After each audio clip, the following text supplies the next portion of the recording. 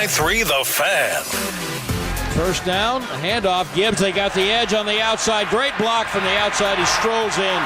Touchdown. And that would ultimately end it. Good morning, Metroplex. Have not felt this feeling in a while, but we start off the live Friday edition of Sean and RJ with a loss. And it could be a season ender in Detroit. Sean Sharif, RJ Choppy, our Cowboys insider Bobby Belt is back from the Motor City. We got Jacob in for Peyton. We got Aiden running the fan cam, Twitch, and YouTube. It'd be nice to get some sleep tonight. You know, Peyton, it's shut eye. You know, he's still resting in relaxation. But yeah, that run around the edge, that didn't just do it for the game. That was it. That was it. That ended the season. Offensive line, in particular, your tackles against a pass rush that I got tricked into believing would basically be non-existent. They had 4 sacks in their last 4 games. They came up with 5 last night.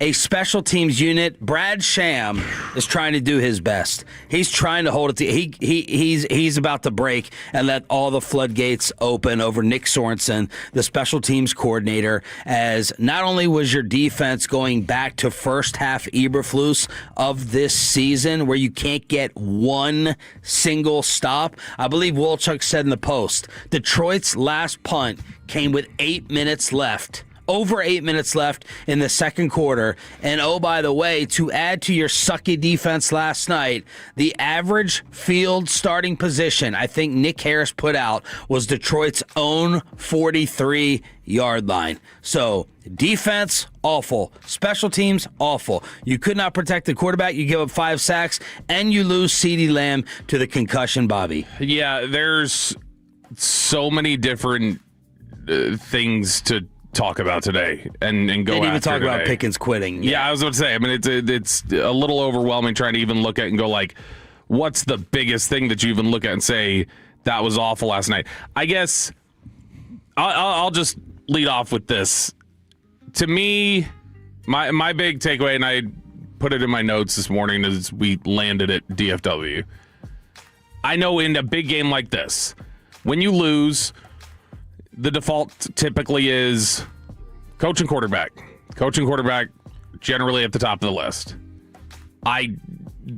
They had their moments where they contributed to it. I don't think they're anywhere in the top 5 of why they lost this game yesterday. I gave Dak a star up.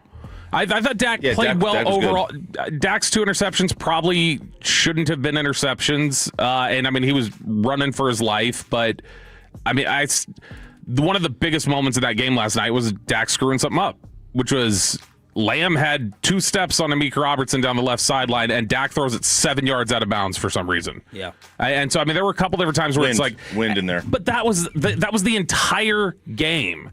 The entire game was, okay, you didn't get a penalty on this one. The offensive line blocked it up. CD got open, and now's the one time where Dak's not accurate. Like somebody was off all night in the cohesion of both the offensive and defensive units. Somebody was always off. Somebody wasn't doing their job, and some people more frequently than others. Dude, they had a guy return punts and some of the kicks, Kennedy, who's like a 4th string tight end. Not a tight end, but like a big burly dude. Still getting yards. 261 total kickoff return yards. Kennedy had 120, 40 a pop. 40 a pop, and Sailors had 141 at 28 a return. Can't have that. I mean, you can't give a team, and that's a good offense, right? And that's where that was.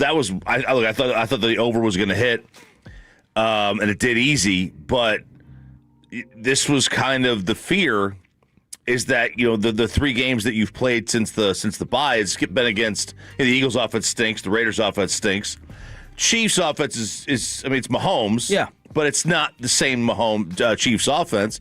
And this was the first real offense that you went up against, and they kind of ran circles around you. And Amon-Ra played. Clowney did not. The NFL's got to do something about that. Like the NFL's got to do something similar to what the NBA does in terms of punishing teams for you've got to actually put an honest injury report out there. That dude did not look even sort of banged up. And you could tell as soon as he walked out there, it's like, hey, guy, he's like high stepping. He looks like a effing Rockette out there running around on the field before the game. And it's like, you're clearly not banged up at all. Like, I mean, Toradol's a wonderful thing, but I mean, still, there was definitely gamesmanship there. And I know that game 2 years ago pissed off a lot of Lions fans with the whole eligible receiver thing with Dan Skipper. Yeah. Did not realize how much that city and that organization holds it against the Cowboys and not the referees.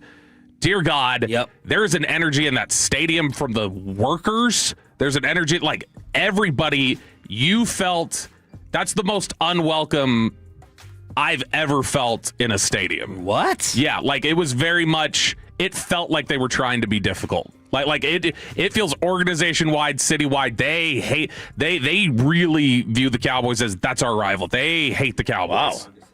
That's good. It's good for the sport.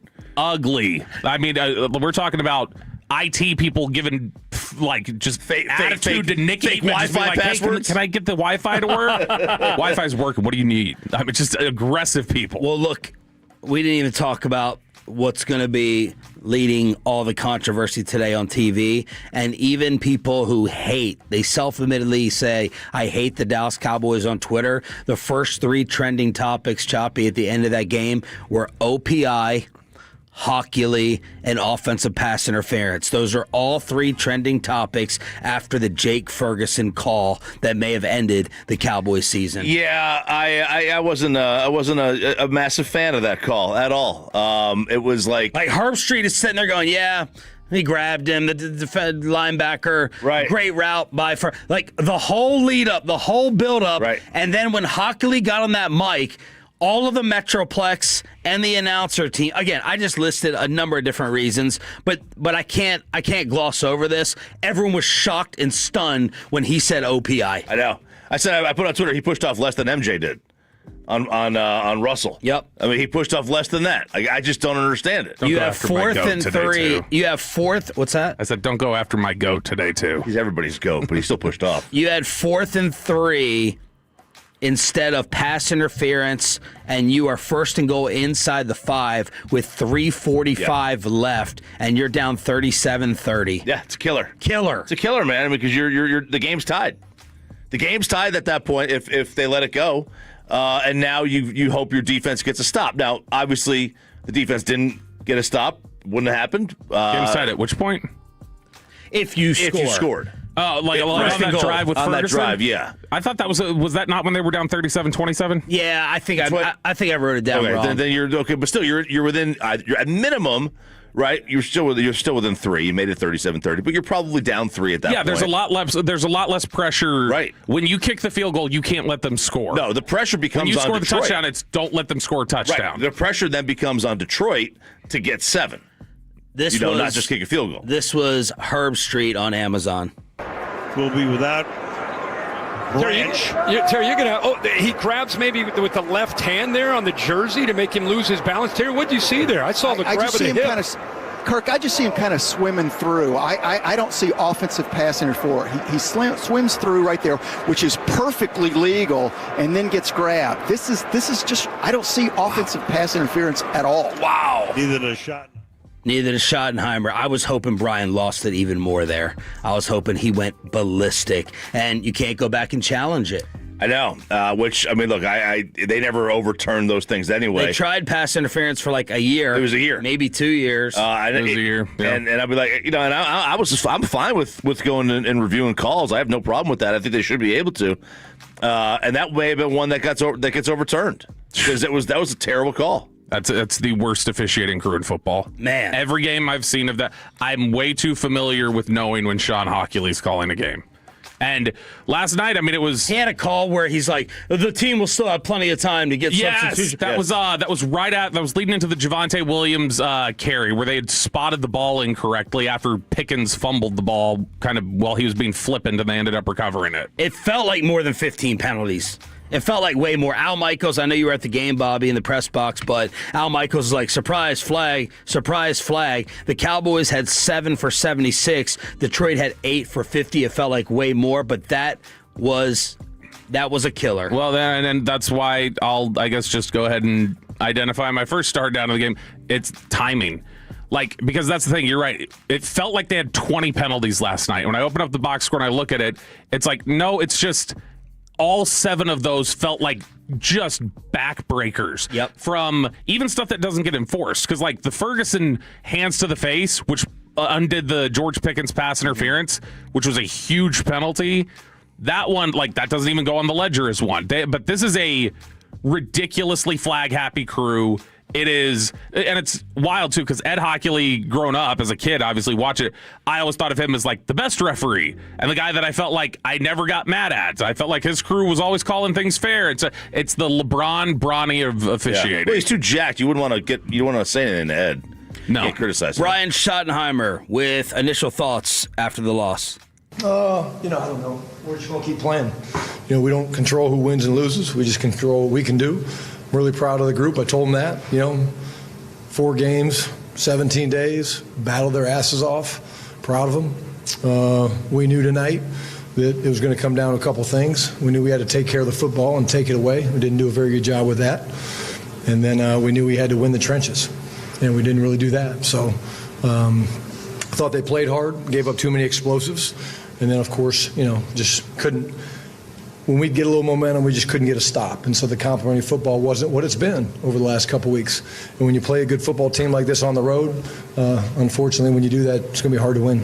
I said yesterday, and it was kind of a no-duh with the preview, it was going to be explosives and Jahmyr Gibbs. And I was hoping they'd figure out a way to limit Gibbs a little bit in the second half after they tried with Bland, and Deron Bland got embarrassed twice. That sidestep move that looked like an NBA crossover on the sideline. Then Gibbs went and shoved him to the ground. They even tried to put Deron Bland on Gibbs as a receiver. That did not work. And the Dallas Cowboys defense gave up 6 plays of 25 yards or more. 6 plays of 25 or more with the explosives. And that's what they do. I mean, that team has the most 20-plus yard plays in the league.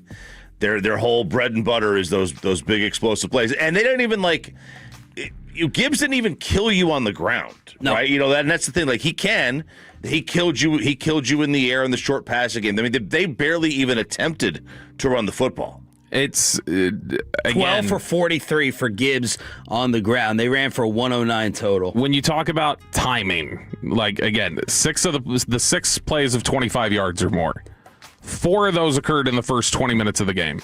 And then you went from the middle of the second quarter all the way through the third quarter into the middle of the fourth quarter without giving up another one. And it was like, okay, maybe they've settled down a little bit. In the third quarter, you saw, okay, defense makes a nice stop here. They're getting penetration in the run game. They block the kick. You start feeling a little bit better about things. And then again, it's crunch time, and you give up 42 yards to Jameson Williams, which God knows why Marquise Bell ends up in coverage on him twice in big moments. And then it's 37 yards to Amon-Ra St. Brown with 2:50 to go that basically that basically ended the game. And so it's, even when you started calming down and it's like, okay, defense, maybe they're not going to just get gashed here. It's like, oh, nope, here it is. Right in the moment you can't have it, here it is again. And gashed quickly.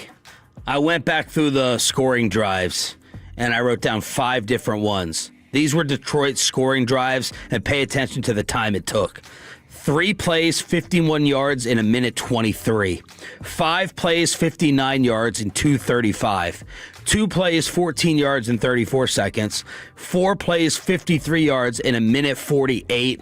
And 6 plays, 42 yards in 3:10. There were 5 different touchdowns. These aren't field goals. These are 5 different touchdowns that basically took 3 minutes or less.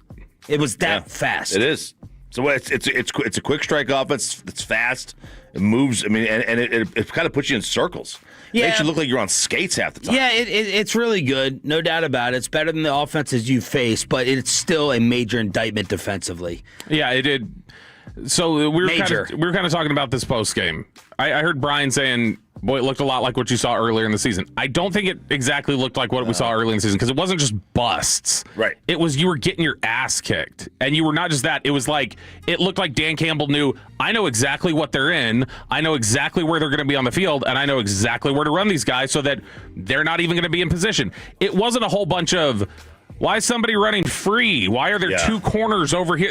In fact, the only time that really happened last night was it happened when Flanoy scored a touchdown. Yeah.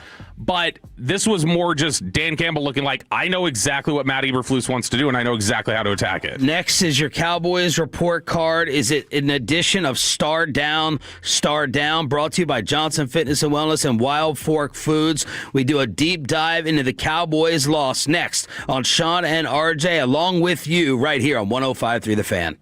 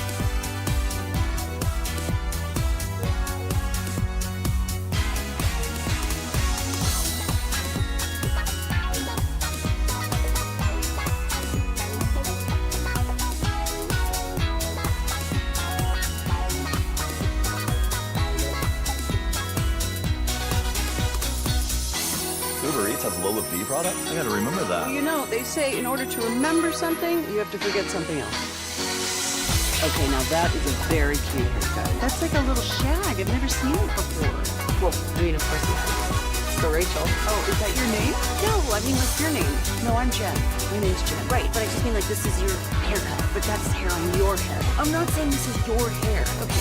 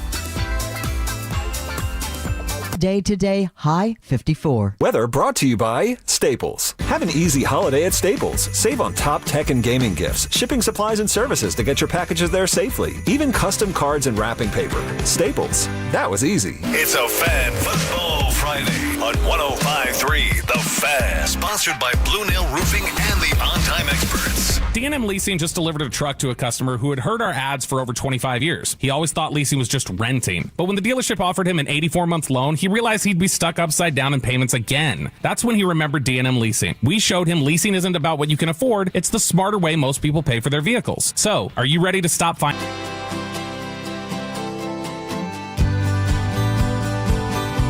DMAutoleasing.com today. We make leasing easy at D&M.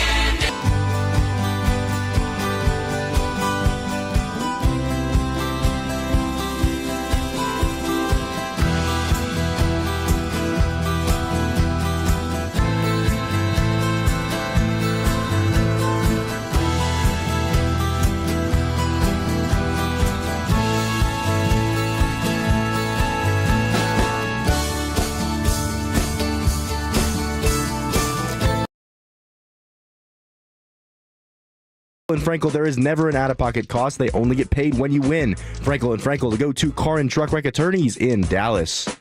Back to throw. Here's pressure. Here's a slant to Pickens. Tipped off his hands. Intercepted. Down the right side to the 20, to the 15. And out of bounds goes linebacker Derek Barnes.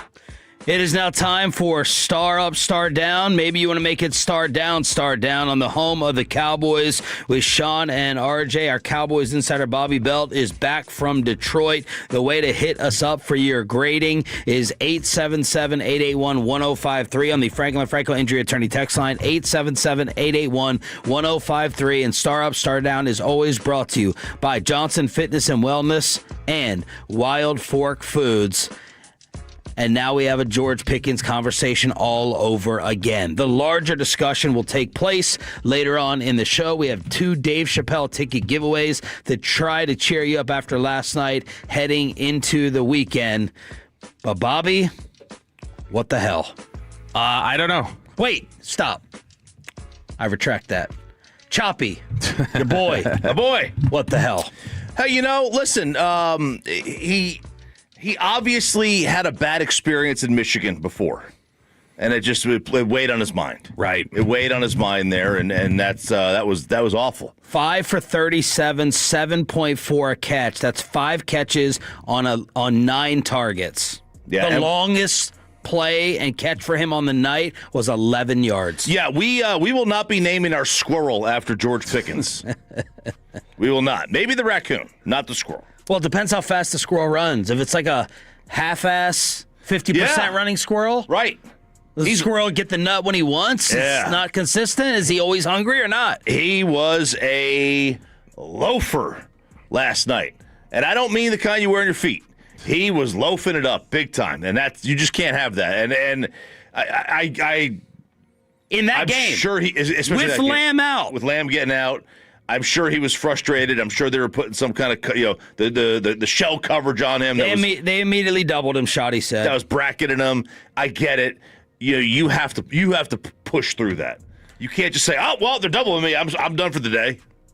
Game's over. I'm not going to be involved in this, so I'll just go on out there and half-ass it." We're going to play Richard Sherman going viral right afterwards. Kirk Herbstreit. Herbstreit is damn good, by the way. Mm-hmm. He really is. It's a shame he is being dragged down a little bit by Al Michaels because his chemistry with Fowler is so much better. They've been doing it longer, but they were pointing it out. Bobby, was it as evident and clear in the press box? Were you guys turning and talking to each other, looking at George's route speed and his effort? Yep.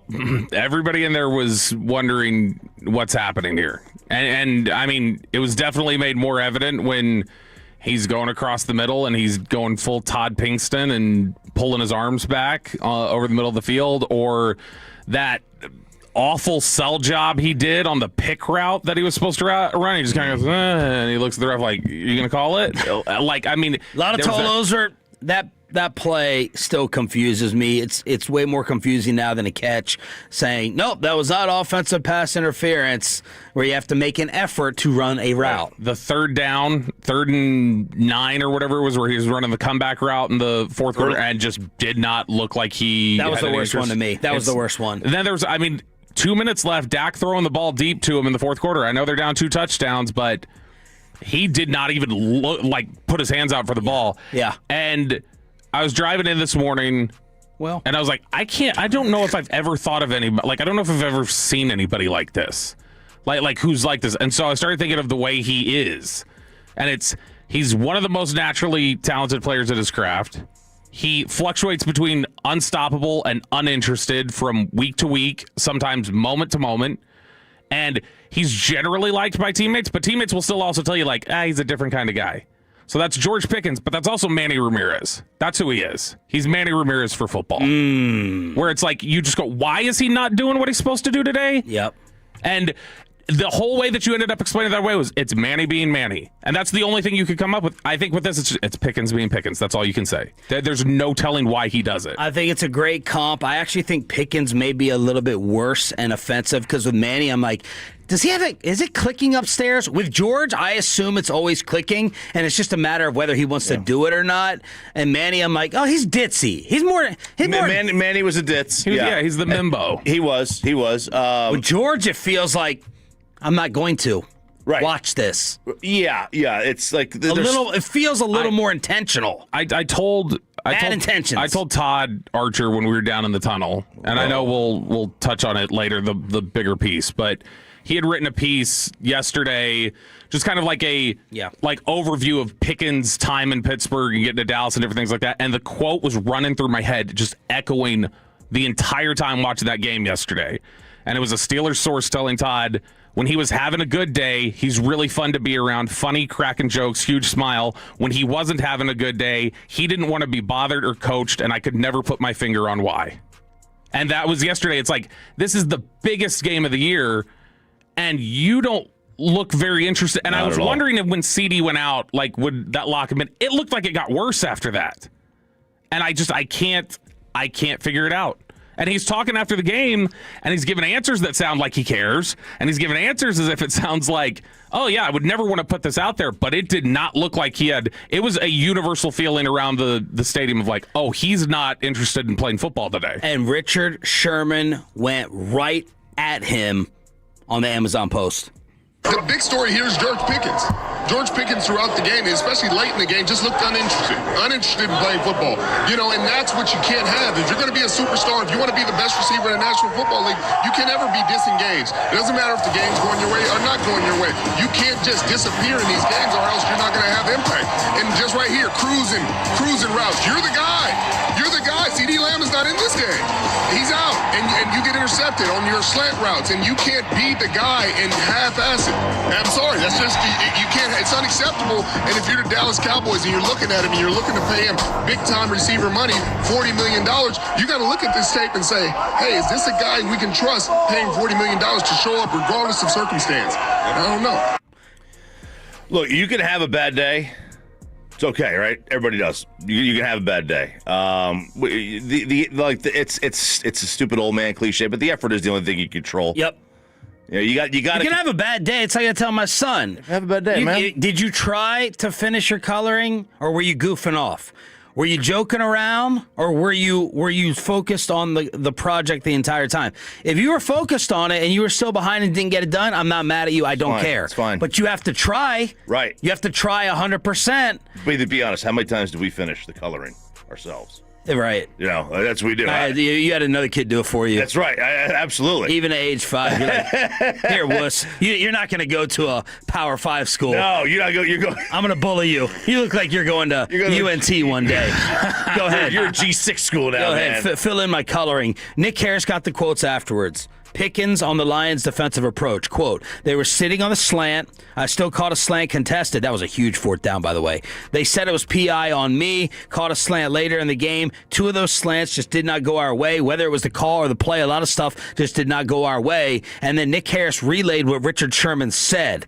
And he said, definitely for myself personally, you can't disappear as a reporter or whatever his job holds, and he played ball. He has to understand the type of defense they played as well. I stayed up way too late. I slept upstairs. I didn't even want to go near anybody. I just laid on the couch and fell asleep listening to Broadus and Brad Sham and Brian Schottenheimer.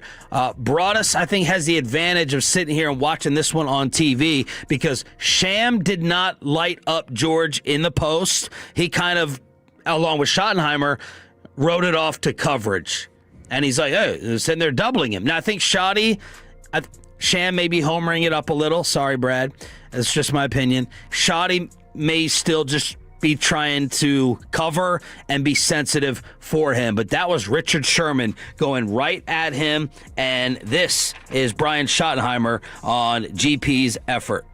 Yeah, I mean, I'm sure George will tell you it wasn't his best game. I'm sorry, Dad. And, you know, when CeeDee got out of the game, told him he needed to step up, he made some catches, right? Made the catch right there to put us down there at the one on the fourth down. He made some plays. Now, to George's standard, that's tough. When you're playing the way that he's played, when you're the type of player that he is, I'll be the first to say it's hard to do that week in and week out. But I think George can. I know George believes he can, and I think he would just say that this game wasn't up to his standard.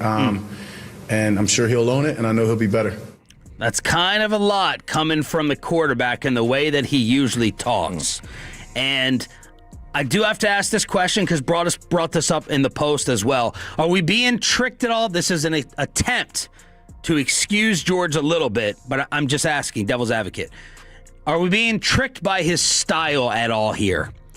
Robinson Cano was always a guy to me that did not look like he was so damn smooth. It did not look like he was going 100%. Certainly not down the first baseline. No. And it was just kind of like lackadaisical. You know what I mean? And Broadus said, and Bobby, you touched on this earlier in the year, and that's when we found out how strong the early George Pickens cult was because you couldn't say anything about him. You said this route running is not always full speed. And Broadus said that this is kind of what you get from George throughout the year, that he's trying to set up a receiver. He's reading the receiver.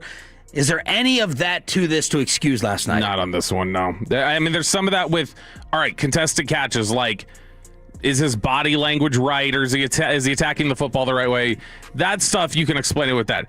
This was like several instances last night of that third down comeback, like you were talking about earlier, the one that you thought was the worst. That's giving no effort on the route and half-hearted snap back to the ball to the point where DJ Reed was able to jump it and knock it down. We have not seen at any point this season him just go, I'm not going over the middle to get that football like he did yesterday on that third down in route, or may have been second down. He did on the 4th and 5. Yeah, he caught that one and then he fumbled it. I think that was the same one where he then fumbled it because he was just kind of like throwing the ball around. The fact that that first play out of halftime, that ball's in his hands and he lets it get smacked away up in the air and picked off. What were the GPS numbers? He was, if you look at last week, and I know obviously, like you say, these numbers, people are going to be like, I don't know how fast they're supposed to run. But Next Gen Stats was tracking it yesterday. CeeDee Lamb on average was running 7.9 miles per hour. Ryan Flournoy was 7.92. Kevontae Turpin was 8.1. George Pickens was running 7 flat on average, which means he's just the very first carry of the game when they hand it off to Javonte Williams and the ball is going to George Pickens' side. Dak ran 1 mile per hour faster going to give the ball to Javonte Williams than George Pickens did on that play. No. According to Next Gen Stats. No. It was. So the handoff? Yeah. And when you watch. Got to get back there. When you watch the play, it's like the first play of offense. It's like, he doesn't look like he's interested right out of the bat for some reason. I don't know. Has some of the enforcement that they've tried to have with some of his, did that put him in a bad mood yesterday? Was there something else going on? I don't know, but there were several times where it was like he doesn't look like he's finishing these plays. There's a level of just professionalism that you just have to hit. You just have, there's no excuse for it. And again, you could be double teamed, you could have a bad game, they could do things to minimize your impact. You can't minimize your own impact based off of the things that you're doing to hamper yourself, because it eventually it essentially hurts the team. And when you're already down a receiver who's having a good game. A great game. You know, and having back-to-back really, really good games, you put yourself in a position where you are going to be the topic the next day. My brother's texting me, and he loves diva receivers like Bobby. That explains their twisted connection. He said, tell me what sense it would make for him to all of a sudden be disinterested. I just don't get why. He's been balling out all year. Why would you just take this opportunity to stop that? Exactly. Manny being Manny. That's the George Pickens, the GPC. That is the George Pickens conundrum. Why? It doesn't make any sense whatsoever. And George would say, why not? Why not? Why not? Why not? Let's continue with Star Up, Star Down. That was a Star Down George Pickens segment. We continue with the rest of your Cowboys report card next. But man,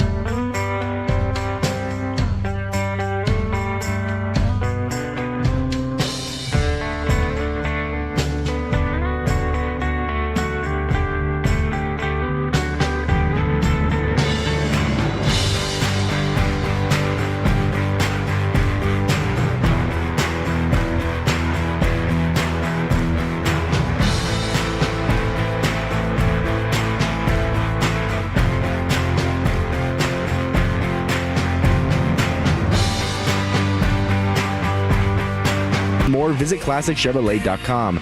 This is Texas. This is Classic Chevrolet. Together, let's drive, relax, and enjoy the difference based on new Chevy registrations 2023 and 2024. Snap to Prescott. A little late pressure. Oh, he's going to be sacked in the end zone for a safety. And they may have caught an officiating break on that. That is now harder to officiate than a catch on what a safety actually is. After the last replay, which I thought that the replay center had to have all the TV footage. I know. In order to make a call, because the rules official on Amazon was saying that's a safety.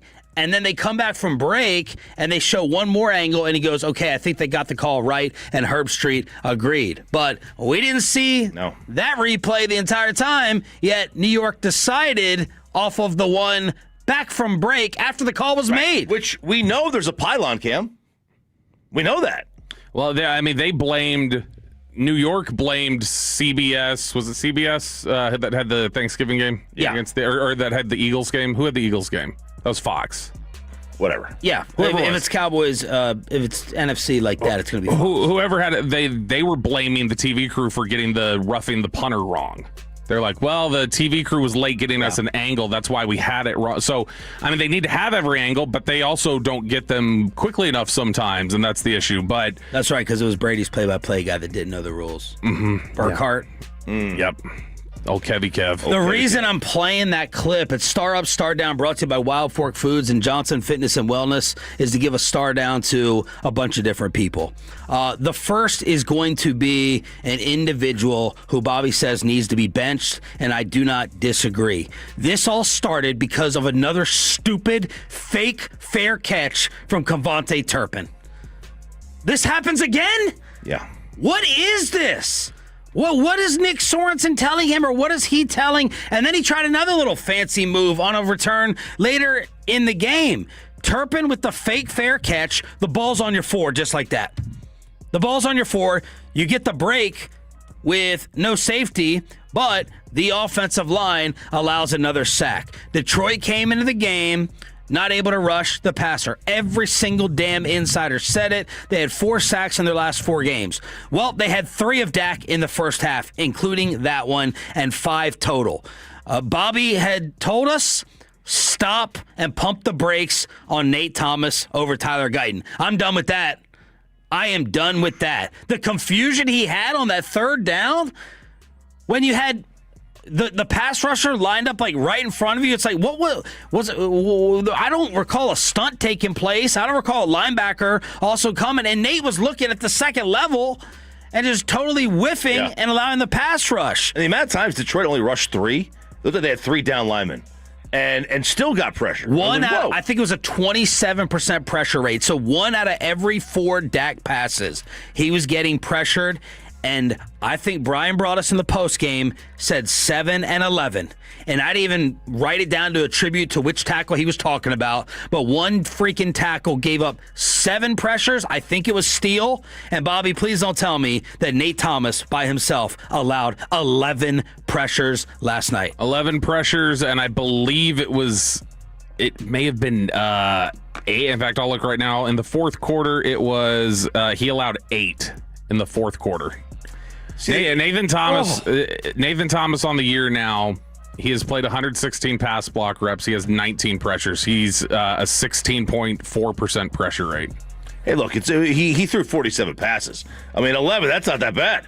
That's 1 every 4. That's not that bad. I can deal with that. It's really bad, actually. Really bad. It's awful. It's a terrible one. It's a 20.4% pressure rate is not what you want out of your offensive tackle. And this has been an issue. Jets game, he gave up a lot of pressures. When he had to come in for Guyton at the end of the Philly game, he gave up a lot of pressures. It's like he's lunging a second early than he needs to. He has traits to be good.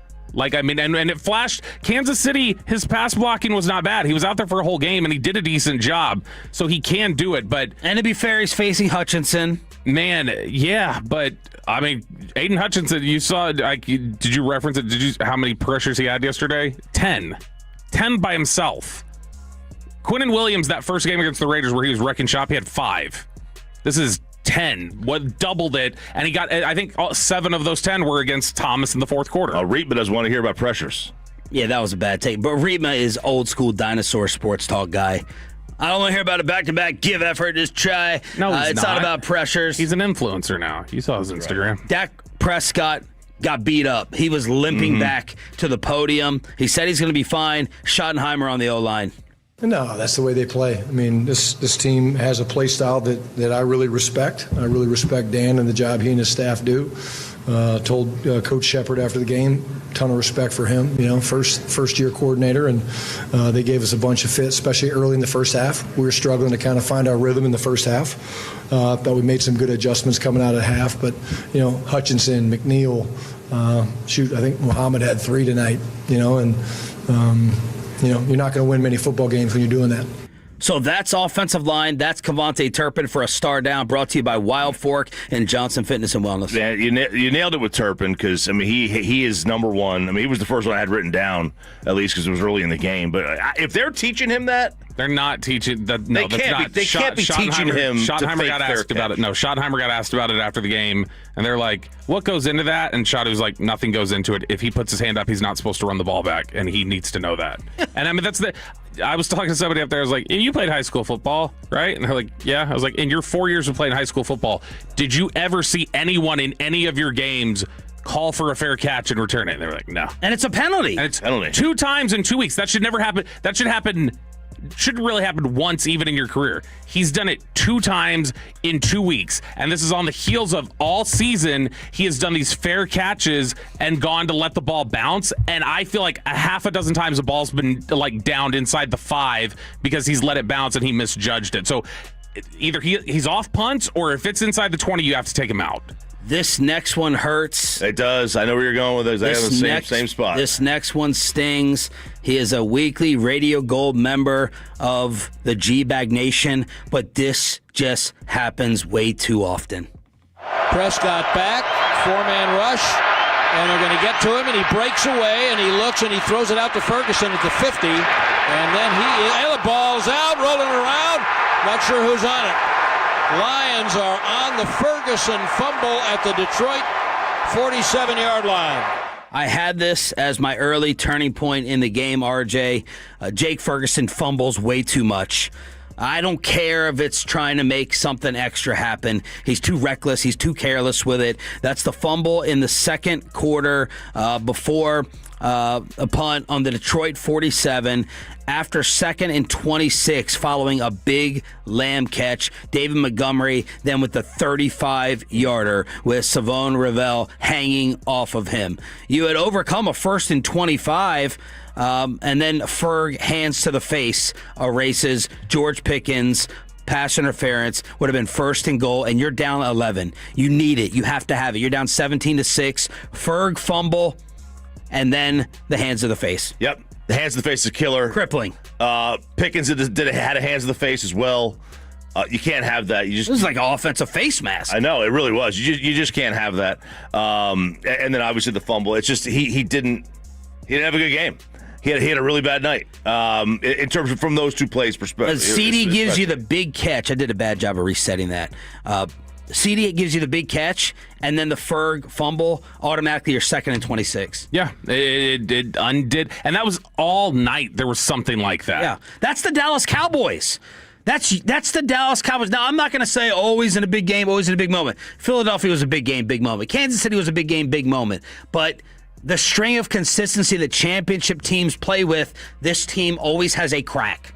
Always. Yeah. It's going to be a timing thing. It's going to be an intelligence thing. It's going to be small little things that add up to prevent you from making this type of miracle run that we all thought before last night they were capable of. Yeah, and they locked in the last 2 weeks and played tough coming back. They looked like they were about to do it again last night. When you threw that touchdown to Flanoy, and it was like... When they were down 3, I said 1 stop. If they get 1 stop here, they're winning the football game. Mm-hmm. That's it. You're down 3. 1 stop. That's it. The defense after the Flanoy TD, letting them just march down the field. You had cut it there, and then forget it march on the field. The fact that they just, they're getting the ball at their own 41. You know, they just it's the kick return, 38 yards, and then 2 yards, 2 yards, 30 yards, 10-yard run, and then it's the game. Then the game's over. I mean, you were in 3rd and 6, and like right after that, it was 3rd and 6, and it's like, you got to stop here. Like if you just stop this, it's 3 and out, you get the ball back with 8 minutes left, and then that's where they get Jamison Williams one-on-one with Marquise Bell, and then on top of that, you get the roughing the passer from James Houston at the end of that play, to where even if Jamison Williams didn't catch that, it was going to be a first down because of the roughing the passer, and it was so consistently all night, something there, another thing there, and like I said, Dak was on for a lot of the night. And then there were times where it's like, oh, everything's in place, and now's the time that Dak overthrows it, or now's the time that Dak takes a really bad sack. And there was always something. There was always something going on and something getting in the way. This was 4-1 early on. The Cowboys were on the right side of the penalty battle. I'm sitting there tracking it. I'm like, it's 4-1. Detroit's making the mistakes. Don't forget about Jahmyr Gibbs. That erased a very rare Turpin return this season. Ball would have been out to the 50. Jahmyr, nope, that brings it back. Ferguson to the face. Pickens face mask on one drive before the half, down 17-6. 1st and goal to 2nd and 25. 1st and goal to 2nd and 25. Oh, by the way, and we're going to get into this at 7 o'clock with Eberflus's D, how many 1st and 20s and 2nd and 25s did it feel like they overcame? The Cowboys did not. The Pickens pick on 3rd and 9. That turns into a 3rd and 19 on your own 45. You taking advantage of Brandon Aubrey, hitting a 63-yarder, but these were some of the killer crushing, self-inducing penalties in the worst moments. And you lost to them on a night where they went completely gutless.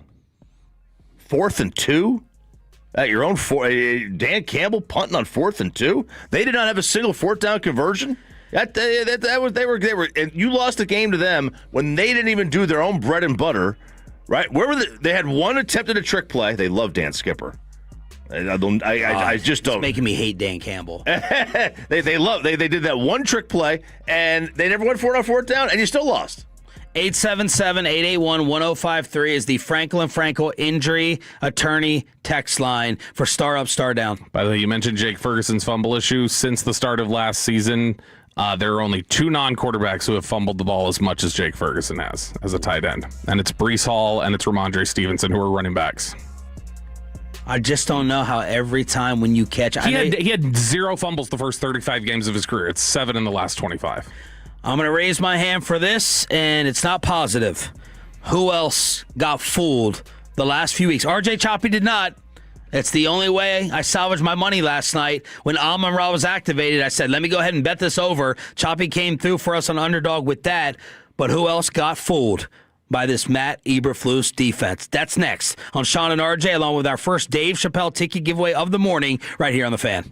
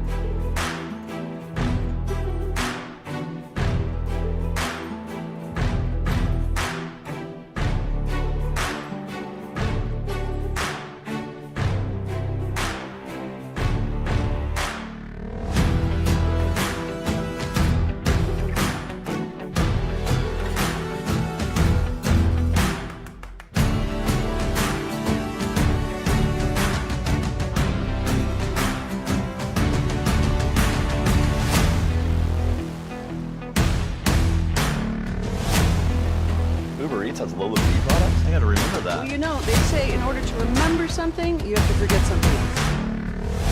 Okay, now that is a very cute haircut. That's like a little shag. I've never seen it before. Well, I mean, of course you know. It's the Rachel. Oh, is that your name? No, I mean like your name. No, I'm Jack. My name's Jack. Right, but I just feel like this is your hair. But that's your hair. I'm not saying this is your hair.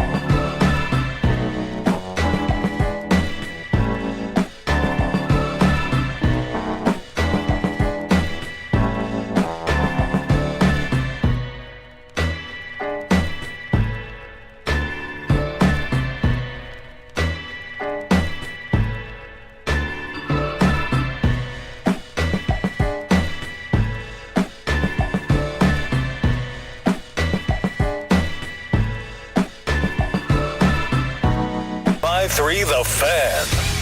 And snap to Goff, and he's looking in the end zone, and he's throwing a fade, and that was too easy. Tesla just walked away.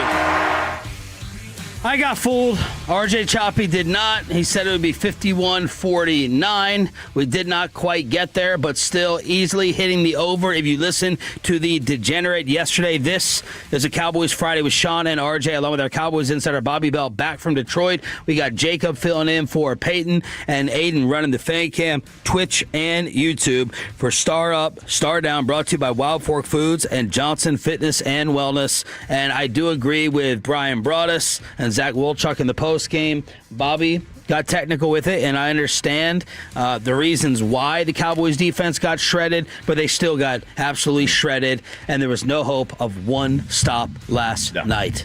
You needed one. You needed one stop, and in the second half, you just could not get anything. In fact, I think you mentioned earlier, after the second quarter, midway through the second quarter, they did not punt. Their last punt. And they had a missed the blocked field goal in there, but it was either a field goal or a touchdown, or they kneeled down.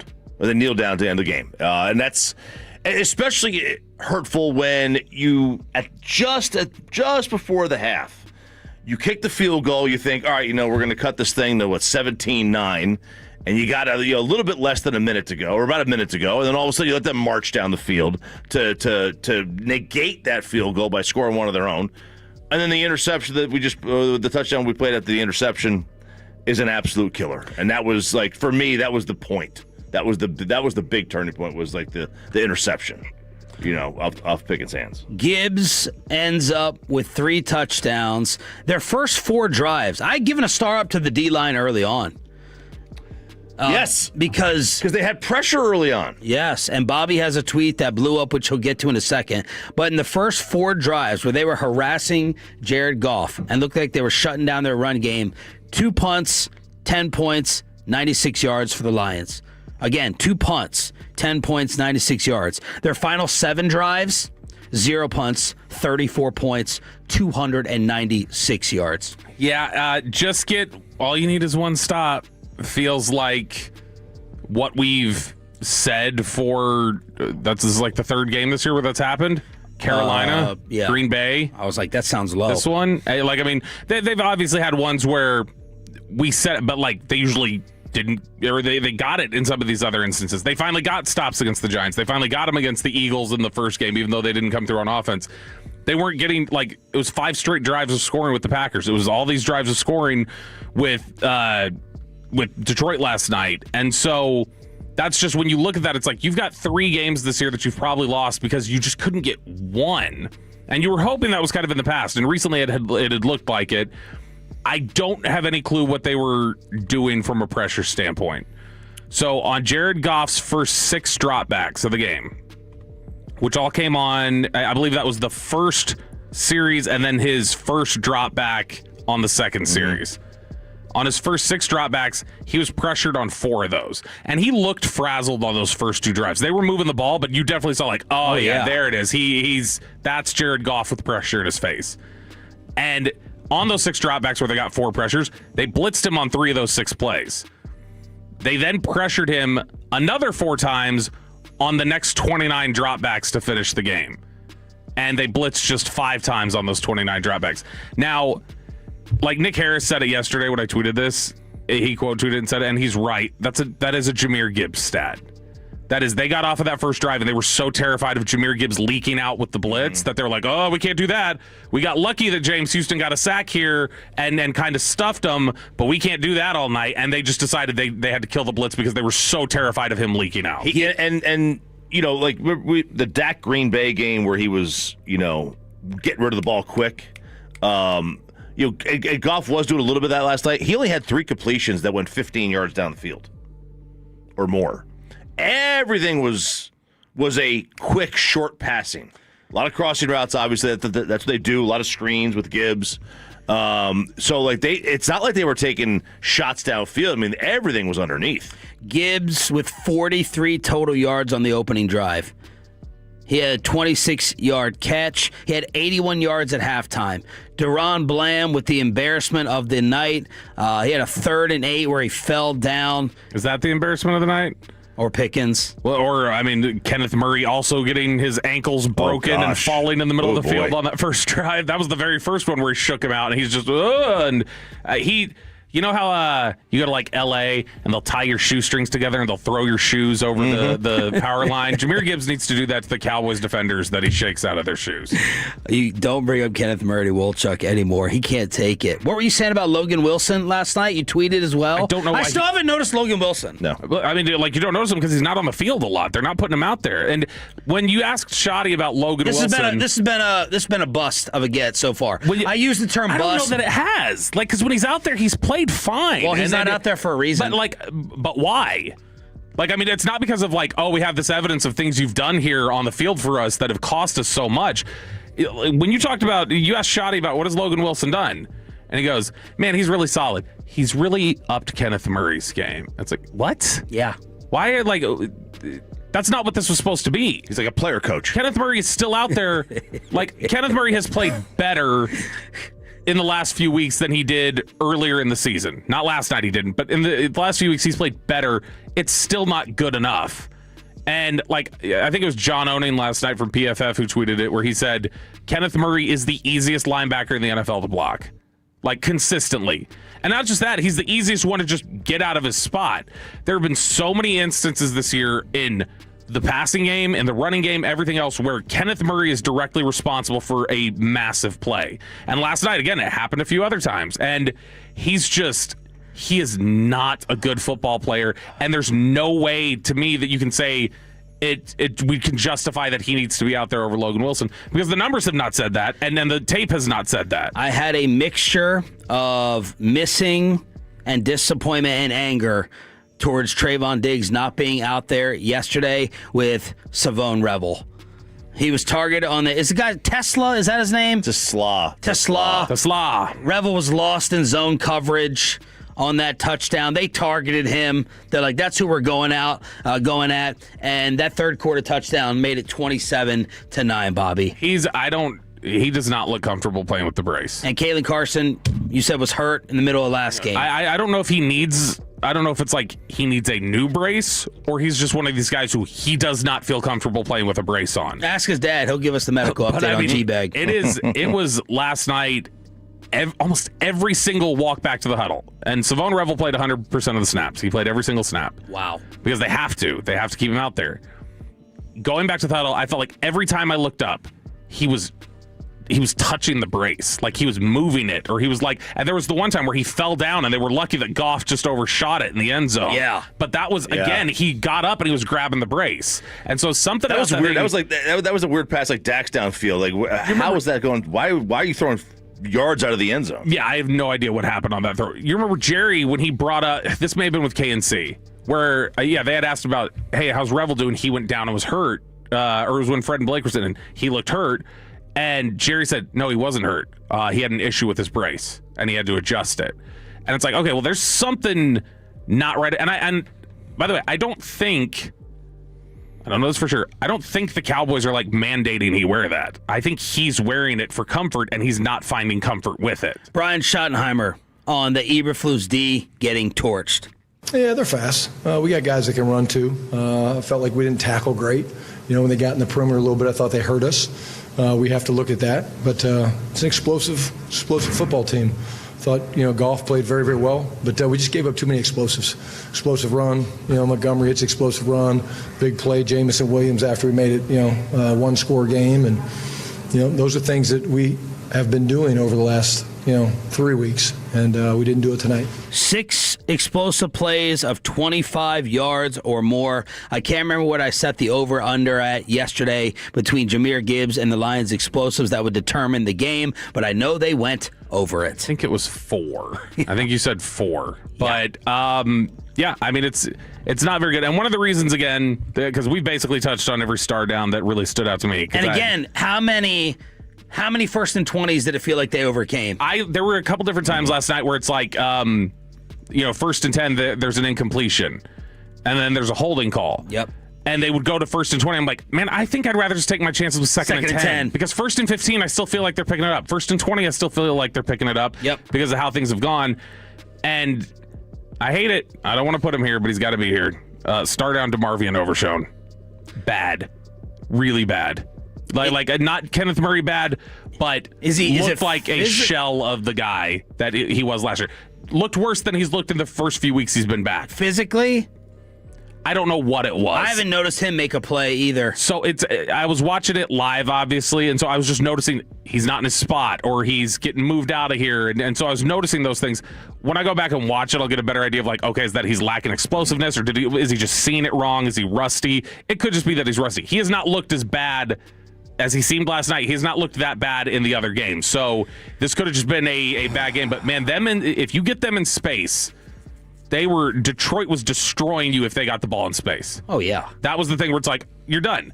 You cannot let them, anything that just kind of spread open the field, and if Goff was able to get it in somebody's hands and there was some room to turn around and do something, it was going to pick up an extra 10 yards. And Herb Street was saying it early on. He's like, they're attacking the Dallas linebackers. He said it early. Meanwhile, on the other side, and we had started to formulate this as a hypothesis before the game, that Detroit would switch to more zone on their defense, and they did.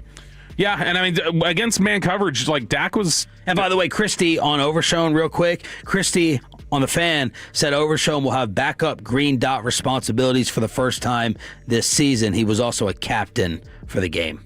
If you look at the way that Detroit plays defense, and they actually played a little more man coverage than their normal average. What? A little bit. But see, it's hard because they do the man match stuff too, where it's like, oh, it's man, or it looks like man, but now it's zone. But I mean, on the stuff that was straight man coverage, star up, the first one we're going to throw out today, star up CeeDee Lamb. When he was in man coverage last night, that was, I think when I turn when I turn the film on and get a chance to look at this game, I think that's going to be definitely the best game he's played this season. That might be the best game I've ever seen him play. That was a game last night where I was like, there's no reason for you to be throwing it to anybody else right now. Give it to Lamb. That was a game where if he doesn't get hurt, if he doesn't have the concussion, I think Lamb's going for 250 last night. 22 straight wins now for the Lions when leading at halftime. That is the most in the NFL. And they had another one after a loss. Yeah, it's 50 some whatever games in a row. That's probably a culture thing, right? You kind of, but it's also, I think it's also a bad sign because it's like, all right, now what do you let your guard down the following week? Can I sour grapes complain about how lame they are, the Lions? I mean, the whole show has been sour. Of No, course. but it's sour grapes. Like, I'm gonna just be petty about them. Yeah. So if you look at their press box, they've got press boxes like to do things like this. So they've got like a framed newspaper headline, like this one right here. Onward. And there's 14 of them around the press box. I counted them. I walked around. This is the oldest one on their wall, and it is from January 2024. They basically have hung up every single newspaper headline from every game they've won the last 2 years because their franchise history is that sad and pathetic. Barry Sanders was there. Barry can't even get what was on their walls before 2 years ago? Barry can't get a frame? Nothing. Barry got nothing. Nothing? It's a before Dan, BDC, and ADC. 877-881-1053 for Star Up, Star Down. I think it's time to unleash you on the phone lines. Jeff and Keller, this is your cue. Whoa. It's also going to be the phone number when we tell you to call for the Dave Chappelle tickets. What do you do about George Pickens now? Your star up, your star down. Now what? Is the season over? Your Cowboy calls with a Chappelle ticket giveaway next on...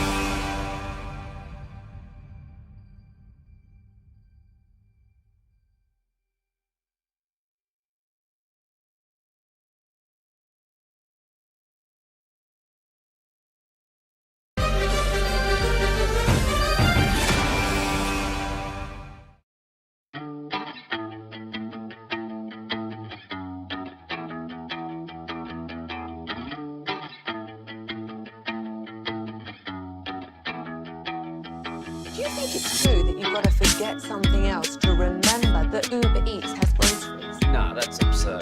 Hey, remember when you used to be what was it, Pepper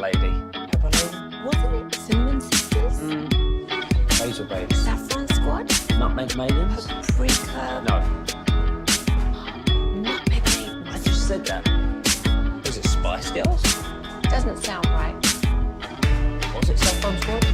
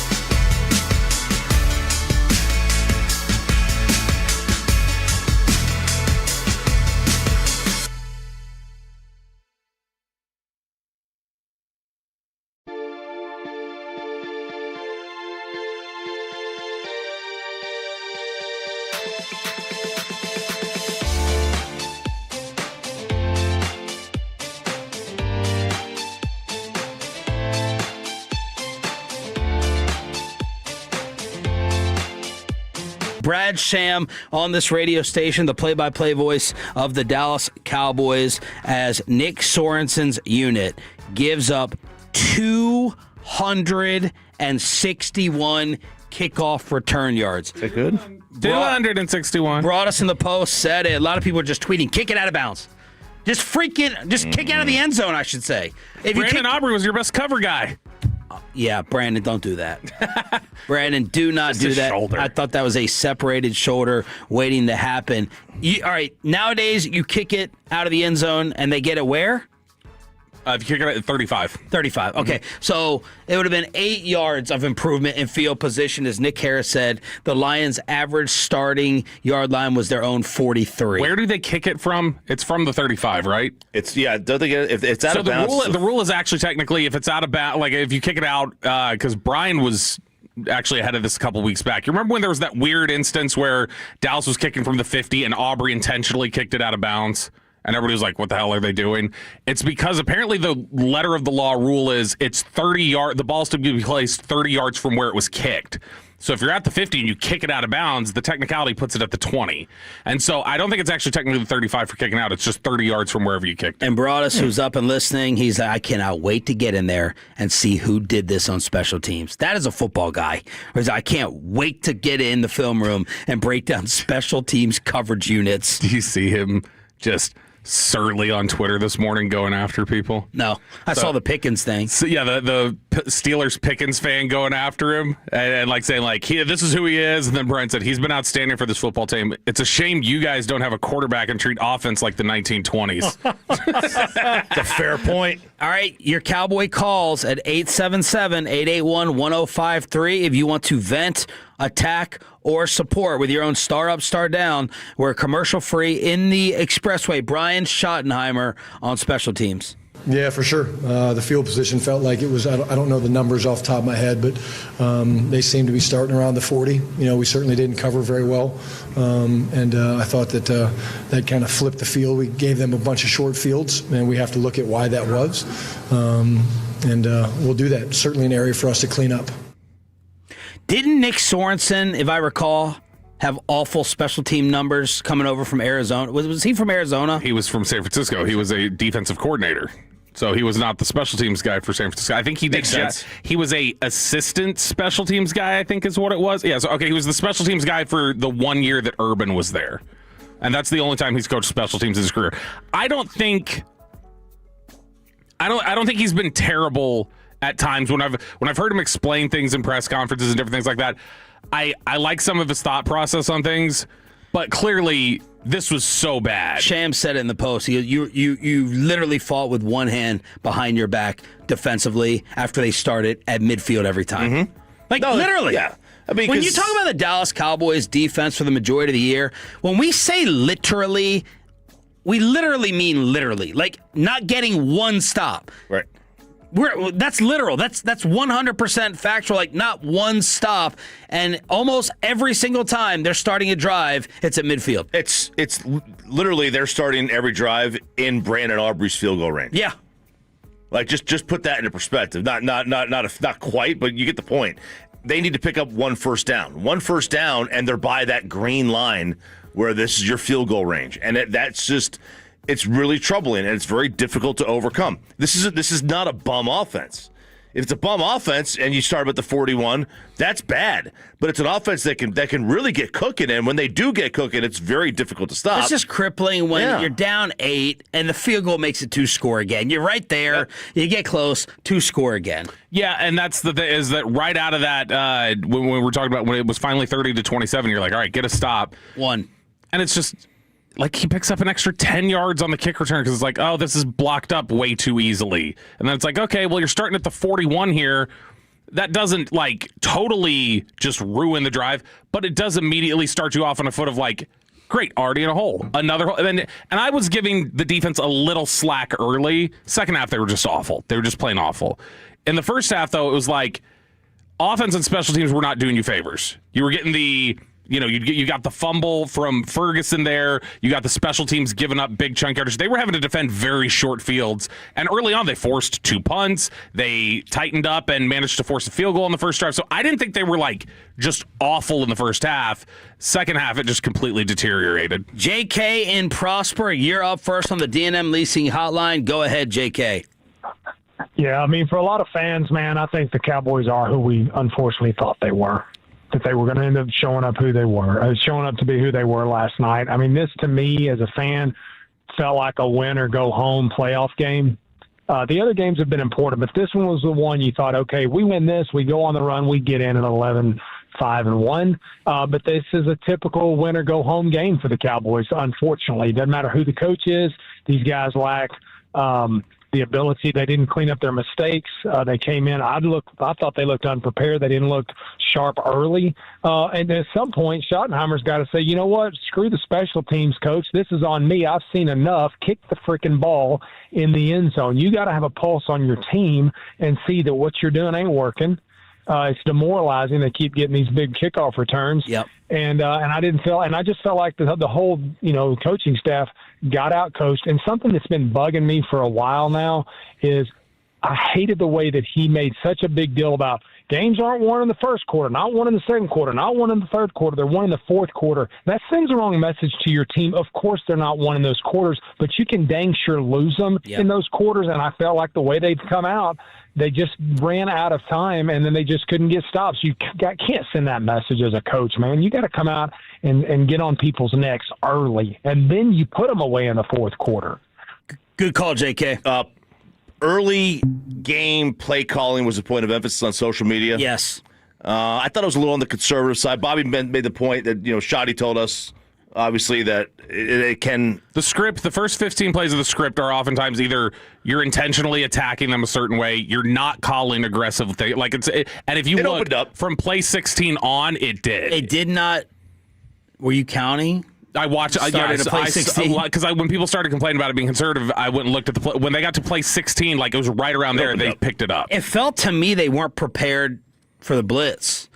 It felt to me they weren't prepared for the pressure that Detroit was bringing early on. And that was one of the two things I tweeted out at halftime. Can you limit Gibbs, and how is Schottenheimer going to adjust play calling wise to the pressure that they were bringing? Anyone else? That's what I'm trying. You mentioning that right now. I'm trying to see their blitz difference? What their blitz rate was yesterday versus what it's been throughout the year. So yesterday they blitzed 15 times. It was 31.5% of his dropbacks, and now I just got to find what the season number was for them. Well, in the meantime, we got to take our medicine. Jeff in Keller, Lions Jeff is on Sean and RJ. Well, boys. Y'all ducked me all week. I was trying to get on as the real Lions insider, but I understand. Fredo, a.k.a. RJ, how you turned on my boys. That was bad for y'all last night. And I knew you were in trouble when Dak told Jane Slater before the game, and she asked if she could quote him, how do you feel about the game tonight? What do you think about last year? Oh, we lit them up. We threw for all kinds of yards, and we're going to do it again tonight. Yeah. Can I quote you on it? Yeah. Hey, he threw 3 picks last year and scored 9 points. It was the last game of Detroit. It was the last game of Detroit she was referencing, which was 2019. Yeah, that's what I'm saying, against Detroit. And so that was his last game, the one that we ruined Jerry's birthday and then ultimately got you guys beat up. Yeah, that was it. The funny part is, you take away that safety or that blocked field goal, how many points we have last night? 47. What did we have last year? 47. That was just to make you feel even worse. Tom Kennedy, a.k.a. the White Devin Hester, he's been on the practice squad all year. Pickens looked disengaged. I don't know. That was your guys' game to win. I fully expected us to just get smoked, but Goff had a clean pocket all day, and you guys did do a good job of shutting Gibbs down. But I don't know. There were some questionable issues. You guys got a lot of calls that I probably didn't agree with either. The Ferguson OPI, that was criminal. Not according to Alex Anzalone. Yeah, that was bad, but you guys saw what a real linebacker core looked like. That Jack Campbell's the real deal. Anzalone's the real deal. Yep. But so we had the White Devin Hester out there, and we had the Legion of Whom. Our corners. Oh, we lost him. Jeff, we love you. You got to get a better phone. You got to get a new phone. And I've seen it. He's very nicely dressed. Yes. I think he had a nice car. It's like you could get a new phone. Yeah, and from Detroit, he's looking like that. After you were just pouring it on them more and more yesterday. It was a disgusting, just awful, dilapidated city. Cold? Nice and cold? Yeah, so you know how we talk about Oxnard 78 is like Dallas 89? Feels warmer. It feels hotter than 78. Detroit 21 is Dallas 3. Dear God, it's freezing. I thought you were judging women at first when you sent us that. Right? No, just so bitterly. I was like, a Detroit 23 is a Dallas 3. Yeah, no, see, that's the when I was typing it out, I was like, yeah, this is not going to make sense probably because they're not realizing I'm talking about temperature. But it is.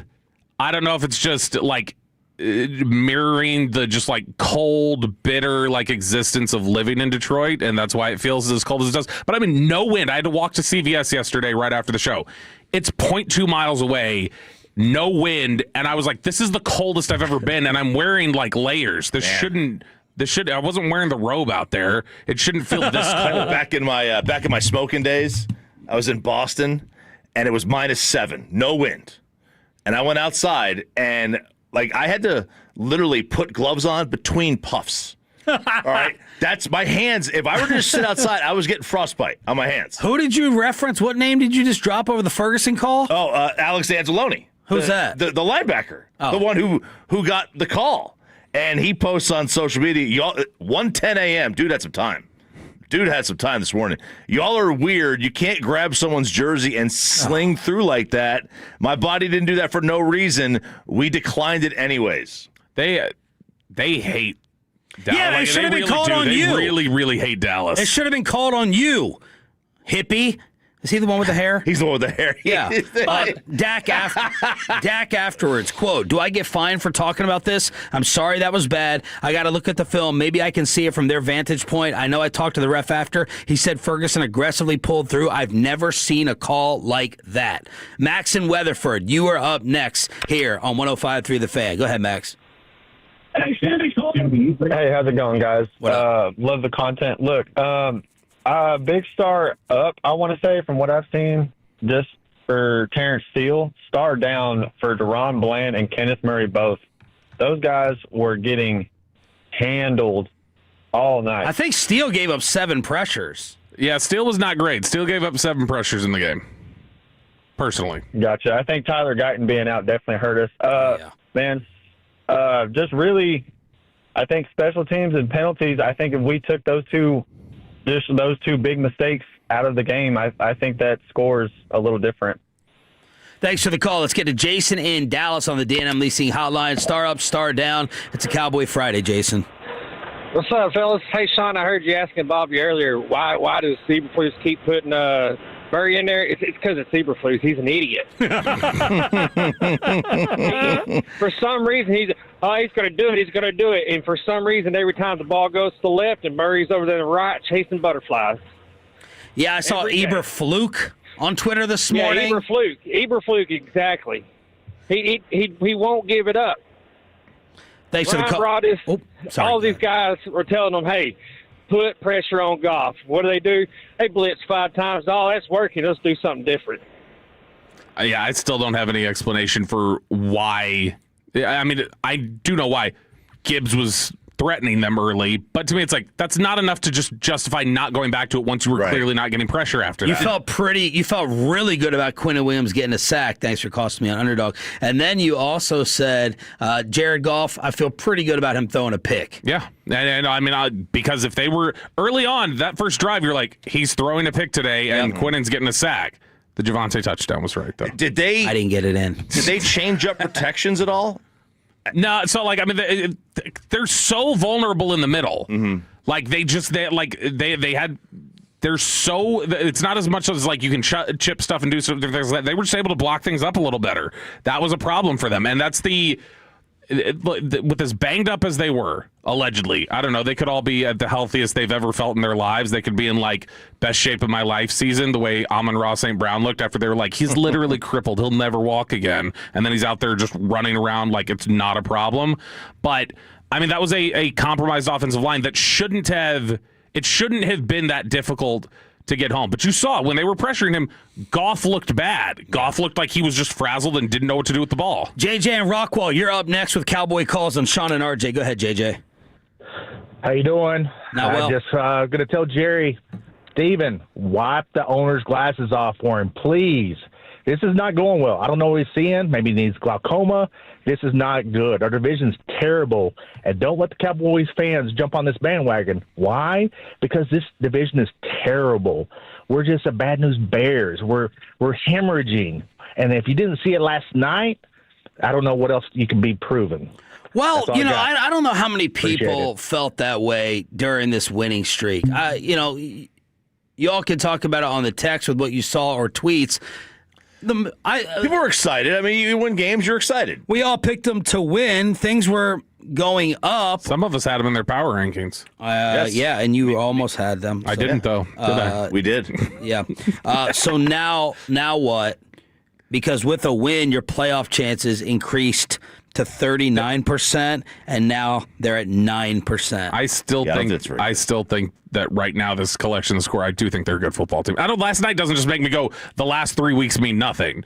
They got beat, and they had a bad defensive game plan. George Pickens didn't look like he was terribly interested. Nathan Thomas was awful at left tackle. You lost CeeDee Lamb at halftime. Like, there are lots of things that I look at and go, like, yeah, I can see why they got bumped. This is why it happened. The disturbing thing is that... Are they done, though? Is this over? I think it's probably. I mean, even if they went out, it's going to be tough. They're 10th in the NFC. Obviously, to me, their only avenue. I don't think this is breaking news. It's the East. That's the only avenue they're going to have. They just don't have the tiebreakers as anybody else. I think I can see Philly coming back to her. Like, I can see Philly losing this week. And now Jalen Carter with 2 shoulders. Both shoulders are 2 shoulders. hurt. He's out. He's out. And I mean, the amount, obviously, for an interior, somebody on the interior of the line, like your punch, your shoulder, it's huge. So it has to be painful as heck for him. So he's got to get it fixed. But the disturbing thing to me, one of them, is that this game, there was not a team that needed it more. It's not like you were playing a team that was desperate that had to win. Both teams were desperate that had to win. So it's not like they had the incentive.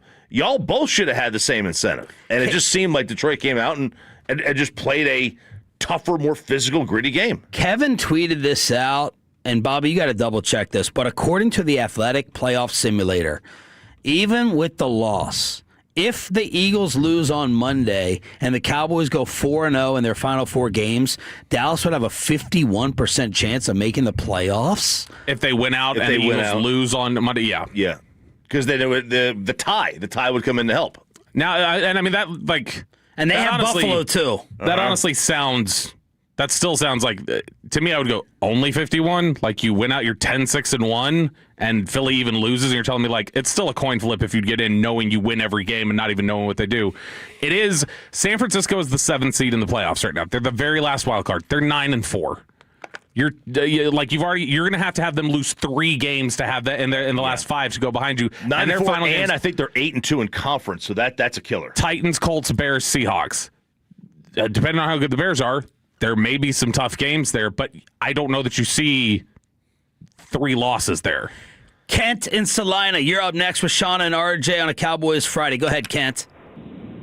Hey, guys. Yeah, you already talked about it. The Eagles are going to fail. They're going to fall on their face. They're going to do the 2023 thing they did where they just fell apart. They're not agreeing. They just lost Jalen Carter. Their defense was the only thing holding them to games. We knew after the Raiders, 2-1 over the stretch was all we hoped for. At the end of the day, that's what we got. The team looked terrible. We spotted them 2 turnovers. Our defense did not play anything like they played the last 3 weeks. And, we had stupid penalties with Pickens and Ferguson and Turpin.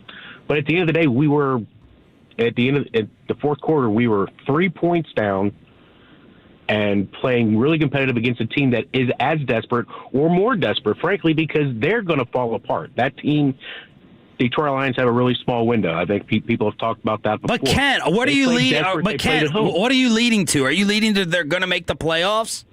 Yes, they're still going to make the playoffs because they are going to run the table. The Eagles are going to lose this week to the Chargers. They're going to lose at the Bills, and they're going to lose the Commanders at the end of the season. Woo! I like the optimism. Lamar Jackson missing practice for Baltimore. I think that's a 4th straight week. He has not practiced every day, and Jaden Daniels returning to practice for the Commanders. Man, it's stacked against you. 9%. Running the table. I mean, we were talking about this. There was a scenario of running the table. You still could have been left out of the playoffs. Like, it wasn't impossible. And then, so, I mean, yeah, you didn't have great margins. Again, the playoffs were not likely necessarily. And even if they're dimmer today, I still think that you can get through the end of this season and see what this core does and potentially look at it and go, this is a building block that says next year you're encouraged by what you can become. Justin is listening on the Odyssey app in Miami. Justin, you're live on the Fan. Hey, what's going on, fellas? Good morning. I just feel like, a lot of these expectations for this team have just skyrocketed over the past couple of weeks. Everyone would probably agree on that. If you would have told me that we played the Chiefs and the Eagles back-to-back, and then in that same 10-day, 11-day stretch, finish off with the Detroit Lions, who were an NFC Championship team not too long ago, and we went 2-1 against those three teams, I would have probably said, you know what, that's a good thing. Yep. And I know we all had expectations to win the game last night, which we should have won the game last night, but this isn't the end of the world, and this isn't a game where you could say, you know what, they broke the backs of this football team. Jeez. And they just came off two very you guys are physical really games. optimistic. You guys are really, physical I'll say games. it randomly, Physical I games. wish you were my parent because not everyone in the football universe is saying this loss ended your season. It's like you're not paying attention to numbers, percentages, so what is it for projections. you? Is it that you don't you think it's still reasonable for them to win the last four, right? Yeah. Yeah, I think so so. You're just worried about the others. math ain't mathin'. The math ain't it's just mathin'. you can win out and I think that's the thing. I think most of the fans listening believe it's, hey, we're going to win out, and 10-6-1 gets you into the playoffs. And I don't know if they're realizing just how narrow the margins are that this year 10-6-1 doesn't necessarily do it. But let's give the Eagles two losses. Let's say they lose to the Chargers. Then they're going to beat the Raiders. Then they get Commanders, Bills, Commanders. Yeah. All right, let's say they lose at Buffalo. So let's go ahead and give them 6 losses. And then you would need one of the Washington games. Yeah, you got to. Yeah, they need to lose 3. Yeah, they got to lose 3 for you, and you have that's to win out. real. All I'm saying is you're relying on. It's a lot. It's not impossible. Nope. But you're relying on an absolute, true, total plummet based upon them doing it one time before. And they flirted with it multiple times in their past. But they've already lost 2 in a row. So losing to the Chargers would be 3 in a row. And then losing to the Commanders and Bills would be 5 of your last 7. Yeah, it's a lot. That's asking for a lot. It is asking for a lot. I don't want to have the conversation. There's 2 different conversations taking place. The Cowboys as a team and building, I don't care about that crap right now. I got the offseason and topics to worry about that. All I care about right now to discuss is not the state of the football team and the culture. What's the playoff scenario? That's all I care about. Does it feel similar to you at all to the parallel people have made so far this morning? Does it feel similar to 2023 Eagles at all? Where you remember they started so they cratered. In Of course it does. In that scenario, the last 2 weeks they lost to the 3-12 Cardinals, and then they lost to the 5-11 Giants. So if we were in the same position, which we didn't need it then, but if we were in the same position looking at the Eagles, we would have looked at them and gone, okay, well, they're not going to lose to the Cardinals and the Giants. Yeah.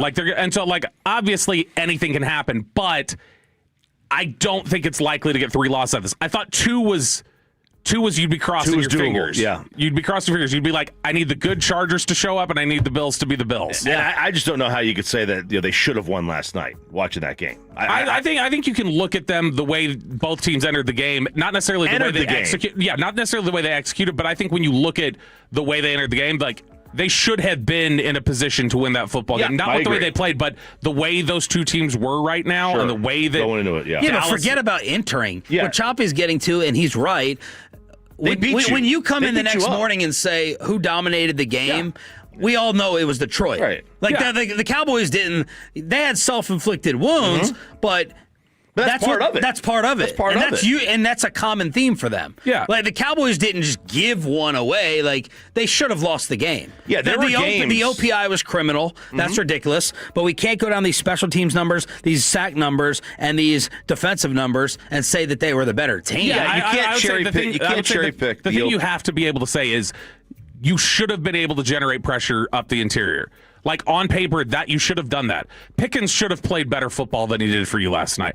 So there are some of these things in there where it's that's such an unusual anomaly that that you can't bank on that happening consistently. Most times you'd expect if they go out there, they're supposed to be able to wreck the interior of the Lions because they're not very good. Yeah. And most weeks going out there, they're doing that. But that's the problem is that why did it happen? That's the thing you have to figure out now. Is that a long-term problem? Is that you came out flat? Did they game plan correctly for you? Like, there's and none of that matters to me now. The loss is in the column, Right. and the numbers are the numbers. You scored and 30 points. You're behind the 8 ball. You scored 30 points and lost by 2 scores.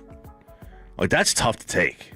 That's tough to take, man. And it's they're going to put themselves in a position now where they have, like you said, have to win out, have to hope, have to pray. Yeah. That Philadelphia's going to just crater, which they might. 877-881-1053. Let's get to Alton in Temple. Alton, you're live on Sean and RJ. Wait, why am I hearing this click? It's the way the phones get punched up. Okay, Jacob punches the physical button on the phone. Peyton punches on the computer. Okay. So it's just a different punch. Let's get to Alton.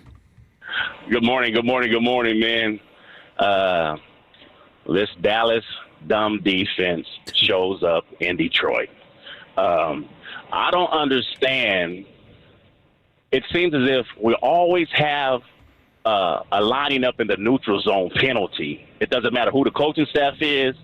What is going on with the team? It's always the little small things of that nature. And they got lucky they didn't get called for that. They got lucky on that and maybe the safety. It's like we don't play the game from the neck up, Yeah. We're all hyped up when we're at home, but our record indicates when we're away that we're not fundamentally sound on the defense, and it just, to me, it doesn't matter. It's the spirit of Randy Gregory is what I call it. I'm going to get off the phone, but I just don't understand. It's little small things that Bobby talked about, timing, that when we get some momentum going, it's little small, minute things like that you're supposed to be fundamentally sound in doing. We continue to do those things that kills us. So until we, become more mentally strong and tough, we'll repeat the same process in the playoffs. So great call, Choppa. You always talk about them on the road. For whatever reason, man, like it just doesn't. I don't know why. Because they're not great. Well, they're not great. That's why. They're 2-5 away. Great teams go out and win some of these games. I also think that there is, and forget indoor, outdoor. Right, there are some quarterbacks just play better indoors. I think most quarterbacks probably play better indoors anyway, but some just struggle outdoors. But also there is and this is probably a study that we could do. Dak against non-NFC East teams, he does not play as seemingly as well against good teams. Now, I don't think that's exclusive to Dak Prescott. I think most quarterbacks are better against teams they're familiar with. You know what to look for, and I think that's part of last night. Detroit knows how to play against Eberflus because they played against him for 4 years. They know what to expect, and that may have played into it. KC and Oak Cliff, you're up next. We have a Dave Chappelle ticket giveaway in the next few minutes. Go ahead, KC. What's up, fellas? I give you a little bit of laugh, but this team must have had like a movie night last night. Watch St. Mal because they out there acting like Cheddar Bob, shooting themselves in the you know what all night. With all those daggum unnecessary penalties. Cheddar Bob shot himself in the leg in 8 Mile. All right, and we'll finally finish this one up for RJ and his neighborhood and mother, Derek in Dallas. You're on the Fan. It's your president, Donald Trump. I'd like to start by saying, Jeff and Keller, get him off the air. What a bum. He's just mad. Detroit, what a dirty city. Dirty Detroit is what I call it. They're just jealous. They hate us because they hate us. They are the little D to our big D. And it's okay, Jeff. Melania doesn't mind it. I want to say, Dookie Dak, I saw a little bit of that. Last night. And they are who we thought we were. Losing record. And you ran out of steam. Thank you, Derek. Got some funny shots in there. Dak, 31 of 47 for 376. Touchdown, 2 interceptions, sacked 5 times. The QBR was a 52. I gave him a star up. That was blocking with 3 guys up front. Come on now. Come on. The fact that he even had some of the throws that he had and the numbers that he put up, no way Dak Prescott can get a star down. And he lost CeeDee Lamb while making Ryan Flournoy look like a star. Boy, the QBRs were low for both guys last night. They were in the 40s and 50s. That's extremely low for... QBR is, I mean, if he's throwing 2 interceptions, QBR doesn't take into account stuff of like tip ball interceptions and things like that. And so, like, that's going to damage his numbers.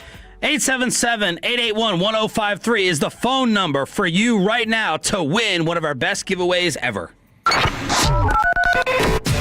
Solos right now at 877-881-1053. Caller number 10 wins a pair of tickets to see Dave Chappelle at the American Airlines Center on Friday, December 19th of this year. That's caller number 10 at 877-881-1053. We have another giveaway in the 9 o'clock hour along with Nick Eatman, DallasCowboys.com.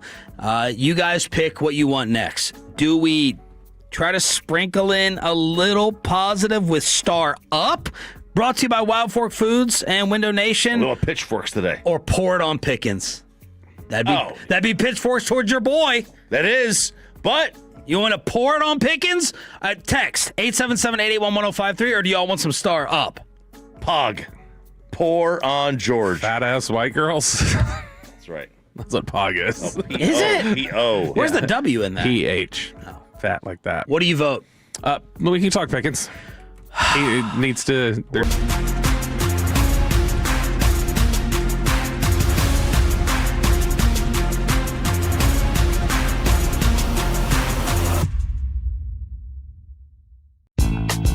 Talking about you mentioned that him being under fire, and we're talking about how like pressure rate, like when guys are getting pressured, they don't perform really very well. Last night, Dak under pressure, his passer rating was 137.5. Like he was. So I think when like we start diving into some of the splits and some of the analytics on it, I think it's going to be that considering the type of pressure he was under, I think Dak it's going to look like Dak probably played a pretty good game. I didn't catch you with any snot there, did I? No, you didn't. No. I tried to cover my nose. My dog sneezes in my face every dang day. Ew. Yeah, no wonder why my eye's been squirrely like this. Let's pour it on George Pickens next on Sean and RJ 105.3 The Fan. But have you seen a rookie mistake?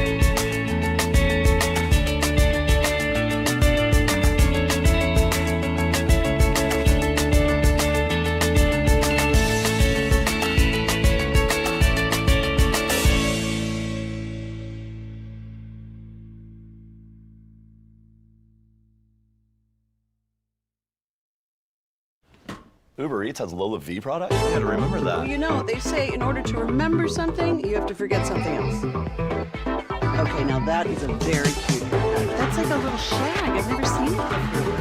Well, I mean, of course you have. So, Rachel, is that your name? No, I mean, your name.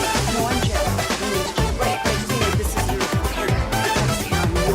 I'm not saying this is your hair.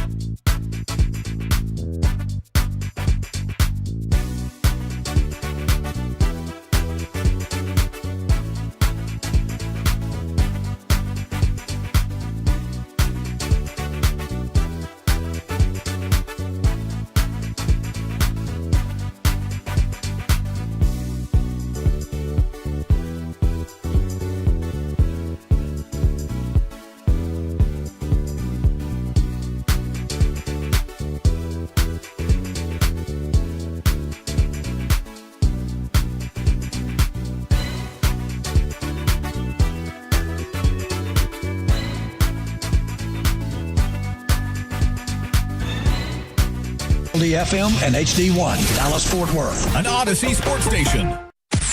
Driven by our D&M Leasing Studios. This is Sean and RJ on 105.3 The Fan. Back to throw. Good protection. Deep down the right side. Flournoy all alone. 15-10. Walk your puppy dog into the end zone. Brad Sham with the call last night right here on your home of the Dallas Cowboys.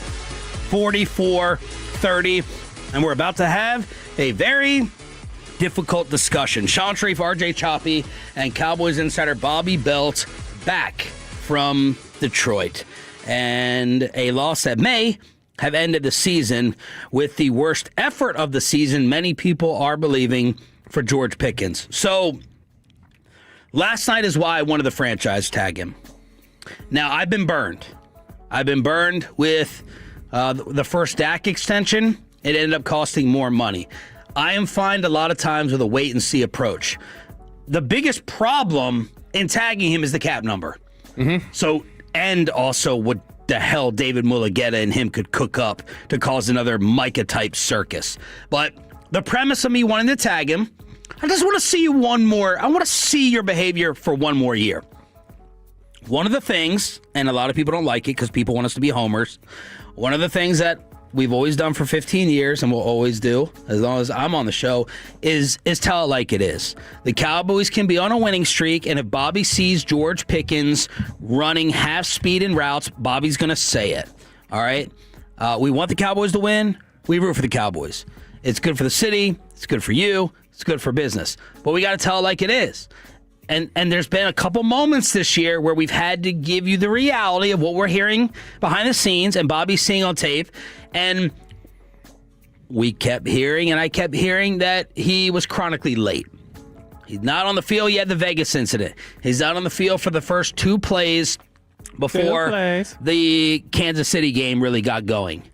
And this all has to factor in, or maybe it doesn't for you at all. And that's why the text line is here at 877-881-1053 on whether you are going to give him $30 million plus. Because we have an example of Trayvon Diggs falling off after he got paid. No one knows what the hell is going on with Kevontae Turpin. But he got paid. I know. He's just not very good.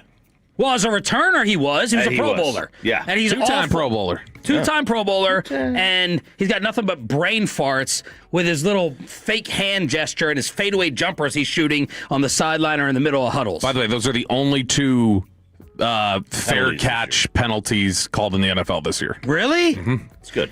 So it's good to be unique. Yeah. Richard Sherman last night went right at it, and many Cowboy fans agreed on Amazon. The big story here is George Pickens. George Pickens throughout the game, especially late in the game, just looked uninterested in playing football. And that's what you can't have. If you're going to be a superstar, if you want to be the best receiver in the National Football League, you can never be disengaged. It doesn't matter if the game's going your way or not going your way. You can't just disappear in these games or else you're not going to have impact. And just right here, cruising routes. You're the guy. CeeDee Lamb is not in this game. He's out, and you get intercepted on your slant routes, and you can't be the guy and half-ass it. I'm sorry, that's just, you can't, it's unacceptable. And if you're the Dallas Cowboys and you're looking at him and you're looking to pay him big-time receiver money, $40 million, you got to look at this tape and say, hey, is this a guy we can trust paying $40 million to show up regardless of circumstance? I don't know. Now, GP after Schottenheimer, Brad Sham, and the Post were all kind of writing this off to coverage. We got to look at how they were playing me. Two guys immediately over the top. That does not dismiss the effort that everybody, including Kirk Herbstreit, multiple times during the game, is calling him out for. And I started with the Ryan Flournoy clip because, and if I can't tag him, because I don't want the $28 million cap number I can't manipulate, if I can't tag him, I've been for paying him. I said, you could offer me a first-round pick, and I'm not trading George Pickens, even though we have the Cincinnati Bengals model of paying that side of the ball too much, and you suck defensively, and you're not a real, true, balanced contender. Well, does Ryan Flournoy change your mind? Does Cedric Wilson change your mind? Does Dak Prescott elevating these guys' games change your mind? 9 for 115 for Flournoy. an amazing performance. That was a nasty. I know the defender fell down. Well, Ryan Flournoy's double move was freaking nasty to put his ass on the ground. He played really tough all the way through to the end. He wasn't pulling up. It was his moment. Yeah. He was playing. Well, I mean, his moment was the Jets game. This is the second time we've seen him do it. Yeah, but still someone hungry to prove themselves. Yeah, 100%. And he's the guy that when we talked about this before, that was incredible. He got a ton of marks for when scouts came to his college to watch him practice his senior year. He had broken his hand the week before, and he's like, I'm not missing the one opportunity to be in front of these scouts. So he went through all the drills catching with one hand. He's like, no, I'm going to be seen by them. I'm not, and they love the competitiveness and the toughness, and he's shown that. And yeah, I mean, he was really, really. He's a genuine star up last night. He was really, really good. Maybe they're not having this discussion in Frisco. I think you have to have it, and we're going to have it. Now, what are you thinking about doing with him?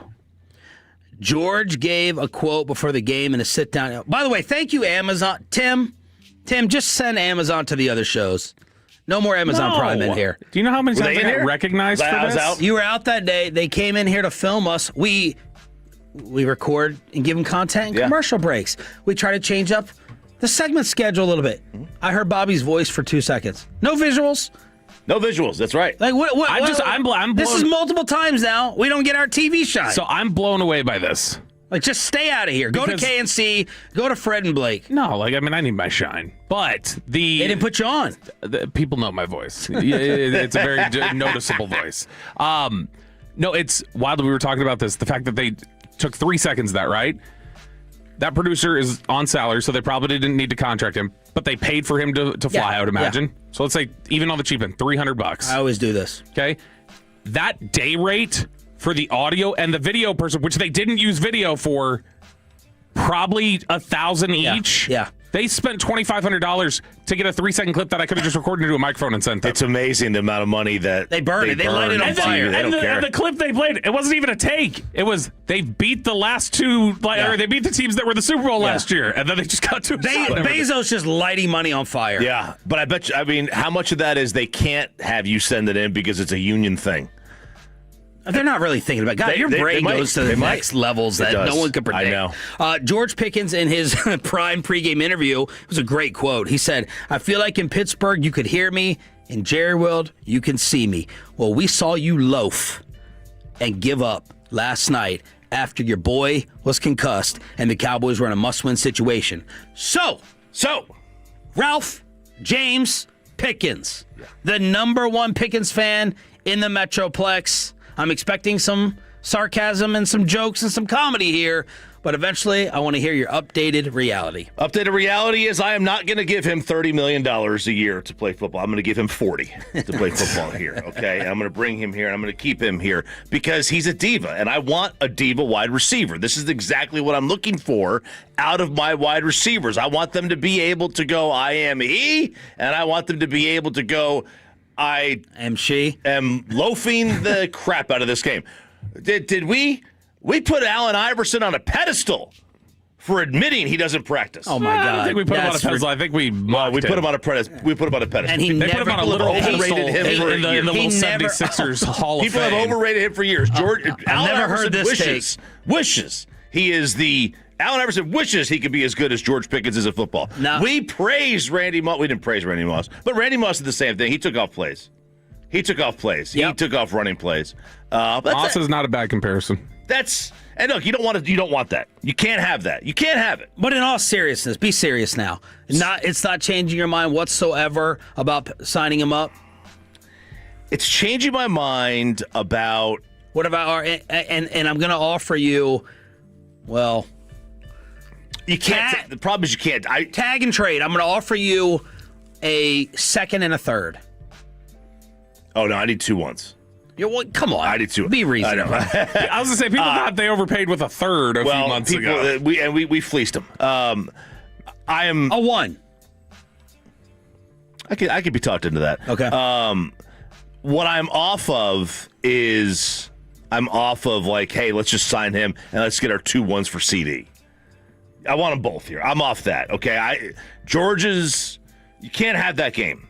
You can't have that effort. You can't have that mentality.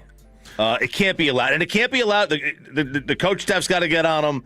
Obviously, they sat him for a series. Yeah. That didn't work. I wonder if they're more out. And I heard he was late before the Kansas City game, and it was 2 plays. I wonder if the hammer cracks down more if they think that they're technically out of it in handling it the rest of the way when you're technically still in it.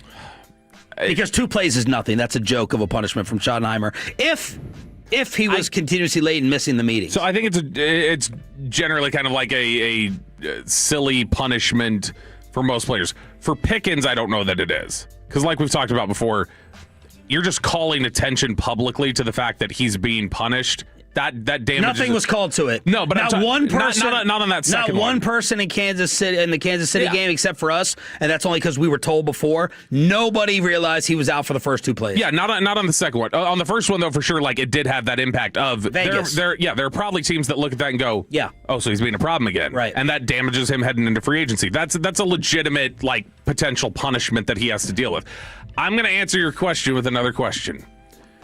So you say you need to see it one more year, so you would be in favor of tagging him, right? I need to get around the 20. I don't think I can tag him because of the $28 million. Let's say you had the freedom to be able to do that. Yeah, you would rather just let me tag him one more time. I need to see it for another year. Yeah, if him and Mulligetta don't detonate it. What if it looks like this year?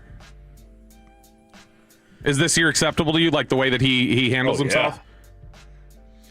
I'm not talking about the way that he's played on the field. You are projecting that out. But if I say the stuff that comes with it is the same next year, I need to talk to his teammates off the record. I need to figure out how they really. I don't care what CeeDee Lamb says, and I don't care what Dak says about him. And I know that sounds weird. Dak's the leader, but Dak also wants a dog and a beast. Like. Does 70% of the locker room feel, I don't know this whatsoever, I'm just asking, this would factor into me saying maybe not. Does 70% of the locker room feel like George Pickens is getting preferential treatment? Are they getting irritated by it? Mm-mm. Or is this, no? No. Locker room likes him. Okay. From the 682. What's going to happen after he gets his life-changing money? Trayvon Diggs disintegrated. Like, so, Jerry, and we always bust Jerry's balls for waiting, but we never bring up the mistakes that are made early. So, Jalen. Yeah. People thought Tyrone Crawford was that way. Bland could be a mistake. He could. Could be. I'm just saying there's other examples. Yeah, I just think, like, defensively, I could see how you could fall off. With a good quarterback and you're a good wide receiver, like, I don't see Pickens falling off the way, say, Trayvon Diggs did. I agree, but and let me clear this up. Mm-hmm. I don't think Deron Bland was a mistake because of Deron's attitude. This is all attitude. What's George Pickens going to do to me in the next? Now, he's done it throughout the entire year. He's been clutch. But, like, when he gets paid, this is prove-it time. Yeah. And he's still late, or he's still not on top of everything. Which wouldn't you think that's like, that probably means that even once he gets paid, that's probably just who he is? Because his money's on the line right now, and he's still just, that probably just means that's who he is, yeah. and he'll just be and if you're not your best in the prove-it time, that worries me that you're not going to get better after you get the money. Right, you're not. You're probably just going to be who you are. Which if you're okay with what he's been this year, and it could be worse. Here's the thing. Could be worse. Yeah, we don't. He hasn't had any outbursts. Well, so here's the thing. He is. This is the thing that I think a lot of people don't realize, or the way I look at it. I think he has been the exact same person and player he was in Pittsburgh. The exact same one. It's tolerated differently here. Mm.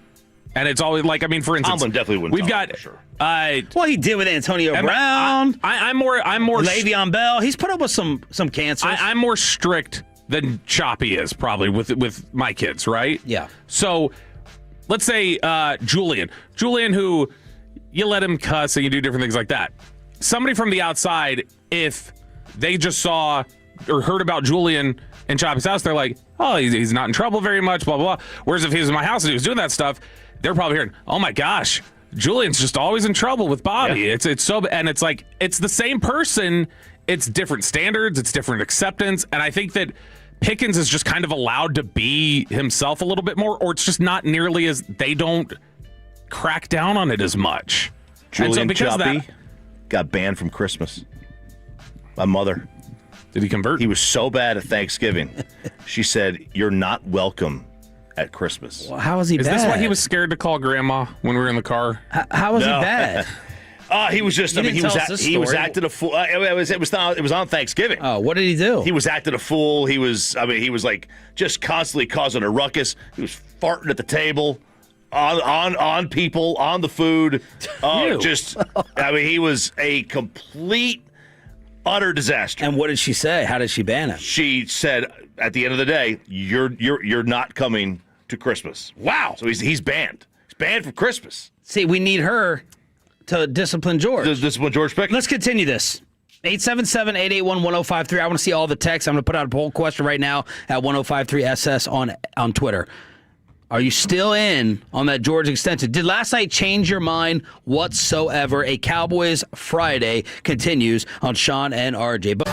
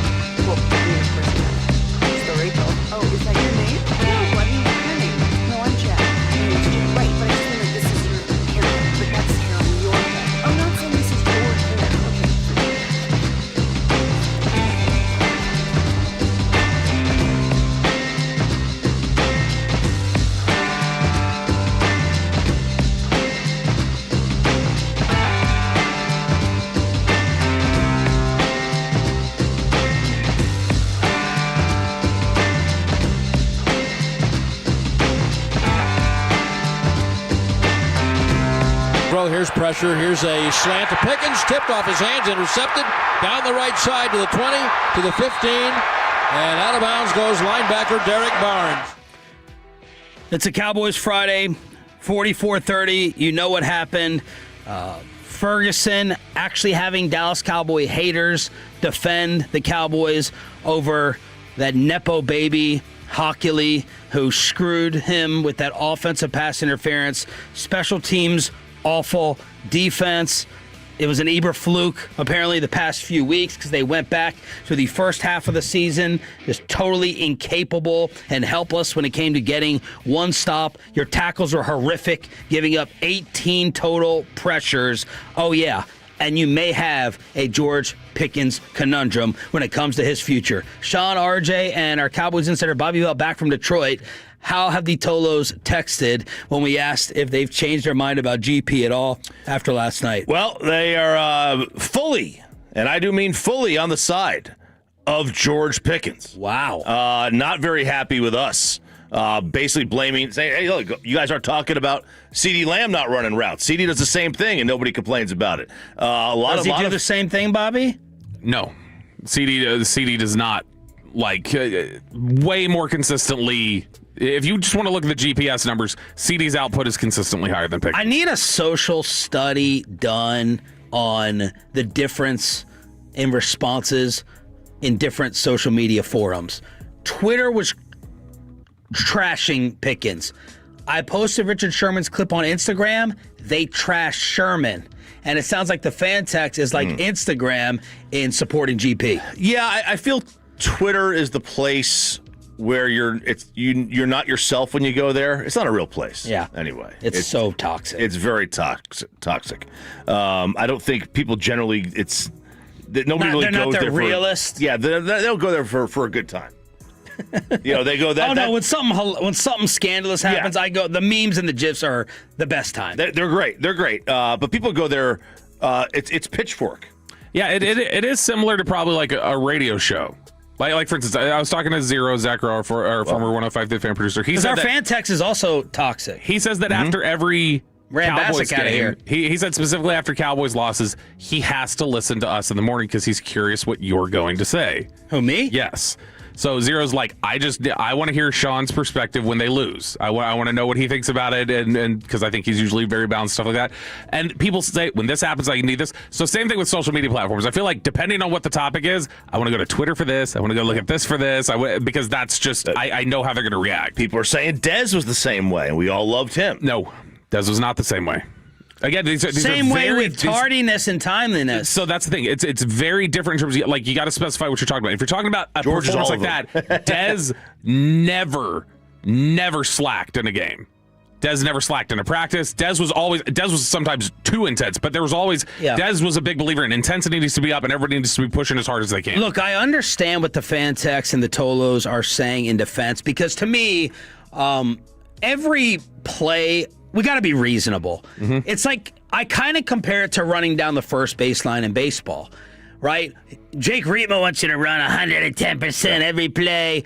We know you're going to coast, and we know a lot of people do it. Right. I literally don't want you to run 110% every day. I want you to say you got 162 games.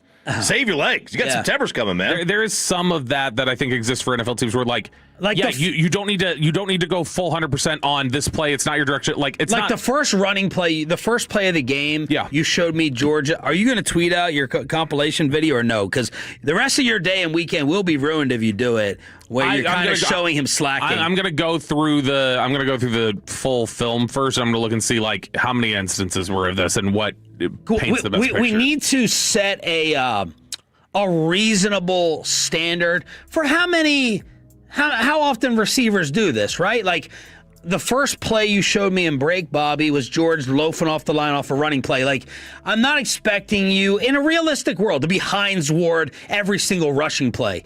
The problem here is that these were balls. These weren't like routes where George wasn't involved and it was going to the other side. These were plays being thrown to the man. That's what's extra alarming about this. And again, I want to be clear. With the first one. I want to be clear to y'all. I'm just having the conversation that they have to have. I think they should have, and we have to have, before you give a guy $35 or $40 million.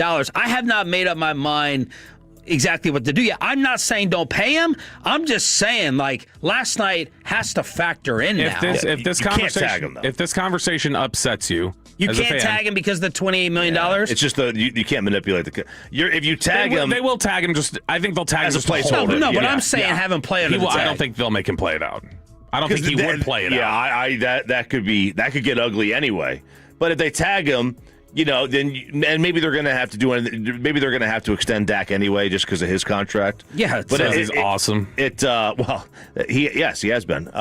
It's going to be a nightmarish cap if they don't. So if this conversation upsets you as a fan, if you're like getting pissed off that we're having this sort of discussion about? No, but like here's what I'm saying. If that's the case, you should be in favor of moving on from George Pickens just for your own mental health, because this is the conversation that exists around George Pickens. This is the discussion. And I don't mean just from us. This is the discussion about him with his organizations. This is the discussion about him with the people that he works with. They go like, do we need to do this? Should we do this? Should we do that? Like, you can not like it. You can disagree with it. Just know the Cowboys are asking it. And so if that bugs you, you should want to move on from because they're having that talk. And who did you brought up a name that should not be mentioned around here, but you did it in the break. So I said earlier this morning I had settled on he's Manny Ramirez, which I think is the best comp. Ridiculously naturally talented, but also from play to play, week to week, whatever else, he will go from unstoppable to like, I'm just not even really interested. And you don't know why. And teammates say, yeah, I love him. He's so much fun, but he's a different kind of guy, which is what they all say about Pickens. But the whole thing that spurred the thought was I was thinking the last time I saw a game like this, was Rondo in the playoffs against the Rockets when the Mavericks sent him home. That's what it reminded me of. Now, is that a bad comparison? Like, did you have a more visceral reaction to what Rondo did than what happened with Pickens last night? No, I noticed Pickens more, like, because in football, like, they're gonna hone in more on every single replay. Like, I noticed that live in the moment more than Rondo, but they're not going to banish George. I don't believe like that got Rondo banished. Can I? I want to throw. So I was doing some Googling around. I was like trying to find other famous instances of quitting. And I want to see if you think, like, are you going to use that word here? Low effort. Okay. Like, I mean, for sure. Like, quitting's strong. I mean, that's the thing. Like, I can't say quitting is just. It's a buzzword. Yeah, it's a buzzword. Just definitely, like, he did not give maximum effort. That I'm completely comfortable with. There were definitely plays he was taking. Is this definitely a standalone, even compared to some of the other effort things you've seen on tape this year? Yes. This was different. Yep. That's the first time he's alligator armed a pass over the middle of the field. I don't even care about that one as much. I don't. I understand you're going to get hit. I want you to be tough. He made the 4th and 5 catch. It was some of the other things. It was all of it, though. Even when he made the 4th and 5 catch, he's just kind of flailing his arms around and fumbles inside the 10 for a second week in a row. I'm not even No. That was that. This is me. I'm going to sound like RJ Choppy here. That to me was just trying too much to make a play. I thought he was trying too hard there. So I give him a pass on that. Yeah, I'm not saying it's quitting, but I'm just saying it's careless still. Even though you're trying, it's careless. I didn't even think. I thought it was reckless. Not necessarily careless. And then I'm not even going to kill him too much for the ball that went off his hands to start the third. Yes, it was a big play, but when you're half-assing coming back to the football and not looking like the ball's going to you, those are my biggest problems. Those are my biggest issues. Brian Schottenheimer on his wideouts. No, I don't think so. I want to look at it. I mean, he was being doubled. You know, the minute CeeDee went out, they just decided to play everything two-man over there and try to double him and take him away. But I don't think so. Really proud of Flournoy, him stepping up. I thought CeeDee before the injury was outstanding. You know, we knew we'd hit some explosives, and unfortunately, we just, we weren't very good in the red zone. Kicked too many field goals, and against a team like this, you can't kick field goals. So the field goal thing was a problem. Which, by the way, I was very interested. I went and looked at the next gen stats analysis on the 4th down read. Should you have gone for it or not? On just in general, all the decisions during the game. Shotty actually scored, I think, pretty much accurately with the recommendations. I thought there were times where he should have gone for it. We should talk about the 4th and 4. I supported it. Now, the Johnny-come-latelys, the hindsight, armchair quarterbacks are like, how you feel about it now? They went down and kicked a field goal. I was assuming up until that point with the way the defense was playing, I was fine with saying, okay, they're not going to score at 55 seconds left. To me, if you failed, and I was shocked that you supported kicking it. I was so proud of you for being... the one before the half? Yes. I was so proud of you being a little bit conservative. I was fine with that decision. Make it a one-score game. You need a 2-point. Go into the half down 8. You get the ball. You miss that kick, and they get it in midfield again. Little did I know that every damn possession of the second half would be at midfield, and your defense would turn into Eberfluk from the first half of the year. But at that point, I was like, let the clock run out, go down 8, come back out with it. I'm feeling great. If I don't get that, and they score a field goal or, God forbid, a touchdown at midfield with a minute left, it could be ball game. That was the way I was looking at it. The one before the half, the 4th and 4, the recommendation, the fourth down bots, it said it basically was a toss-up.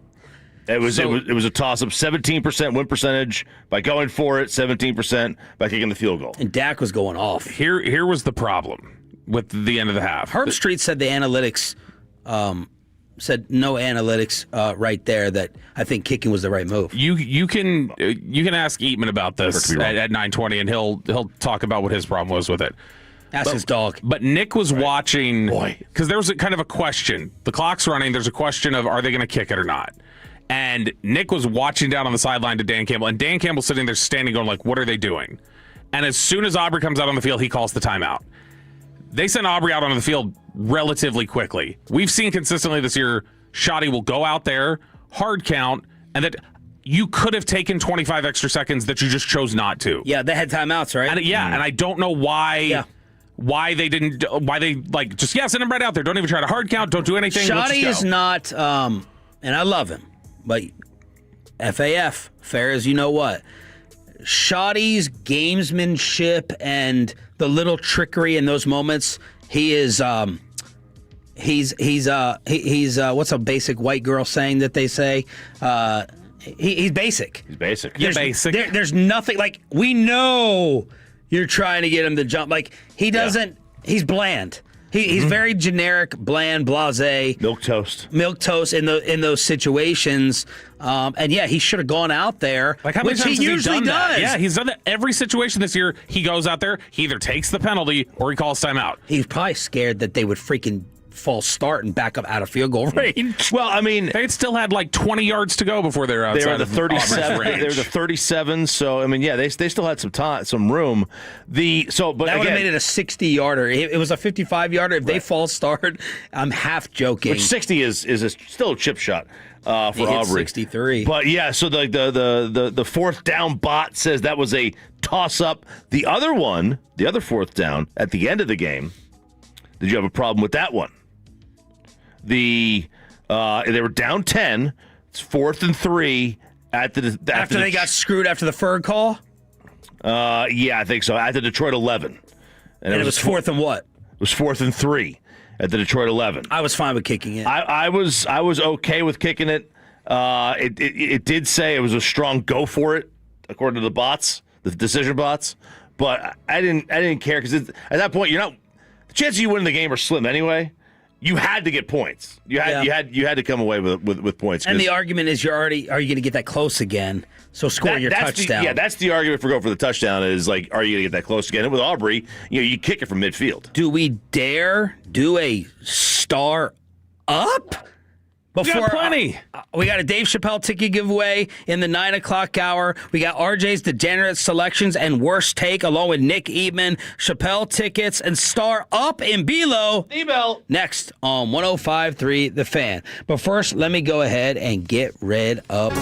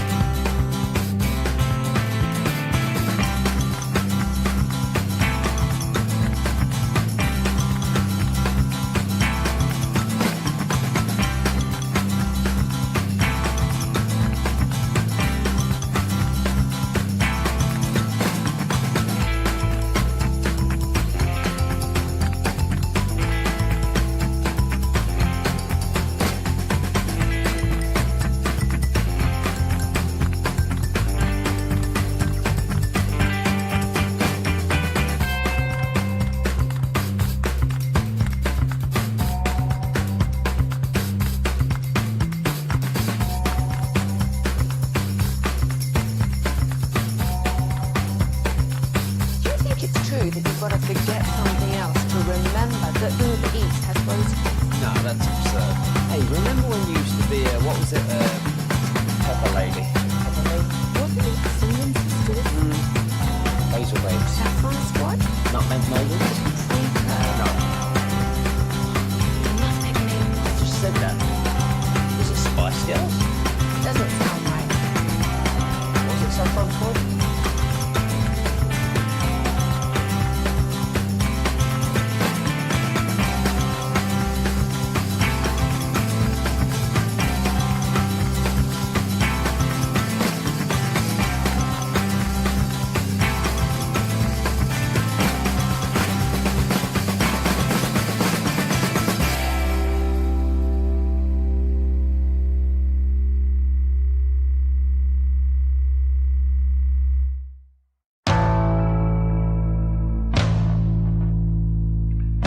Belt. Don't make me take out my belt. We're not. Over to you, Bobby. At the 47, this is 63. You talk about confidence in your kicker. Butter, 63. Snap, kick. On the way. The kick is good. It's buttery good from 63 yards. Oh, my God. I did not know that. That is so good. Give us that drop again, Jake. I did not know that existed. Choppy, your eyes are closed. Good. So is your mic. I think it was wonderful. It's fantastic. Oh, you should not comment after Twitter. Your former intern, we just found out, I know, called you arrogant. I know. The Texas Legends thought you were Jim Nance. I know. I didn't think I was taking myself too seriously out there doing Adele songs. You were more like the Savannah Bananas announcer. Yeah. I don't think I was thinking of myself as Jim Nance. I didn't even have a spotting chart. I didn't know you had an intern. I figured out who we were playing mid-second quarter. Oh, it's like a Tarleton game. It's like a Tarleton game. Yeah. Shout out to Tarleton. All right. Below the Belt here, which is brought to you by D&M Leasing and Window Nation. Let's do some star ups. You know what? You felt like when we went to the callers at 7:20, there was a little bit more positivity than maybe you expected. Yeah, but a little bit people more are optimism. People are like, they're still making the playoffs, Sharif. I did not get it on my Twitter yesterday. Some of the stuff, the flip like that to like just constant.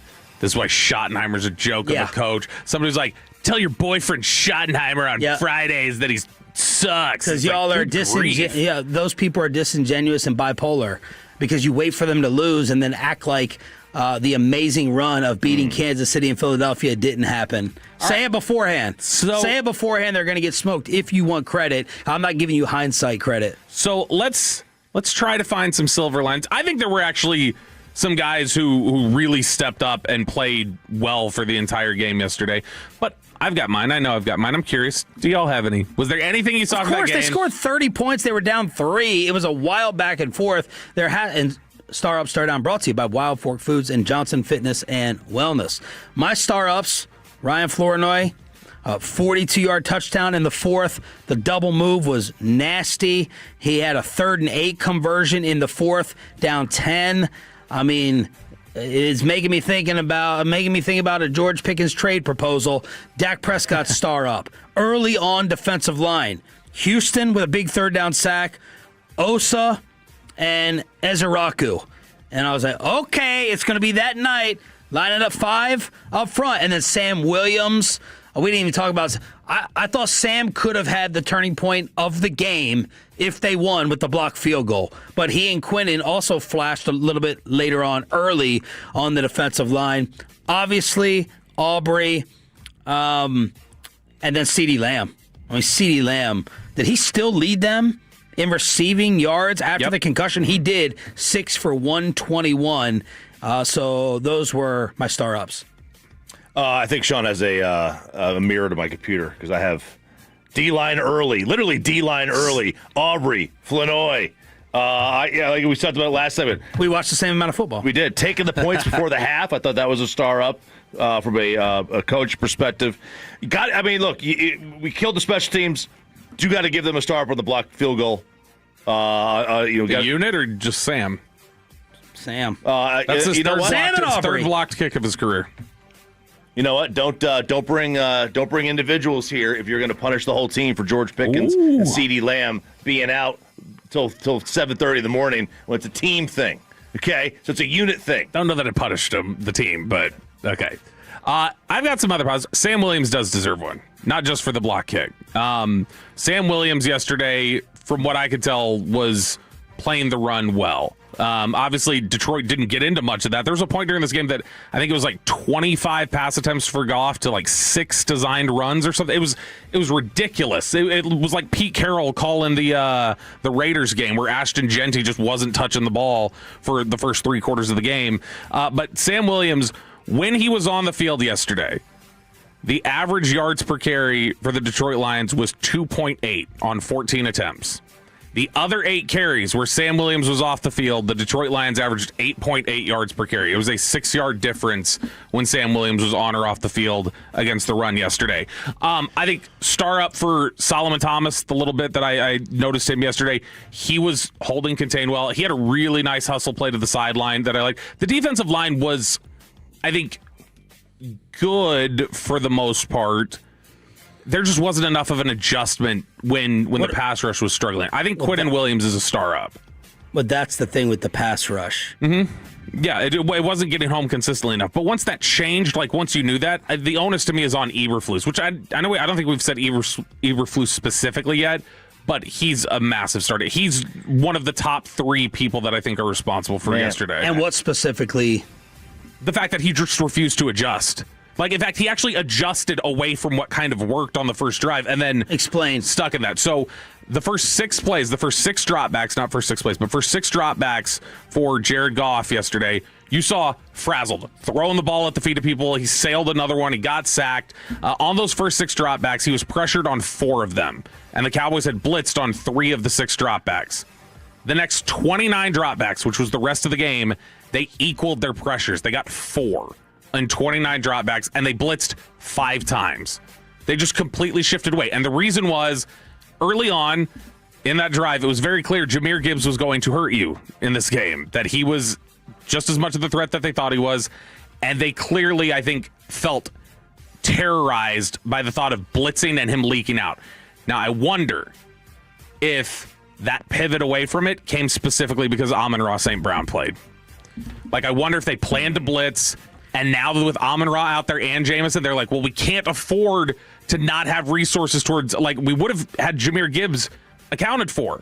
But now we got to account for Amon-Ra St. Brown, so we can't afford to blitz and have him leak out. But man, I'll tell you, we've seen it. We've all watched enough of Jared Goff over his career. Like, I would much rather risk Gibbs getting screen passes and pressure the hell out of him than to let him have all day to throw. There's no guarantee he gets the ball to Gibbs to run with it if you're pressuring him. Yeah, I think it was an awful We've decision. seen enough. If you give him time to throw, I mean, he's good. If you don't give him time to throw, he's awful. It's simple. I got another star up here.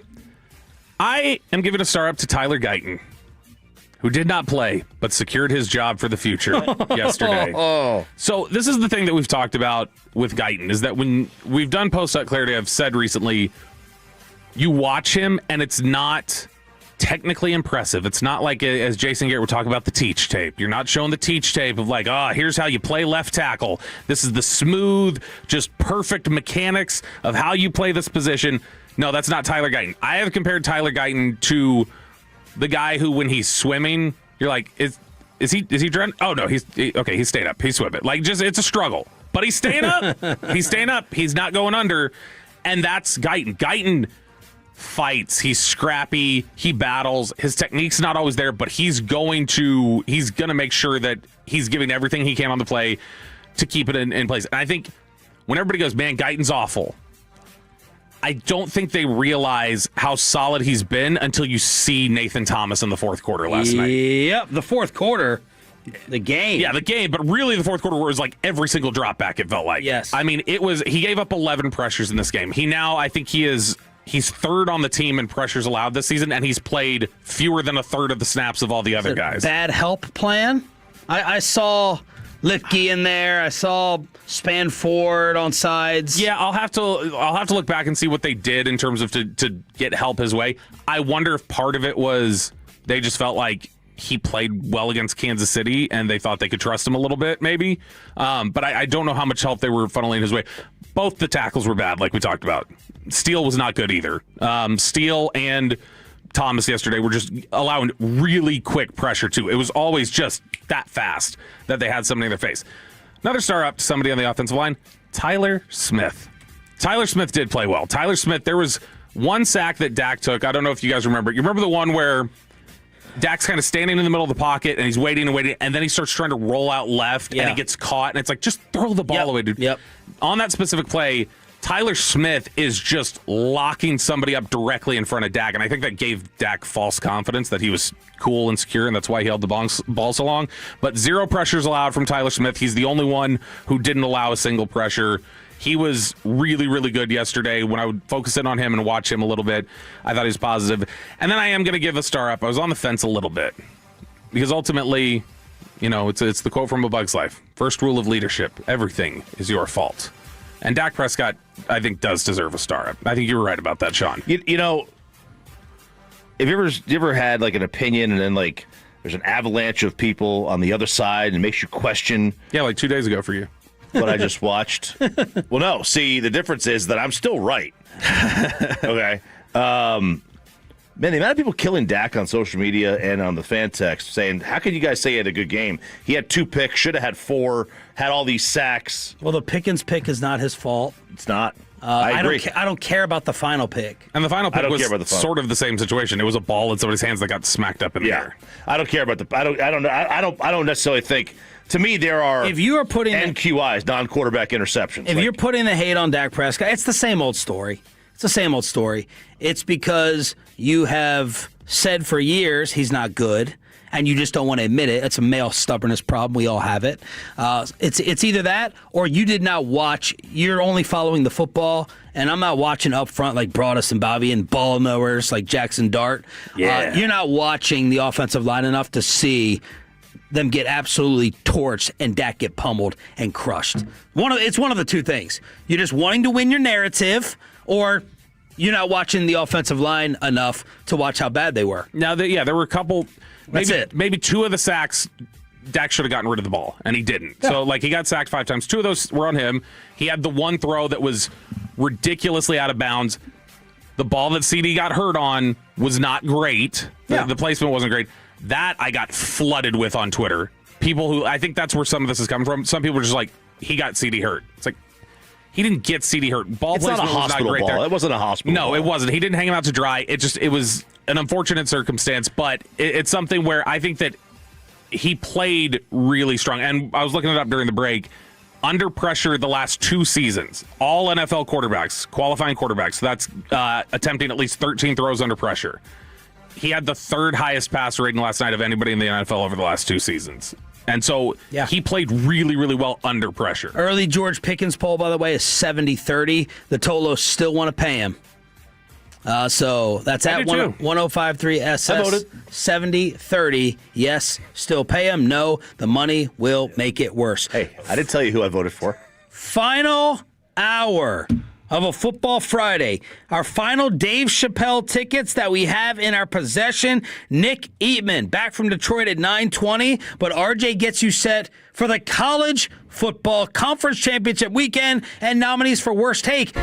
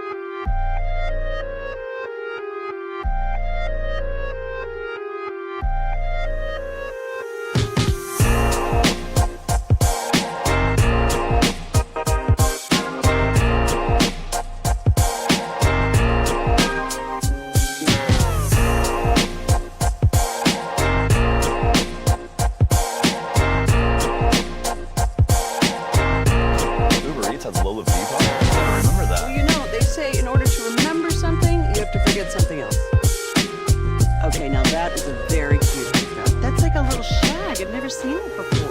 Well, I mean, of course you have. So Rachel. Oh, is that your name? No, I mean, what's your name? No, I'm Jen. My name's Jen. Right, but I just feel like this is your haircut, but that's hair on your head. I'm not saying this is your hair. Okay.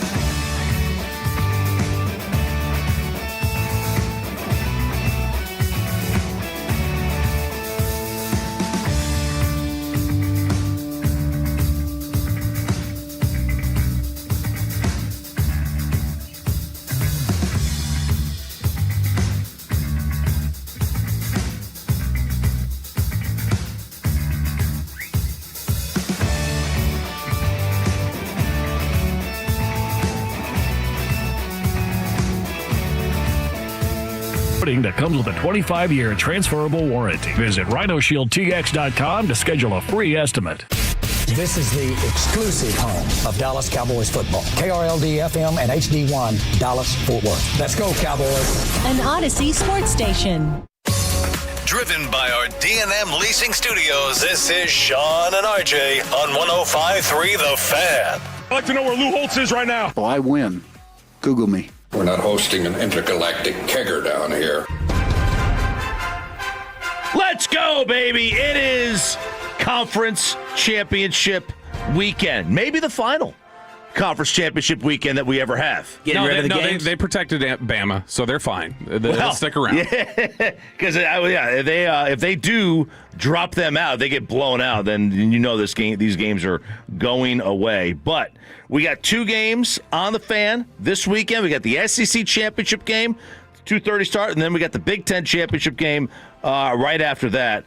So this is going to be, obviously, there's a couple of questions that are happening here. What do they do about Notre Dame if BYU beats Texas Tech? And what do they do about Notre Dame if Texas Tech wins the game and they have a situation where Duke beats Virginia? It's craziness because that's in the ACC championship game. You got North Texas Tulane in the American championship game. It's time. It is time. Should we do a little degenerate for this? Let me guess, Tulane plus 2.5. No. Well, before we get to that, let me just add to the Lane Kiffin drama, because apparently Ole Miss is taking him to court after accusing him of improper use of athletic resources, including expensing a full weekend trip to Baton Rouge during negotiations. The AD apparently is saying the university has clear evidence of misconduct. Man, how these things can get ugly so fast. Also see James Franklin with the cookies at Penn State. How about the dog? Dude, the Juice Kiffin thing. That he left the dog behind? Yeah, but it's not even his dog. It wasn't. So then who cares? It wasn't his fake dog. It wasn't his dog. And all that. Well, then the other day, the Juice Kiffin Twitter account said, "Happy to follow my dad to Baton Rouge." So now Lane is buckling to pressure, and there have been all these comments like, it would be just like Lane to it's not even going to be the same dog, and he's just going to not bring it up, but it's it's a different dog. So he left the mascot. He's turning on Juice Kiffin, the little dog. Kirk Herbstreit would never. He's a cat guy now. Mississippi DPS. He is a cat. He does some of that.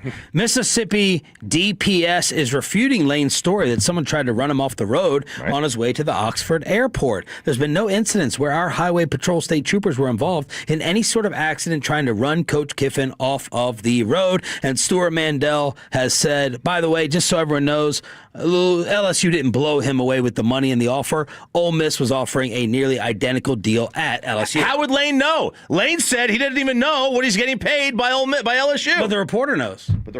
Yeah, Lane said, no, I don't even want to know. He doesn't want to know. I want to trust God. And of course, it's not really the kegger. It's just the Lane kegger. Did you also see the developing viral story about the Ole Miss co-eds that are now exposing their messages from Lane? No. What? There are these girls who are now going like, all right, well, Coach is gone now. Here's what you get for going to LSU. And they're sharing like screenshots or pictures of their like Instagram DMs from Lane Kiffin or like messages that they're getting. One of them, he's going like, but they look legit? Yes. One of them goes, how's the boyfriend? And she goes, we broke up. And then he goes, Snapchat? Question mark. Yeah, like go to Snapchat. And everybody in the comments section going like, Lane's a player. Lane's Good move by Lane. He's a creep. Yeah, he is. I will say this one thing, and I would love to see this. I would love to see this happen. This is not Lane related, but I would love to see this happening. Your boy, Clark Lee, said that he wanted to play. They were trying to play this week. They wanted to play either Miami or BYU. Right? Somebody, not BYU. They wanted to play this week. And I think it was Miami. And that is such a great idea. Such a great idea. Like, that's what we need. We need to have like an open week where you could just schedule a random team. What number is Miami? Well, they're I think they're technically 12, but they would be dropped back because of the conference winner? The conference winners, the G5 of the ACC. Because I'm like, what does Miami get out of it? Well, they would get another data point to beat a ranked team. To show, we should leapfrog Notre Dame. We should leapfrog Notre Dame. Yeah. And obviously, if you're Vandy and you're 14, you got nothing to lose. Right. Like put Vandy at Miami, put the game in Atlanta, and let's go. This is awesome. I can't. Well, the idea is awesome. This. It's never going to happen. No, you don't hope they do it because again, we're talking about then they leapfrog somebody who lost in a conference championship game, and then they'll go, well, we're getting rid of conference championship games because they'll just play their own exhibition. Maybe that's what we do. We get rid of conference championship games, and all these kind of bubbly teams decide they're going to play each other. Maybe we just stop bitching and we do the CFP the way it worked last year, and like we have the one bid for the Cinderella. We take the top 11 teams, and inevitably one of the top 3 teams wins the title anyway. Pavia is also he's trying to get to President Trump and say, expand this thing already, just like his college playing career. He wants to just lengthen it more and more. And Jacob, turn your hat around, young man, because the man who should be in charge of college football is the head coach of his hat, Joey McGuire, coming up with solutions. This was a great solution for the coaching carousel that just took place and has taken place over the last week. This is Coach McGuire. Hey, if you're going to leave your team that's in the playoffs, maybe your team that you're going to is not eligible for the playoffs the next year. Maybe that changes some of the things. Or, hey, you're going to leave your team for the playoffs. Nobody from your past team or your team that you're coaching at can go to the team that you're going to. You know, that they're not eligible. They can get in the transfer portal, but they've got to go somewhere else. They can't follow you. Until there's some penalties in that, we're going to get the same thing over and over. Man, I love it because we do this. Tarleton had this happen. Tarleton moved from D2 to FCS. Bobby's rolling his eyes. You love this? I'm stunned you love this. The idea that you can't, you're banned. That's regression. That's we're going back to the Baker Mayfield rules. That's you got to sit out a year basically. That is telling the team they got to sit out a year. It's like the reverse of that. And then you can say, well, no, you can go to any other school, but you don't want to. The whole point is like they're supposed to have their freedom to be able to go to whatever school without having to sit out. I understand that, but when Tarleton went from D2 to D1, they had a 5-year probationary period where they couldn't make the NCAA tournament or the postseason. Every team that goes from D2 to D1 has that probationary period. I don't know why they do it. What? They're supposed to get rid of it, but this would be kind of something like this. All this would do is just make them move their schedule. Just move signing day back to February where it belongs. Or hopefully just make them not do it. I think it's more of a deterrent. Right. I'm happy with that. I like it. So I don't want people to sit out for 2 years, but I'm just hoping the threat. No one's gonna lose their transfer for a year so that they wouldn't do it. Yeah. Any ideas? I'm open to and happy to hear.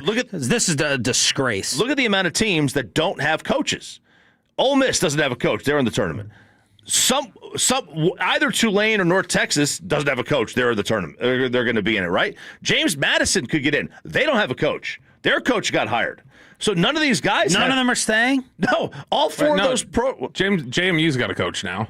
They just hired some. They hired. But none of the guys. Not the guys who coached him this year. Yeah. 4 teams. My God. 4 teams could be in the playoffs. That's one of the worst sports developments of all time. Again, imagine Sean McVay, Kyle Shanahan, Matt LaFleur, and John Harbaugh are all not coaching their teams in the NFL playoffs. Could you imagine that?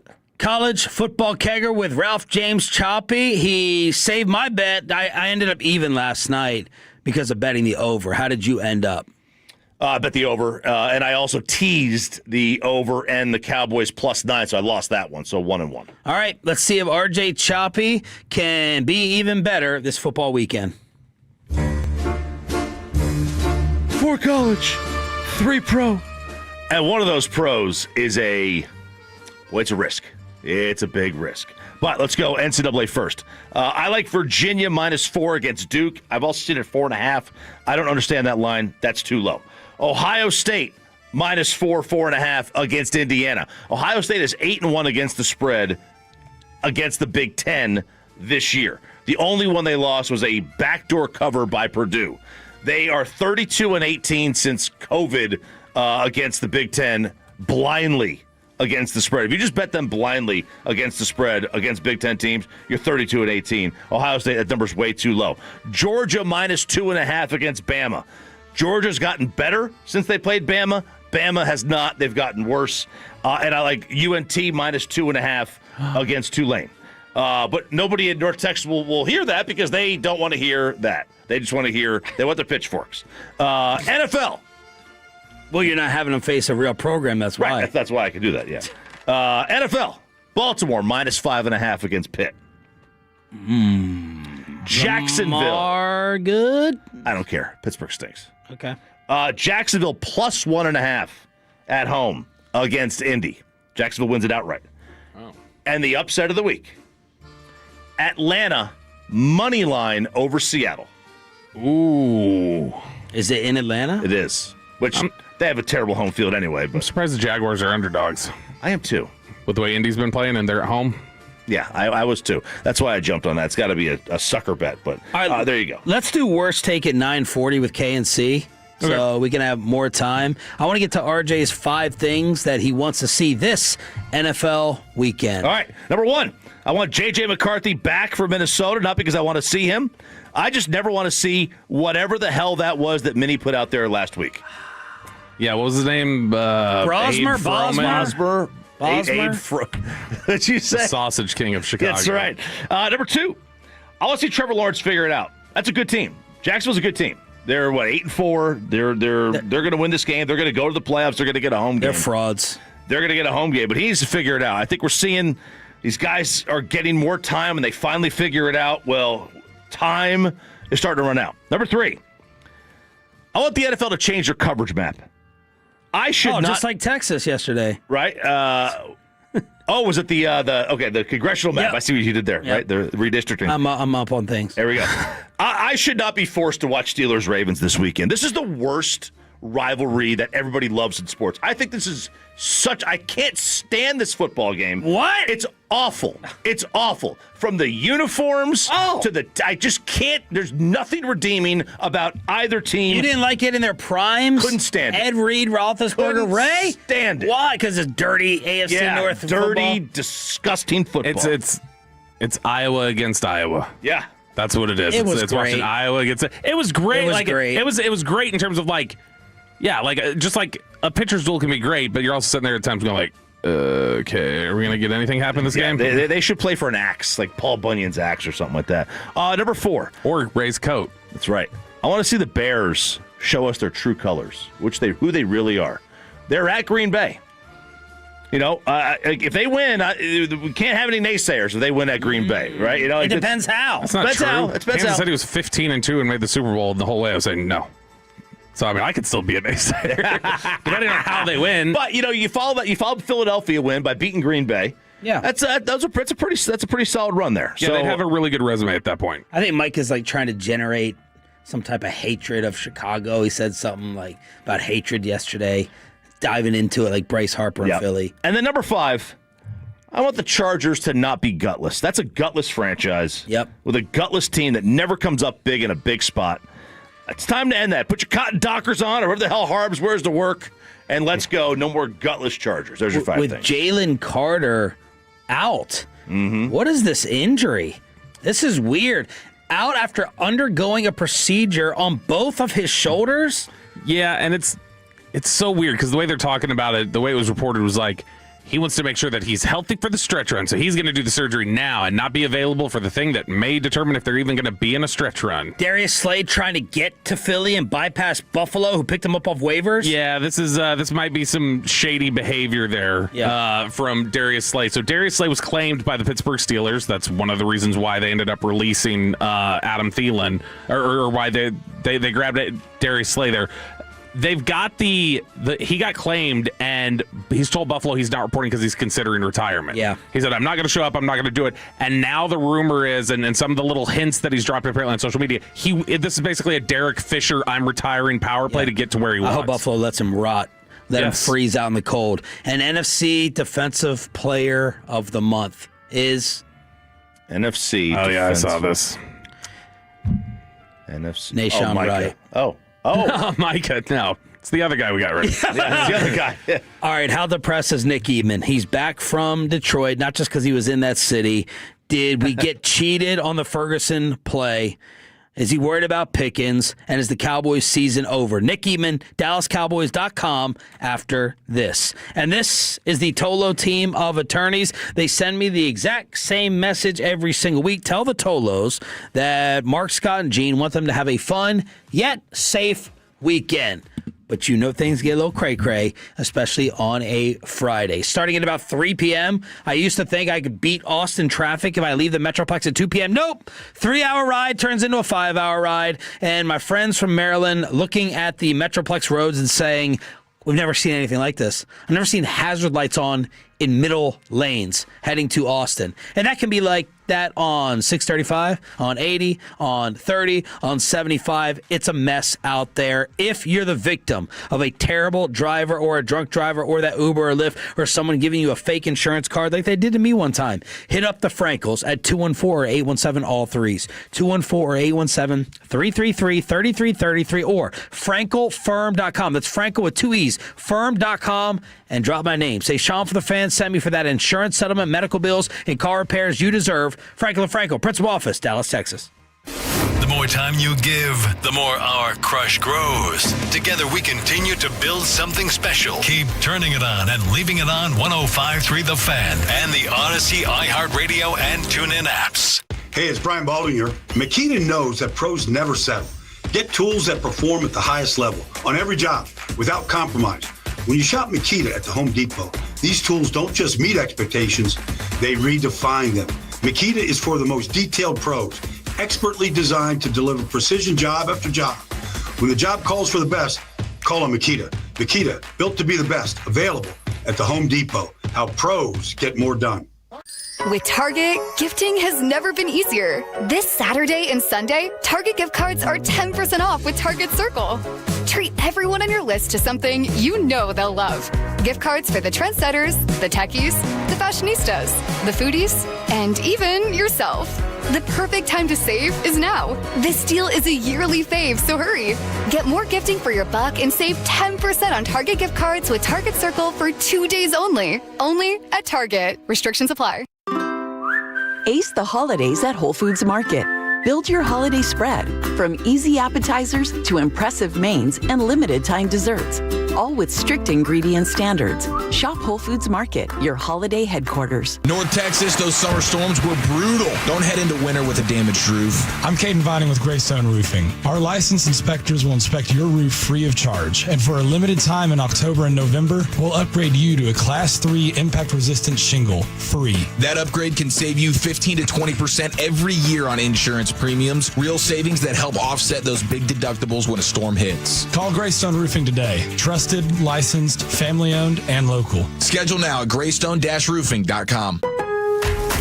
Stay cozy, stay home, and still save big online during Lowe's December deal drops. Right now, get 2 free select tools from DeWalt, Craftsman, or Kobo when you buy a select battery or combo kit. Plus, all rewards members get free standard shipping. Shop new December deal drops on Lowes.com every week. Lowe's, we help, you save. Free standard shipping not available in Alaska or Hawaii. Exclusions and more terms apply. Loyalty program subject to terms and conditions. Details at Lowes.com/shipping terms. Subject to change.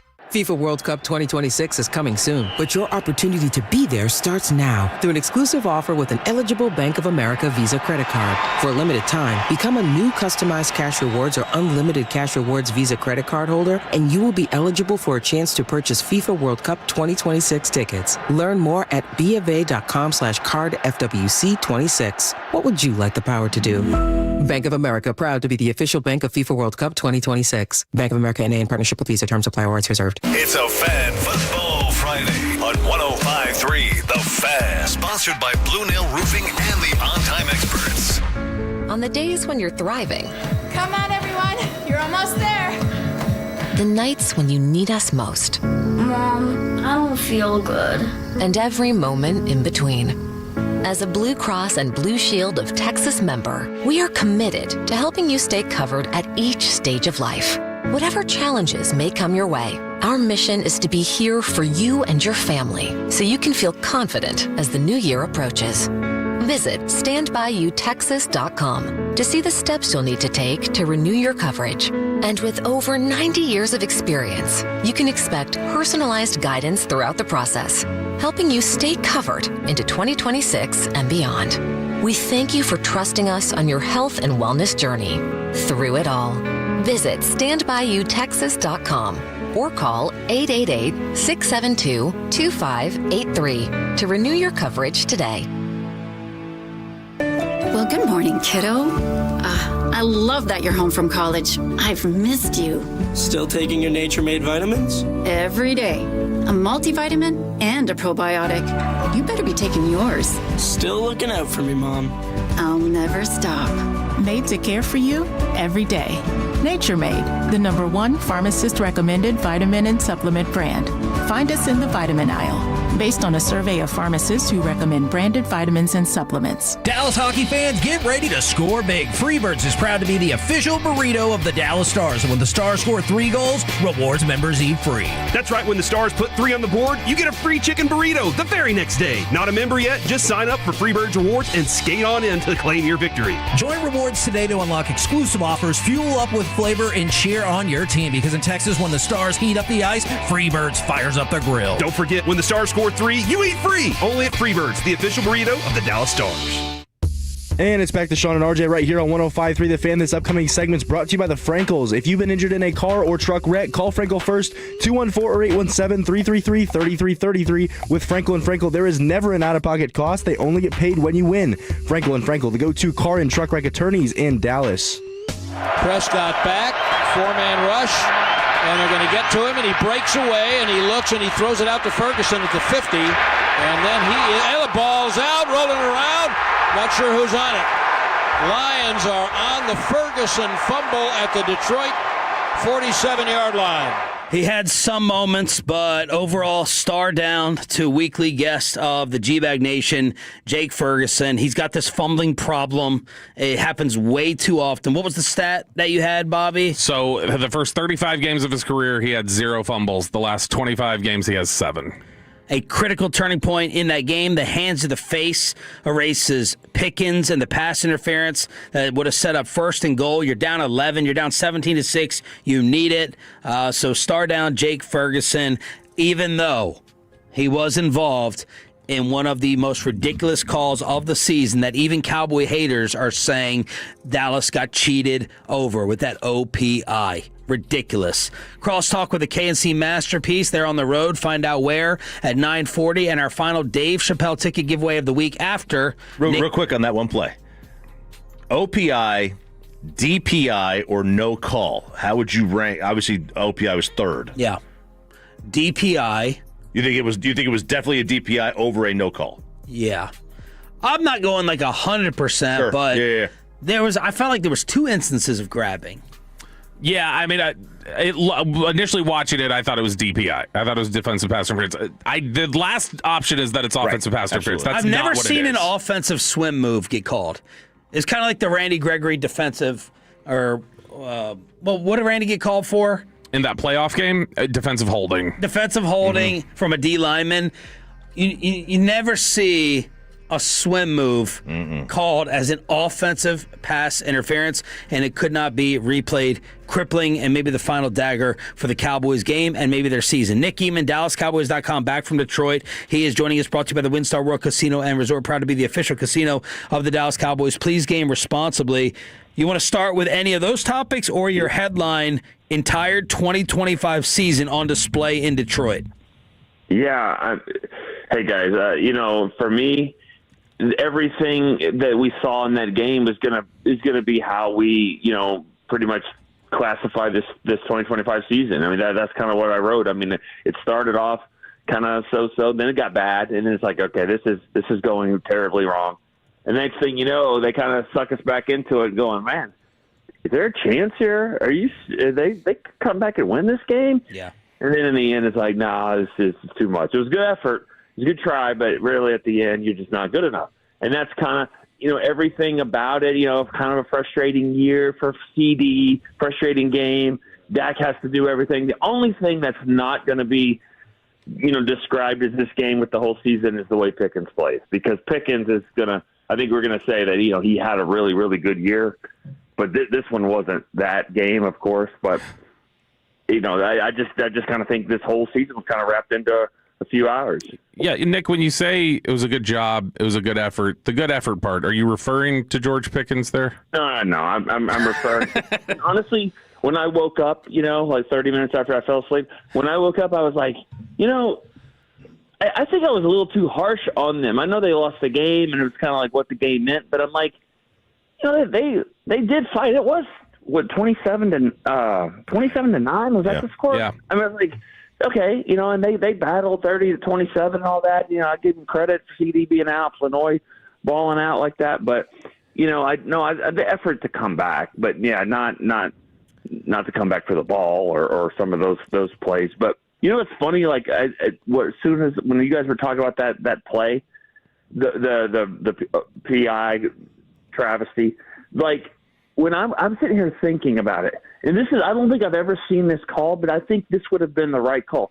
2 flags were thrown, 40 yards apart? So two guys saw it differently, right? So, and that's why they're talking about it for a few minutes. And I'm thinking, well, one guy obviously said offensive PI, and the other one said defensive PI. I mean, how crazy would it have been if they just said, all right, call it both, and it's offsetting penalties, and we'll just do it again? Because one guy obviously dominated that conversation and said, no, it's offensive PI, I win, and here's the call, and that's the call. You know what I mean? There's no way that 4 eyes saw offensive pass interference on that. I mean, one guy saw it one way, one guy saw it the other, and whoever probably is the loudest in the room was the one that won that conversation. What do you make of the Pickens effort conversation that's taking place? Man, I hate to talk about effort. Just because it's hard. It's hard to know that. But Dak doesn't throw people under the bus, and he didn't. But man, he was pretty clear about it. About that wasn't his best game, and he'll be the first to tell you. He didn't tell us, obviously. But he didn't talk. I don't think he talked to me. Bobby might know that. I don't think he did. And that's kind of part of it too. That's one of the Jason Garrett terms. It comes with the dinner. I mean, that's when you're going to get the money that he's gonna command. Then part of that is facing the music there at the end of the games and things like that. But it did not. It seemed off. There's no doubt about it. And some of the passes, just kind of the routes weren't as crisp. The slant wasn't hitting like it had earlier in the season or all season long. It just wasn't there. But those 2 pass interference penalties on the offense were crushing. I mean, one of them is going to put you on the 4-yard line and probably go score a touchdown there and to cut it to 3. Now, you still have to kick off. If you score a touchdown, you still have to kick off to, Josh Cribbs or Hester back there. Geez, what? I mean, that, and then I found out later that he was the backup. He's the backup kick returner. So it was weird special teams night, because your kicker's setting all kinds of records, 60-yarder, 50-yarder. Sam Williams blocks another kick, but yet it was a terrible special teams night. So. Does the Pickens game make you question what you want to do with him in the future at all? Yeah. I mean, I think that's a question they had, and it's not just that. It's he's late. He's late to everything. I mean, he's late. He misses things. He gets fined. He's been fined a lot. Some by the NFL, some by the Cowboys, and that's on his rookie deal. Give him $30 million dollars more in a year, and I don't know. Like I just don't know a lot of the things. What motivates him, what drives him. He's unique, and he's not somebody that I would say I know very well, and I don't think a lot of the people in the media, maybe his teammates do. I know he's an unbelievable talent, but that just like I just keep saying, I mean, something was off, and you just have to wonder why. Yeah. Why in a game that meant so much, and that's what I wondered all week. Now I did pick the Cowboys. I kind of flipped. Last second recruiting day, grabbed a different. I said, you know what? And I bought into this. I fell for it. I really thought St. Brown was injured. Yeah. And I thought it sounded like every offensive lineman was going to be out of the game. They didn't miss one player. The Lions were pretty much intact, other than Laporta, for what they've done all year and last year. I mean, that was the Lions team. It was the Cowboys that was a little bit more banged up. But what I was going to say is I wondered, would they be as desperate as the Lions? They should be, but will they be? And it didn't seem like it. Nick Eatman, DallasCowboys.com, back from Detroit on the D&M Leasing Hotline. Were you more fooled by Amon-Ra St. Brown or the Cowboys defense?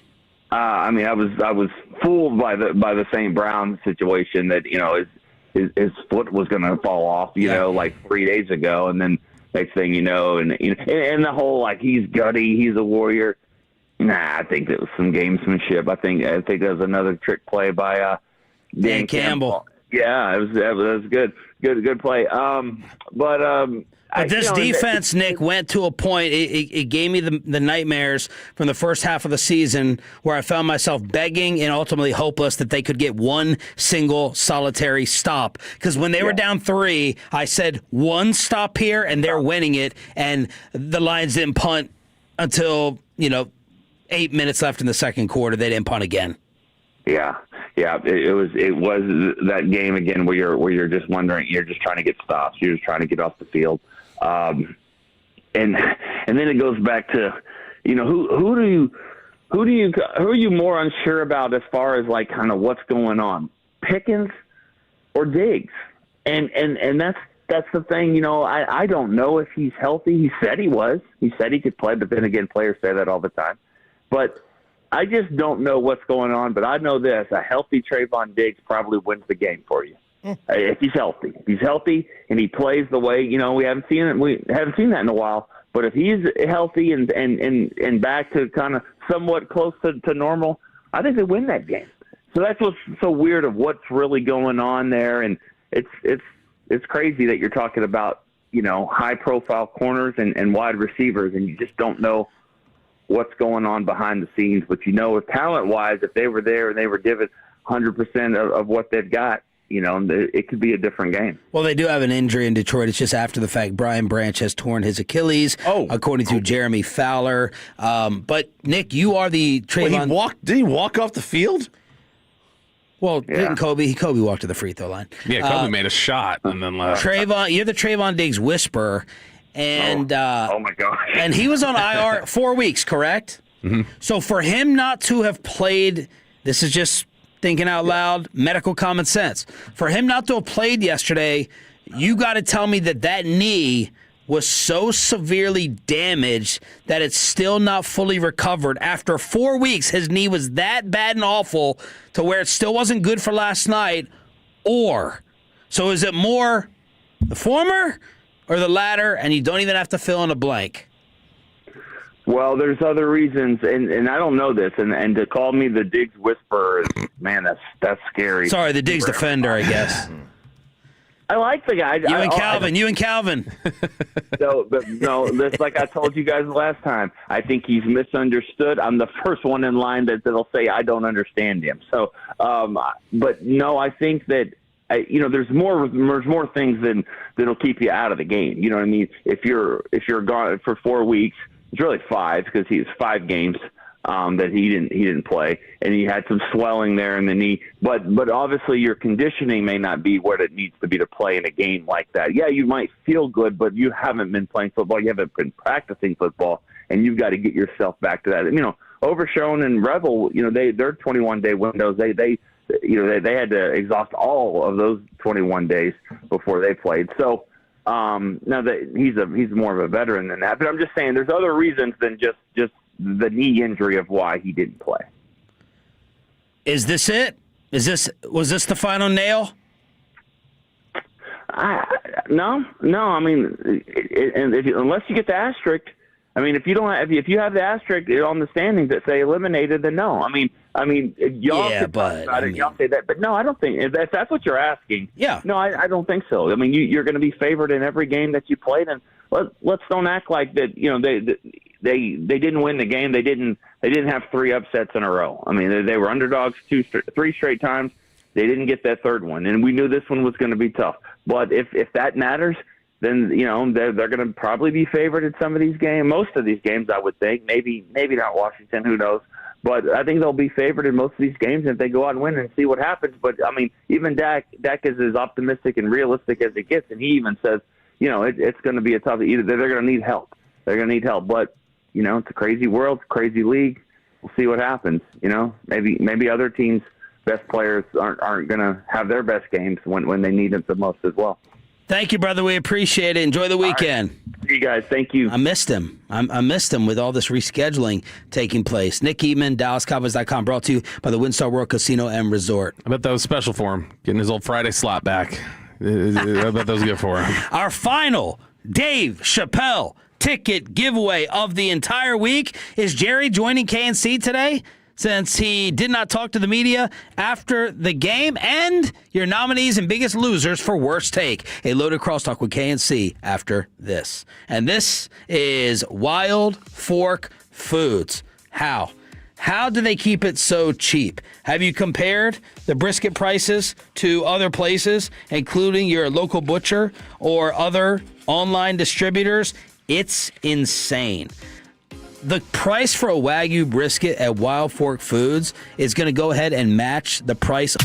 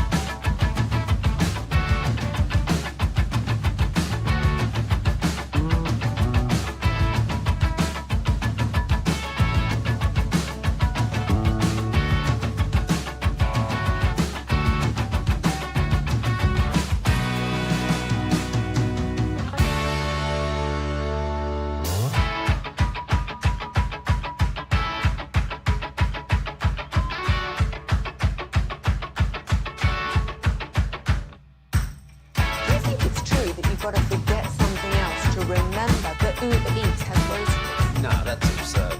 Hey, remember when you used to be a, what was it, Pepper Lady? Those were babies. Not make moments? No. You said that. Was it Spice Girl? Doesn't sound right. Was it sometimes called?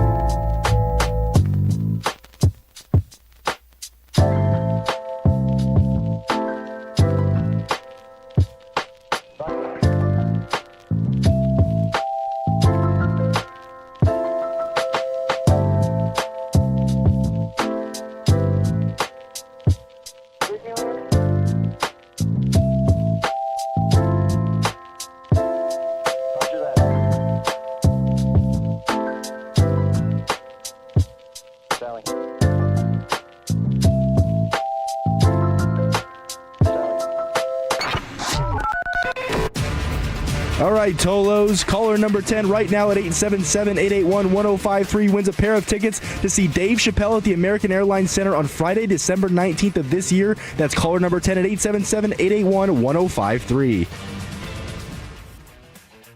Let us crosstalk with the KNC masterpiece. They're not in this room, and I'm seeing a glowing, shining light coming from Kevin Hagelin, which is very, very rare. So where are you? What cathedral?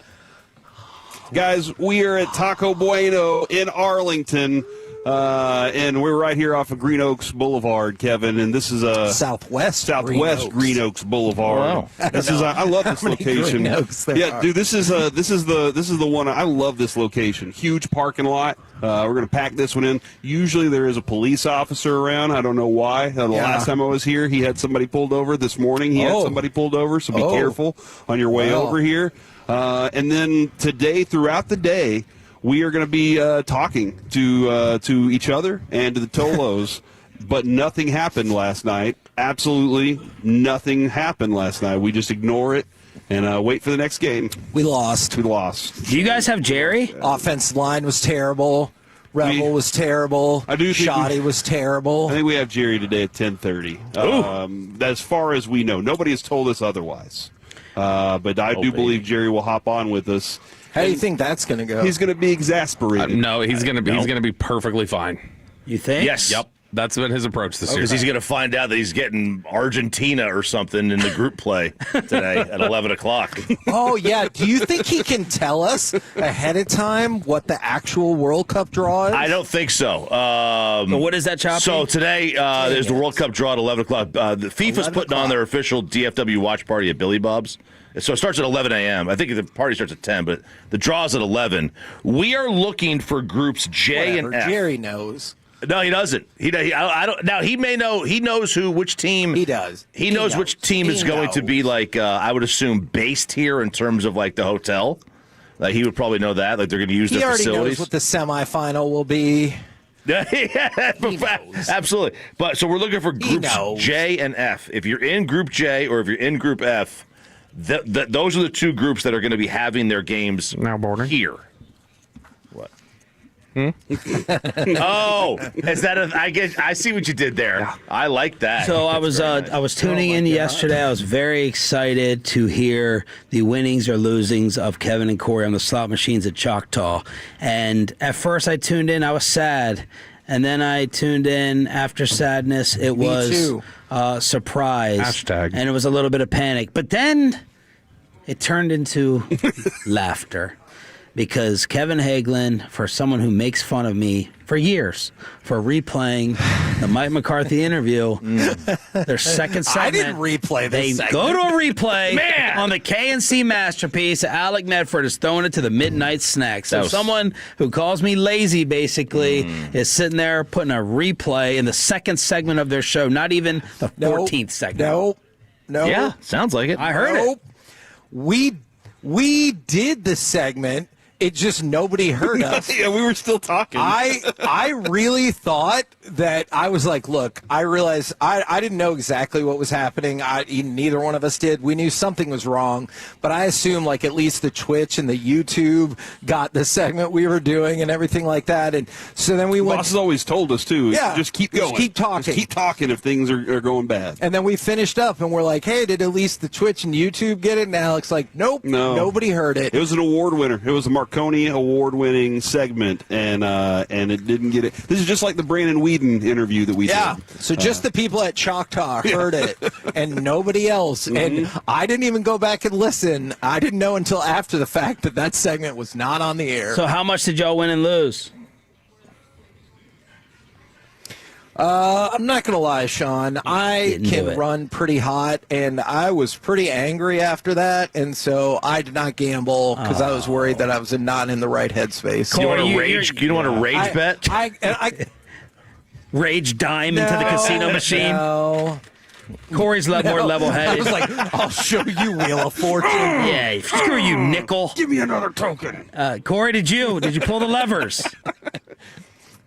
You guys suck. I did pull a lever. I just didn't put any money into it. I'm sorry, man. Look, dude. Oh, that's so make rude. Morning show money for one. Plus, I was just focused on making sure. I was focused on making sure we put on a good product. Okay. And after that first segment, I felt like we had to make up for everything. I think that means you have to join the fellow loser nominees for Worst Take. Ever met someone who is so extremely dumb that they don't know how stupid they actually are? There's been a whole lot of stupid said this week. You are made of stupid. That's right. We might rename this the RJ Choppy Award this week for his UNT take. We'll see. I don't know. Let's see how much the fan text is backing him up today. It is time for Worst Take, which we had to delay a little bit because of how bad the Cowboys were yesterday. Just like KNC's delay. Yeah, exactly. Just like the KNC delay that we got here. All right, number one, the first nominee for Worst Take this week is RJ Choppy's UNT take. Not the take that they would get boat raced or whatever else, but that there's something wrong with the Cinderella bid, essentially, in the CFP. That's a bad take. Look, if you disagree with that, that's fine. You're a college football newbie. You're a bully. I am. You're a bully. Yes, I'm a gatekeeper. Oh. I have no problem being called that. I'm a Tommy Yarsh yesterday was like, he's just one of those like cult members who just wants SEC Big Ten, nothing but that in the playoffs. Yeah, I want winners. Yeah, that's what I want. Well, then we got to keep Tennessee out because that's getting boat raced. What happened last year against Ohio State. Yes, it was. Absolutely. But no, look, I do think there should be a G. It's now G6, right? It's not G5 It's a anymore. really long setup. I do think there should be a G6 playoff. I do believe that. I don't think that Tulane or James Madison or North Texas has a chance. Is that equal? What? Is that an equal opportunity? Is what an equal? They like to do a G6 thing. Yes. I think that's wonderful because it allows them to have G6 gets you what at the end if you win at all?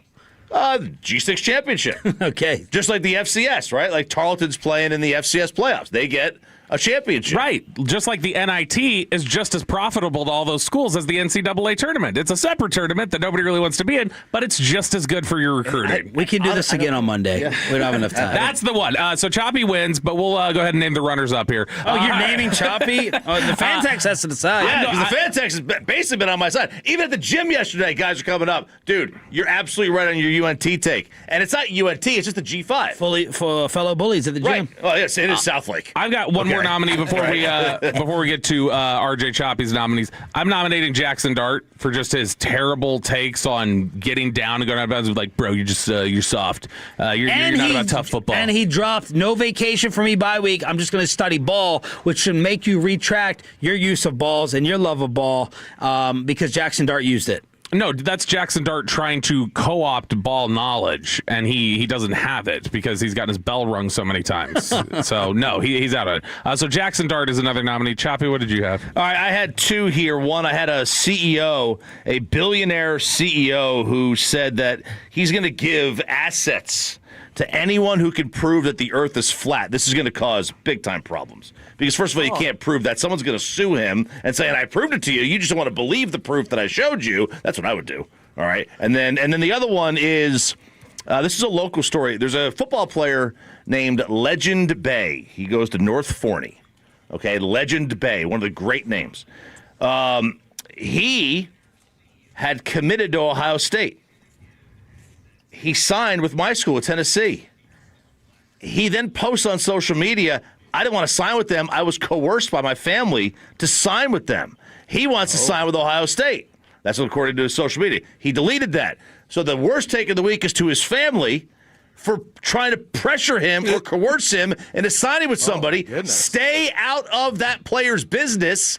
I don't care if it's your kid or not. Let him sign where he wants to sign. How hilarious have you signed at UNT over Tennessee? Gosh, I would pay all sorts of bribes and everything else, and I would have all sorts of coercion to be able to make that happen. Who's the biggest loser? Who's on the Fantex? And I want you to look at the Fantex too, because I don't totally always trust Choppy. I can't, because Peyton's not here to log man. Oh, but you can also throw in there Lane Kiffin, just for generally how he handled everything at Ole Miss. I'm voting for Choppy. It's a terrible take to basically just say that we need to. I assume he's also saying we need to turn the NCAA tournament into the top 64 teams. Kevin, Corey, who's your vote? My vote is shoddy for kicking a field goal when you knew your defense couldn't stop anybody in the fourth quarter and coaching scared. I supported that. Mine is for Bobby, who can use his email from the company to log into the Fantex. No, it is a 6-hour HR training session before they'll give you access to Vibes now. It is not. Yes, it is. I've had this fight with HR. I've had this fight already. I have it. Who's coming in on the text? My vote is also for Bobby for yesterday for calling out Choppy and saying he's had some bad takes during the pregame show. I did say that. Because Choppy said it was going to be a barn burner last night, and it actually was a pretty high score. 74 points. It wasn't a barn. Let's see. Let's just go right down the list. Choppy is right. Definitely handed that game to Detroit. That's not Kiffin wins. Truth hurts Corey. Read it, Bobby. Choppy gets a pass because he married a lady 20 years his junior. That's not true. RJ, UNT take is not bad. It's correct. All right, I'm going to nominate Jackson Dart for not knowing how to get out of bounds. I'll go with Jackson Dart. Yeah, but Jackson Dart took a shot at soccer, too, and I appreciated that. You know what? I'll name Choppy because I'm bitter about the Florio thing. He also blew up. Where are you guys? One more time. That's my correct take. That's the correct take. I will not vote for Choppy. Good job on blowing up the Florio spot. Replay another take, Kevin. Corey, where are you guys? Okay, that wasn't our fault. Arlington, 5748. Southwest Green Oaks Boulevard, Taco Bueno. Everyone have a fantastic weekend. Jerry Jones, 10:30 on a Cowboy Friday with Kevin and Corey next. Thanks for starting your day with Sean and RJ on 105.3 The Fan, YouTube, or on the Honest.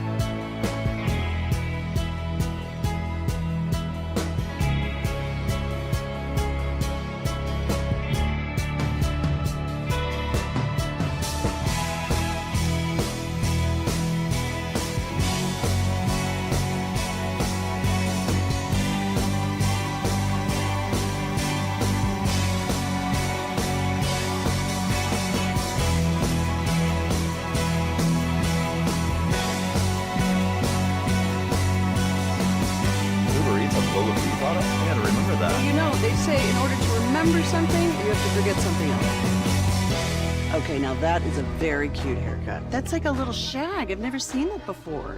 Well, I mean, of course you have. It's the Rachel. Oh, is that your name? No, I mean like your name. No, I'm Jen. My name's Jen. Right, but I just mean like this is your haircut. But that's your hair. I'm not saying this is your hair. Okay.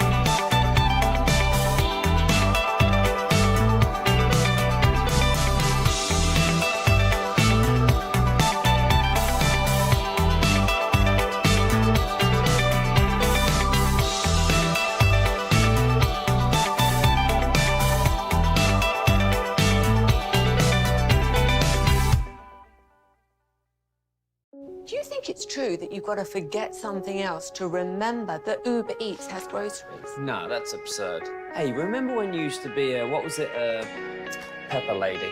Pepper Lady? Wasn't it Cinnamon Sisters? Basil Babes. Saffron Squad? Nutmeg Maidens? Paprika? No. Nutmeg Maidens. I just said that. Was it Spice Girls? Doesn't sound right. Was it Saffron Squad? WinStar, the casino of the Dallas Cowboys, where 10,000 electronic games plus roulette, craps, and blackjack is just the beginning. Get lost in our 2-story luxury spa, rest in one of our vast hotel towers, and catch the biggest names in music and comedy at the spectacular Lucas Oil Live, all just 1 hour north of DFW. So come live in the wow at the world of WinStar. Please game responsibly. This is the exclusive home of Dallas Cowboys football. KRLD-FM and HD1, Dallas, Fort Worth. Let's go, Cowboys. An Odyssey sports station. Driven by our D&M Leasing Studios, it's the KNC Masterpiece on 105.3 The Fan. KNC Masterpiece right here on 105.3 The Fan. We are live at Taco Bueno in Arlington, 5748 Southwest Green Oaks Boulevard. And Corey, I feel like people are sad today. Are you sad today? Are you angry? How are we feeling? I'm disappointed in what I felt was a team that wasn't prepared for the moment last night. They went into that game. They needed to punch somebody in the mouth, shut a stadium up, and they refused to do that immediately. They let the Lions take control of that game in every aspect, from offense to defense. And they weren't prepared for it. And Kevin, that's quite honestly a team that knows how to and has been in big games and knows how to play and prepare for those big games, and this team doesn't know how to do that yet. And I don't know if it's going to this season because I don't think it's going to get that opportunity to. So, yeah, it's frustrating to be listening, to watch, and to be like, I'm ready for maybe the biggest moments on a Thursday night on Amazon in front of the world. I'm ready for it, and my team shows up and says, let's start with field goals, fellas. This is going to be a blast. You know, and I'm trying to figure out what is the most frustrating aspect of it all from an individual or team positioning standpoint, because I know you can go with the defense across the board, just horrendous last night. Revel was just awful. The offensive line was terrible. I thought this was a bad night for Shoddy. There are so many different aspects that you can pick from, not to mention George Pickens, not his finest effort. By the way, that's 2 straight games where, to George Pickens' standards, which are admittedly high already this season, have been decidedly subpar for him. I'm curious what people's most frustrating player or unit or whatever is coming out of last night's game. Because if you say all of it, that makes sense to me too. Yeah, Pickens is a part of the conversation. I didn't love the defense at all last night. No. Lots of different things we can discuss regarding the defense last night. But I do want to say with Pickens, I got in the car and I was driving and I heard the tip pass for interception off his hands. Yep. And I started thinking to myself, did he just Josh Hamilton us? Did he do what he needed to do to get his next contract? And then he was like, you know what, guys? I'm swinging at every first pitch I see, and the next pitch, and the next pitch, and going back to the dugout, just like Josh Hamilton did whenever he got his contract with the Angels. By midseason, Josh Hamilton had done enough to say, I can get whatever contract I want. Go back and look at those stats that year. They were so good. He could have been. I thought he was going to have the greatest offensive season of all time. Ever. And then he was like, nah, I'm good, guys. And then I thought that about Pickens last night. And then I was thinking, man, his reputation does not lend itself to be able to do that. You have too many other, and I guess Josh Hamilton's reputation but preceded him too, but they didn't care. But his reputation so far says, hey, man, I have to go out and put a full season together. And to be missing, to be late to meetings, to have moments like that in a game, and to just kind of look like you're not giving the max effort out there is not, I don't think it's conducive to that. It's not something beneficial to this Cowboys team, especially last night when you needed them the most. And Ryan Flournoy said, hey, it's my turn to shine. And look, I'm not diminishing anybody's opinion. This was phrased as a question, though. Is playing that many games in a short amount of time an excuse? It's pretty tough. I think the answer is no, just because you do this every single year, and Dak has been through this again and again and again, and you have so many people in this organization who have been through this again and again and again. And so I would just throw that out there for one thing. But I saw Richard Sherman go off on George Pickens. I saw George Pickens, I guess, kind of response to that, and he was talking about the defensive coverage and everything like that. I'm not here to dispute that whatsoever. My issue was when the ball did go to him. Mm-hmm. Like I'm not critiquing the fact that more balls didn't go to him, because I understand what he's saying about defensive coverage, especially prior to CeeDee Lamb getting hurt. And by the way, what the hell was that play? Mm-hmm. That play was a terrible idea to begin with. But it was when the ball did go to him, and you even saw Dak sitting next to him on the bench, like showing him how he preferred him not short arm the ball, essentially. The first one that really stands out was the one where he was driving on his slant, which was unstoppable, which if you listen to Brad and Babe last night, they kept mentioning that, and they were like, look, it's not unstoppable now. And I was like, hey, guys, it was before, all right? But then on that play, I had two thoughts. One, he saw that guy coming across the field. He was like, nope, I can't get injured. I have a contract I got to deal with. Or he was trying to make a spin move out of it and trying to catch, turn to his left and take off upfield and just didn't get, how receivers sometimes they try to go before they get the ball. Either way, when you look at what happened the rest of the game, you go, okay, well, I'll just chalk it up to that. Kevin, the other thing that was miserable last night, just absolutely miserable, is your starting field position for the Lions. Your special teams, your kick coverage was awful last night. Your special teams wasn't good in general last night. Except for one of them. But given the ball to their average field position, their average starting field position was their own 43. You gave them half a field to cover. Yep. Those guys can do that in their sleep, especially when they have St. Brown on the field. So last night, that was a poor effort on the special teams part, not being able to make bigger stops earlier on. It really put this team in a bad hole. And it's really funny because I see people saying special teams.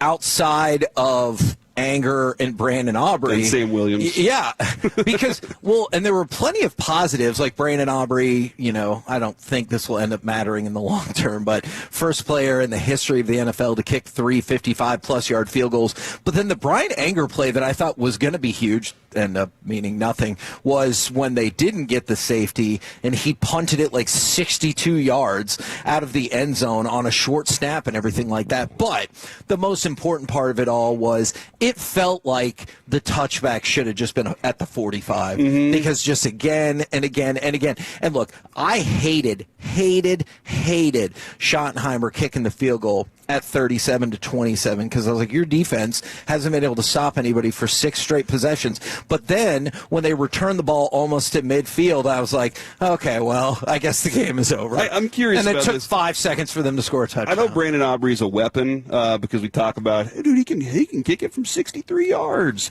But I wonder how many of those times back in the day that was field position game where you were like, we can't kick it from there. Let's put them on there too. Sure. And you gave another team bad field position, and then you got better field position because of it. But now you're just like, let's just take the 3. Look, that's a different era. This is the worst game Bill Parcells would have ever watched. He was like, what are you doing? Yeah, you could pin him down at the 4, 3 straight possessions. Yeah, and then maybe you can get a stop, and then you get the ball at the 50. From the 2-5-4, whatever happens with Pickens, I'm looking forward to more floor noise. More noise is what I want in the future. So that's a positive right there, and I'll take that from last night. Other than that, a tough one, taking a lot of positives out of a loss like that. Yeah, and see, look, and we don't care, obviously, anywhere near as much about the Lions, but the Lions win at what cost? Brian Branch, you saw him eventually get carted off. He's done. They have a little more. They have a little more rest. He's done though. And St. Brown looked like he was fine last night. That pregame warm up was sobering. I immediately put him into my lineup, so I did that as well. But I'll tell you this: if you were going to tell me out of this 3-game stretch that you were going to go 2-1, I would have been like, okay. But the hole you put yourself in to start the season now obviously changes the way you look at the remainder of this year. Yeah, no, you're absolutely right. Look, let's continue this conversation. If there was one particularly disappointing aspect, and somebody just sent this in, and I have this all over my notes. First downs were bad too. I can't tell you how many times we saw 2nd and 19 or 2nd and 25. I think they mean offensively. I want to go the other way. How many times were the Lions behind the chains and they continually got those first downs against our defense? Let's talk about that, and you can vent whatever else you want next right here on The Fan. Take us with you wherever you go. Now heard on the iHeartRadio app, YouTube, Twitch, the TuneIn app, our Odyssey app, and of course with the biggest mother of a radio signal in DFW. Thanks for making your favorite travel buddy 105.3 The Fan. You want to see people's eyes light up whenever they open their present, or do you want to see somebody go, oh my gosh, you brought the best to the table? Then you do it with Omaha Steaks. Omaha Steaks delivers the world's best steak experience, and now during the Sizzle All the Way sale, you can get 50% off site-wide at omahasteaks.com. Plus, our listeners, exclusive for you, get an extra $35 off with promo code Corey at checkout. That's C-O-R-Y. Do not put an E in it. It will not help you out, I promise. Omaha Steaks offers unrivaled quality and variety with every bite backed by a 100% guarantee, and every steak is perfectly aged to maximize tenderness, hand-cut by master butchers in America's heartland. So here's what I want you to do. Save big on gourmet gifts and more holiday favorites with Omaha Steaks. Visit omahasteaks.com for 50% off site-wide during the Sizzle All the Way sale, and for an extra $35 off, use promo code CORY at checkout. Terms apply. See site for details. This is the story of the one. As an HVAC technician, he and his digital multimeter are in high demand. So when a noisy office HVAC turns out to be a failing blower motor, he doesn't break a sweat. With Grainger's easy-to-use website and product information, he selects the product he needs to keep everything humming right along. Call 1-800-GRAINGER, click Grainger.com, or just stop by. Grainger, for the ones who get it done. Too many tools, too much stress, and way too many bills. Odoo replaces it all. One connected platform for every part of your business, so you can work faster, smarter, and for less. Odoo, the only software you'll ever need. Try it free today at odoo.com. That's ODOO.com.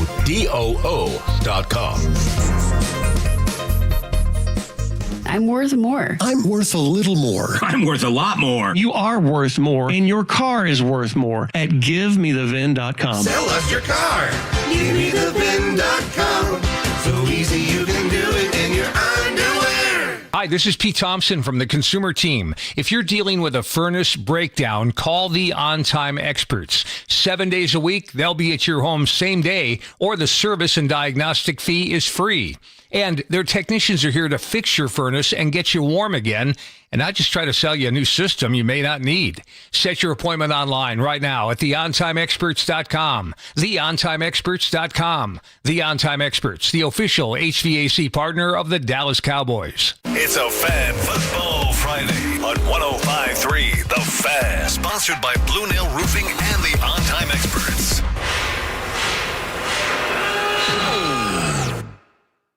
When equipment breaks down and operations come to a halt, every single second counts. So why is your maintenance team spending 60% of their time doing anything but turning wrenches? MaintainX is the AI-powered maintenance and asset management system that helps your team get back to actually fixing breakdowns. No more searching for manuals. No more hunting down parts. No more drowning in paperwork. With MaintainX, your team can access manuals from anywhere, create new procedures in minutes, and turn voice notes into clear and complete work order feedback. What used to take hours now only takes minutes. Keep your operations moving, not your paperwork. Join over 11,000 maintenance teams that are already fixing more and filing less. Try MaintainX for free today. Go to maintainx.com/AI. That's maintain and the letter x.com/AI. Is your financial advisor offering you up to a 30% upfront bonus? Or are they promising you up to 10% growth per year, all for your retirement income? If not, then you need to come to Trajan Wealth. I'm Jeff Jr., founder of Trajan Wealth. If you have a plan to retire within the next 10 years, don't wait only to find out it's too late. I've seen hardworking folks like you retire only to be required to go back to work, all because their advisor told them guarantees like these were too good to be true. They're not. That's up to $30,000 upfront or up to $10,000 per year on $100,000, all guaranteed for retirement income. Don't keep working when you're supposed to be retired, and don't let any financial advisor tell you it's too good to be true. Call Trajan today, 469-579-3500. That's 469-579-3500. Annuities, not advisory products. DBA Trajan Wealth Insurance Solutions. Additional disclosures at TrajanWealth.com. Tolos, as parents, we'd all hope that someone would help our kids if they were in need. You have a chance right now to donate your old car to Cars for Kids. It's easy, free towing, paperwork done, and a tax deduction. Your car helps at-risk kids at Texans Can Academies earn a diploma. Visit carsforkids.org. Right off the car, not the kid. This segment of the KNC Masterpiece is brought to you by the personal injury lawyers, Frankel & Frankel. If you've been injured in a car or truck wreck, call Frankel first, 214 or 817-333-3333. With Frankel & Frankel, there's never an out-of-pocket cost. They only get paid when you win. Frankel & Frankel, the go-to car and truck wreck attorneys in Dallas. Under center, Goff, and a handoff, Gibbs dancing up the middle and makes a little hip wiggle and pounds in. Touchdown, Lions. KNC Masterpiece back here on 105.3 The Fan. We are live at Taco Bueno in Arlington, 5748 Southwest Green Oaks Boulevard. We got Jerry Jones coming up in about 15 minutes. But unfortunately, on a really, really brutal night for the Cowboys, they lose to the Lions 44-30. There are lots of other people who are like, what about all of these people who also played poorly? And I think the one that I saw the most text that we didn't really talk about in the first segment, Jake Ferguson.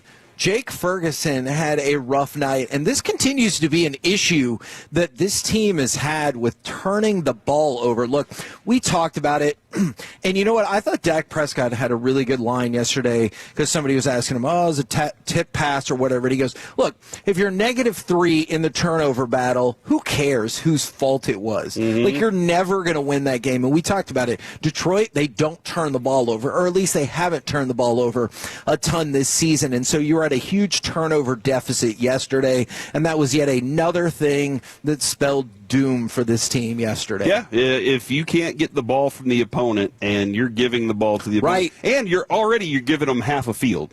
Like, you're saying, hey, we're going to give you short distances to go, and we're going to give you extra possessions in the game where we could use those possessions to go try and score against you. Then you're going to fail every single time. Kevin, I was just watching some of the defense last night. I'm sorry to continue to pile on this. Our linebackers struggled. Yet again, and that's why I know. Listen, man, Micah was an asset. You use that asset to get Quinnen Williams, who you feel like you're more confident in the future, the Cowboys say. And George Pickens could possibly be an asset to potentially get more linebackers in a higher grade if you want to do something like that. Because I don't know where your attention is right now. Is it, hey, I'm still focused on this season, or, hey, what's the draft look like? Look, and everybody can have their own opinion on this. I will construct what this path looks like on Monday, but I might be in the minority. I completely disagree that last night's loss ended the season. You have to win out from here to go 10-6-1. But if you look at the Eagles' schedule, if it's the Monday night game and the Bills game that both feel like very losable games for them, you would need them to lose. That's probably, we'll talk about that on Monday. I just don't agree that their season is over. Is there no margin for error now? Fact. Did you control your destiny before? Yes. You do not. You do not anymore. You do not now. Yeah.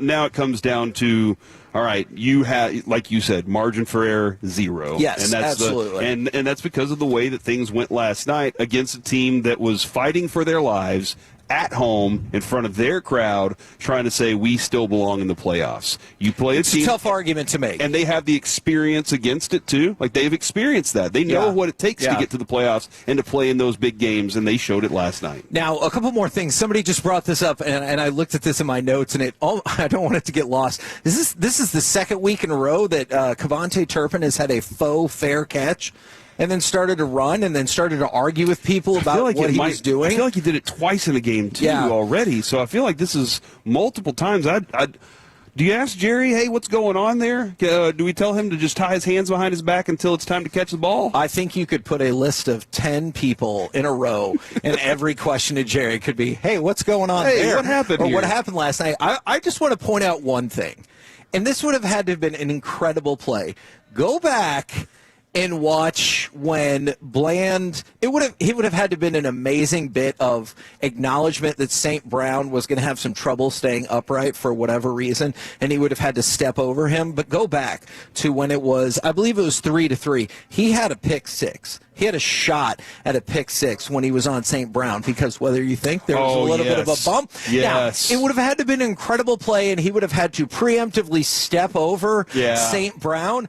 But that ball, and you saw it, and this is not a knock against Bland. Bland pounded the turf because he was like, son of a biscuit, if I would have known that was going to happen, I could have gotten a pick six. And I just wonder if that would have changed the tone at all, or if it would have just delayed the inevitable. It would have changed the tone because you would have been up. Yeah, that's true. Kevin, you would have, and being up is a lot better because you don't want to be down against that team doing what they're doing. Hey, what happened to Ravel last night?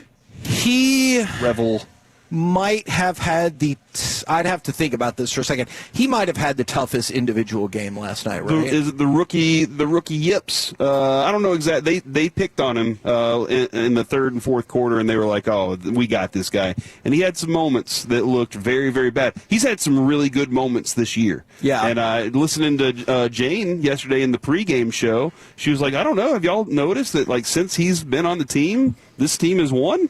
And I was like, "Hold on. Are you trying to suggest that he is the reason?" But it was a fun part of the conversation. Last night was tough for him. Yeah, absolutely. And it was. And also the fact that the Lions said, "Screw it, we're making Gibbs a receiver tonight." Look, and then that just tore everybody and up. it worked out incredibly for them. Then there was a play where Marquise Bell was the primary coverer on Gibbs, and you're like, "What? Who let that happen? I never want to see that."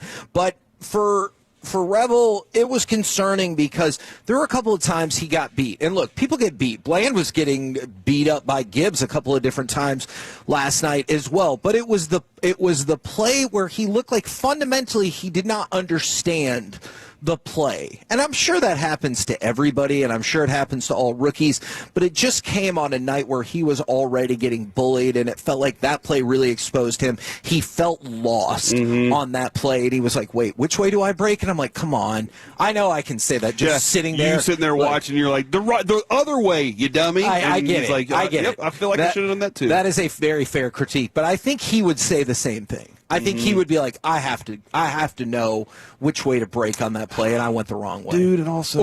he got frozen. Also, having hands to the face when you get the penalty with the George Pickens play that's going to put you on the 2-yard line. Like, just those moments last night where you were like, all right, one step forward, two steps What, just back. because it was a 50-yard penalty? Exactly. That's the play, dude. You're waiting for that moment so you can launch that ball all the way to the 2-yard line and put yourself in great position.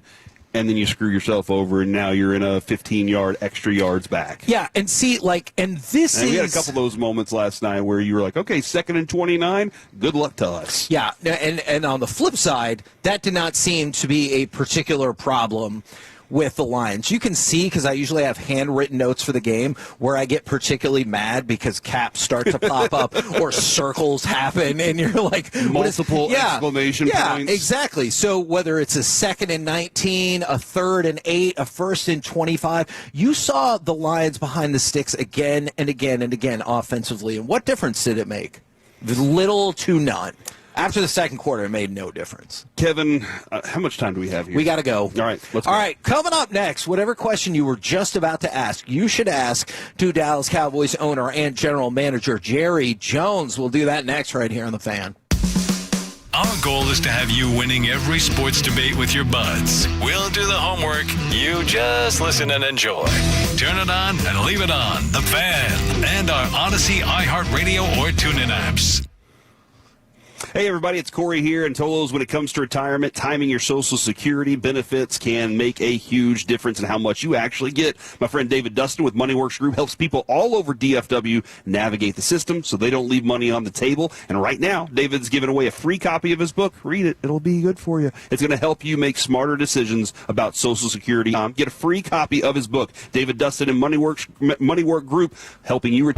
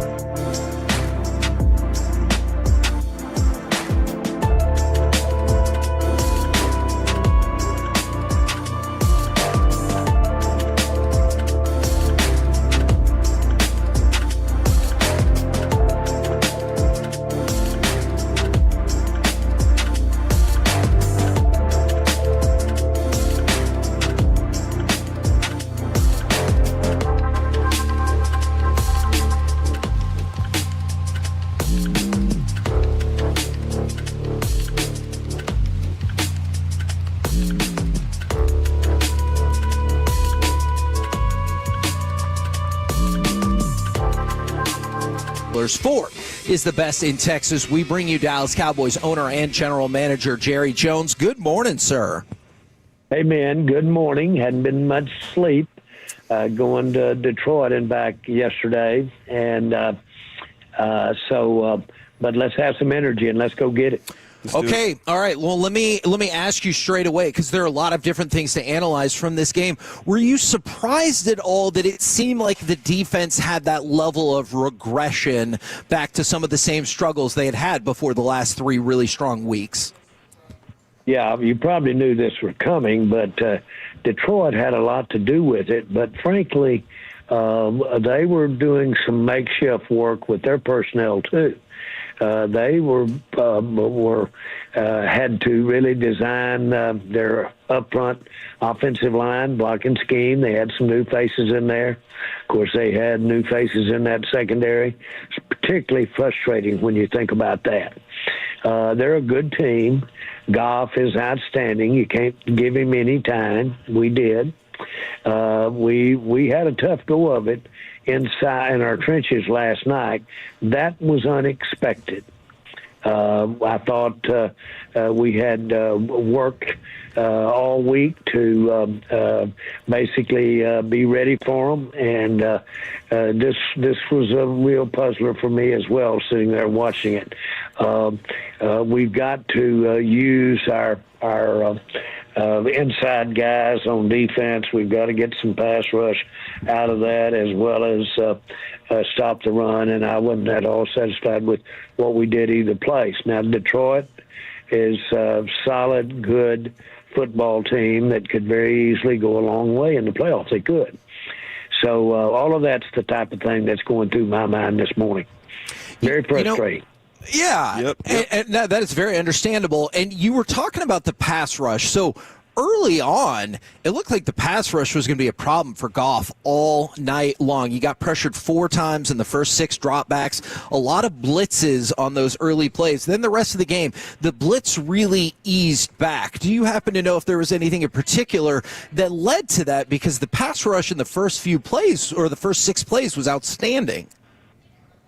Well, very, very, very, I think everybody watching the game saw the very same thing. Not that in any way I'm not wanting to talk about it, but that's the same question. How did we let that up? I know we were concerned. They've got a good combination. Goff's outstanding passer when he gets the time. He's a statue. And I say that positively.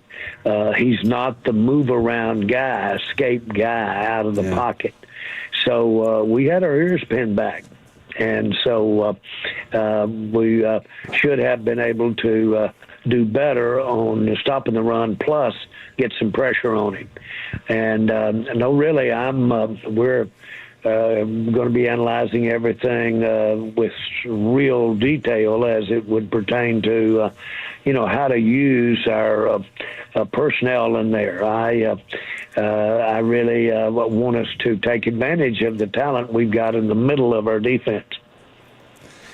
And that's where the big investment's been, too, so I could certainly understand that. Jerry, last night, now obviously this is kind of after the game now. Do you see the Lions as a team that's been there, knows how to win and prepare for those big games, and maybe your team just isn't quite ready or in that same position yet? No, I don't see that. I think they were at home, but, boy, we quietened that group down. We got there within 3.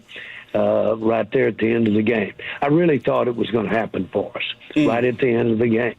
And I thought we were within striking distance all the way through the game to get to that point pretty suddenly, which, if you think about it, we did. We were there ready to win the game. We get our stop, and we get that ball back, and that's the opportunity you've been looking for. That was all night feeling like we're being shoved around just a little bit. But they've got a great combination of offensive weapons with the way they run the ball, the backs' ability, both backs' ability to make some yards. I like our back, boy. He's outstanding. And the point is, I know I'm bouncing around. It was disappointing very frustrating. I not only thought going up there that we had a great chance to win, although we were on the road and we were at their place. It's been tough for us in Detroit, but I'm not so sure I hang too much value on that. We should have been able to look and be more productive. Yeah, and I think we were kind of experiencing that same confidence, Kevin, as we were looking at this team, sure. feeling pretty hot about this team. And so that kind of stunned us last night. Shotty said last night that he said, you got to score touchdowns against a team like this. You got to score touchdowns against the Lions. How did you feel seeing so many field goals so early in the game? Well, they were pretty, as you know, outstanding field goals. Right. That's just the point. That's the point. We all are agreeing they were holding us back from our scores that we should be getting touchdowns. We were a long way on those fourth downs from getting in position to get a touchdown. That's why those field goals were so long. So, again, easy for us. We all saw the same game. And frankly, we saw the same thing on the fronts. And we saw the same thing in the secondary. They weren't at full speed. We were probably as good as we've been all year. That you could have had me on this show last week or next week and told me that we weren't going to make a better showing, and I would have really debated with you. Now, one thing that some people seem to disagree about from this game, I know Richard Sherman was really adamant about it. Some people and some fans this morning questioning the effort from George Pickens last night. Did you feel as though there was an effort issue whatsoever with him last night? He didn't have the game that he's been having. But effort, I would be very careful with him going there. This guy he's explosive with his temperament, and I say that in a positive way.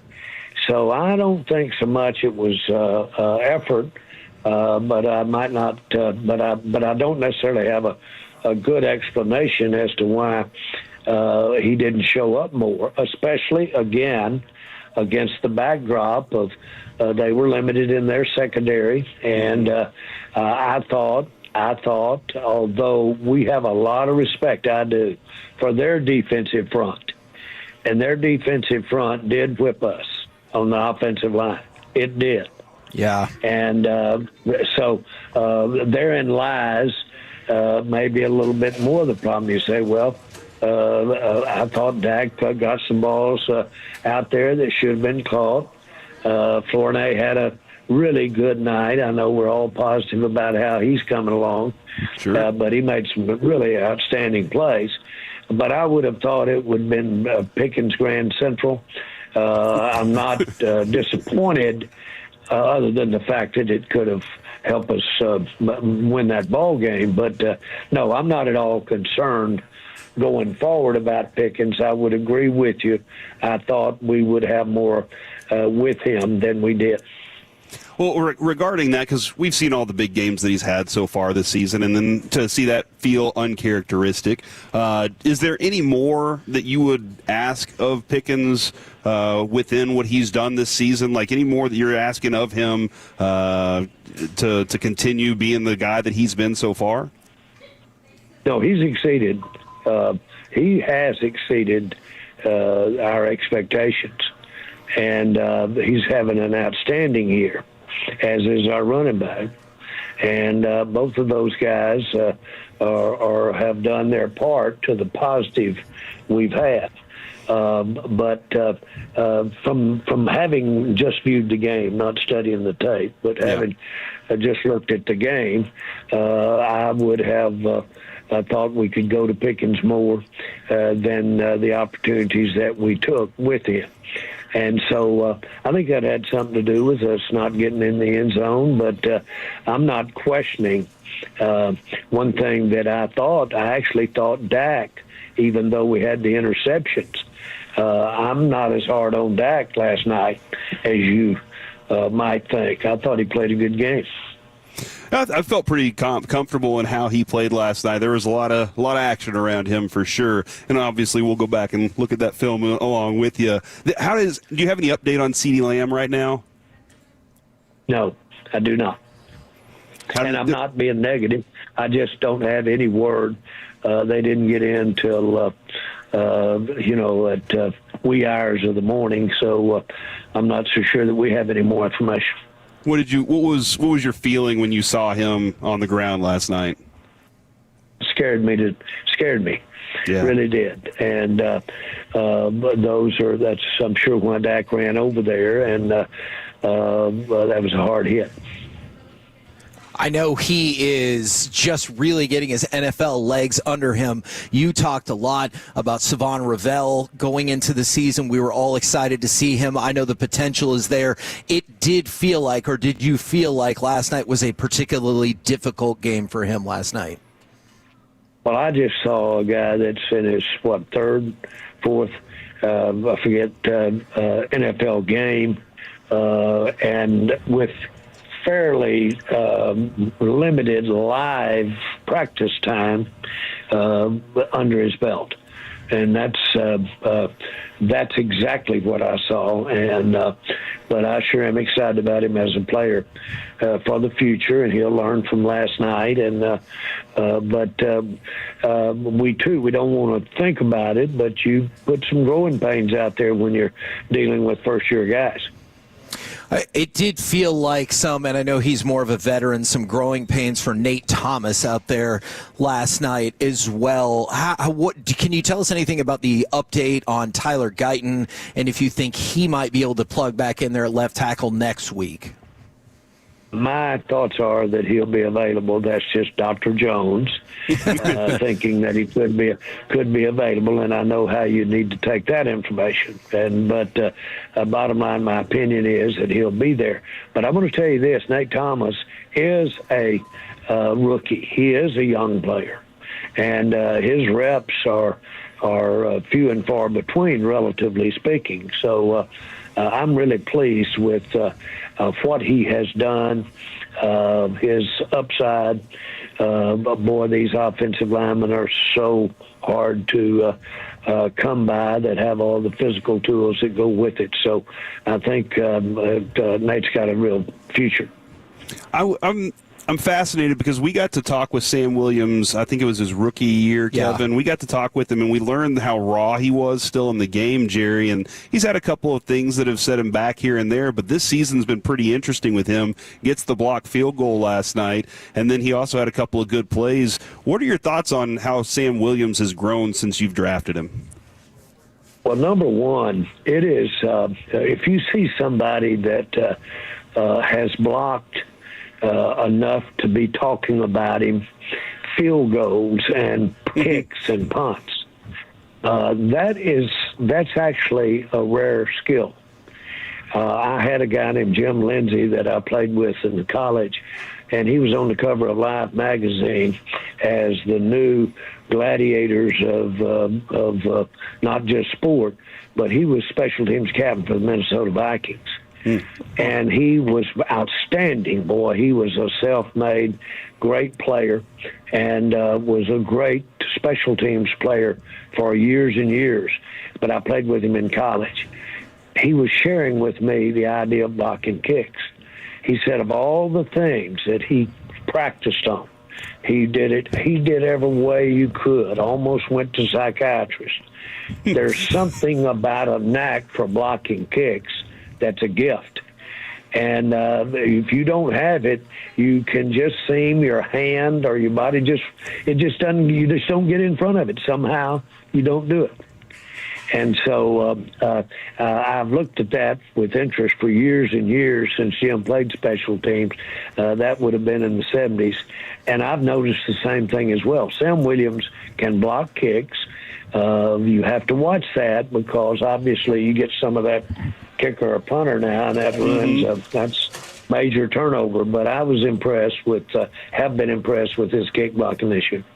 You know, and you block a field goal. You had a clutch punt out of the end zone, a record-setting day from Aubrey kicking field goals. So you feel like it should be a special teams triumph. But, man, the coverage unit off of those kickoffs really seemed to struggle from preventing Detroit from having excellent field position. Absolutely. We did suffer from field position on kickoffs. There, on the other hand, on the field with us was their special teams unit. They are outstanding on special teams. I'm talking Detroit. That's one of the big things you note about how good they can do special teams. But people get tired of me out here around the Cowboys talking about special teams because my team was in college. We led the nation 2 years in special teams, and actually, in my mind, the key thing that won us a national championship. But boy, I'm gonna tell you something. There was a coach in your ear. You didn't go on that field. What somebody was in your ear reminding you, don't you hold, keep those still, don't you be offsides. You've got to absolutely inundate with reminders of players to not get those penalties and basically keep those hands to yourself. I like what we got. I think we've got an outstanding special teams coach, by the way. I think we do. But our coverage he'd be the first to tell you we need to get better than we were last night. Now, I promise I'm not trying to get you in trouble with this. I just wanted to get your reaction to the play. It's 37-27. There's about 4 minutes left. Ferguson gets a pass towards him right towards the end zone, and a flag comes down. Did you, like all of the other Cowboys Nation fans, think it was about to be pass interference on the defense and we were about to have 1st and goal at the 1? There was no penalty adverse to the Cowboys, just not one, period. And now, in a way, we live with those calls. We all do. And I'm a big believer in that. I voted for instant replay and voted against it 3 separate times when it was being instituted. Voted against it 3 times, voted for it 3 times. I like the idea of putting it in the officials' hands. They are not biased, and they do make mistakes, but the mistakes ought to come your way some and some others some. And, of course, Stephen is chairman of the competition committee. So, I understand the mistakes that officiating makes.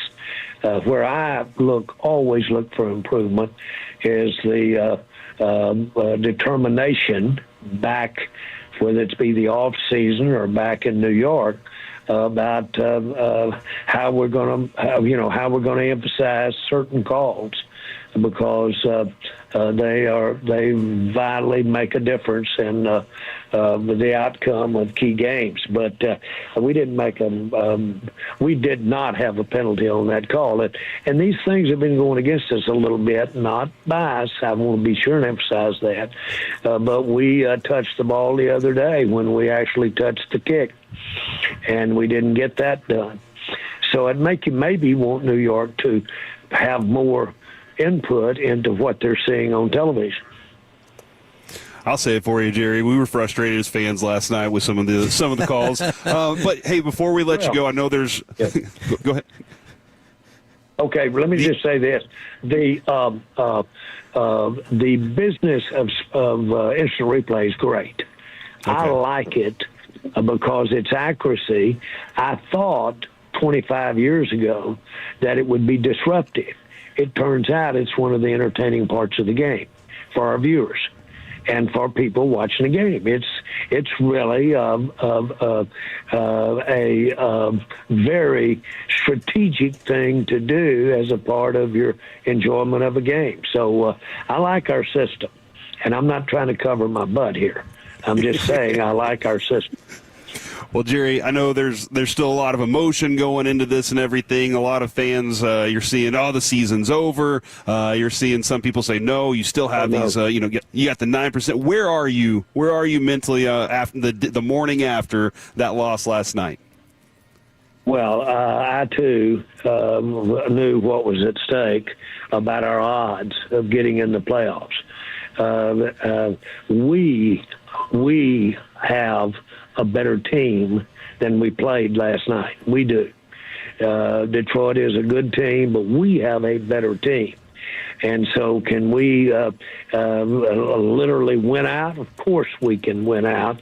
Is it going to be hard? Double, of course it is, to win out. And a lot of crazy things happen. And so I think very much that we should look at last night with what might have been, and I like to do that, nothing wrong. I live in a lot of my past, and it has never kept me from doing something for the future and present day.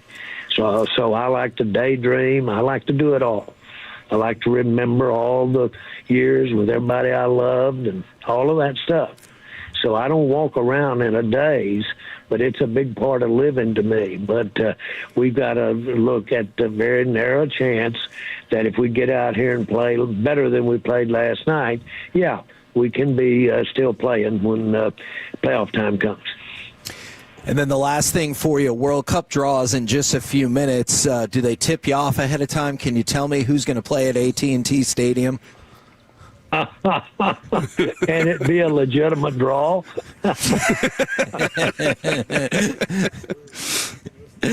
Fair enough. Thank you. Let me say this. I can't imagine why it wouldn't be a legitimate draw, but I'm sure excited about the number of games that we're going to have at this stadium. And but boy, I hope we've got the luck of the draw and get the very best matchups you could second guess out of the draw. But yeah, that'll be that's a big event for us, and we've got great events. This racing that we're going to have out here with Penske Racing in a year is just absolutely, I'm not remembering exactly what date right this second, but it's going to be a big draw. It could be hundreds and hundreds of thousands of people out there watching it. So all of those things are exciting, and I'm like you guys now. I've made my mind up 40 years ago that I wanted to spend my life in sports, and that's what we do. And so all of this is good. But I'll tell you this right now. I didn't think I'd be sitting here when we kicked off last night explaining why we didn't play better than we played. I understand the frustration of our fans, but stay tuned. Well, we appreciate the time as always, good sir. We'll catch up with you again next Friday. Thank you, guys. Bye. There you go, Jerry Jones, right here on 105.3 The Fan. A variety of different things there, from obviously they think they got to win out, but still the path is alive to the playoffs. I believe that as well, just if you look at the schedule and the math. Not going to be easy, but it's possible. But, man, the number one thing that he said, the defensive front sure did whip us last night. And he was frustrated that we didn't use our defensive middle better. Yeah, that's interesting to hear from him last night, too, that he thought that we should have gotten more out of that. And I can't believe you let him off the hook with that soccer question, Kevin. You let him go. He said he cracked the joke, and then all of a sudden Can it just be a legitimate draw? So you think I should have been like, seriously, I need an answer to this. Where's Spain going to be? Where's the United States? All right, I get you. And then, you got to be really careful, he said, about questioning the effort of, honestly, any player, but specifically to the question about Pickens, and then did say he was surprised that he didn't show up more in that game. And that's definitely him being smart and savvy with that, but he was like, he did question. He was like, hey, he didn't have the game we expected him to have, that's for sure. Yeah. So. We're the KNC Masterpiece right here on 105.3 The Fan. We are live at Taco Bueno in Arlington, 5748 Southwest Green Oaks Boulevard, if you want to come out and join us. Coming up next, we will talk with our Dallas Cowboys insider, Mickey Spagnola, right here on The Fan.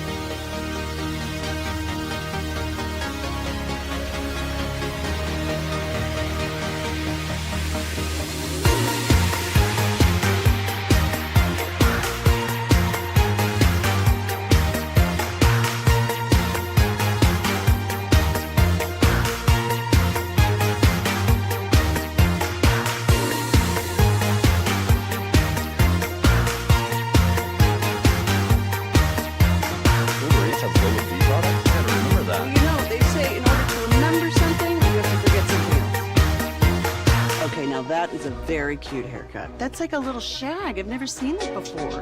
Well, I mean, of course you have. It's the Rachel. Oh, is that your name? No, I mean like your name. No, I'm Jen. My name's Jen. Right, but I just mean like this is your haircut, but that's hair on your head. I'm not saying this is your hair. Okay.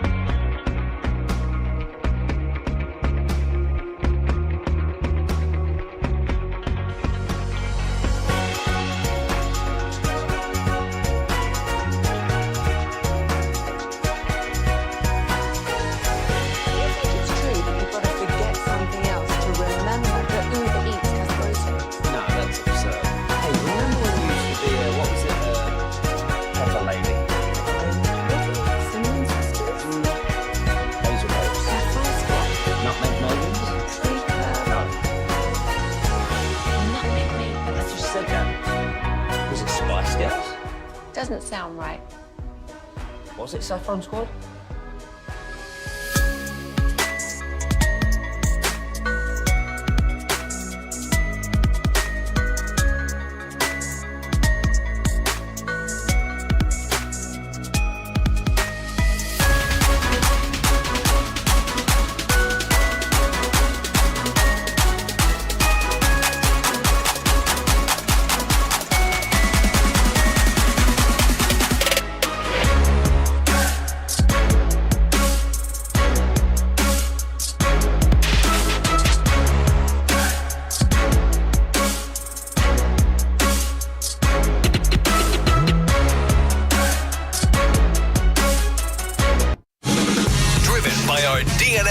Studios. It's the KNC Masterpiece on 105.3 The Fan. KNC Masterpiece right here on 105.3 The Fan as we are live from Taco Bueno in Arlington, 5748 Southwest Greenhouse Boulevard. If you want to come out and see us, register for those tow-low flags at Choctaw, and those went quick, so go ahead and come on out for your opportunity to get those today. And right now, brought to you by Ford and your North Texas Ford dealers. Ford is the best in Texas. It is our Dallas Cowboys insider, Mickey Spagnola. Good morning, sir. Good morning, gentlemen. Well, the first thing... Why'd you let that happen, Mickey? Yeah. one of the first things that Jerry said was that defensive front sure did whip us yesterday. And man, oh man, was this not a glorious evening for the offensive line of the Cowboys. Yeah, they did struggle, gave up 5 sacks. I think there was another 8 quarterback hits. Ran the ball somewhat, but not effectively enough to keep that pass rush honest. Got in way too many third downs. You know, and the strange thing is when you throw for whatever Dak threw for 376, was that what it was? Something like that? Right. And you gain more yards than they did, and you only end up with 30 points. And I think that's probably the disappointing thing. You know, I was sitting there, I'm going, man, they've had so many explosive plays. So I counted them up. I believe it was 8 explosive plays for at least 18 or more yards. Well, the Cowboys had the same thing, but it didn't translate because you turned the ball over, you got your quarterback sacked 5 times, and you just made too many mistakes at bad times. And then and they kind of teased you, right? Because you're thinking, this team has come back before. You know, they've come back from 21-0 down. Sure. And it's like, okay, they're coming. And, you know, they ended up getting the score at that one point to 30-27, and you're going, okay, yeah, you're in it. And then it's 37-30, and it's like, okay, give me one more possession, but they couldn't get a stop defensively. Right. So can I ask you about, I understand the football logic of why you kick the field goal. I really do at 37-27. I don't want this to be a, hindsight kind of thing. I wrote it in my notes. I hated that call just because the flow of the game let you know that defense wasn't stopping anybody. It was 6 straight possessions where they couldn't stop anybody. I really thought they should have gone for a touchdown right there, even because then potentially it could have been 37-34. Once they kicked that field goal, I was like, I think we're done. Well, you had to score twice, right? Correct. All right. And if you go for it and you don't get any points, you're toast. You're definitely right. Now, I know, but the thinking is I get my 3, and if I can get a stop, then I'm within a touchdown, right? Yeah. And I think that's the way. And go look at how teams do that all the time. Sure. When they're down 10 and they're driving, and I don't know, give me a minute something, and I gotta score 10 points, and if I go for it on 4th down and don't get it, game's over. But if I kick a field goal, then I've got a chance if I can get the ball back, right? And that's generally what the thinking is in that situation. And, they didn't get they wouldn't have got it. They didn't get a stop even if you scored the touchdown, right? Sure. You still would have been down 10 points.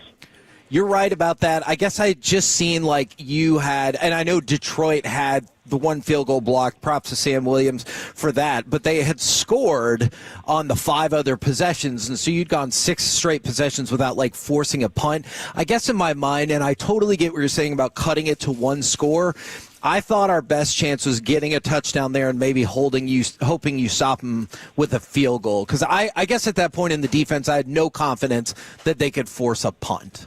Well, now, especially when their average field position on their 12 possessions was the 41-yard line.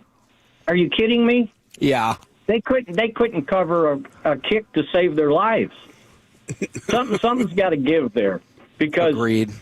They've been terrible covering kicks, and Aubrey's doing his deal. Because those kickoffs are usually landing somewhere between the goal line and 7-yard line. That's all you can ask from him, right? But you got to go down and cover. It was awful. And then they're not blocking well on kick returns. So, yeah, the special teams, I thought, played a significant role in this game.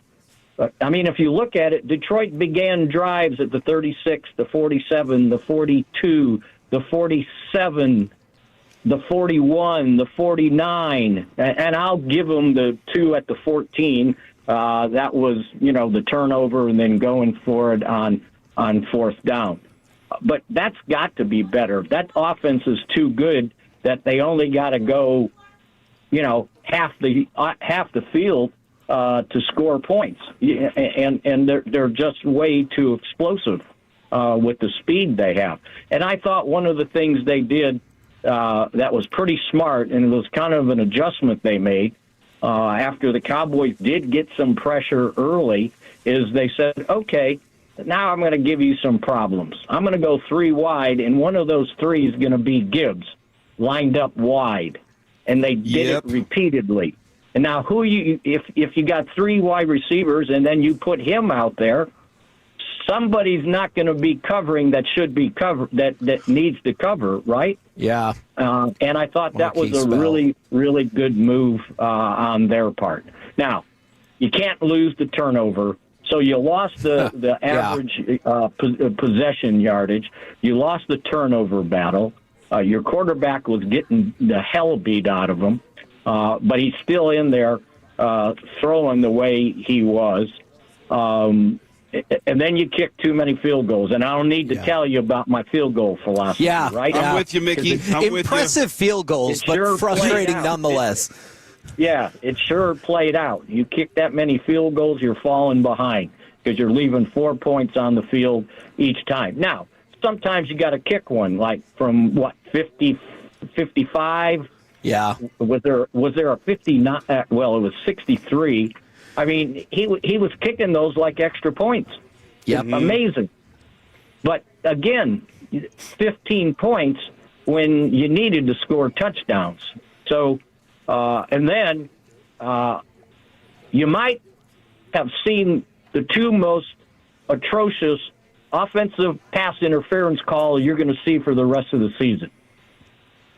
I don't know how the guy invented the one on Ferguson. He invented the call. It should have been holding, right? And so you know what it reminded me of?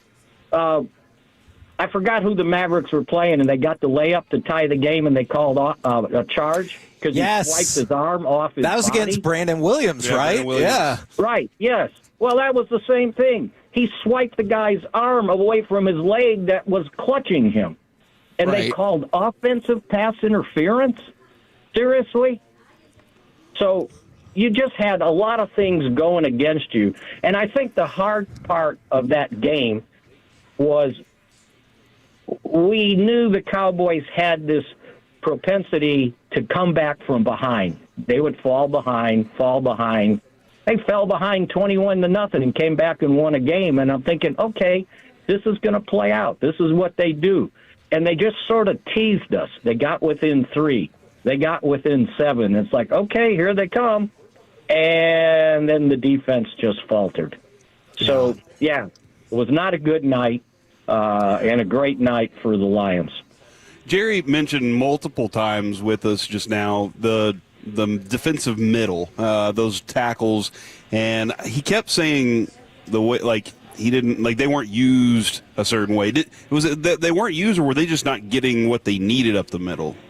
Yeah, I just don't think they were. The pass rush wasn't consistently there. It kind of started off that way, but I think a little bit what happened is, they were using those blitzes, right?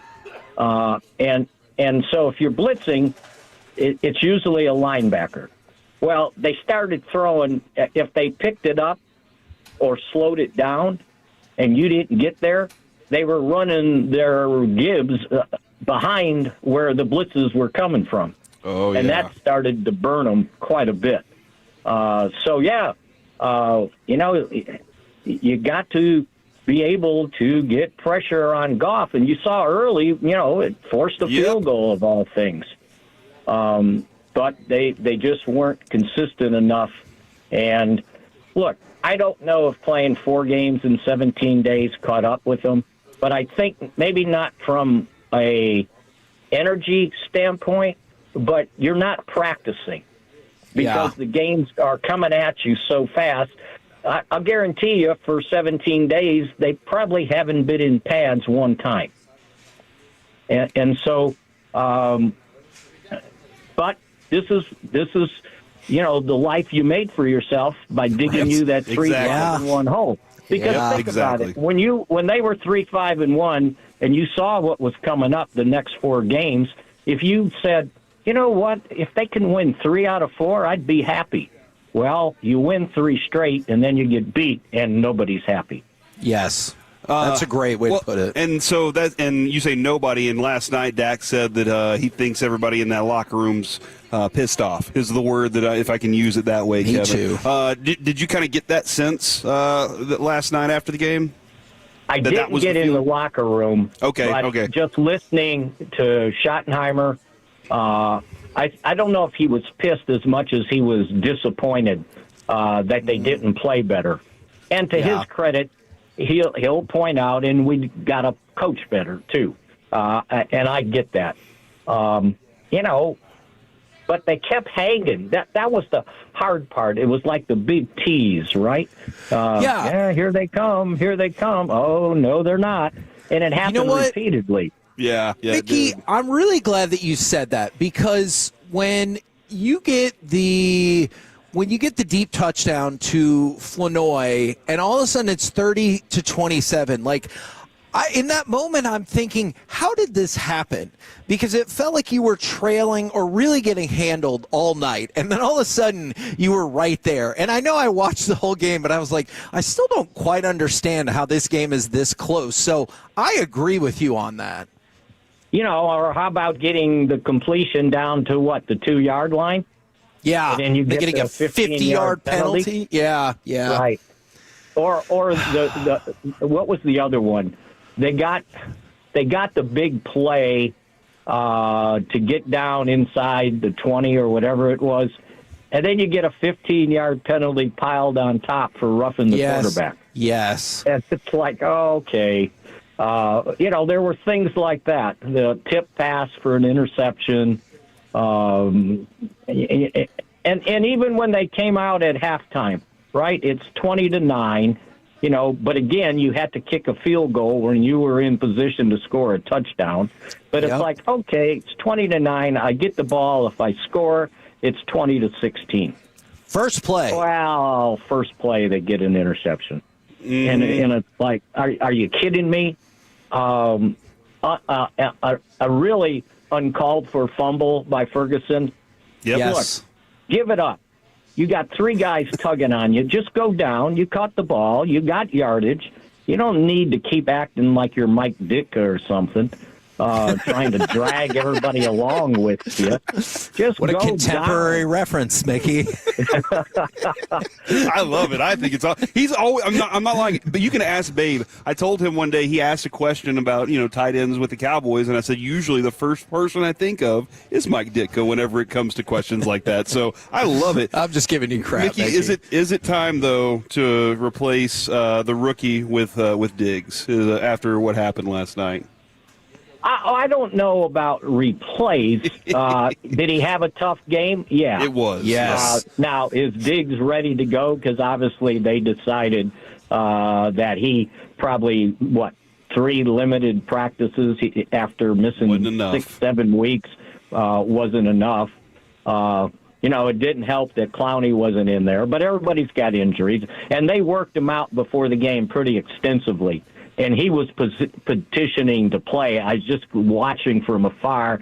I could tell by the body language, the discussions that were going on, and I think they had to talk him off the ledge, thinking, hey, you're going to get 10 days between games. Let's not go out there and have something happen to that hamstring that's going to cost you to miss 2 or 3 weeks. So that was sort of the decision they made. But, yeah, he's a rookie, right? That was for his sure. fourth game. It's going to happen. Hey, St. Brown's pretty darn good, right? Yeah, he is. Sometimes, I don't know if you feel this way, Mickey. Sometimes I feel like what the Jones family talks about works against certain players with the hype level.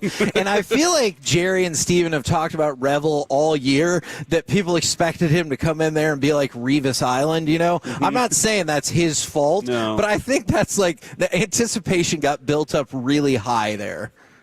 Like he was going to be Everson Walls and have 11 interceptions. Exactly. Well, he doesn't have too tall Jones at left defensive end. Absolutely.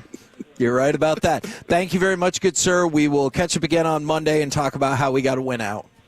Yeah, and you're exactly right. Talk to you then. There you go, Mickey Spagnola from DallasCowboys.com. By the way, Joe Green out there. Yeah, you're right. So a couple of quarterback notes for you. Lamar Jackson back at practice today for the Ravens, obviously a positive sign for them. And then Kyler Murray not progressing as fast as the Cardinals would have hoped. He's out for the year, and one can't help but wonder, is that a wrap on Kyler Murray with the Cardinals? Yeah, does he end up in Pittsburgh next year? Ooh, that's interesting. Oh, I'm intrigued by that idea.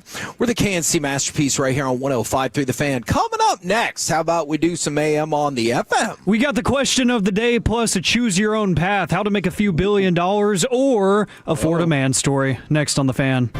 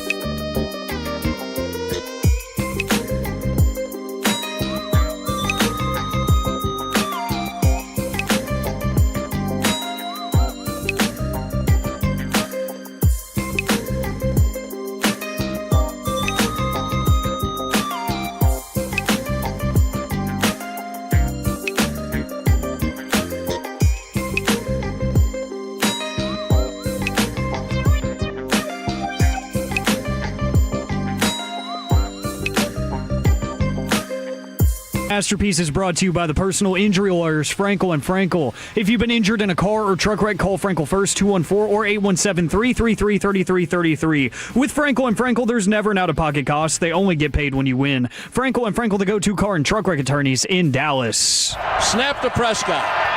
A little late pressure. Oh, he's going to be sacked in the end zone for a safety. Hey, good news. It wasn't a safety. Bad news. The rest of the game. And also good news, I was going to say chicanery. Uh-huh. You could... I don't know about that. You know what it sounded like in this Taco Bueno? All right, look, Alec, we're at Taco Bueno in Arlington, 5748 Southwest Green Oaks Boulevard. You would have thought that the one kid who was told not to show up to the prom suddenly showed up to the prom in an 80s movie, the way the record scratched and everyone went silent when I was about to say chicanery, because they thought I was just going to start firing off expletives on air. Yeah. All right, I'm not going to tell a charcuterie story because it's time for this. What does this button do? Please, please, do not push the button. You have no idea what it... Alec, you be quiet. Alec, that was awful. 1 for Alec, 0 for Peyton. Don't you dare touch that dial. Don't you dare do it. It is time for AM on the FM. My name is Alec Medford, the man that they call the Pride of Mansfield, Texas. Yeah. 877-881-1053. See, I allow it. I allow it whenever you're at Taco Bueno because I would be saying the same damn thing. So I'm okay with it. 877-881-1053, the Frankel and Frankel Injury Attorneys text line to answer today's question of the day. Or if you want to put in an order for Corey because, you know, he's got Plano money, he could maybe send you a carrier pigeon or something to get you some lunch. You could also do that as well. I'm going to do the same, and I'm going to open up one of the windows here in the studio and hope that a beautiful little pigeon comes in and drops off some beef roll-ups for me. That would be amazing. But the reality is we got the question of the day. Plus, I'm going to let you guys choose your own path. Maybe this will be a new Friday thing that we do where you get to choose the story. A way to make a few $1 billion if you can prove a theory right, or a Florida man story. I feel like that's all I need to tell you. Those are usually pretty interesting. So, oh my gosh, Kevin. I'll let you be the judge. A lot. Lucy lost a tooth. Oh, what? That is not related to what he just said. I got going on now. I got to deal with a lost tooth and the tooth fairy. And your wife left you. I think Alec, the tooth fairy and his wife went out of town. She left me. She didn't leave him. She left me. Did you know that when I was a kid, and this just shows what a joyless individual I've been my entire life, I lost a tooth at daycare and it fell down the sink. And so what I did was I drew a diagram of where the tooth came out in my mouth and put that in my tooth fairy pillow so the tooth fairy would understand why there wasn't a tooth. This was when I was like 7. I tried to tell her. I was like, the tooth fairy's not real. And she refused to believe it. What the crap in hell did you just say? I tried to tell her that, and she refused to believe it. Yeah, because she doesn't believe you for being a liar. Now I feel like I'm gonna have a tooth fairy in my house tonight while I'm without wife. Okay, she's coming back. Who knows when? I'm pretty sure she'll be back tomorrow, right? Allegedly. Jeez. Well, the show's going to be a lot different on Monday. Hey, guys. It's the C block. It took a dark turn. It's and misses. And the C block is going to get a lot more literal. We're going to go to the National Day calendar to start things off because I was informed that yesterday there was a great holiday that did not make it onto my National Day calendar. So I've switched providers for my information because I don't like liars, Corey. So I have a new provider, and we have a long list today. Today is National Bartender Day, so shout out to all the bartenders that make our lives easier when we want to have a good night. It is National Back Friday Day, not Black Friday Day, Back Friday. This was founded in 2025 by the Hand and Stone Massage and Facial Spa. Oh, see, you killed my theory by telling me that, because my theory was going to be today is the day when you go back to an ex and you reconsider it. Backslide. It's Backslide Friday. We've all backslid, and it doesn't usually work out. I married her. And then she left me. You married your backslide? And then she left me. Oh. Don't marry your backslide. Yeah. I mean, it's worked out so far for me. Okay, but yours is not a traditional backslide. You know what? We're not doing that. I'm not doing that. It is very complicated. It worked out until this week. I'm glad you're not trying to do it today, Kevin. That sounded weird. Because after yesterday, you tried to get me put in the doghouse. So yeah, let's leave that there. You never connected me with your lady friend, so I could explain what I was trying to do there. You will on Sunday. Yeah, she called me after the show, and she was like, "It's crazy. He's trying to get you put in the doghouse before we have a dog or a house." And I was like, "Yeah, that's a valid point." All right, well, tell her I got questions for her on Sunday too. Oh, geez. It is also National Repeal Day. I'm going to act like that didn't happen. It is National Faux Fur Friday. We had National Faux Fur Day earlier this week. It's Faux Fur Friday today, and then it's also National Bathtub Party Day because everybody has bathtub parties, I guess. I don't know. Hold on. Is this where you fill it up with ice and drinks and stuff? Yeah. Or are we all sitting around in a bathtub together? Oh. Hopefully you're not putting somebody in that bathtub with a new scar. Oh, it says Bathtub Party Day encourages us all to skip the ordinary shower and linger in the tub instead. I will not be doing that. I don't know if I get the appeal of the tub. Yeah, it's like a human mop bucket. Like, yeah. Sometimes I do. All right. Sometimes I get it. I just want to lay in a warm pool of water. All right. Sometimes I get it. But not often, all right? Especially, like, you go to Oxnard, got a gigantic, if they have a gigantic bathtub, I'm like, all right, I'm in. I invite other people. Justin Durant, he did not want to show up that night. I remember that, and he looked at me and goes, what's wrong with this dude? I had a light lavender scent. And I had to answer for you. Mm-hmm. I was like, I don't know. Well, I still don't. Kevin, the question that you proposed earlier in the week has been canned until today. I want to know, from the mind of Kevin Hageland, as we go around here, what is something that you can tell is fake the second you see it? 877-881-1053, because this time of the year, I feel like is a great time to show off your skills when these Christmas and holiday gifts start floating around and you can start to see people who got a sale that was maybe a little bit too good to be true. And for me, there's a few things, but the number one thing for me is sneakers. I can tell whenever you got a bad pair of fakes or if you're wearing some replicas, which, hey, I'm not going to knock the replica game, especially if you're open about it. If you just tell me, yeah, I got some replicas of these because I don't want to pay Red October money, and I get that, because I don't want to pay $5,000 for a pair of shoes either. I'm sorry. Stop, pause. This is what the kids say. I'm sorry, Alec. As an older person, I am familiar with the submarine movie Red October, whatever that. And the Rangers when they were hunting for the Red October because they were wearing red. I am not familiar with the phrase in the way you used it, and I apologize for derailing your momentum, but I made a look to Corey. I am perplexed. Can you enlighten me? Yes, so the Red October is a pair of Nike Air Yeezys from, I don't remember what year they dropped, but obviously Yeezy, they're Kanye West shoes. He wasn't with Nike for that long. He switched to Adidas, and it's his most popular pair ever, and they're super hard to find. And I'm looking at StockX right now. A pair in my size is being asked at $8,700. So, yeah, I don't have that kind of money to spend on a pair of shoes. So if you get a nice pair of replicas and you just say, yeah, I wanted a pair of shoes that looked like them and I got replicas, I don't mind it. I'm not going to hate you for it. But if you're out here saying, yeah, I got some Red Octobers because I'm like that, and you really got them for $45 on AliExpress, then I don't want to hear it.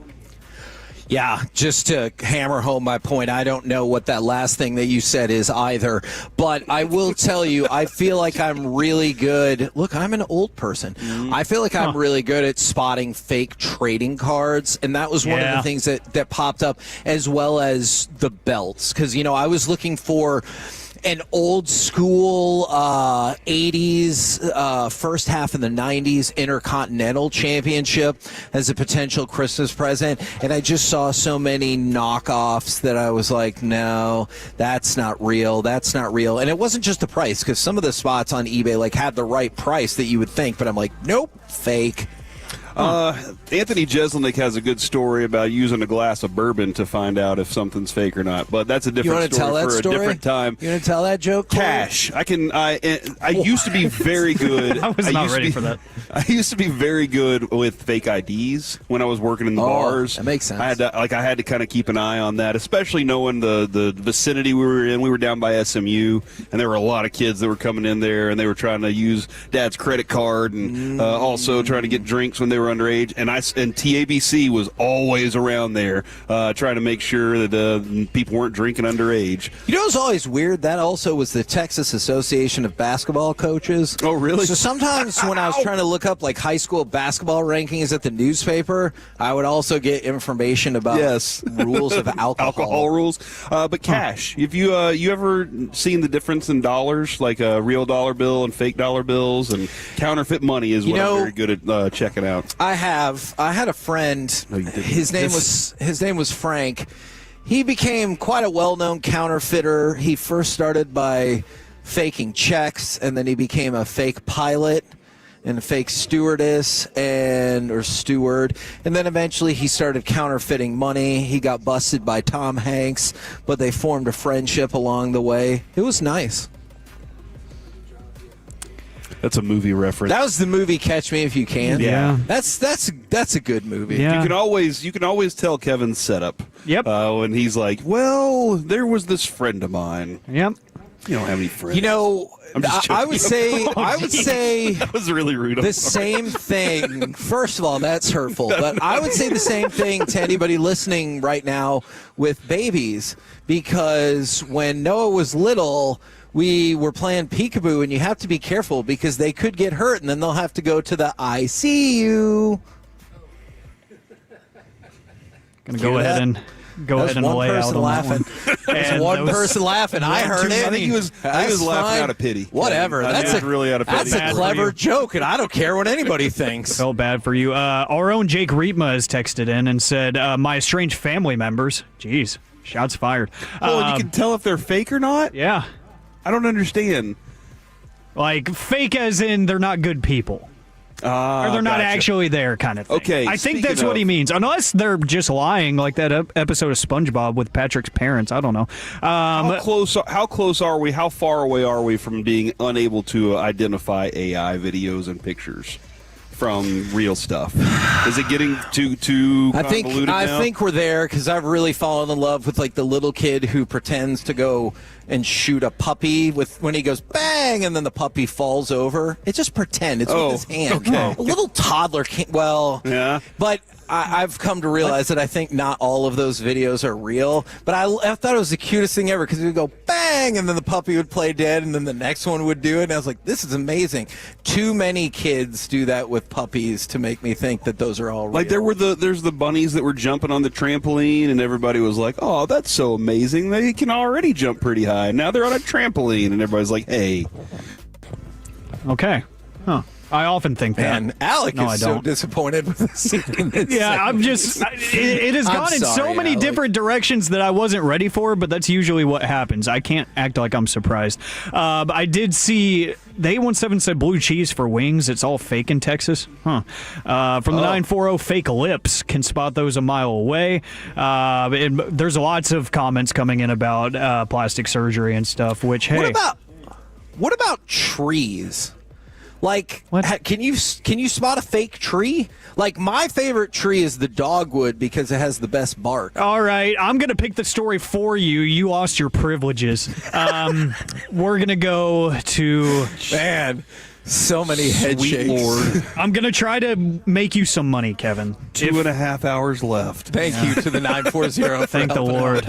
I know, I read the text as soon as you started reading it, and I was like, I could just turn them off right now, and then I could keep going with my segment like a national radio host. But if you want to make a few $1 billion real quick. I do. That would be cool. The CEO of Columbia Sportswear has offered to give away the company's assets to any flat earther who can provide photographic evidence of the edge of the planet. And what? Yeah, this is somebody with a $3 billion net worth. So if you want to try to make yourself a few $1 billion, I guess you can provide some evidence. But I will say there was a very smart catch here. So he did say that he would provide all of the assets for the company. Well, he has ended up, Tim Boyle is his name. After making that pledge, he made an LLC known as, quote, the company. So it's not actually going to be Columbia. It's going to be this fake LLC that only has about $100,000 worth of assets. So you're not going to get the billions that Columbia has. So he covered himself just in case, which is smart. Cover your ass at all times, figuratively and literally. But you would get $100,000 if you can prove it, which you can't. Well, I thought it was a very entertaining It was a wild roller coaster right there. AM on the FM. Coming up next, we will talk with sports broadcaster and the man who will be on the call for the SEC championship game. It is Dave Neal next right here on The Fan.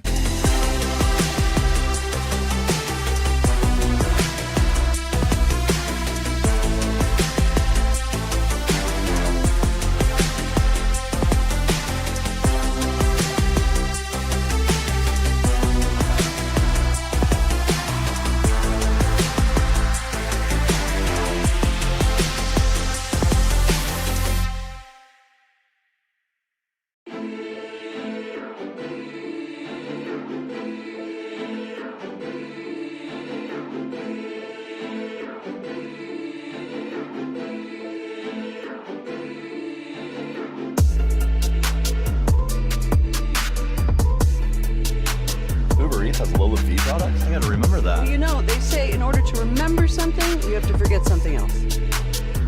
Okay, now that is a very cute haircut. That's like a little shag. I've never seen it before. Well, I mean, of course you have. It's the Rachel. Oh, is that your name? No, I mean like your name.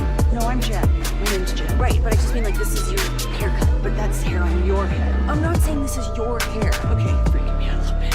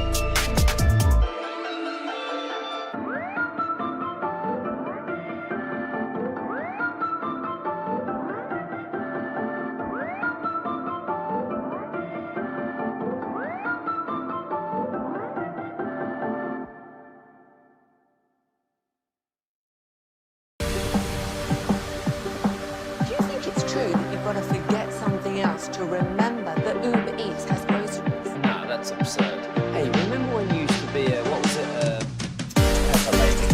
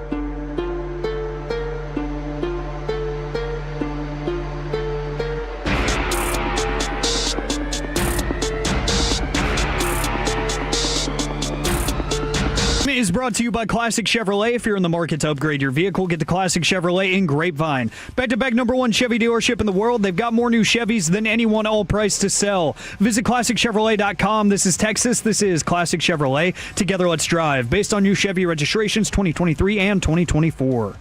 K&C Masterpiece right here on 105.3 The Fan. Hope to have on Dave Neal, who's going to be on the call for the SEC Championship game in just a minute. By the way, Georgia-Alabama coverage will start 2:30 tomorrow right here on 105.3 The Fan. But we got a whole lot of other things happening in the moment as well. It is being reported, I believe it's Ross Dellinger who is reporting that Penn State is going to hire Iowa State head coach Matt Campbell. And then I've got some gridiron stuff for you guys if you want in the meantime as well. That sounds good to me, man. Let's get some gridiron rolling. Let's start with this. Jahmyr Gibbs. We've been tracking this. He is now tied with Barry Sanders for most touchdowns before turning 24. Him and Barry Sanders both with 47. In third place is Randy Moss. If you're in a category with Barry Sanders and Randy Moss for football excellence, that feels like an unbelievable place to be. Yeah, one retired too early, and the other one never won. Neither one of them won a championship. Man, you're hating on him. All right. Yeah, just a little bit. We will try to celebrate those accomplishments at some point. But right now, let's bring on broadcaster, the man who will be on the call for the SEC Championship game. It is Dave Neal. Good morning, sir. Good morning. It's championship week, man. Can't beat this.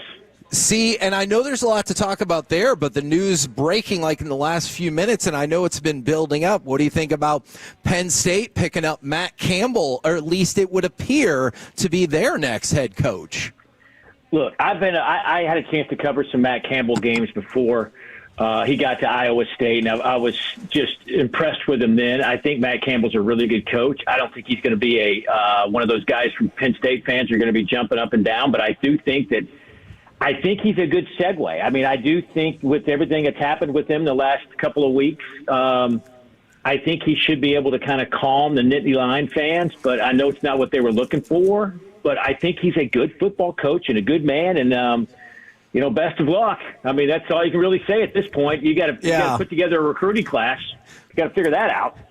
So we have kicked this around quite a bit, and I know the College Football Playoff Committee likes to talk about their points of data. Sometimes feels like I really wish they would tell us a little bit more about those points of data, but Georgia's in the College Football Playoff. Is Alabama a lock if they lose, and perhaps lose badly? I think that they're in.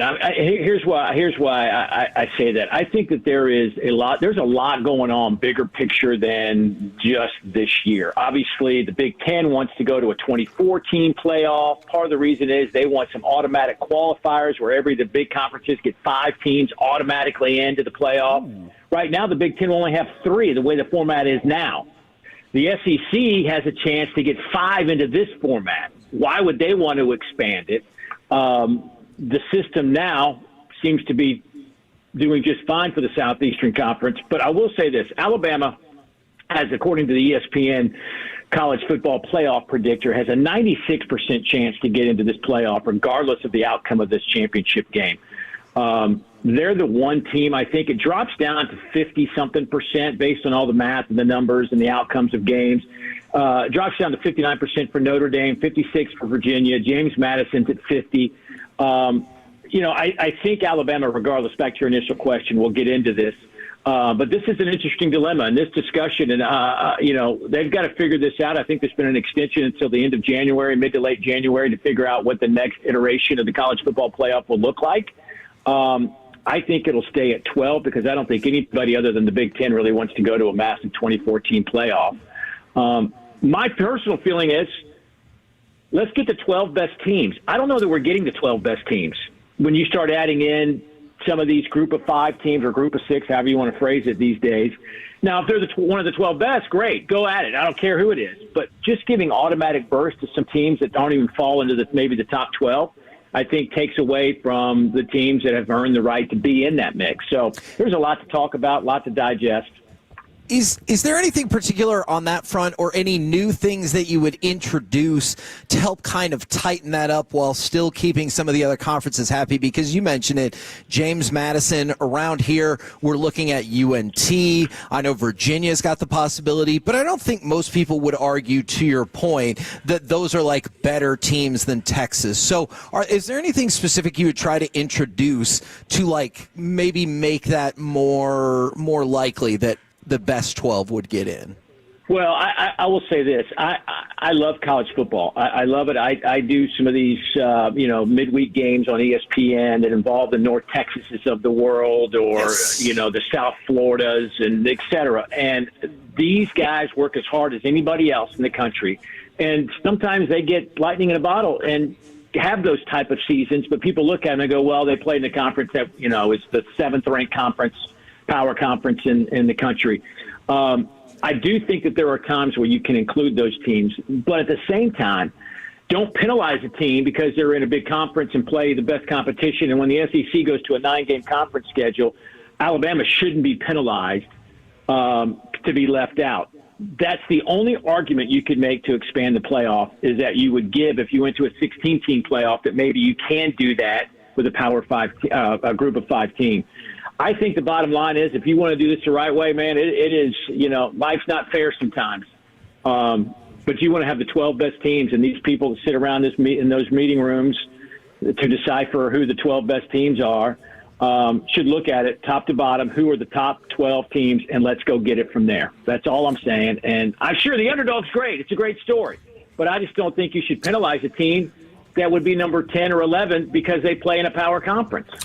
Well, be prepared for some grilling because my co-host graduated from UNT, and I think what you're saying is making him a little sad. No. I'm a simple-minded college football fan. I went to North Texas. I understand this is a lightning in the bottle situation for them, especially losing their coach and hoping they can build on that next year with a new head coach. But I also grew up an OU fan, and so I watched OU this entire time. Can you kind of explain though that real difference for the simple-minded guys between what the SEC is all about versus all the other conferences?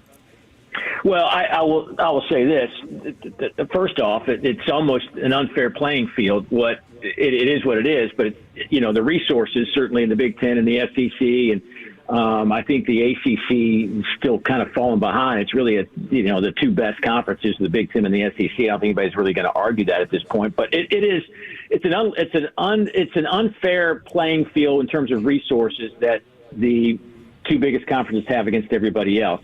But I do say this, in that you would have to look at, if you say to yourself, with North Texas, and I hate to do this because I loved Eric Morris. I did a couple of North Texas games last year. I mean, I loved being around that program. I love everything about it. But are you just as a layman? I would say this: do you think that North Texas could beat Oklahoma in a game? I mean, honestly, I struggle to find it.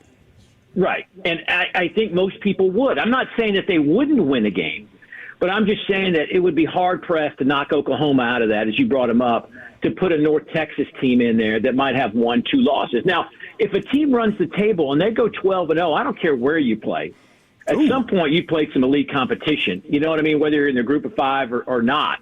And even 11-1 might get you if your loss is to one of those top teams. If you happen to schedule up and got beat by Georgia and that's your only loss, then maybe there is that argument.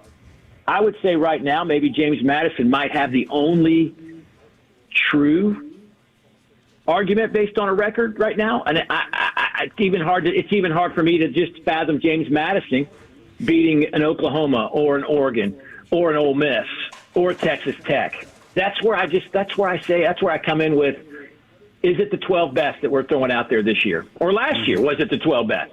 Right. Now, you're going to be on the call. We're going to cover the game right here on 105.3 The Fan. 2:30 coverage starts, kickoff a little bit after 3. How do you see Georgia and Alabama actually breaking down going into tomorrow? Interesting that both teams coming off games where they didn't play their best, rivalry games, and obviously you never know what's going to happen in those types of games. But regardless, both these teams weren't playing their best football heading into this game. However, I do think that from an injury standpoint, there are some key elements and Georgia took a big blow when they lost their starting center, Drew Bobo, to an ankle injury last week against Georgia Tech, and the whole offense. We usually don't call out offensive linemen when they go down for an injury, but Georgia's offense really sputtered when Bobo left the field. He is their leader up there. He's making all the calls, helping out Gunnar Stockton. They went for 150-something rush yards in the first half and less than 50 or just around 50 in the second half, and a lot of that had to do with the shuffling of the offensive line.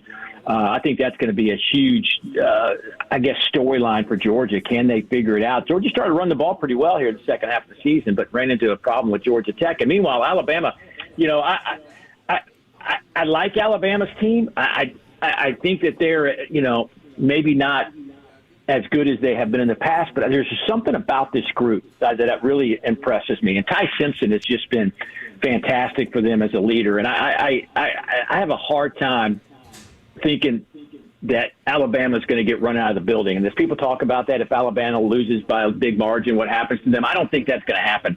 I think this is a Kalen DeBoer team that is gritty, gutsy, and will fight you, man. They've got a little bit of spunk in them this year. So I think it's going to be a really close game. Georgia's got to find a way. And, we talk about traditions, these storylines that evolve over years, and Kirby's had a hard time. 1-7 against Alabama as their head coach, and Georgia's just really struggled against them. Every team's different, but at some point you think that stuff still registers with these guys because everybody asks them about it. So right. I do think that is an obstacle that Georgia has to get over if they want to win this game. Thank you very much. We're looking forward to hearing you on the call right here on The Fan, and we will catch up with you again soon. All right, listen, just want this before I leave. I just want you to know I'm a big fan of the Mean Green. I don't want you to know people in the Dallas area. I love the Mean Green. I do. All right, you guys have a good one. Thanks, Dave. There you go, Dave Neal, right here on 105.3 The Fan. Big day of college football tomorrow. SEC championship game coverage starts at 2:30. After that, 1 versus 2, the Big Ten championship game. Coming up next, this is going to be tough. Dallas Cowboys, thank you, and mostly no thank you notes after a crushing loss to the Lions right here on The Fan.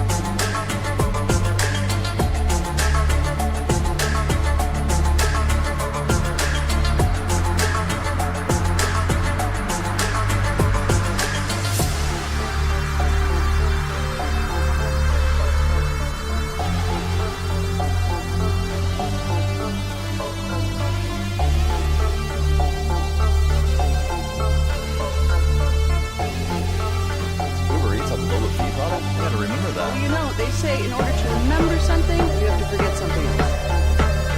Okay, now that is a very cute haircut. That's like a little shag. I've never seen it before. Well, it's the Rachel. Oh, is that your name? No, I mean, what's your name?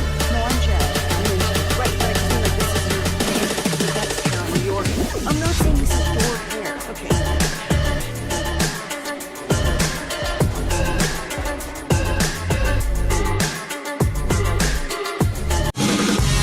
By our D&M Leasing Studios, it's the KNC Masterpiece on 105.3 The Fan.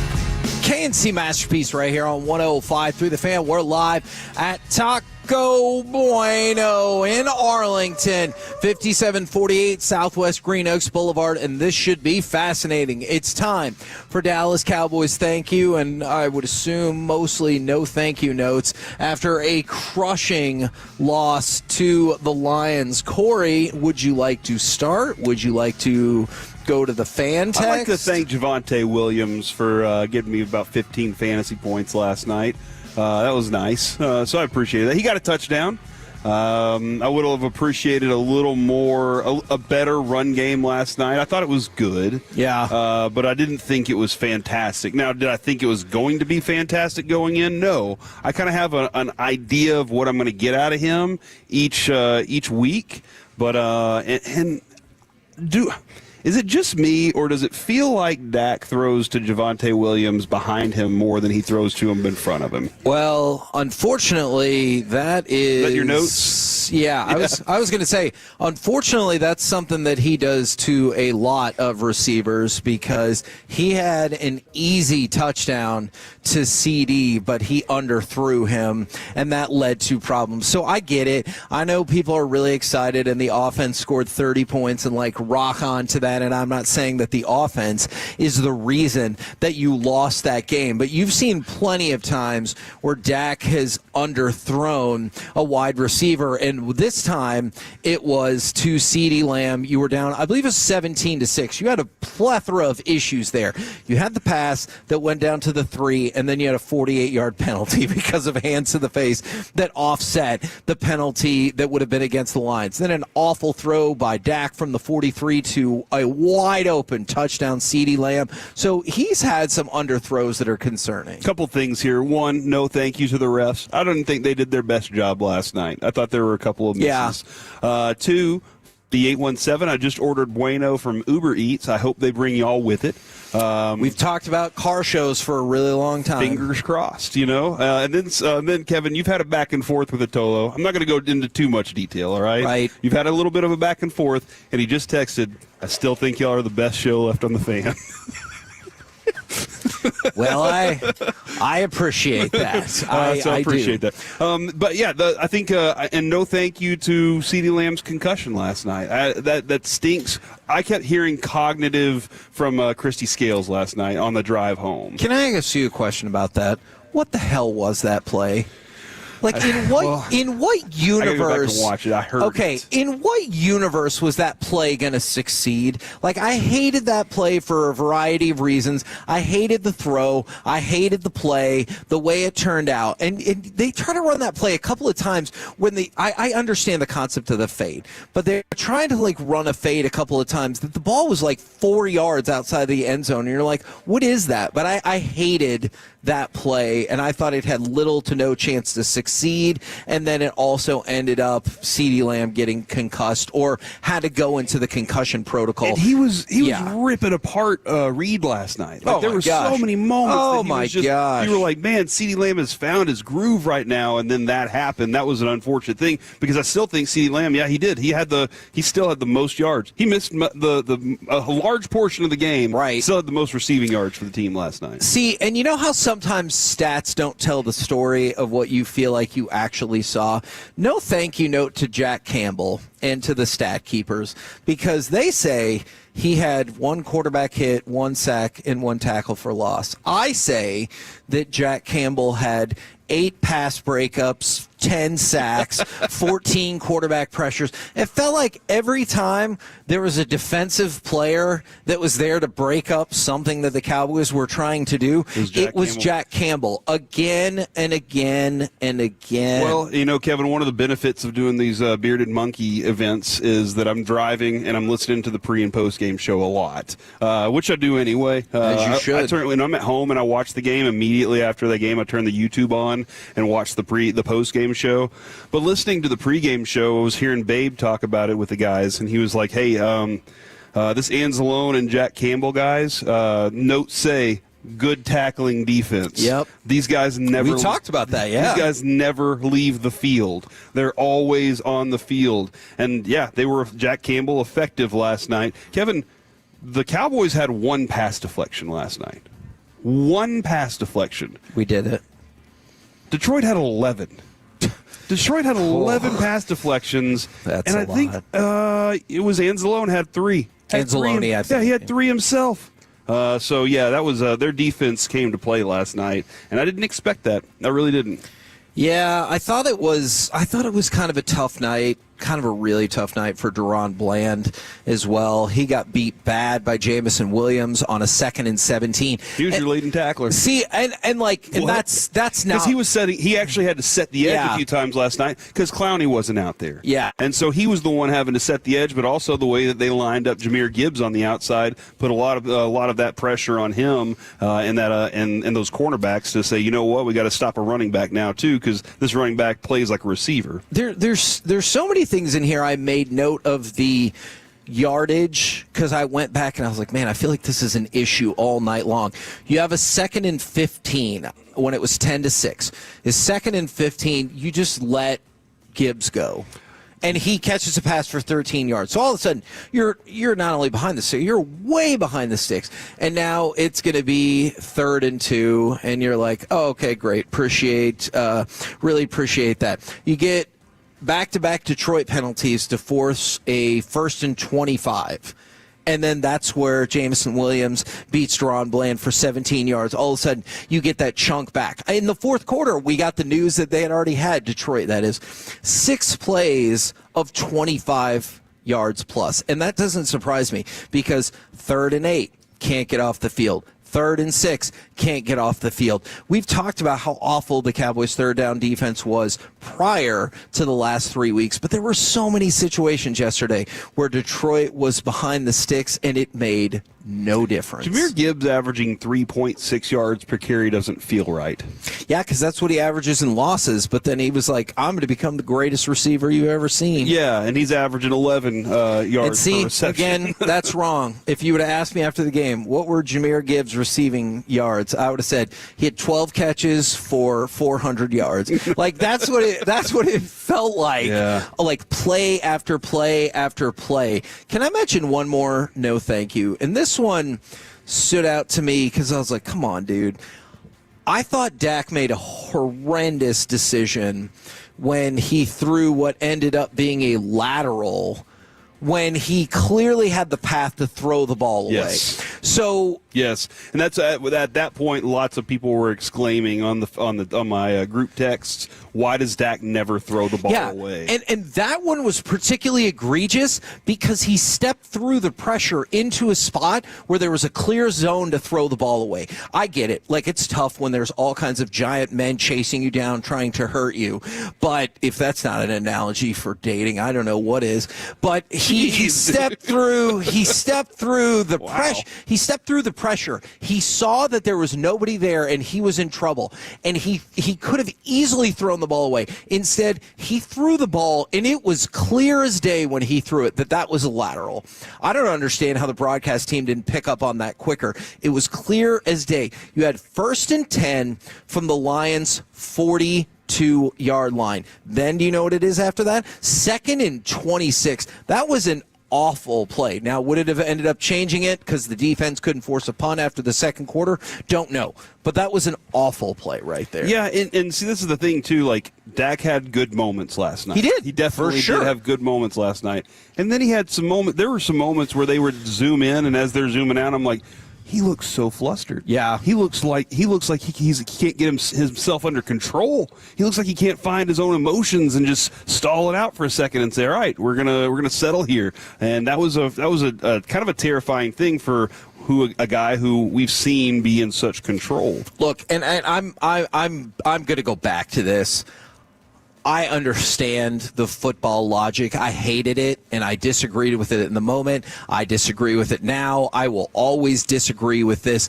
It's 37-27, and you kick the field goal on 4th and 3 after they declined the offensive pass interference. I know people hated that call, but Detroit declined it anyway, so it didn't make a difference unless you thought it should have been defensive pass interference, and I understand that beef. It's 37-27. You kick the field goal to make it 37-30. And I know Mickey earlier was like, hey, you cut it to a one-score game. The 6 drives before this, Detroit scored 3 touchdowns, 2 field goals, and then they had a field goal blocked. You did not actually stop Detroit one single time in those 6 straight drives. What in the world makes you think you can stop them there? Here's how my brain works, and I wonder if anybody else was there with me. Your only shot, it's 37-27. You have to score a touchdown there to make it 37-34. Hope you can hold the Lions to a field goal, and then hope you can score a last-second touchdown to win 41-40. That was your only chance to win in that moment. So in that discussion, Mickey is saying, look, you're trying to tie the game up. Score the field goal, score a touchdown, tie it up. And you're saying, no, score 2 touchdowns. Because I don't think that strategy, and that's what Shoddy did, and I know there's plenty of football people who would disagree with me. I don't think that strategy is based in reality the way that is going. There is nothing that has led you to believe that this defense can stop jackass. Mm-hmm. And so when you're like, we just had to get it to a one-score game. No, you have to get it to a spot where you can take another score. Okay, let me ask you this though: if your team has been playing where you could make stops, you agree with it? Absolutely. So that's part of game flow. No, yeah, really like understanding where your team is at the moment. And so that's one thing they did the technically correct thing, and I hate it because it judges the game just abstractly, and it has nothing to do with what's going on in front of you. I agree all day long. Because in Amazon last night, they were like, the AI stats say this is exactly that's stupid. What they should do. And that's why I would outsmart AI in that situation. Because as long as you pull it off. If as long as you were able to and make that's it the happen. thing. But like when Mickey said, if you don't convert there, you lose. I thought as soon as we kicked the field goal, we lost. And then when you saw the return by Detroit on a night where our special teams coverage was abysmal, you knew that you had lost. But you look at it, and it's not just about scoring the 2 touchdowns. It's that you had not stopped them since going back to the second quarter. So whenever it's like, oh, you just need one big stop for the Cowboys, based on what? You hadn't stopped them in 6 straight possessions. You were never going to stop them on that next possession. And that's why I hated that decision. I thought that was a scared decision. I thought you had to go for it there, and they didn't. Then to your point, no thank you to the linebacking group, particularly Kenneth Murray. Watching him last night, it looked like he regressed again. Yeah. Back to, like, he was motivated for a few games because Logan Wilson was around, and he was like, all right, I'm good. And then all of a sudden, this group cannot tackle. Detroit, you go back and watch clips. These guys, Detroit just absolutely took them out of plays, creating walls and lane. Like, these weren't lanes to run through. I told you yesterday, there was a couple times where Gibbs had lanes, and I was like, that's what I was telling Kevin earlier. That's it right there. There were other times where they made walls, and it was because those linebackers were either afraid of the physicality, couldn't handle the physicality, and maybe that does have something to do with these 17 days and 4 games, whatever it is. Like, I understand that's a very big task, and you know what? To get 3 wins out of those 4 weeks, pretty good. I gotta say thumbs up. Unfortunately, you're in a really bad hole right now, in a place where it doesn't help you if you get a loss at the end of the season here. But the linebacking group did not look as potent as it has the last couple of weeks, and that was something that was very disappointing last night against a very physical team. And then just somebody asked, and I'll try this one more time, from the 469, then what's the difference? It's still a 1-score difference no matter your scenario. Is you can accept that the Lions might score. Like if you'd cut it down to 3, now all of a sudden you're like, all we have to do is hold to a field goal, which you had done half of the time, as opposed to don't let them score at all, which you couldn't do before the second quarter. Yeah, for sure. We're the KNC Masterpiece right here on 105.3 The Fan. Coming up next, do you want to have more fun? Because... Yes, I do. Okay, yes. Good. Kind of laid out on that. I thought it was an easy question. It's time for the Combo Platter Dream Car Edition. Give us a sports opinion, and then what was your dream car as a child? 877-881-1053. We'll do some Forgiveness Friday as well. All of it next right here on The Fan.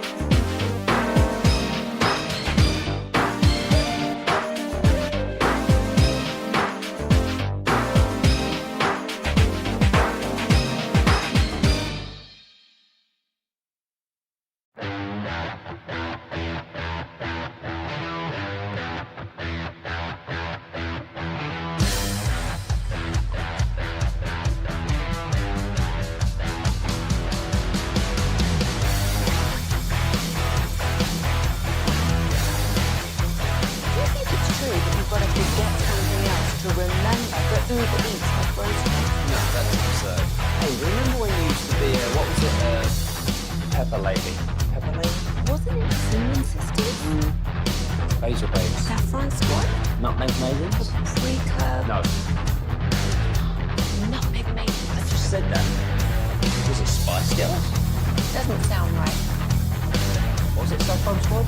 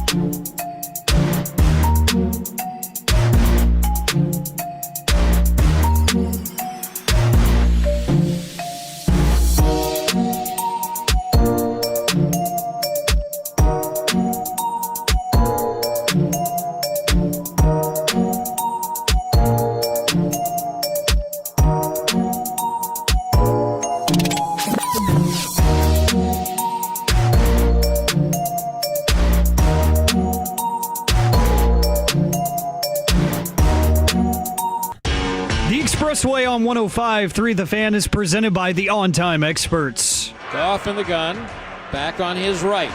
They're going to blitz off the edge. They're going to run into the middle of it. Montgomery shreds the line, still going to the 20. Oh, Montgomery's going to stroll in. Touchdown Lions. Missed sloppy tackling, 35-yard run for David Montgomery. And that's when you knew it was over. This was the 15th time that both Sonic and Knuckles scored a touchdown in the same game. The Detroit Lions are now 15-0 in said games. It's time for the combo platter, though I imagine we'll get plenty of Cowboys opinions here as well. Give us a sports opinion, and then what is your all-time, or what was your dream car as a kid? And from what I understand on social media, people are still dreaming that they would have been given a better time for the World Cup draw, which maybe still hasn't happened. What do you mean it hasn't Even happened? though it started an hour and a half ago. And they still haven't done it? Kevin, I think you saw it was supposed to start at 11. 11 Central. I think it was 11 Western. That is not a time zone. Well, Kevin, it's currently 12:28 Central. Mm-hmm. And the draw has not happened yet. What time does that make it in Western? 10:28. Okay. Therefore, you got 30 minutes until they do that thing at 11 Western. All right. And you know what? Here in 30 minutes, whenever it happens, are you going to give me my flowers? Or are you going to be like, you know what, Corey? I'm just ignoring it and moving on. Ooh. It's probably smarter to just ignore it and move on. Oh, okay. I was going to say, yeah. I would definitely consider it. All right. Would you like to start? You want Alec to start? You want me to go? I want you to go first. Oh. I want your sports opinion and your dream car. Because I think you're driving your dream car right now, Kevin. Oh, whatever car you're in. From car. Platinum Chevrolet, man. I'm their dream customer since we keep buying cars from them. My sports opinion is that I need Brian Schottenheimer to start playing to win and not playing to not lose. Oh, okay. Because you do feel that way for sure. I think you saw that last night. I was very clear about why that was the case. I think you've seen that a couple of times throughout the season. And, I'm not saying he needs to be Dan Campbell in terms of I'm going to be bold and daring at all points, but sometimes I do think he coaches a little scared. He does have a Bill Belichick had his guy running numbers up there all the time. Right. And he needs better numbers. And sometimes, well, you say better numbers. Yeah. Do you want a more aggressive lean? Yes. Less conservative. No, I want a more aggressive lean because I still don't think you're good enough to be conservative. I think it's easier to be conservative when you're better. Interesting. And I don't think you're good enough to lean conservative, at least in this moment. No, that's a really good take. Right now, this team has it, and this is. I was just talking to the dude that's a Tech fan, and I was like, look, for a long time, coaches came into Tech thinking, hey, we have to be tricky because we can't recruit. For sure. We have to do things that nobody else can do because we can't. We're going to have to make offense fun around here so that we can have people come here and play fun offense. Well, good job with that, though. And then Coach Joe McGuire runs in there and goes, I'm a good football coach. I'm going to coach football players. Yeah. And that's what he does. Yeah. And so I think you're right about that. Right? I think that Schottenheimer's a good coach. I think he is. I think he's going to be a good coach. He's going to be fine. This is year one. out of 700 years of coaching. But, okay, and so I'm glad you said that because I don't want to make it sound like I'm not trying to say he's a trash coach and he'll always be a trash coach. This is just an issue I have. Right, no, but I do think that you're right. He doesn't have the talent, the complete team to be look, we're just going to do it our way. Sometimes you have to adjust to what the game asks of you to get the outcome that you really, truly want, rather than the outcome that says it's the correct one based on AI. And then my dream car as a kid, and I will say the poster industry contributed to this, is the Lamborghini Countach. Yeah, it is. Because there was a time where you would roll into, and sorry if this is alienating younger people, you would roll into the Scholastic Book Fair, or you would be excited to get that little like magazine they gave you, and you would circle all these things and come home and tell your mom that you needed like $86, and she's like, get the hell out of here, or something nicer. You're like, hey, look, I got this marker set that comes with this drawing, this thing that I can fill it all in. Yes, it'd be awesome. They did all the work for me. You never told her that you were going to buy her the heart necklace, but you did eventually, and she was like, oh my gosh, it's the greatest present ever. And so because of that, I definitely had multiple posters of the Lamborghini Countach, and maybe Back to the Future didn't help either. I know the doors didn't open exactly the same way. I want doors that open like this. But the door opened up instead of out. It felt like the future was now. Mm-hmm. And so that was my dream car. Yeah, the Porsche 911 was one of those on the posters, too. Man, poster industry. Look at the effect they had on kids back in the day. We can bring it back. People don't talk enough about how the magazine and poster industry was heard over the years. Mike texted, he was like, hey, are there a bunch of Taco Charlton posters up at Taco Bueno? There I see better posters. Yeah, there are not. Look at that one right there. All right. Would you like to go next? You want to kick it over to Alec? You want to go to the fan? I'll roll this one out real quick, Kevin. I have a feeling that the Mavericks are about to go on the run I asked them to go on. I know we're on a 3-game win streak right now. Flag. That is a real 3-game win streak. So that counts as a streak? That is a streak. Okay. 2 games is back-to-back. 3 is 3 in a row. That is a streak. I suggested like about a 10-game run. And I said, if they could do a 10-game run, this thing could put you back up in 8th place. Like, it could put you in the conversation of, man, you could be a playoff team. Kevin is very willing to throw away the whole season for the number 1 pick, which I get. But you already have the guy. Or the number 2 pick. And now you got Nembhard, who you feel I do like Ryan. And this Mavericks team plays better. They're more fluid. They're a better moving team whenever he's on the court. So I think that this team has the ability, now that Anthony Davis is back too, and he seems motivated by whatever it is. I don't know if this was Jason Kidd connecting with him, his agent telling him he could get the hell out of here if he just plays for a little bit. Whatever it is, Anthony Davis seems motivated to go out there and do his job too. I think this Mavericks team is about to give you the run that you've been asking for. It just took a little bit longer than you expected because they were a team that was just in flux in a lot of different areas. And they need to get their bigs back. They really do. Sure. Like to have that, I know we got the Derek Lively injury update this morning. Wasn't what I wanted, but it was an update for sure. But I think that we're about to get that. My oh man, is it driving by right now? No, that's not it. That's a truck. Yeah, no, it's a truck. That's my dream car. My dream right now. It is the ZR2 from Chevy. Oh, that's a good answer. The Chevy ZR2 is an absolute beast. My buddy got one too, and I hopped in that thing and I was checking it out. I was like, dude, this is everything I've ever wanted a truck to be. And you know what? They got them at Platinum Chevy, so that's another option right there. But I've always been one of those that just really enjoys driving high up in a truck.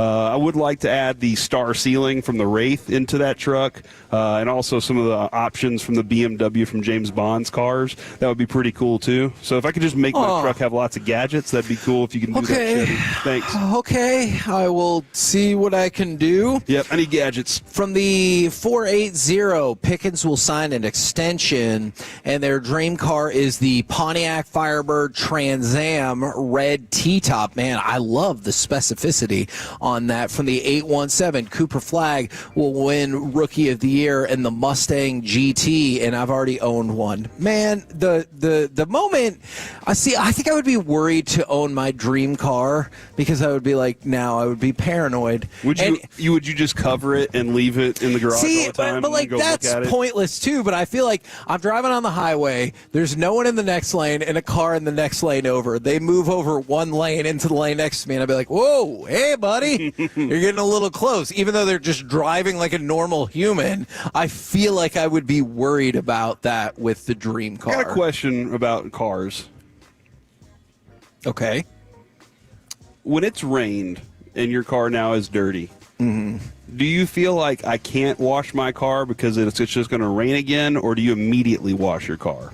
Because right now my truck's kind of dirty. Yeah. And we had a drive yesterday up to Choctaw. There was a lot of stuff on the ground, a lot of rain in the air, and my truck's dirty. And I'm like, I want to wash it. I want it to look beautiful and sparkling. But what do I do about this? Okay. So I have not been in the car wash game for a really long time, but we used to have, and I know places used to have like that 3-day guarantee. Some used to have a 7-day guarantee, which is wild, but 3-day guarantee that if it rained, you could get your car washed again. So I don't actually know if that's a prevalent player in the world anymore, but if it is, then you just go get that car washed straight away. Here's the other thing too.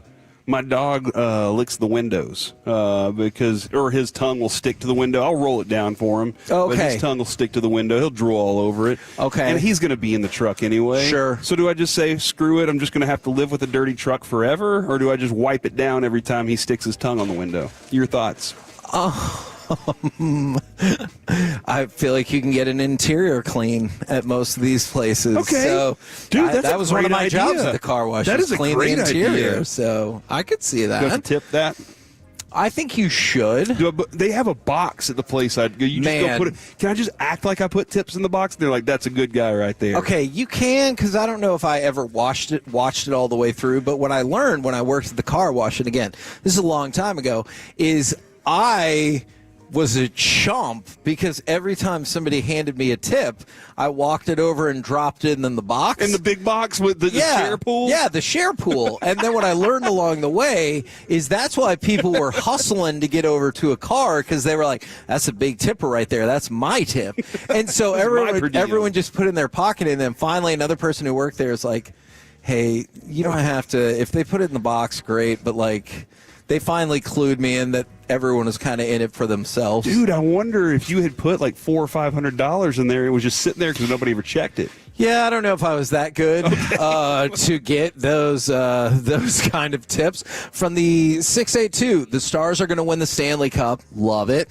And I wanted a DeLorean so I could go back and get the lottery numbers. Because if you ever owned a DeLorean or wanted to own a DeLorean, sure, maybe you thought the car was cool, but you really thought if you could get it up to 88, that was it 88 or 86? 88 miles an hour. That you could go back in time. You absolutely. Or power your car with trash. I was gonna need that thing. The sports almanac? Well, no, I was gonna need the sports almanac, obviously, but the huge hanger on the back of it, so I could hit the wire, which would give me enough charge to travel through time. Yeah. Do you think anybody ever had the DeLorean and got it up to 88 and didn't have like the tiniest thought that it would go back in time? Or what if they got home and somebody had bought like a microwave and they were like, oh my God, what is that? This is how we're going to make food of the future. See, I feel like I would have gone home and my wife would have been like, you better hope that thing takes you back in time to a time when you don't buy it. Like, that's what she would have said. And so, that's somebody suggested just buy the monthly service for the car wash.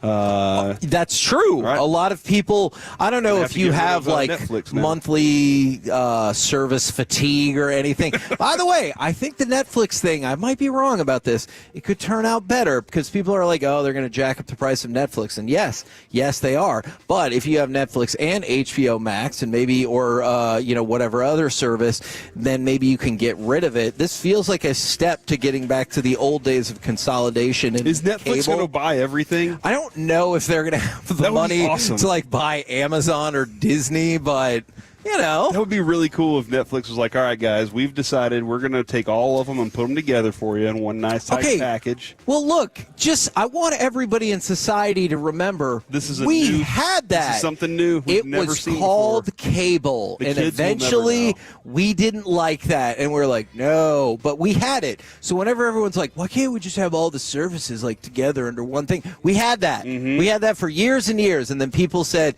no. It's not good enough. We can do it better, and then eventually and it was better. It was for a while. When we had Sony TV or whatever it was. That was the best. Yeah, everything I needed, and I didn't have to pay the direct TV prices. Yeah. Well, spoiler alert. Dish on my house. Okay, fine. Spoiler alert. The next time you figure out a workaround to cheat giant trillion-dollar companies out of money, they're eventually going to figure out a way to get that money back from you. Will. Okay, that is the unfortunate part. Do we have to just accept that, or is there a way to fight back? I mean, if you can help build up a better service, and then you decide you don't care about shareholders and corporate profits, then sure. Good. Alec, what do you got?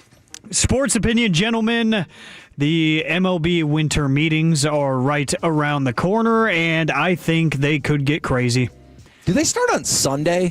I do That's believe a weird day to start. It's a very weird day to start. Some businesses are closed, banks are closed, but baseball, they don't sleep. They don't ever wait. And I do think that it could get wild just because I was doing some reading on it, and I saw that Jeff Passan and Buster Olney put together a piece where they were answering some mailbag questions. And there's some teams that we usually see as very cheap teams that seem willing to add this year, like the Pirates, Marlins, and A's.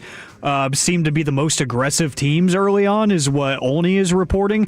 And he likened it to a college freshman holding a credit card for the first time, which I love that analogy, where they're like, hey, we kind of have a little bit of a foundation here now. How about we spend some money? And some agents are predicting that they'll add, all three of those teams will add somewhere in the range of $25 to $30 million in payroll, whether through free agency or trades. So I'm just looking at some of that. The Kyle Schwarber stuff is getting interesting. JT Realmuto, another name that the numbers on that could probably surprise people. Some trades that are up in the air. The Padres situation is real weird.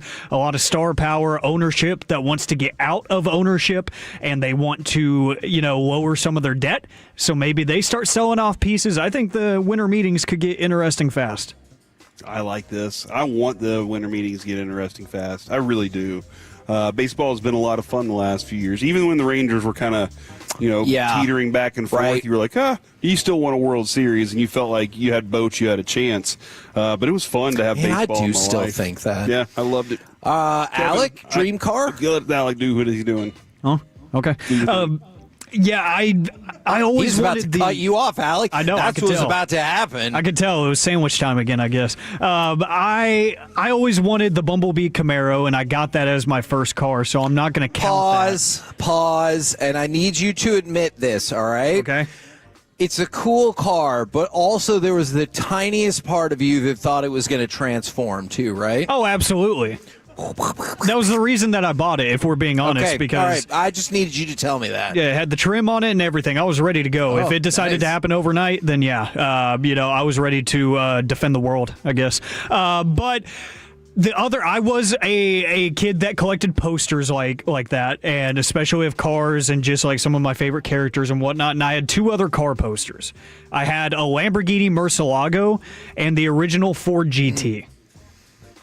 Both of those cars, to this day, I would love to have. The Murcielago as the butterfly doors that everybody loves. It's just, it is. That's something else. I could play the drop real quick. Okay. I know. Thank you. Thank you for getting that joke. I appreciate I understand that. it. I just like to lay out on your jokes, and I was buying myself time to play this. You really do. Yeah. So I'm most disappointed that our Taco Bueno rep has not appreciated my jokes today. I looked over at her a couple times thinking, she'll like this, and she shook her head. Yeah, she's shaking her head. So right now. she's disappointed. Yeah, she's one of us. I enjoy that. It's just it's gratifying to me. That's fine. That's fine. Next time I'm going to bring Fred out here to talk her ear off. How about that? Did you hear that laugh? Those are people who are here, and they know exactly what I'm talking about. Sorry, Alec, back to you. Yeah, and the Ford GT, I mean, the new one is really cool. It's just I don't have like $500,000 to get a reservation for one, so that'll never happen. Oh, yeah, I like how you manifest there. But the original Ford GT is so nostalgic. It is gorgeous, and lots of posters that you would see at the store. Like, I would go to the auto body shop with my dad a lot because he doesn't like getting stuff fixed. He likes fixing his own things because he's one of those guys. So we would be at, the O'Reilly's and stuff. They'd have a few posters rolled up, and you would always see a Ford GT, and I just thought it was the most beautiful thing ever. I love it. We're the Kansas City Masterpiece right here on 105.3 The Fan. Now, you guys have an option here, kind of as Alec would say, choose your own adventure. Would you like to go into some gridiron? Do you want to try to do Forgiveness Friday? Do you want to try to do both? What are you thinking? Forgiveness Friday, but before we do that, Kevin, I think it's very important that we point out the real DeLorean only went up to 85 miles an hour.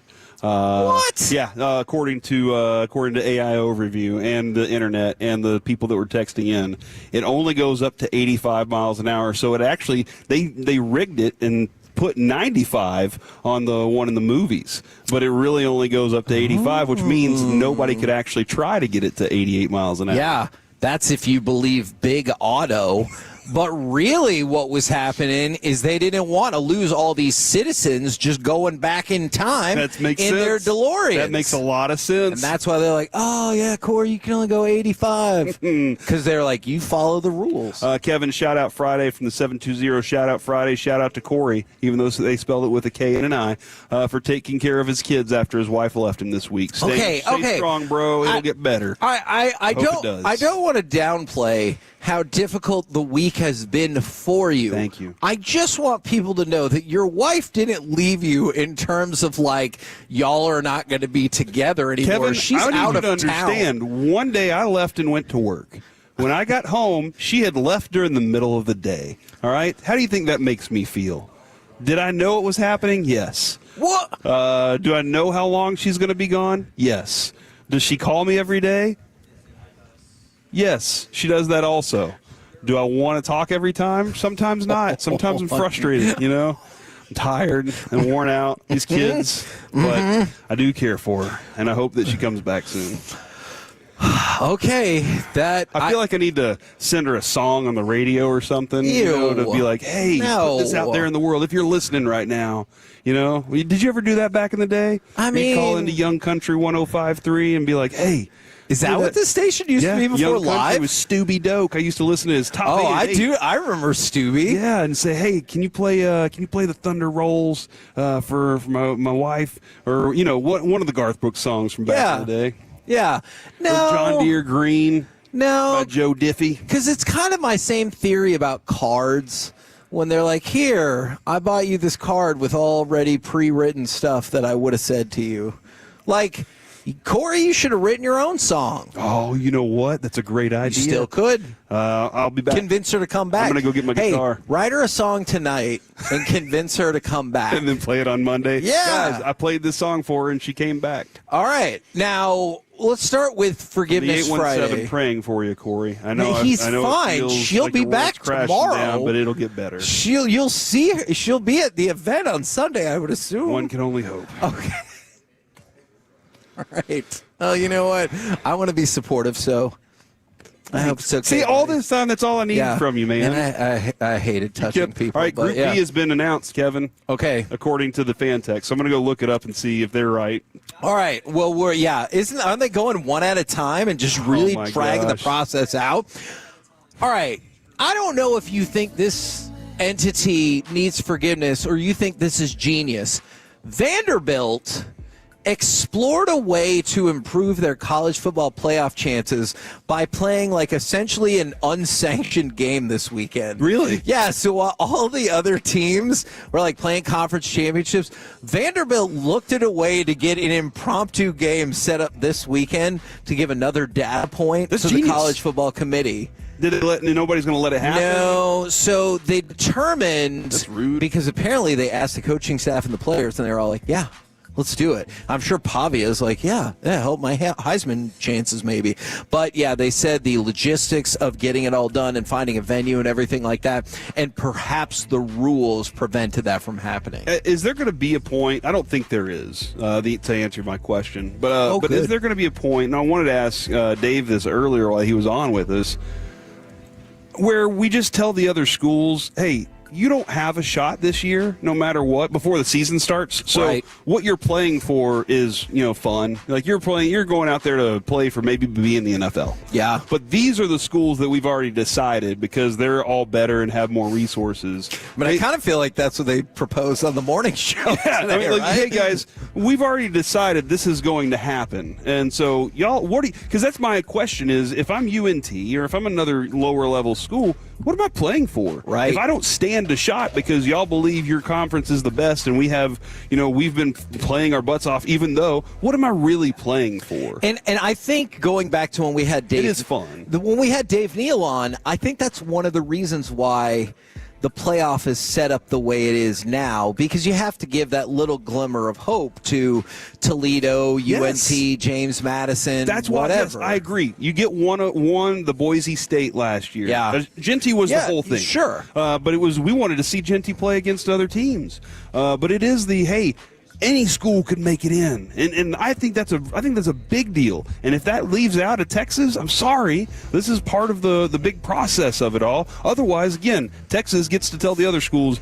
you aren't playing for anything. Good luck with your careers later on. And look, I am going to be jazzed up if James Madison plays Alabama. Mm-hmm. I get it. You want the bigger names, but I want to see that. I want to see if James Madison You're going to be about win. halfway. I get it. You'll be about halfway through that game and go, yeah, this is what I thought it was going to be. Yeah. Unless. But if the upset happens, it'd be a way bigger story than if Alabama and Texas played. Yeah. And one of them won. And you're like, sure. Dude, how insane would a UNT beat Ohio State in the national championship game story be? Yes. Yes. What just happened? And Eric Morris went to the wrong college. Yeah. He shouldn't have gone to Oklahoma State. Yeah. This is ridiculous. Absolutely. And you know what? I'm going to add in another thing. I think if you win the title, you should get an automatic berth into the next one. Ooh. So, I don't care that your players graduated or whatever. I think they should just put you in the next one. Now, do you think that the Wizards and Pelicans deserve forgiveness? Pelicans. They're a combined 6-38 this year. They both lost again last night. Zion done. I mean, forever. He's out right now again. Mm-hmm. So, yes, I heard did he ever start?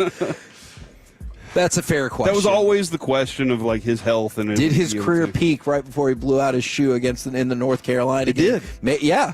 I mean, he's had some moments in the NBA where you'd be oh, there it is. It's very Anthony Davis of him, right? Oh my gosh, well, could you get that? And you're like, yeah, if healthy. What was the question? If they deserve forgiveness. No. All right. Does Amazon deserve forgiveness? This is a real thing. They are producing a brand new 10-part sports documentary that they hope will rival The Last Dance about the Tampa Bay Buccaneers. I am more interested in the Counting Crows documentary on HBO that's coming. I'm more interested in going outside and counting actual crows. Watch out, dude. If I'm around you, they'll attack you.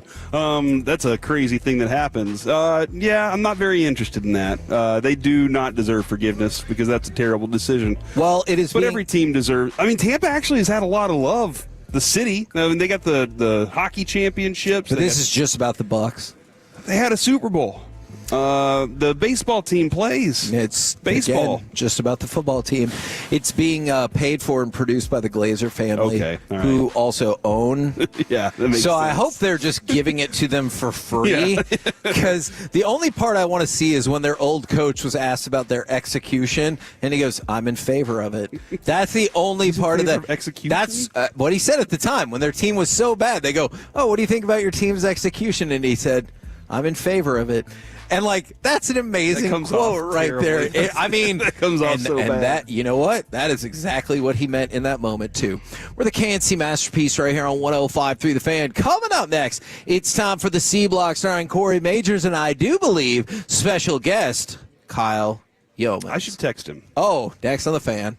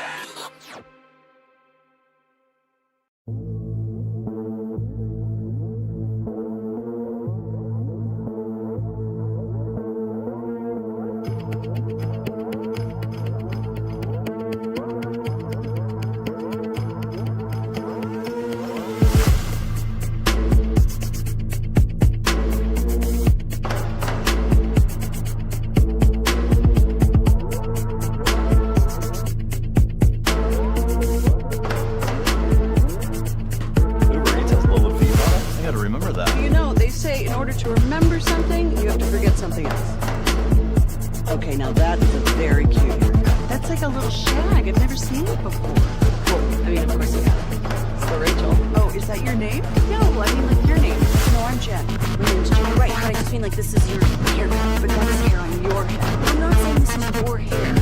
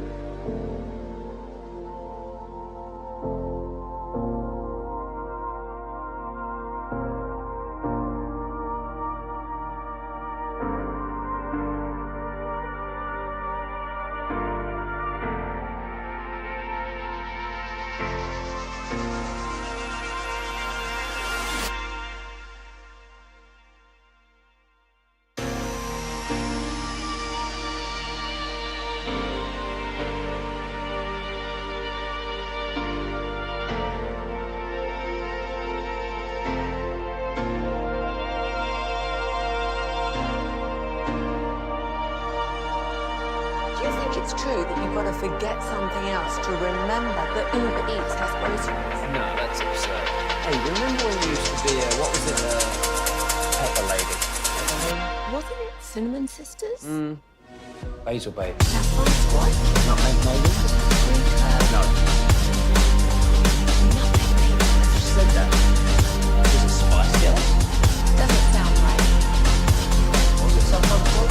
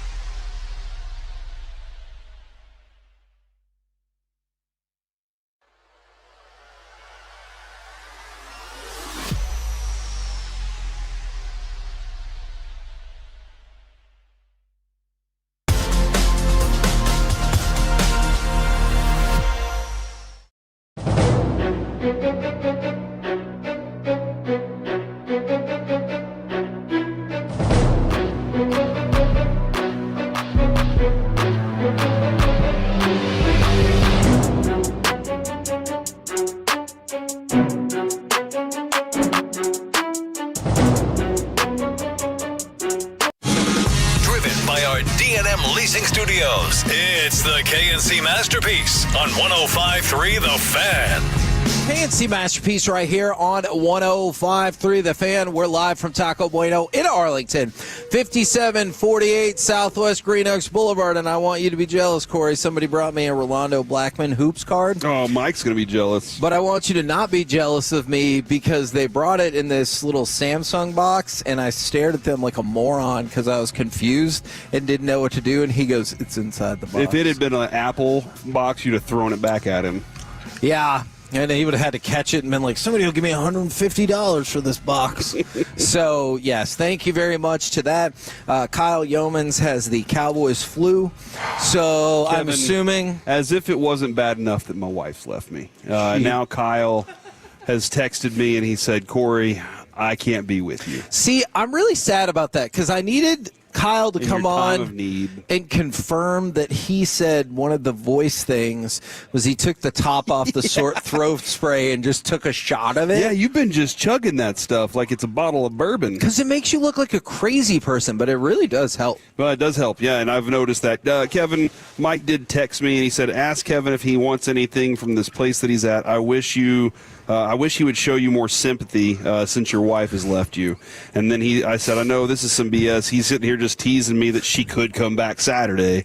And I mean, I don't know her flight number, but she is coming back. Well, she's driving. He said, typical Kevin, always taking a load off on you.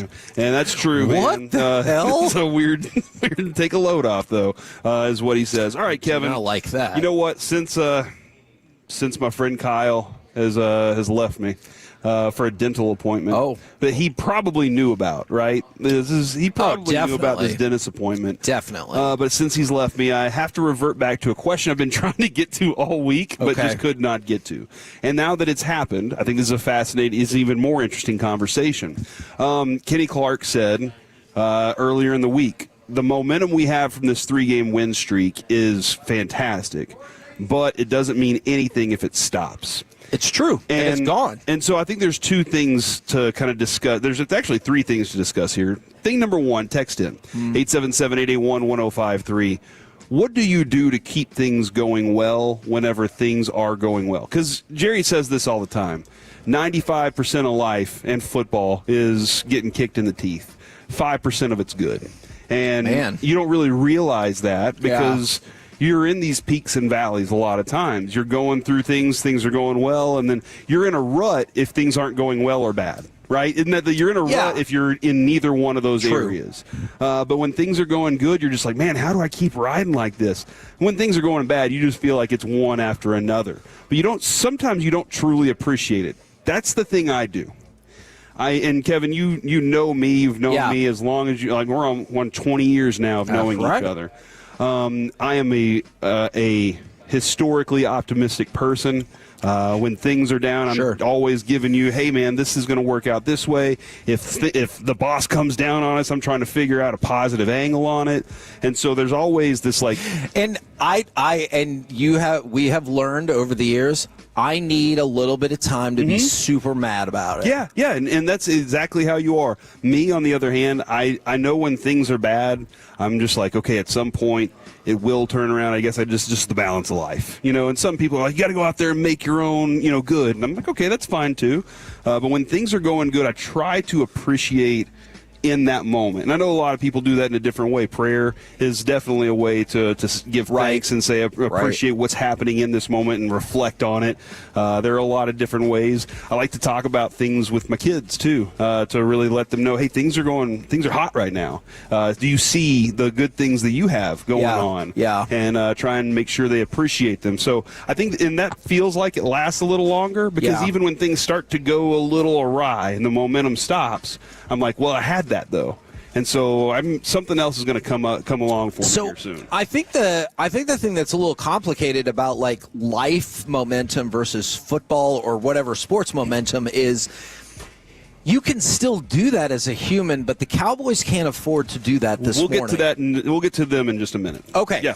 You personally. Yeah. So one of the things that Talking Doctor worked with me on is celebrating and maybe sometimes rewarding yourself. If you've done a good job or a series of good jobs or things are just really going your way is taking the time. Because I don't think I ever did that. Like, I got to a base point where I'm like, okay, that was awesome, but it went how it was supposed to. And so I didn't view it as positive or negative. I just viewed that theoretically positive outcome as neutral. Mm-hmm. And he was like, so your only outcomes are neutral or negative? And I was like, yeah, that's probably not good. And so he talked to me about, like, celebrating the positive things. Yeah, because when it's neutral, then you didn't celebrate the work that was actually done. You were just like, no, the work just supposed to be done. That is correct. And that is a flaw I have as a human being. I do appreciate that, because that's kind of like the MO of this show a lot of times is, no, you're supposed to do the work. We're not worried about the work. Right. It's the next outcome is what we're trying to attain here, because, like, the work is just the part of it. That just comes along with the job. Now, I do appreciate that. 877-881-1053. The Cowboys. Now, that part of it, that now that things have stopped. The momentum stopped last night. The momentum definitely took that big hit. I thought it took the hit initially in the first series when Detroit had the ball. Honestly, Kevin, I really wish the Cowboys had the ball to start. It was one of those where I was like, I kind of wish they had the ball, because I feel like they could have gotten things rolling a little bit better, set the tone offensively. But it felt like Detroit walked out there and set their tone offensively by showing what they were going to do with Jahmyr Gibbs, by saying, we're going to have him out there. Good luck trying to stop this. And I didn't feel, and go back and watch, I didn't feel like physically your linebackers or your defensive front were willing to be as physical as they needed to be to set the tone. Okay, I'm interested in that, because I don't feel that way. And I'll tell you why, because one of the things that I think the Cowboys defense has been really good about the last 3 weeks is letting it seem like you're doing what you want, and then you walk away with not a touchdown. Okay. So, like, that's good. They have given up a lot of yards. And you're right. They were giving up a lot of yards to Detroit. It was the chunks that were concerning. And they did not seem to have a particularly difficult problem moving the ball down the field. And so what I wrote in my notes, and I'm really glad that you brought that up, James Houston slips on the first third down. Yeah. At a time when it looked like, I'm not saying he would have got Goff for sure, but it looked like he had the path to get to Goff after he had worked around. And then he slips, don't get it, they convert the first down. And then I wrote, but he gets it back with a third down sack in the red zone. And I think that's one of the things that the Cowboys defense has done a really good job of, is they kind of lull you into this sense of, well, this defense is still not very good. And then you walk away and you're like, hold on, how did we not score a touchdown? And so that is what I took away from the first possession.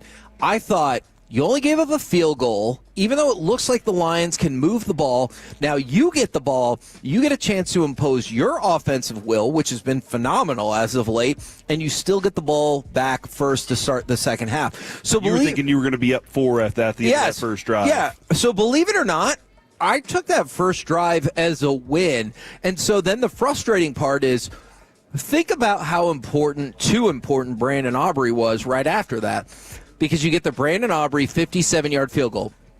Like, I'm glad that he can kick those, but that just shows you stalled out way too early. And then it's 3-3. And then what did you need? You needed him to tackle or push out of bounds, whatever you want to say, on the ensuing return. Anytime your kicker or punter is involved in the return, it probably didn't go well for you. So then all of a sudden, right after that, then you have what could have been a phenomenal pick six by Bland that we talked about that you didn't get, and then things started to steadily kind of degrade from that. But actually, believe it or not, after that first series, I thought it was a positive for the Cowboys. Yeah, and from my side, I was looking at tempo, and I was looking at less of the result of it and more of what I was seeing in the moment. And that was, they were putting hands on Jahmyr Gibbs, but not hats. And that was something that was concerning I agree with that. To me initially. And I really did. I was very big on the impact of going in there, setting the tone, punching them in the mouth, shutting that stadium up, and then saying, all right, now let's do our thing offensively for the rest of the night. And I just didn't feel like we got that. And ultimately they were chasing from there on. Yeah, and look, and you saw it from Bland, Bell. You know what I think, and I have to find out the specific combination of players it was that was really disappointing to me. But it's when you tried to do an arm tackle that didn't work out and then pull somebody down by their jersey. I think it might have been on the Montgomery touchdown. That you're like, what the hell was that? Yeah. And then there was another moment when you talk about that physicality. I know Kenny Clark just didn't know what the play was, but the Kenny Clark on the sweep where you had a chance to bam. Yeah. It would have been second and goal from the 11. And instead, what happens on the loop around, you get it at the 1.5, the 2-yard line, ends up being easily convertible for a touchdown. But that looked like another situation. If you could have rocked him right there, well, who knows what could have happened. But at the very least, you would have put yourself in a better position to hold for another field goal. All right, so then loop this back around. Now, things have gone bad for you, all right? Correct. And let's go personal before we go Cowboys. On the personal front, whenever you start to take that little bit of a note, somebody just texted in and said lost their job earlier this week. Oh, dang, man, I'm sorry. And due to a layoff after the company imploded, I needed Corey's pep talk. I appreciate that. Things are going to turn around. You're going to find something. There's an ebb and flow to life that I accept, and I appreciate, and you'll get it. Somebody also said, hey, don't ever worry about the streaks to begin with. Treat it like a game-by-game basis. It's a better mindset. I agree with that. Me too. If you're going, all right, what's the next?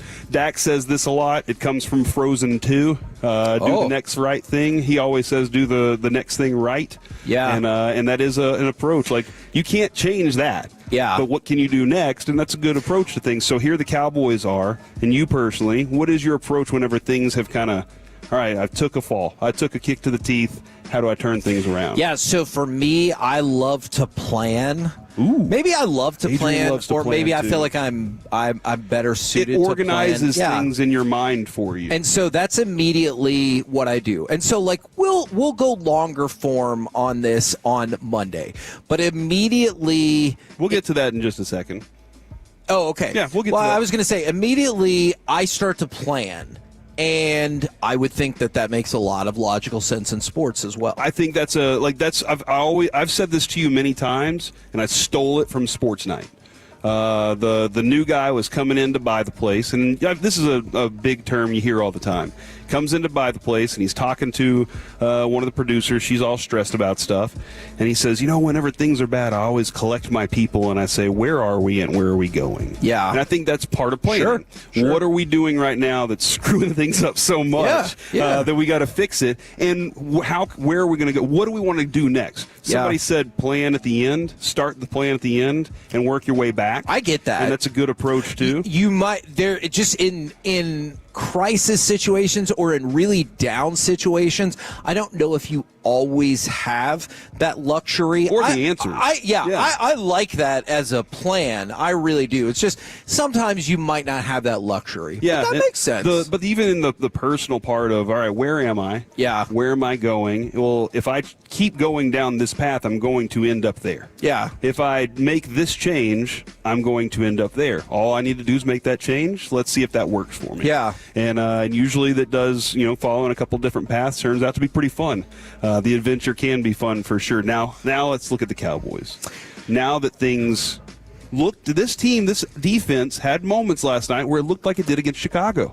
Yes. Where they couldn't make stops. Yes. Jared Goff had way too much time in the pocket at times last night and should have gotten more. What can they do now? How do they get that momentum back? So I will tell you this. I guess if you want to view this as a positive, I'll try to spin it. It's not complicated for the Cowboys anymore. You have to win out. It's as simple as that, right? And even if you do win out, that might not be good enough. But, here's a simplistic version of it, and we'll go longer form on Monday. The Cowboys, if they win out, let's just talk about the facts, would be 10-6-1. Okay? We'll put aside if you think the Cowboys can win out, because last night was obviously very sobering. But if they win out, they're 10-6-1.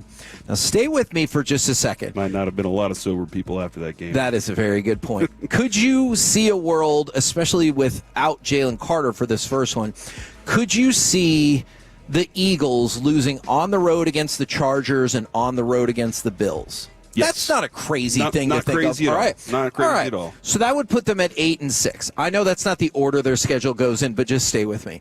That would put them at 8-6. You need them to finish at 10-7. So that means you need them to lose one more game. You've got Washington twice, and you've got the Raiders. I don't have super high hopes about that Raiders game, but that means you would hope that Jaden Daniels would come back and steal one for you. You've been begging for Dan Quinn not to play Jaden Daniels. Yes, except in this one scenario in which I need him. Yeah, go ahead and play him in that December 20th game, and then let him have the rest of the way off, and you'll get your 4th win, and everyone will be happy. But my point is, do I think the Cowboys can go 4-0 from here? I don't know about that, but it's possible. You would need the Eagles to lose to the Chargers and the Bills, and then you need them to lose one more. So for everybody who's saying the season is over, it's not. It's not over. It becomes a lot more simple and a lot more difficult. A lot more simple in terms of you have one option, but a lot more difficult in terms of what did you see last night that makes you think, oh, yeah, we got this? Yeah, no, it's a very good question. From the 903, once the Chargers lose, can we end the debate about the Cowboys could make the playoffs? Yeah. Well, you know what, Kevin? We'll do that on Monday. Okay. I'll tease that for 2 days right here. Here's a Group D. Tell USA. Me. Hell yeah. Paraguay. Paraguay, you jerk. Australia and European playoff C. Okay. So we got to have a playoff to find out who gets the Here's the good spot news. in our pool. That means that it's not going to be a dominant team. Bunch of chumps. Yeah. And, well, I'm not going to say that. Country out there. Actually, you know what? I don't have to worry about bulletin board material. Yeah. So there's some country with less of a GDP than Taylor Swift. Probably actually. Team 43 through 48 is in your bracket. That's going to be the last one. So if you're in a bracket that's going to have one of those final 6 qualifiers, you're not sad about that. Seems like a pretty decent group. Yes. For America to draw on. I do not believe you have to worry about being in the group of death. We have avoided that. Let's go find the group of death, man. We will find that before the day ends. And then we'll talk about why this process took more than 2 hours. Actually, Kevin, seemed like it should be that looks complicated. like they nailed it with the 11 o'clock bid. They said we'll be done by 11 Western. In Western. Things just worked with FIFA. It just means more. It just means more. We're the KNC Masterpiece right here on 105.3 The Fan. Coming up next, what football game are you most looking forward to this weekend? Because there are some huge ones, plus Masterpiece of the Week. All of it next right here, live from Taco Bueno in Arlington on 105.3 The Fan.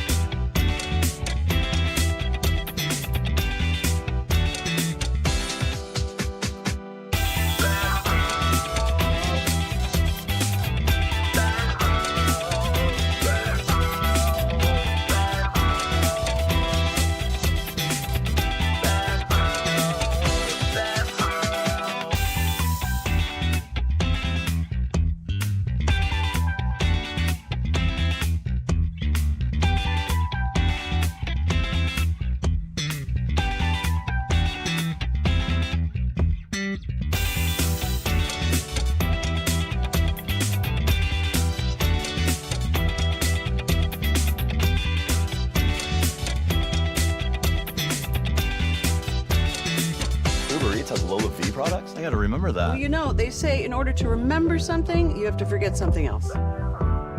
Okay, now that is a very cute haircut. That's like a little shag. I've never seen it before.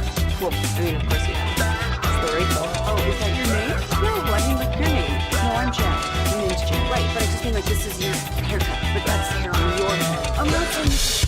This segment of the K&C Masterpiece is brought to you by the personal injury lawyers, Frankel & Frankel. If you've been injured in a car or truck wreck, call Frankel first, 214 or 817-333-3333. With Frankel & Frankel, there's never an out-of-pocket cost. They only get paid when you win. Frankel & Frankel, the go-to car and truck wreck attorneys in Dallas. And snap to Goff, and he's looking in the end zone, and he's throwing a fade, and that was too easy. Tesla just walked away. I really like the way he said that. Cowboys lose to the Lions. We've been discussing that pretty much all day. There was a moment last night where the referee said, I'm now resetting all the clocks. And Babe goes, all the clocks in the world. He's resetting all the clocks in the world. And I laughed so hard in my truck, and I need to tell Babe that was hilarious. I also like that because they go, so the team should have plenty of time for their substitutions. Yeah, but I was exactly. like, all right. All the clocks in the world. I hear you, buddy. So we were talking about the World Cup draw on the other side. We could probably get some info from that on Gavin Dawson as well. Seems favorable for the United States. But also, we got Masterpiece of the Week in about 5 minutes. What game are you most looking forward to this weekend? Because obviously championship weekend right here on 105.3 The Fan. SEC championship, Georgia and Alabama starts at 2:30. Indiana, Ohio State coverage starts at 6:45. So back-to-back huge college football games here on The Fan. It's our Sunday game, dude. It's the game that we have here on Sunday. And Bears and Packers? Yeah. Well, yes, Bears-Packers. I am fascinated to know 3 o'clock coverage what right here the on Bears Fan. really are. I think I know. Because I think Ben Johnson's a damn fine coach. Do you think they're better than the Packers? I think that they are going to beat the Packers on the road. Oh.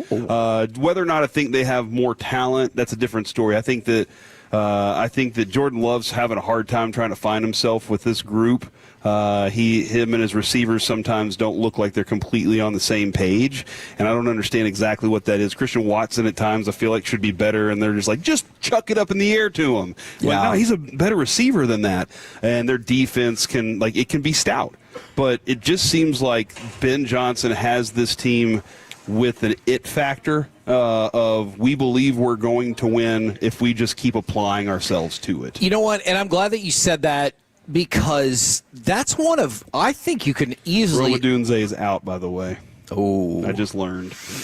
You're sad about that for fantasy purposes. Alec. No, actually, I'm not. I don't have my team or anything. Yeah, you sent it to me, Alec. I'm trying to help. I think that's one of 4 NFL games at least that you can argue that both teams feel like they have to win to accomplish specific goals. So Bears and Packers, you just mentioned it, obviously. Texans, Chiefs is another one. The Chiefs have to win, and then I'm sure the Texans feel like they have to win as well.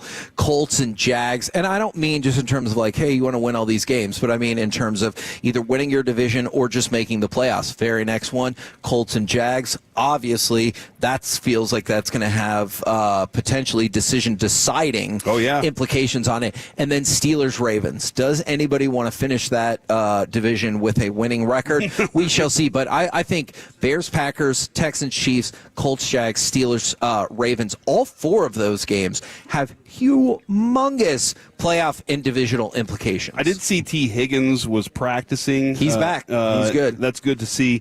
So that kind of with the Bengals-Bills, the Bills are a weird team right now. But I want to see if Joe Burrow can put up some Looney Tune numbers in that game. Yeah. Because Joe Burrow's fun to watch, man. If he's like, hey, I want to throw it 60 times today, that could be an absolute blast. So I'm always into seeing Joe Burrow back out on the field. And then on the high school level, I just want to throw this out there because we're in the midst of the playoffs. There are some humongous matchups. I just picked out 2. Duncanville against Waxahachie and Allen against North Crowley. There are a lot of other ones as we move closer and closer to the state championship, and I always love that because it's usually about a few days or a week before Christmas, and so when you get closer to Christmas, you're getting closer to the state championship as well. So Duncanville, Waxahachie, and Allen, North Crowley, I wanted to shout those ones out as well. And then bouncing back to the college level, BYU, Texas Tech, is incredibly interesting. If you're one of those bubble teams, you better be hoping that Texas Tech wins that. Because if BYU wins, that takes up a spot, because that means BYU will be in and Texas Tech will be in. I like Texas Tech, and I want them to be in. Oh, sure. Yeah, I hope don't Texas want BYU in. Okay. Oh. Because of Steve Young and stuff? Yeah, because of Steve Young and stuff. Right. and the Jimmer Fredette thing. Okay, yeah. Obviously. See, it was better than anything else that might have never stood up. Might have gone through my mind, but it's a huge weekend. We already mentioned the 2 college football games right here on the Fan, and before Bears, Packers, Bengals, Bills with pregame coverage starting at 11:30. All right here, all football, all weekend. 105.3 The Fan. But now it's time to veer away from football for some complete and total nonsense, because it's time for Masterpiece of the Week. She said, "List this, gentlemen." How's it going? Hey, Alec, pretty good. I'm rereading the Jerry quote on Pickens. Alec, Sean posted it this morning 2 hours ago, and he said he didn't have the game that he's been having. Yep. I would be very careful with him, talking about his effort. He's explosive with his temperament. Is that I don't want to rock the boat? I don't think Jerry wants to ever question effort from players. That's what I thought, because that just isn't a good look on that from him. I thought in Jerry world those two things are slightly separated. Like he didn't want to question the Pickens effort, but then was also adding that. Yeah, I think. Well, and I was there. I'm doing great, Alec. Thanks for asking. Yeah, thanks, man. We got back to it, but some things that are also probably not going to be good looks here in this segment. It's time for Masterpiece of the Week. We're going to revisit the wild, wacky, and oftentimes very concerning things said during this very program. And guys, we are back to tradition celebrating around here. We're going to pick on people who are not here to defend themselves. I have 2 of those people, gentlemen. You can pick which. Shocker, Mickey Spagnola. I pick him. Okay, well, we will go straight with that, and then you will hear from Zach Wolchuk afterwards during Crosstalk. But let's see. We have 2 entrants from Mickey. Kevin, since you were adamant about Mickey, pick a number 1 or 2. 1. Okay, Mickey said this. That's a pretty good foursome. I think he was talking about golf, Kevin. Yeah, let's hope so. I'm pretty sure he was talking about golf. Let's hope so. That seems like too many, though, right? Too many for what? Golf. For golf? You know. I really don't. Yeah. 3's the magic number. What? For 4 is too many, 2 is too few. That's why your wife is gone. She had enough about your shocking thoughts about that. Oh, man. Gross. Well, more shocking thoughts from Mickey Spagnola. He said this today. Give it up. You got 3 guys tugging on you. Just go down. Jeez Louise. Alec, dude. Jeez. Now, is that a kidnapping situation, or is that go back to? Man, you think about it. If you combine those 2, that actually makes a lot of sense. Oh my gosh. If you combine the 2 things that Mickey was just talking about, that was glorious. Corey, I have a golden rule with stuff Mickey says. I look at the fan cam, and if I see you look over with big eyes at Kevin, I will pull that audio clip, and I will play it. And that happened today. It did. So technically, it's your fault that was played. That is true. That is true, and I appreciate Alec for paying attention to my face. Oh, well, yeah, on your face. Speaking of paying attention, Wolchuk tried to slide this in, and no, I'm smarter than the average bear. I'll just kind of walk through, give it a sniff. Oh, what's he talking about? He strikes me as a sniff guy. Oh my gosh. Oh, dude, what was your favorite? The markers. Remember the markers? I always loved the orange scented marker, but the licorice one. What are we doing? Why are we trying to smell licorice? Yeah. You know, that's a good question. I don't know. But also, how did we discover that sniffing markers would get you high? I had a friend that used to, put his whiteout in the, you remember the pencil holder on your desk? Uh-huh. He would fill it up with whiteout and then just, put his head down, and I would be like, dude, what are you doing right now? Why? Trying to huff some paint. Why do we spend so much time as a society for these ridiculous, like, bootleg versions of things? I'll get high. Yeah. Weed out of an apple? Yeah. I'll get high if I sniff this white out. Like, why do we do that, Alec? I don't know. Okay. I've never tried it. I went straight to you for that one. Okay, I was just asking. Well, or the markers, yeah. Like somebody's like, oh, I can color something or get high. That's probably real. I should clarify with Wolchuk. I don't think he got high off of markers. I feel like this is a great transition. Thank you, Kevin. I have gotten drugs. So, I got to tell you something. Do you feel like you could pull off like shipping massive drugs across border lines? What? Like getting kilos of cocaine into Australia and stuff? No, he took it to Germany. Yeah. Oh, that's right. Yeah. I would get way too angry in situations and like cause them to escalate. But I have to watch this guy. Yeah, I have told my wife numerous times, like we'll joke about it because I'm a square and I've never done anything really. And she goes, well, if we were going to do that, do you think you could find those drugs? And I was like, they could be here in 30 minutes. I was like, we have a wide fan base. I could have them here at our house in 30 minutes. That is true. Corey, we haven't picked on you enough yet. That ends right now. You said this. I feel like no, but I feel like it's even more fun if I imagine it with skates. Like 4 skates, that's too many anyway. See, I've stood by this opinion a long time. 4's too many. I said 4 skates. That's a lot. But yeah, skates. I was talking about horses on ice skates, by the way, which is even crazier. Yeah, because you were going to clarify and you thought this will be less weird, and then you said that. Dude, can you imagine those seeing a horse on ice skates? Just did. You just did. It was exactly. awesome. The mind is an amazing thing, Corey, and I feel like I had to sneeze. I know. I was trying to cover for you. I want to see this now, but also there's an alarming amount of drug talk this week. Hey, these mushroom bars are going to be amazing for your brain. That was Jake Plummer, who had his fingernails painted and long hair, and he was he was pitching mushroom bars. Listen to you judging people. Oh, yeah. They got long hair and painted fingernails. They must be selling mushroom every single bars. stereotype. Okay. I got mushroom bars. I got long hair. I say dude a lot. Dude. You know what? That's true. Sometimes I see people and I'm like, you know what? Go get your extreme Doritos and take your Mountain Dew and hit the bricks. Man, go play some Call of Duty. Well, sometimes, Kevin, you see people and you say this. Hey, bees, let's go party. All right. I think you were trying to make honey. I just want you. I was. Never mind. I just want you to think about this. I had already reached my quotient, I think, for the day of saying that actual word.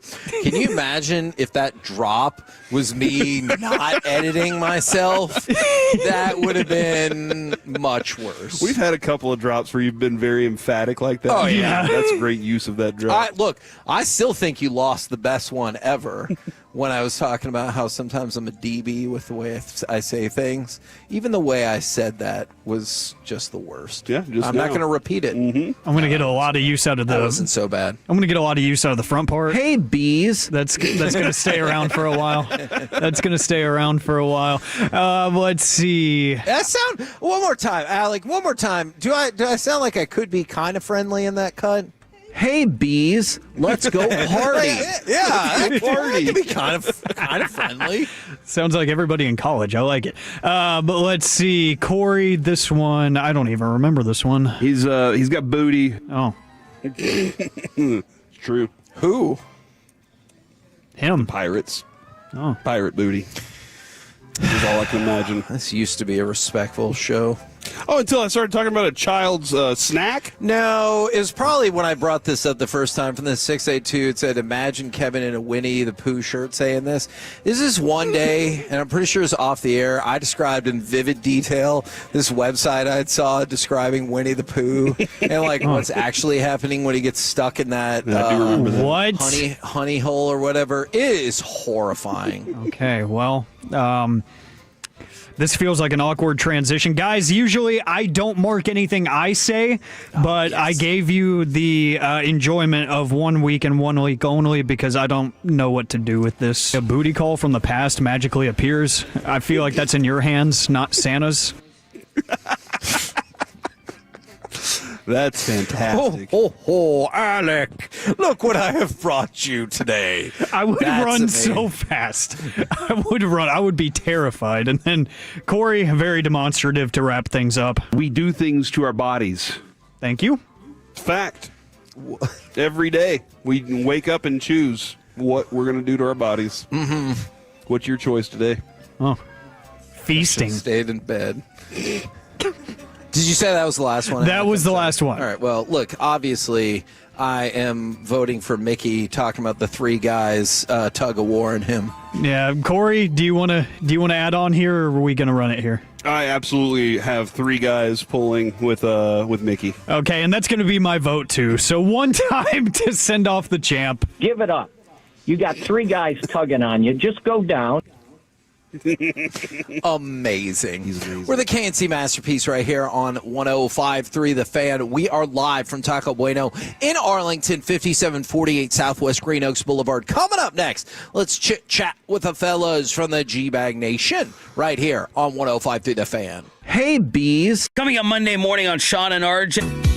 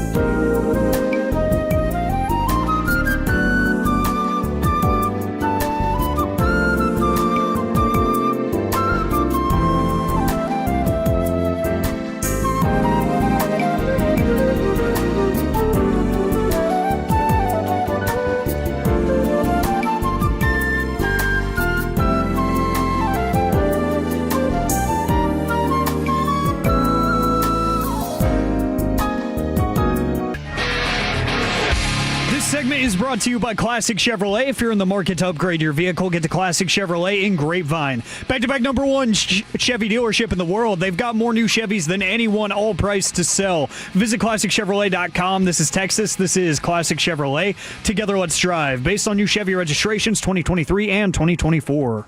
First down, handoff. Gibbs, they got the edge on the outside. Great block from the outside. He strolls in. Touchdown. KNC Masterpiece back here on 105 through the Fan. Been an outstanding day at Taco Bueno in Arlington. Right now, courtesy of D&M Leasing, let's chit-chat with the fellas from the G-Bag Nation. Gentlemen, how is you today? Hey, we're doing all right. How about you, buddy? Yeah, we're kind of hanging in there, and I was listening to a lot of the postgame, and I know you guys have had an opportunity to chop a good chunk of this up, but I wanted to know, is there a particular player or aspect of this game last night that was most disappointing to you? You know, for me, it was the tackling and the defense more than George Pickens. Obviously, didn't have his best game. You know, I thought the coaches did a decent job. I think the defensive line was bad. The linebackers continued to leave a lot to be desired. But if I had to focus on one, I would say the corners. Just, you know, some of the plays that Deron Bland and Savone Revel had just weren't good enough if you expect to win football games against a good offense like that. But, I mean, there's so much stuff to look at. The penalties, you know, the bad protection. Like, there's more than enough blame to go around. I tell you what, if you let me, I could call plays if you let me have the ball on my own 41 the whole game. Yeah, special teams. Yeah, my goodness, the coverage units. I tell you what, that I have never seen, and it's not anything. And we'll get into it at 3:40. There was nothing exotic or anything that Detroit was doing on those kickoff returns to make you have to deal with that. It was just embarrassing that every time you would score, kick a field goal, touchdown, you automatically gave them the ball at the 41-yard line, and that's the way it went. And that's the way it went all night. How crazy is it that, like, you were so good on so many other aspects of special teams, whether it was the clutch anger punt out of the end zone on the non-safety, whether it was Brandon Aubrey making NFL history again, whether it was blocking the field goal. But you're so right. When it comes down to that was awful all night long. Tom Kennedy is like the best return man ever. Just a guarantee. Get you out to the 50-yard line or whatever. Well, it's also disheartening when you've got a guy on your roster that is a special teams ace. That's his only role. Who gets pinned inside as they're running the ball. Can't get off him. blocks. Yeah. I mean, he's getting blocked every time going down the field. Yeah. So what are you on the roster for? What purpose are you serving if you are not going to be able to make plays on special teams in coverage? You got to be able to go down there and cover kicks. And, yeah, I mean, the fact that the defense couldn't get a stop outside of Sam Williams' block from the 8:21 mark in the second quarter on, there's a lot of frustration from the game yesterday. And, look, I thought Dak played well overall. But when you go back and watch it, he definitely did miss. Oh, he missed some throws. He missed some deep touchdowns. He did. Yes, he did. Flournoy was open on that first drive. We were looking at each other like, what are they doing targeting Flournoy? Yeah. Flournoy beat Yasin. Yeah. He throws it outside. He needs to throw it inside. It would have been a touchdown. Yeah. Misses CeeDee Lamb for a touchdown. Yeah. Now, all in all, I don't know. Maybe it doesn't matter because your defense couldn't get a stop to save their lives. But there were plays the offense missed down the field. It might have been, too, with Dak, and I'm not making excuses for him, but the way, like, all of a sudden he drops back and, whoa, there's no pressure. And then you got that mental clock where all of a sudden, you know, your tackles were just kind of like welcome mats out there, you know, yesterday. So it was a problem. Man, you're right about that. I wouldn't have thought I would be here, but kind of feels like Tyler Guyton can't get back fast enough. Yeah. I mean, Nate Thomas definitely got worked last night, and that Steele wasn't much better. No, Steele was fair. rough. No, And you know you're having a bad night in pass protection when Williams gives up a sack as the blitz pickup guy.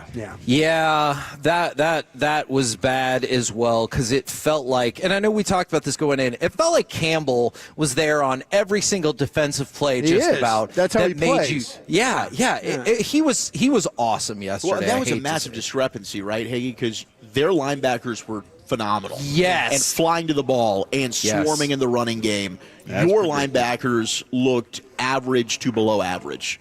Overshown, I thought, played his worst game. He was not I could good. see that. And Kenneth Murray, I said it all over the post game, and I mean, he's got a family, right? I'm not trying to call for anybody to lose a job, but I'm calling for somebody to lose a job. What the hell is he doing continuing to get played?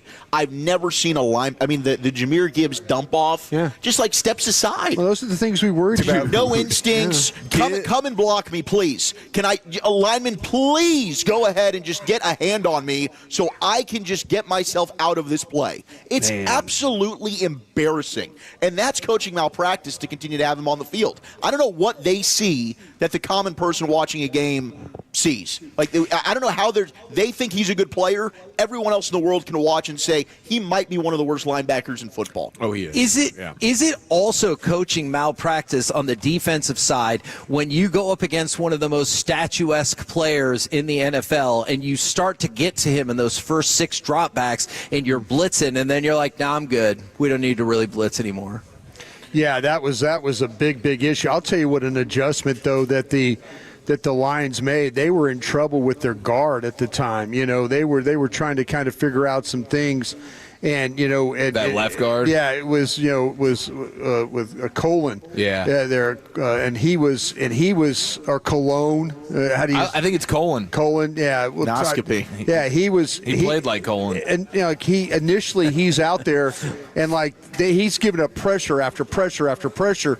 Finally, they pulled him out of there. They put Miles Frazier in. Put your LSU guy in. Yeah, they made a smart play. They said, listen, we can't play the whole game giving up pressures this way. But hey, as many times as he went with his 5-man pressure, that actually got him, or 5-man rush, that got him pressures.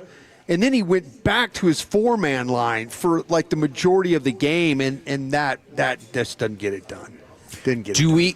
Do we need to go back over with Kevontae Turpin what a fair catch sign is?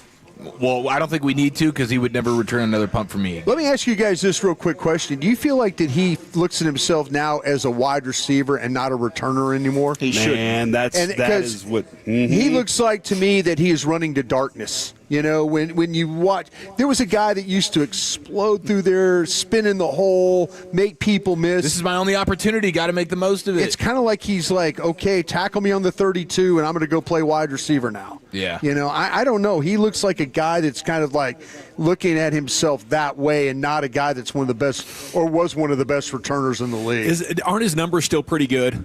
Like he might be Pro Bowl kick returner still? But it's not to the point where, like, why did 2 dudes from Detroit just yeah. What I almost said something illegal there, but but that, why is the ball every time getting out to the 50-yard line and then your guy's somewhere at the 28, somewhere at the 30?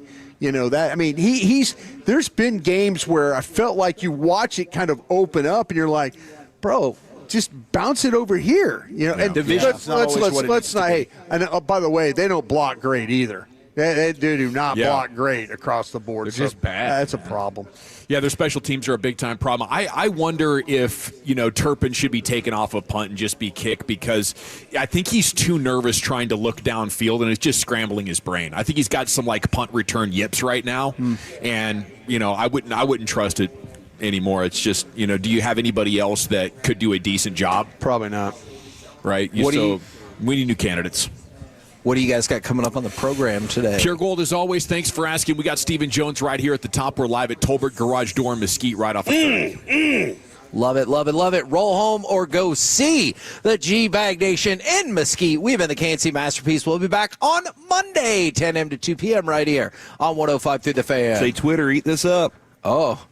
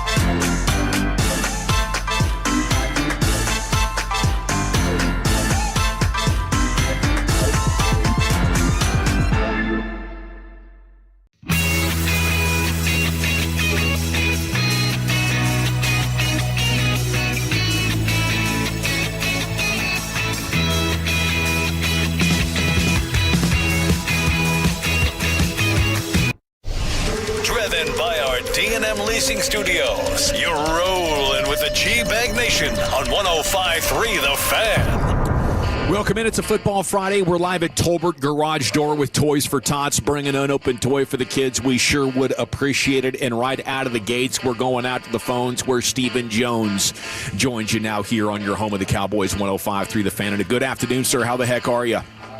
Good afternoon, guys. Man, how we doing today? How'd you take all that in with the loss to Detroit after so much excitement, but still in it, right? So big picture, how you looking at the rest of the season at this point forward? Well, like we've taken the whole season, it's got to be 1 week at a time. Obviously, that was a very, a tough one. We felt like we didn't, play to the standard that we expect our guys to play to in all three phases. I think we got to give Detroit a lot of credit. Obviously, that's a tough place to play. Obviously, that's a good team, and we didn't get the job done. As I said, in all three phases, we just didn't play to the standard that we expect our guys to play to, and there was a lot on the line there, and we didn't get the job done. Specifically, a lot of people are reacting to George Pickens' performance. Was that a red flag for you guys in any way?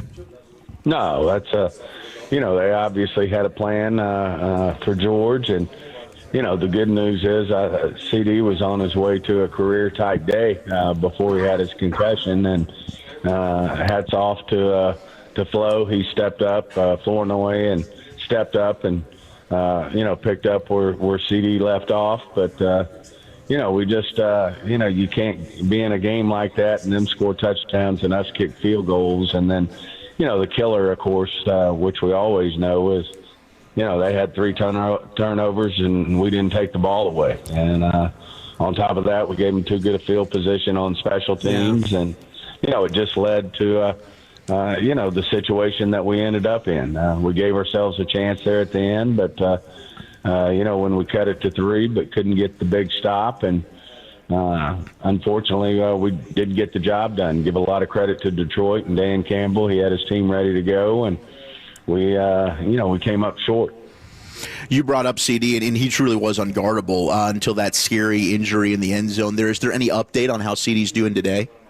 Yeah, I mean, right now we think he's headed in a good direction to be able to play, but obviously we'll just take each day at it and see how he continues. But he was making good progress through the evening up until we landed, and we'll see how the day goes today. But, we've played, 4 games in a short period of time there, and we've got a little break here to get our feet back up under us. And you said we just got to, worry about ourselves. And, we still got an opportunity. We're not out of it, but we obviously got a lot of work to do ourselves, and certainly we need a lot of help.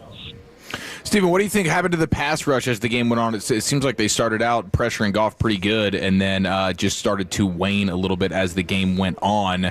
Was it something that Detroit was doing? Yeah, I mean, that's, you got to give Detroit credit for making the adjustments. And, we just didn't get the pressure we needed to. And on a guy like Goff, if you let him sit back there, he's a great passer of the ball, and he's got great weapons. Gibbs obviously showed up big time for him, Williams, and then, of course, St. Brown, playing through an injury. You got to give him a lot of credit, too. But, they made the plays, and we moved the ball. We just, when you're kicking field goals and they're scoring touchdowns, that's not a good recipe.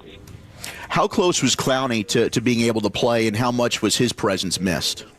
No, I think we missed him. I mean, he's been playing at a high level during our run, and certainly, it was, we hated that he couldn't play, but, I don't think he was going to be able to give us a lot, and we just felt the best thing to do there was not to take a chance on him injuring the thing worse, and, he just wasn't totally comfortable with it. Stephen, your offensive tackle play probably wasn't where it needed to be last night in that game, though. As you look at Nate Thomas, really good against Kansas City, and then kind of maybe took a step back. Is that just part of being a young guy that every week there's going to be different challenges for him to have to get to a level where, he could be an outstanding player for you? Well, like you said, he's, if you look at his play time and, he's certainly just now really starting to play. It's like a rookie, if you will, that, hadn't played a lot. And you're going to have some peaks and valleys, even players that ultimately end up being great players. The first part of getting your feet wet and going against great players, which certainly Detroit has a really good football team.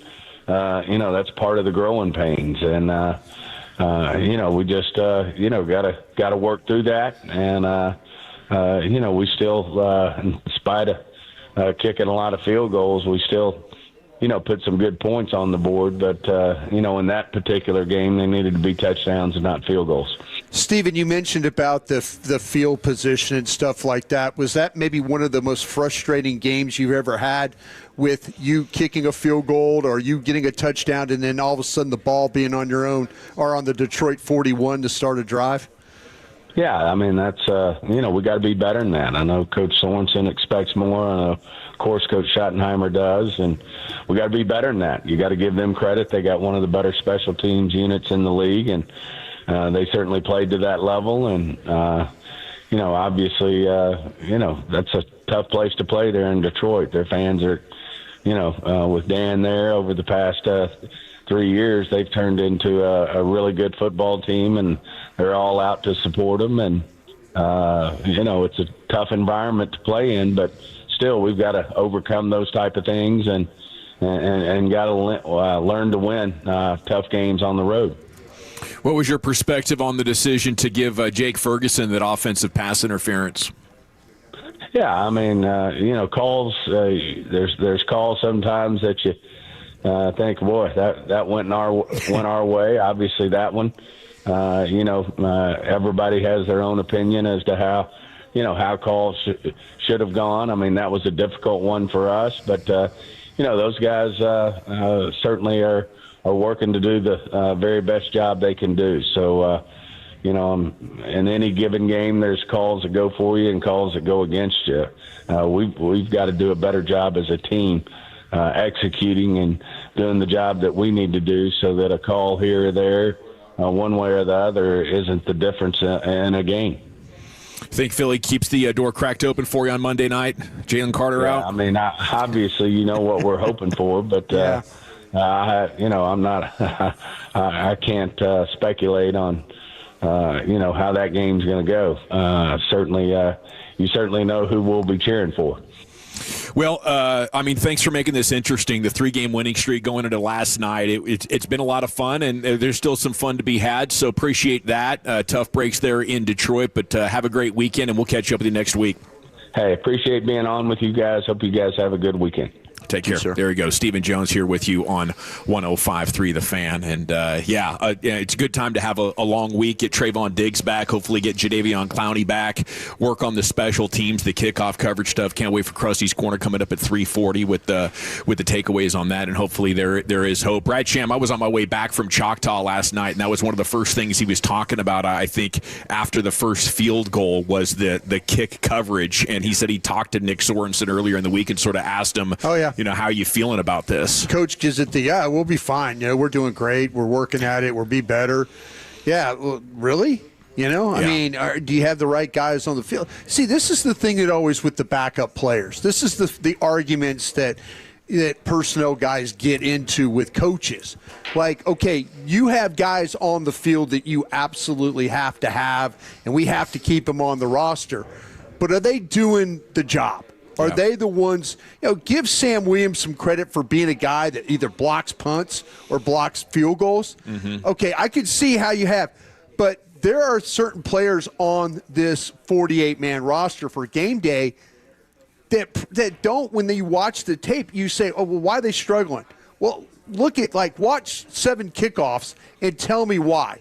And you look at that and you're going, oh, okay. It's 2 or 3 first downs. Yeah. I mean, you literally you're better off just kicking the damn thing out of the end zone. Yeah, I don't know why they didn't start to do that. Yeah, I mean, if you're not going to cover worth a damn, and every time they're going to have the ball at midfield, and you give a team that's an explosive offense like that the ball at midfield, I mean, you got what you deserve. Was Clowney being out, did that set off a chain of events where Williams and Houston were less available to go down and cover those? Or I suppose you'll give us the full report coming up at 3:40. I just know this, though. That there are things that they tried on special teams that Detroit took advantage of. You know, and then there's scheme things that they were trying to do, and you're like going, oh, I see why that happened.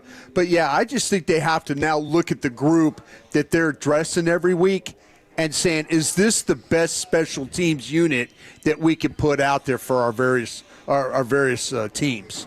Some tough news for Detroit this morning as Brian Branch ended up tearing his Achilles there. Yeah. I guess he was just the latest really good athlete to be battling through some ankle, calf issues. That's and a big one for them. Cost him right there. They at play the the end. Rams this week, too. You hate to see an injury like that'll keep a guy out 10, 12 months. It is pretty cool how dangerous this team is and how many things they do great. But I think last night was a reminder that you got a lot of work to do in the 2026 offseason if you want to be good enough. I trust me on this one, and this is what I believe. Of the three teams you just played, I think Detroit's the best one. Detroit, Kansas City, Philadelphia. I don't think Philadelphia and Kansas, even though those are two Super Bowl teams from last year, I think Detroit is a much better football team overall. When you watch the way that they play, the physicality they play in, the way they tackle, their ability, they didn't run the ball on you last night because they didn't have to run the ball on you last night. You know, they found ways to kind of, protect their quarterback and you saw early in that game when the protection was bad, he's going to spike the ball. Yeah. He's going to throw it short. He's not going to take any chances. He's going to get rid of it. But all of a sudden you let him feel a little comfortable in the pocket.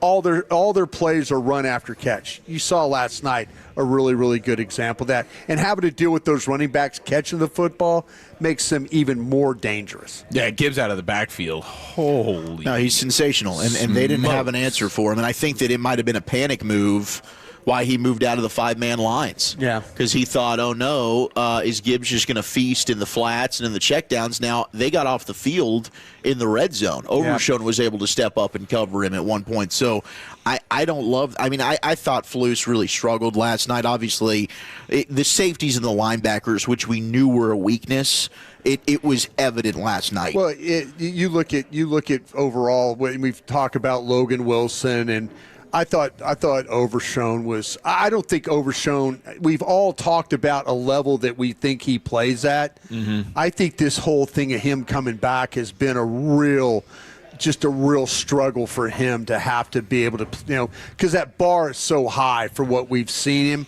Yeah. And coming off the surgery, yeah, we're asking a lot. But you can clearly see – that he is not the same player that he once was. Yeah, and I also think that there's plenty of examples from last night in particular where it feels like Eberflus is not setting his guys up for success. Like, how many times have we seen Overshown blitz this year? Yeah, I brought that up in the postgame show. Does he even know that he's able to do that? Does he even know that he can blitz? Maris Leofau, just how about in general? Because Maris Leofau blitzed twice, had a pressure. He was able to kind of get home really both times. But then, like you said, he got spooked. Yeah. There was something that spooked him out of not playing his five-man front. And he went away from it way too early. Yeah. Because early on, he had 3 blitzes, right? Yeah. And we discussed this last night. Reddy Stewart had 1, right. And then Marist had 2. And they were effective. You got the sack from James Houston on that 5-man line. You had another one where he stumbles, James Houston does, and that allowed Gibbs to pop free a big one, and for a big run. And that's the one where, Bland's out in the flat trying to tackle, and he. Oh, my gosh. Yeah. Yeah, I was thinking last night, you at some point in the second half, they really should have decided, hey, we're not going to stop them. We might as well blitz. Maybe they'll score early and save clock. Metrics tells you if you blitz the guy, it was 9 touchdowns, 0 interceptions. But that's other teams playing. That you might have found something in your game that you could have said, you know what, metrics tells us not to do this, but damn, let's go see if we can affect him. I think early in that game, they did do some things to kind of get him off where he needed to be. Well, thanks to Stephen Jones for joining us there at the top of the show. Sounded like he might have been a little bit under the weather and probably feeling it a little bit coming off the tough loss, but he's always with you here every Friday in the G-Bag Nation.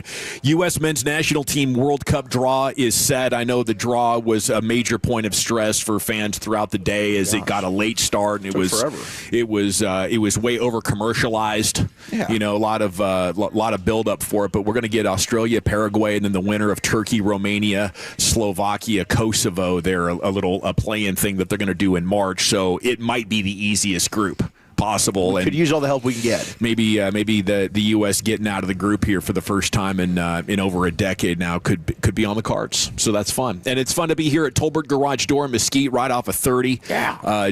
Join us today. We got Tolo back window decals for you. It's Toys for Tots. So if you bring an unopened toy and drop it off there in the boxes over there, we sure would have loved it, and the kids would appreciate it. Okay, one segment down, a whole bunch to go. We go all the way till 7 o'clock tonight here on your home of the Cowboys. Proper Football Friday. We got the champ on the other side, Wolchuk, and then your top 10. What are the top 10 worst sports betrayals of all time? 877-881-1053. That's next in the nation.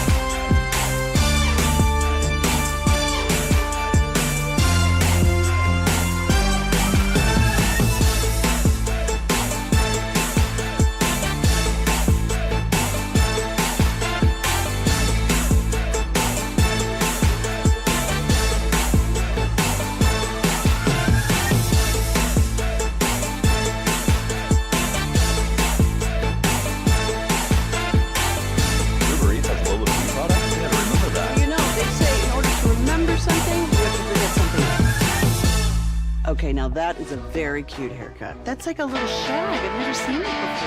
Well, I mean, of course, it's the Rachel. Oh, is that your name? No, I think that's your name. No, I'm Jen. Right, but this is your haircut. But that's your hair. I'm not saying this is your hair.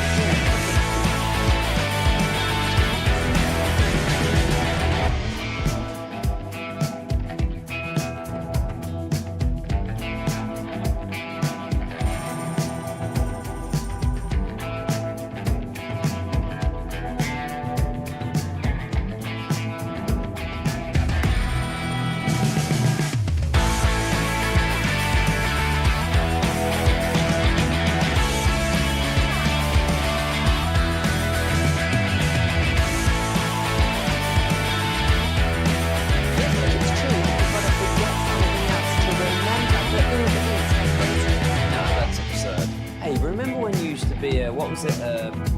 Pepper Lady. Pepper Lady? Wasn't it Cinnamon Sisters? Basil Babes. Saffron Squad? Nutmeg Maidens? Paprika? No.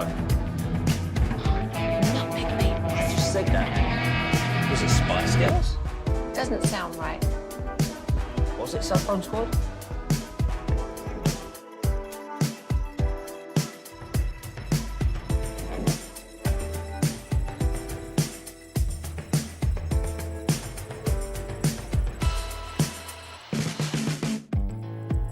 We are live at Tolbert Garage Door, proper Tolo here, Colby Tolbert. And if you have any garage door needs, he's your guy, no matter where you are here in North Texas. It's time now for the G-Bag of the Day Champion. Segment's brought to you by the Frankels. If you've been injured in a car truck wreck, call the Frankels first, 214 or 817-333-3333. There's never an out-of-pocket cost. They only get paid when you win. The Frankels are the go-to car and truck wreck attorneys in Dallas. Back to the Pimp Cup. Here's Lucius. Yeah. Wolchuk. What up?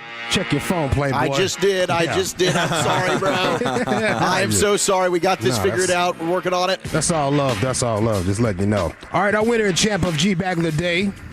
It comes from the University at Buffalo. Men's basketball. University at Buffalo's been making headlines this week. They have been making headlines. That was a weird play. That was weird, fam. But we've been shining your light over here in the G-Bag Nation all week at University of Buffalo or University at Buffalo, whatever the hell your name is. Men's basketball player right here, Daniel Freitag, his game winner, and the broadcaster right here. She's just got a melatonin vibe, you know? And they inbound this ball. Here comes Daniel. He's trying to find his way down the middle for the floater. Off the glass, and he makes it! Oh, my gosh! He is that guy. He is him. He is him. He makes it in. That's an all-timer right there. Put it right in the top 10 with Boom Goes the Dynamite. Some other classics. Pulls a rabbit out of his head. The champ faces challengers every afternoon at 5:30 here in the G-Bag Nation. It's time now for Wolchuk's Top 10 at 2:20. Thank you very much.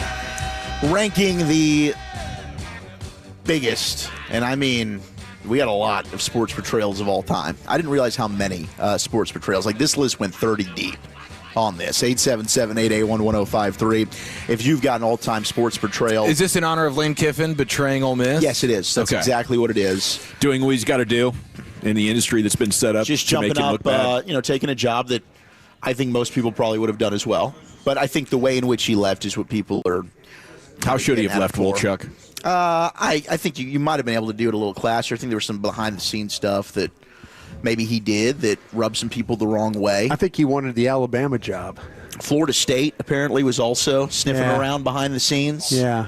And he was. I think he was waiting to see if Kalen DeBoer got canned. I think he was waiting for the Iron Bowl. I think that he was doing a lot, because apparently it was weeks ago he knew that he was going to go to LSU. Yeah. And he just kind of played it out until you're right. Yeah. Until after conveniently Bama's beats Auburn and they go and play in the SEC. I had a feeling talking to some people down in Baton Rouge that the deal had already been done. And I kind of found it funny that when he got to school, like his office had already been done. Like he showed up and everything was kind of in place. They had plenty of time to get it ready for him. I got everything in place and ready for him. But I think he was honestly seeing if the Alabama job was going to come open. Because there was questions about DeBoer maybe leaving and going to Penn State, that he really didn't want to be at Alabama.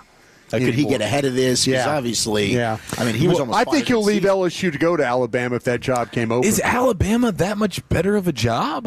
He worked there, and Saban made it what it is. That's over $100 million a year program when you talk about that. Alabama and what they generate, the support, the pressure's huge. But he's seen how it operates. So he's very familiar with that.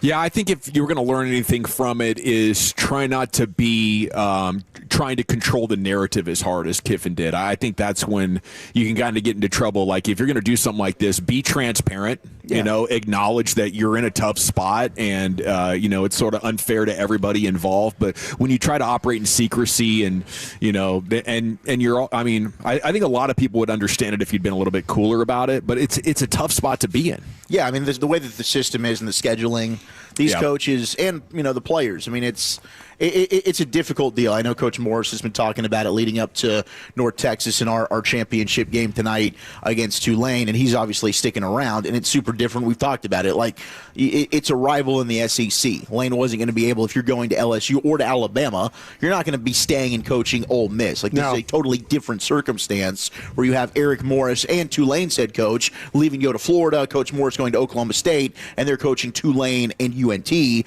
which are group of 5 schools. They're leaving to go to other conferences, other teams. There's no rivalry. There's no relationship between the programs. So, in a perfect world, you'd like your coach to be able to see this out, just like you'd like the players to be able to see this out. But with the landscape of college football and the system that we're in right now, unfortunately, it's not able to work out that way a lot of the time. And until they change some stuff up, move some things around, I don't know what the right answer is for that. I think you nailed it the other day by just making the season start earlier. Everybody starts in middle of August, and then everything can finish the way it needs to. Everybody do contracts like the NFL where no, you can't leave. You're our coach. Yeah. No, you can't go. Yeah. I think that's one. And do with the players as well. Commit to them for 3 or 4 years. 5 years if you think they need a redshirt season. I think that there was a situation you and I talked about one time, Dawson, where you either have a 1-year contract or a 3-year contract for players. Yeah. And that way, if I know that you're a 1-year player, I can plan around. Because I was listening to Dave Aranda talk about Baylor, and they had committed some money to some players, and they lost the players like on the last day, and they're like, and it was almost like listening to Jerry talk about Micah, and how, well, now we've got that money and we can go do other things. It was so, it just, if you know the situation, I think you give these coaches a chance, to how to build the rosters instead of guys coming in. And I personally, like I said the other day, I think National Signing Day it used to be one of the greatest things. And now to me, it's ever who gets first crack at the player, and then that player might be a 5-star guy, and then he gets mad at you because you didn't pay him or he's not playing, and then he goes off to somewhere else. So winning the recruiting war might mean something to schools that are like, smaller schools or whatever, but they're eventually going to lose those guys to somebody bigger, somebody that can pay them and stuff. So that's the part of college football I'm kind of bummed out about. No, right 100%. Now. I think 682 is missing the point. I'm not saying players can bounce whenever for a better opportunity, and a coach can. In fact, it was the coaches doing this long before the players were able to. Yeah. The players have just been able to do this Yeah. recently. Yeah. That's why I don't have any sympathy for the coaches. No. I don't want to hear your complaints because you were taking for decades. 100%. Yeah. I don't care that Kiffin left Ole Miss to go to LSU. LSU's a better job than Ole Miss. I do think Lane Kiffin is sketchy the way he operates. And some of the stuff behind the scenes where he's holding out to see, is Alabama going to come open? Yeah. He's flirting with Penn State. If you're taking the LSU job, take the LSU job. Coaches love to be courted. Yes. They love it. That was Gruden's favorite thing. John liked it when Sean Payton, those guys, they love it when they're like in the mix, but they don't want to be in the mix, but they put themselves in the mix. Yeah. That's what they got going. Well, this lovely Tolo over here just put 9 unwrapped toys in the mix here. Toys for Todd's Tolbert Garage Door. Salute to you. Yeah, and the Ole Miss fans are the ones that are betrayed by Lane Kiffin, 682. I don't give a damn. He can do whatever the hell he wants. He's a big boy. Tell him, old Chuck. I just wish, in a perfect world, the coaches and players could see the season out. That's all. But they're not able to, given the current landscape and structure of college football right now. All right, some of the honorable mentions were sports betrayals. We all remember this. DeAndre Jordan backing out on the Mavs. Oh my gosh. They got him in the room. They quite the saga. Goodness gracious. I think he's still banned from shenanigans in Rockwall. They have a sign on the door. These people are banned. DeAndre Jordan. And then by the time he actually became a Maverick, he was late in the career. The Mavs were stunk. He was washed. It was just how about the Sixers, Daryl Morey, James Harden saga? Daryl Morey's had some weird ones. How'd that one go? How'd that betrayal go? They called him a liar. Morey, a liar in all caps, as James Harden dragged him through the mud. He wanted a trade. Both sides didn't agree on a long-term deal. It ended up getting messy. Eventually, he gets traded to the Clippers. That thing was gross. Pat Riley resigning via fax with the New York Knicks. Just sends in and says, hey, I'm out. I'm out of here. I'm done. I'm going to go to Miami. Lincoln Riley leaving Oklahoma for USC. OU fans at the time were really chapped. Now they might not be so upset. Absolutely. Kyrie Irving stepping out of LeBron's shadow. Yeah, that was. You wanted to be the guy. Yeah. It's like, look, I can't be the guy here, so I'm going to leave you. Did we win a championship together? 100%. A year later, I'm going to go ahead and just say peace, my dude. And then he kind of betrayed Boston because he's like, yeah, I'm going to re-sign here for sure. He's on the microphone in the arena, and then of course that didn't happen. Oh, Chris Beard leaving Tech to go to in-rival Texas. Oh, yeah, that was huge. Man, Chris Beard for a moment there was like the hottest thing in college basketball. And then we know, unfortunately. He's at Ole Miss now, right? He is at Ole Miss. Did you see what He's done did? a good job there. Did you see what he did to his player the other day? Oh, no, what happened? They were at a press conference, and they lost a game. And somebody asked the question about effort to one of the players. The players, well, yeah, we've got to kind of, we got to figure it out. We got to do. The player tried to give an answer, and coach was sitting down. He was looking at the piece of paper. He goes, no, you know what we're going to do? We're going to play different players. That's what we're going to do. If we don't have effort, we're going to just play different players. There you go. I mean, the player was trying to kind of like, well, you might have to. And he just said, no, we can do something about this effort. We'll just play different guys. Yeah. We'll just take guys off the floor if they can't get it done. Right. Yeah. Yeah. So he was like, and the player was just kind of sitting there like, oh, okay. Yeah. A lot of players, I mean, awkward. they've heard you talk and say stuff, and then if you don't follow up what you say, they're like, I don't have to listen to this. Yeah. So then you don't play them, and, all of a sudden things change. It's the greatest motivator in coaching is that bench. Man. And then we just had a Doug Gottlieb situation. He went full Bobby Knight, it sounded like. Throw a chair? Out there, yeah. Is he like 2-32 as a coach? He stinks, and I think his plays. He's lashing out the players. That used to be a proud program. That Green Bay. Green Bay. I used to go to the games, man. Ooh-wee. He's a hothead, though. Whoever hired Gottlieb should be fired too. I've heard he's not a nice guy. People that have worked with him, he's not smart. He just to do his radio say show. the same thing about you. Don't worry about it. I don't know that that's necessarily true. Maybe a couple of people. Yeah, Gottlieb used to do a lot of radio. Yeah. He was like one of the guys on ESPN. Syndicated, yeah, absolutely. Deion Sanders jumping the rival 49ers and just going to the Cowboys. Tilting the balance of power in the NFC. You were with the 49ers for 1 year. I don't really know how much of a betrayal that really is. He was just a mercenary for a while there. Let me go where the money is. Good for him. And then Lane Kiffin, he's on here for Tennessee and Ole Miss. He left Tennessee to go to USC, right? He did, and then USC left him on the tarmac. Gosh, how about that? He's got his history is pretty wild. How about standing out there on the tarmac and we don't need you. What the heck, guys? How am I going to get home? Yeah. Number 10, though, is Favre signing with the Vikings. They were ready for him to go. After that whole saga. Teddy had enough. Teddy Thompson had enough. But they just didn't want him to go to Minnesota. Like, they had that poison pill in it with the Jets trade. And then once the Jets cut him, now he's free to go. And where does he go? Minnesota. Yeah, but Teddy was gone. He was happy. You had to be annoyed by that. I'm sure Packer fans were exhausted by it, too. Yeah. Am I retiring? Am I playing? He was like a player's version of Bill Parcells.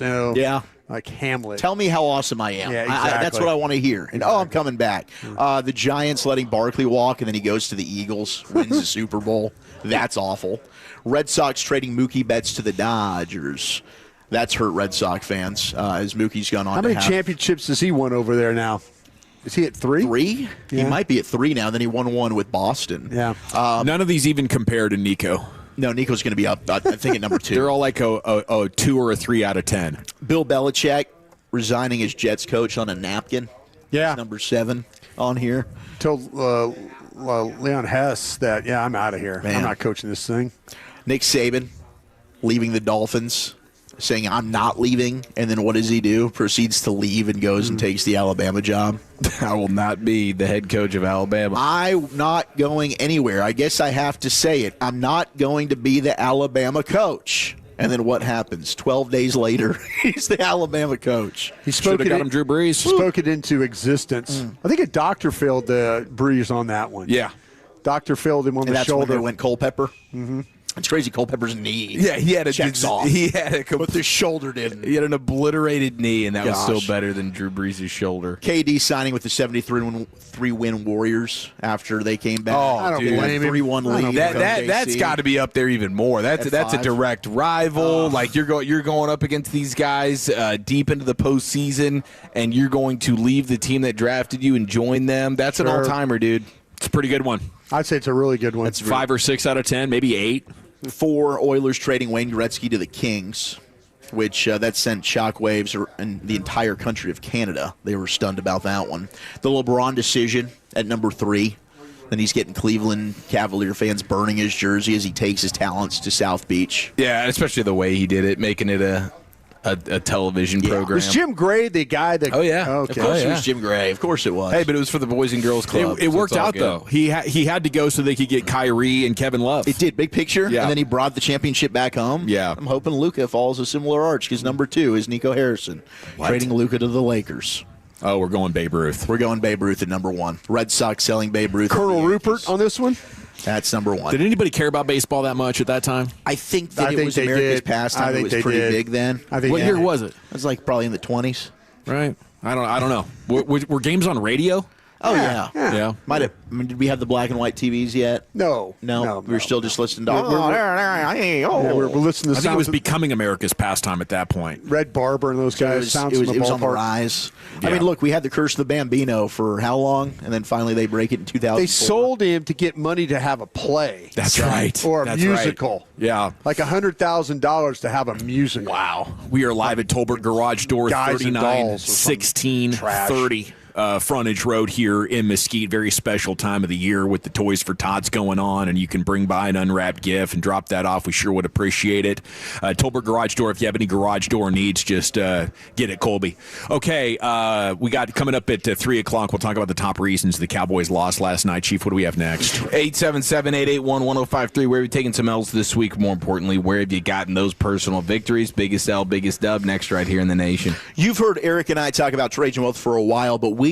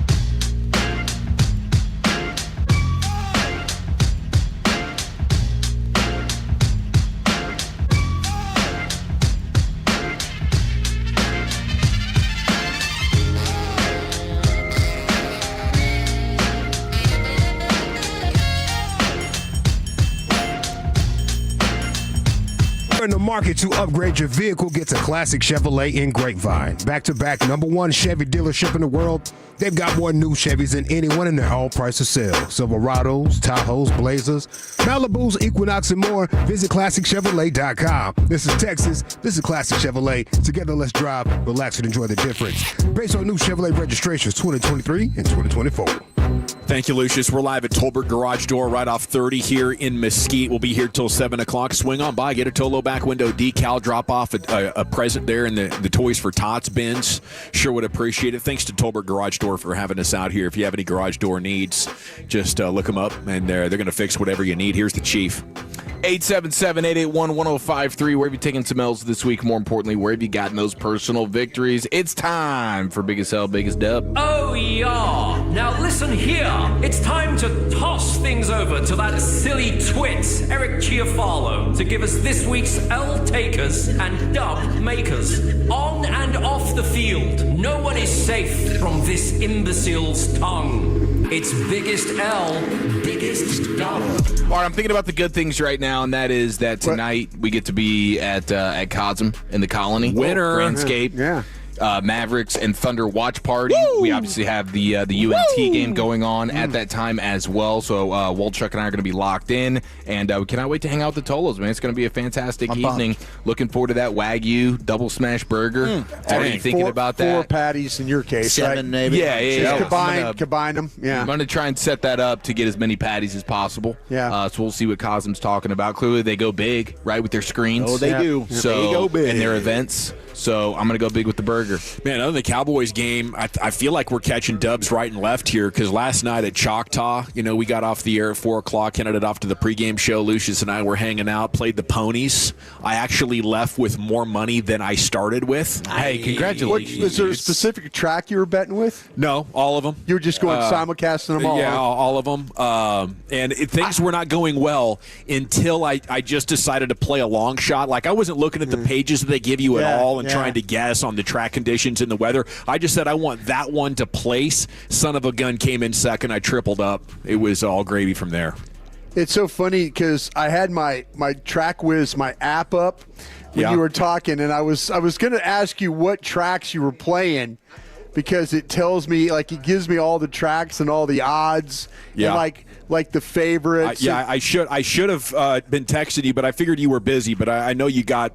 No, they were like, I was thinking, okay, is he watching races at Woodbine, or is he at Fairgrounds? Woodbine, Fairgrounds, Delta Downs, yeah, a couple of others. I was thinking I could just pull a couple of those for you and say, hey, Dawson, these look like the favorites at these places, or here's the long shots you need to play. Woodbine actually quit after 2 races because it was too cold for the ponies to run. It was. I noticed it was 29 degrees there. yeah, but New Orleans was kicking. Florida was kicking. Yeah.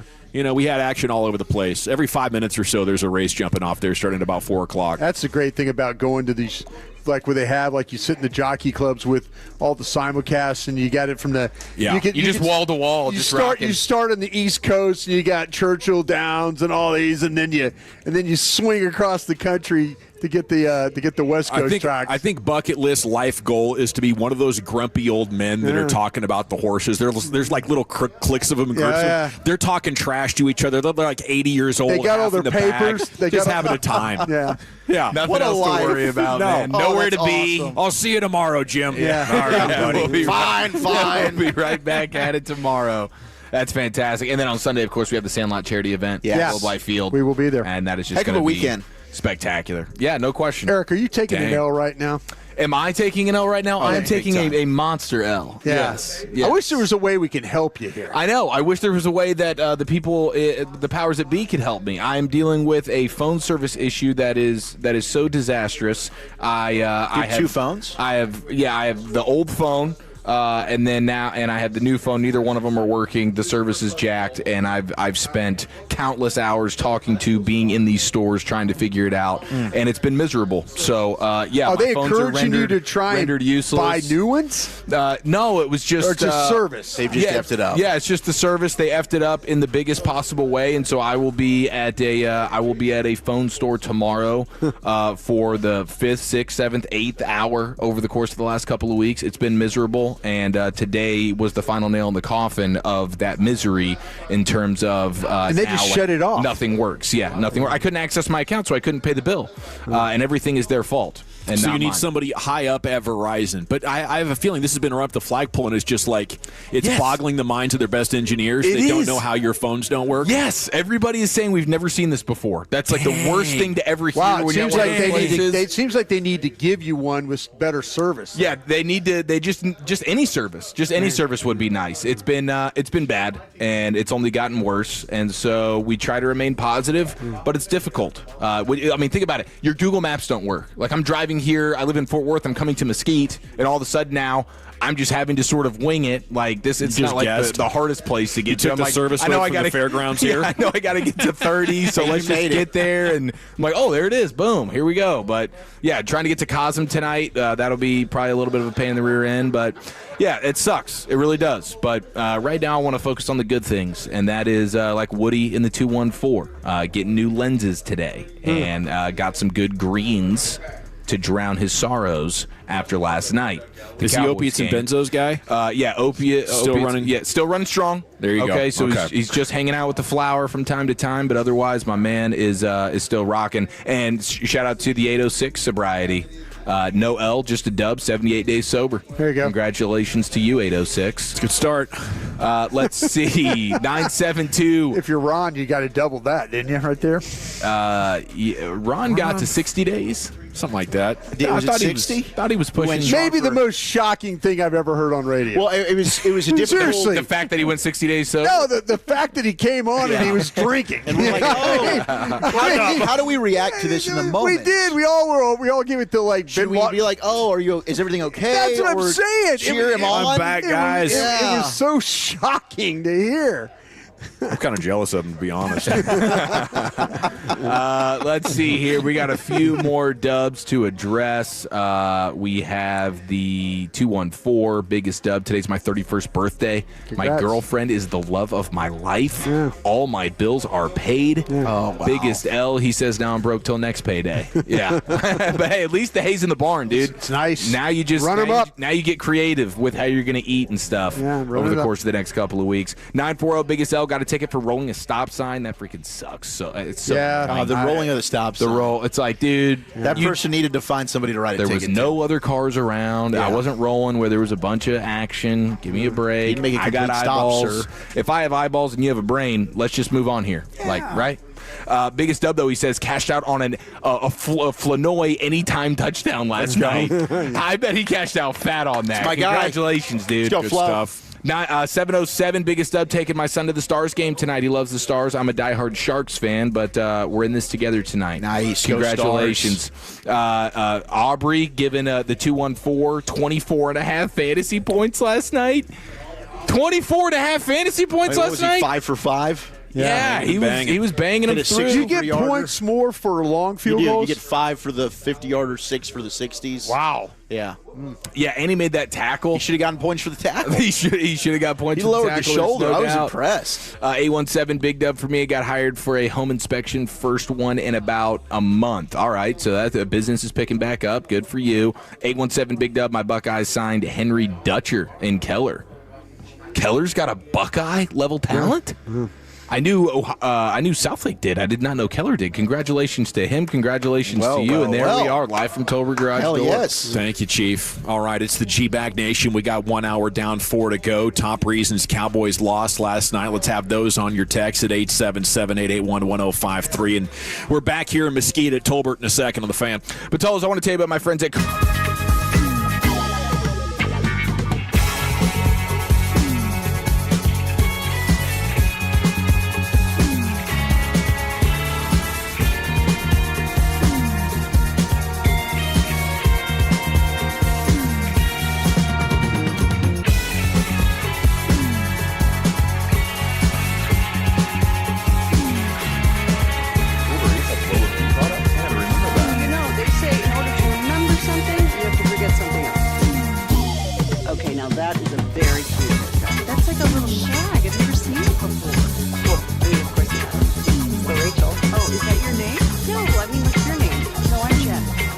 Right, but I just think this is your haircut, but that's hair on your head. I'm not saying this is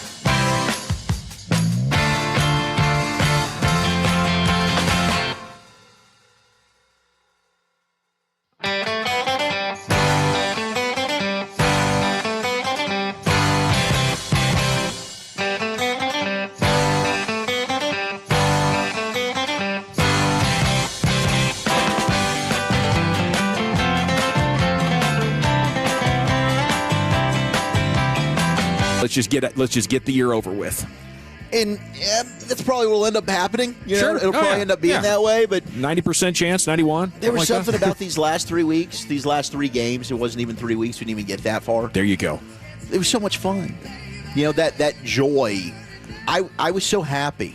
It was the hope. It was the optimism. It was like, gosh, this team might actually have a chance. And when you get into those moments, like, that's what being a fan's all about. Now, unfortunately, as a Cowboy fan, we do this all the time, and it ends in severe disappointment and often your heart being ripped out and just broken to a million Cowboy pieces. Thank you. But we get back up like Rocky Balboa, and we want some more. That's right. You ain't so bad. You ain't so bad. You ain't so bad. And we can take it, right? We can go round after round That's what after we sign round. up for. Because we're built for this. And eventually, which might never happen, I might die and never see it. And gosh, that would hurt. I guess I wouldn't know. I wouldn't be here. But you'd like to think eventually it'll go our way. Yeah, I don't know if we were built for it, if we've been conditioned by it by 3 decades of suffering, just to kind of know how to roll with it and make the most of it. But I was in such a damn good mood yesterday. To reflect on it now, I think maybe it's just because our sports seasons have really been so massively disappointing, really since the Mavs final run. We're coming up on 3 years of sports disappointment. I think it maybe put me in a little bit of a sports depression, and yesterday was a reprieve from it. Yeah. Pretty much everything since Thanksgiving is how normal life should be as a sports fan, but it's tough, and now we're left here to pick up the pieces at 877-881-1053. There's so many different ways of talking about this. I'd love to get your guys' thoughts on the corners. Like, I was so ticked off when Revel had that sequence at the end of the first half. I'm like, how is Amon-Ra St. Brown cleared? And we can't get Trayvon Diggs. Like, how is Diggs not ready after basically rehabbing for 7 weeks? He didn't miss those games because the knees were so bad. He was playing through that. He got the concussion. All of a sudden, he's out. Okay, he's going on IR.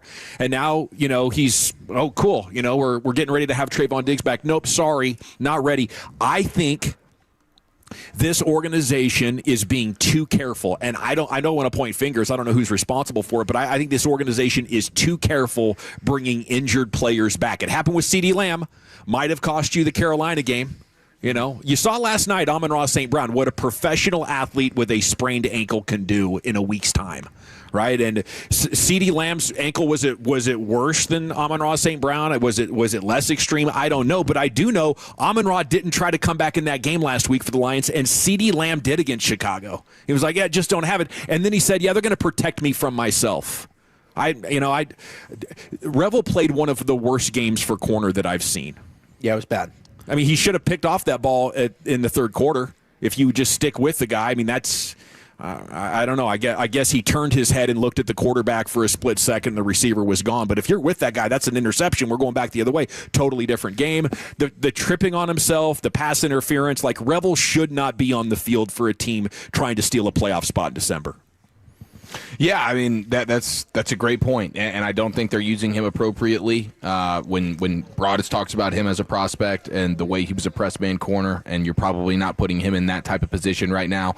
But yeah, you have him out there in what is the biggest game of your season, and you're slow playing a guy like Diggs. And I don't know how much Diggs would really help you right now, but in hindsight, after watching that game, couldn't have been much worse than what those guys were doing. Even Bland. I mean, Bland was getting cooked. I think got absolutely cooked last night. He got embarrassed. And I know I'm a Revel apologist and all that, but I mean, he's a rookie. There's still a bright future ahead. Bland was far worse. Terrible in this and game. He had a chance. One of his vintage undercut the ball, take it to the house picks. Yes, isn't able to make the play. The one on the sideline though is the worst play, where he's got Gibbs. 2 yards shy of a first down. That's going to be. And you make that tackle. Just knock. If you can knock him out of bounds, they're punting. Yeah. And I will say, big time props to Jahmyr Gibbs. Gibbs, his start-stop and the explosiveness and all that stuff. I mean, jumps off the freaking screen. Yeah, first-round runner that was worth it, maybe. Yeah. But he is also a really good receiver. Yeah, he's a great receiver. You saw that throughout the game as well. His explosiveness, that was a huge takeaway. If you're not used to watching Detroit Lions games, who the hell is number 0? Yeah. Because that dude is a freak show. But not only was it the juke where he breaks the ankles in a way that is like, I don't even know how you can come back from that. And then it's like on the other sideline, line. I'm going to stiff arm you, Deron Bland, to the ground. I am your daddy. And then St. Brown is beating the heck out of him. Jameson Williams. And again, that's another explosive dude with the start-stop stuff that is like next level. But Bland couldn't do anything last night other than one tackle in the backfield, which cool. But it was just and it's not like he's a guy that you question his effort and all those sorts of things. It's just you were undressed. Yeah. I thought the Lions ball carriers might have taken away his aggression last night. Like he was coming up like, oh, I don't want to lose you. I'm trying to tackle you. Yeah. And he's at his best when he's coming downhill and trying to hit somebody. But maybe he just felt like he was going to totally whiff if he did that against that. There was a lot of that on the defense. It was a lot of let me wait. Instead of just attack. Mm-hmm. And Kenneth Murray, come on, 100%. And the difference. I mean, you could see it. The difference in swarming to the football, gang tackling. Like the Lions didn't need a lot of gang tackling because they are a good tackling team. So it was one guy gets there, you're on the ground usually. But even if not, you've got a swarm of white jerseys flying to the ball carrier. Cowboys didn't have that. It is arm tackle, missed tackle, left and right. It is waiting. Let's see what's going to happen, and then whoop, I'm going to get just spun around or juked. It was it was definitely telling just how poor the safeties we knew were bad. The corners had a rough night, but the linebackers, it was a bad night. It was for all three of those. Yeah, guys. And even like how many times is Osa getting blown off the ball? And touchdown runs, there was just getting washed completely. Yeah, that was the not most even disheartening. not even giving your linebackers a chance. Like that's supposed to be the strength of your team, and your guys are getting totally blown off the ball. And I will never, for the life of me, understand why Matt Eberflus is putting Marquise Bell in single coverage with Jameson Williams. Did it twice. At no point should that ever even be a suggestion. And that happened twice last night. You got cooked. Yeah, definitely. But I do think a lot of it is just not having good enough players. Oh, the personnel hasn't been good. And it improved because you got Quinnen Williams, who's a badass, and it's great to have him now as a foundational building block. But that was very But like Kenneth Murray, you identified as a guy you wanted to go get. Yeah. You told us in the offseason you thought he was good, and we all looked at you like, are you insane?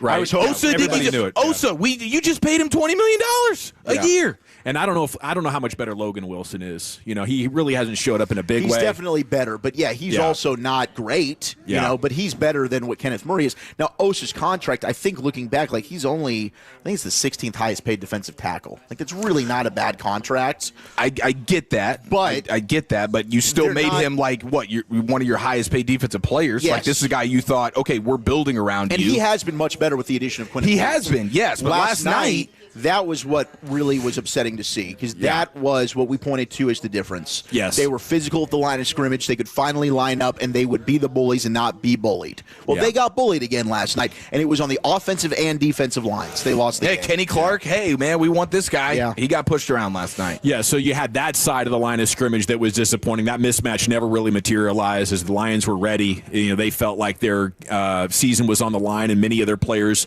played as good as they can. On the other side, the fact that the Lions get, 5 sacks after only having one over the last couple of weeks and not really even averaging one over the last month for any game. So after watching Terrence Steele get ghosted and Nate Thomas struggle, I think we all can't wait to get Tyler Guyton back. But really, I can't wait to get to next year in free agency and then in the draft to see how they address right tackle because I think it's a big enough weakness right now that I would definitely be willing to use one of my first-round picks.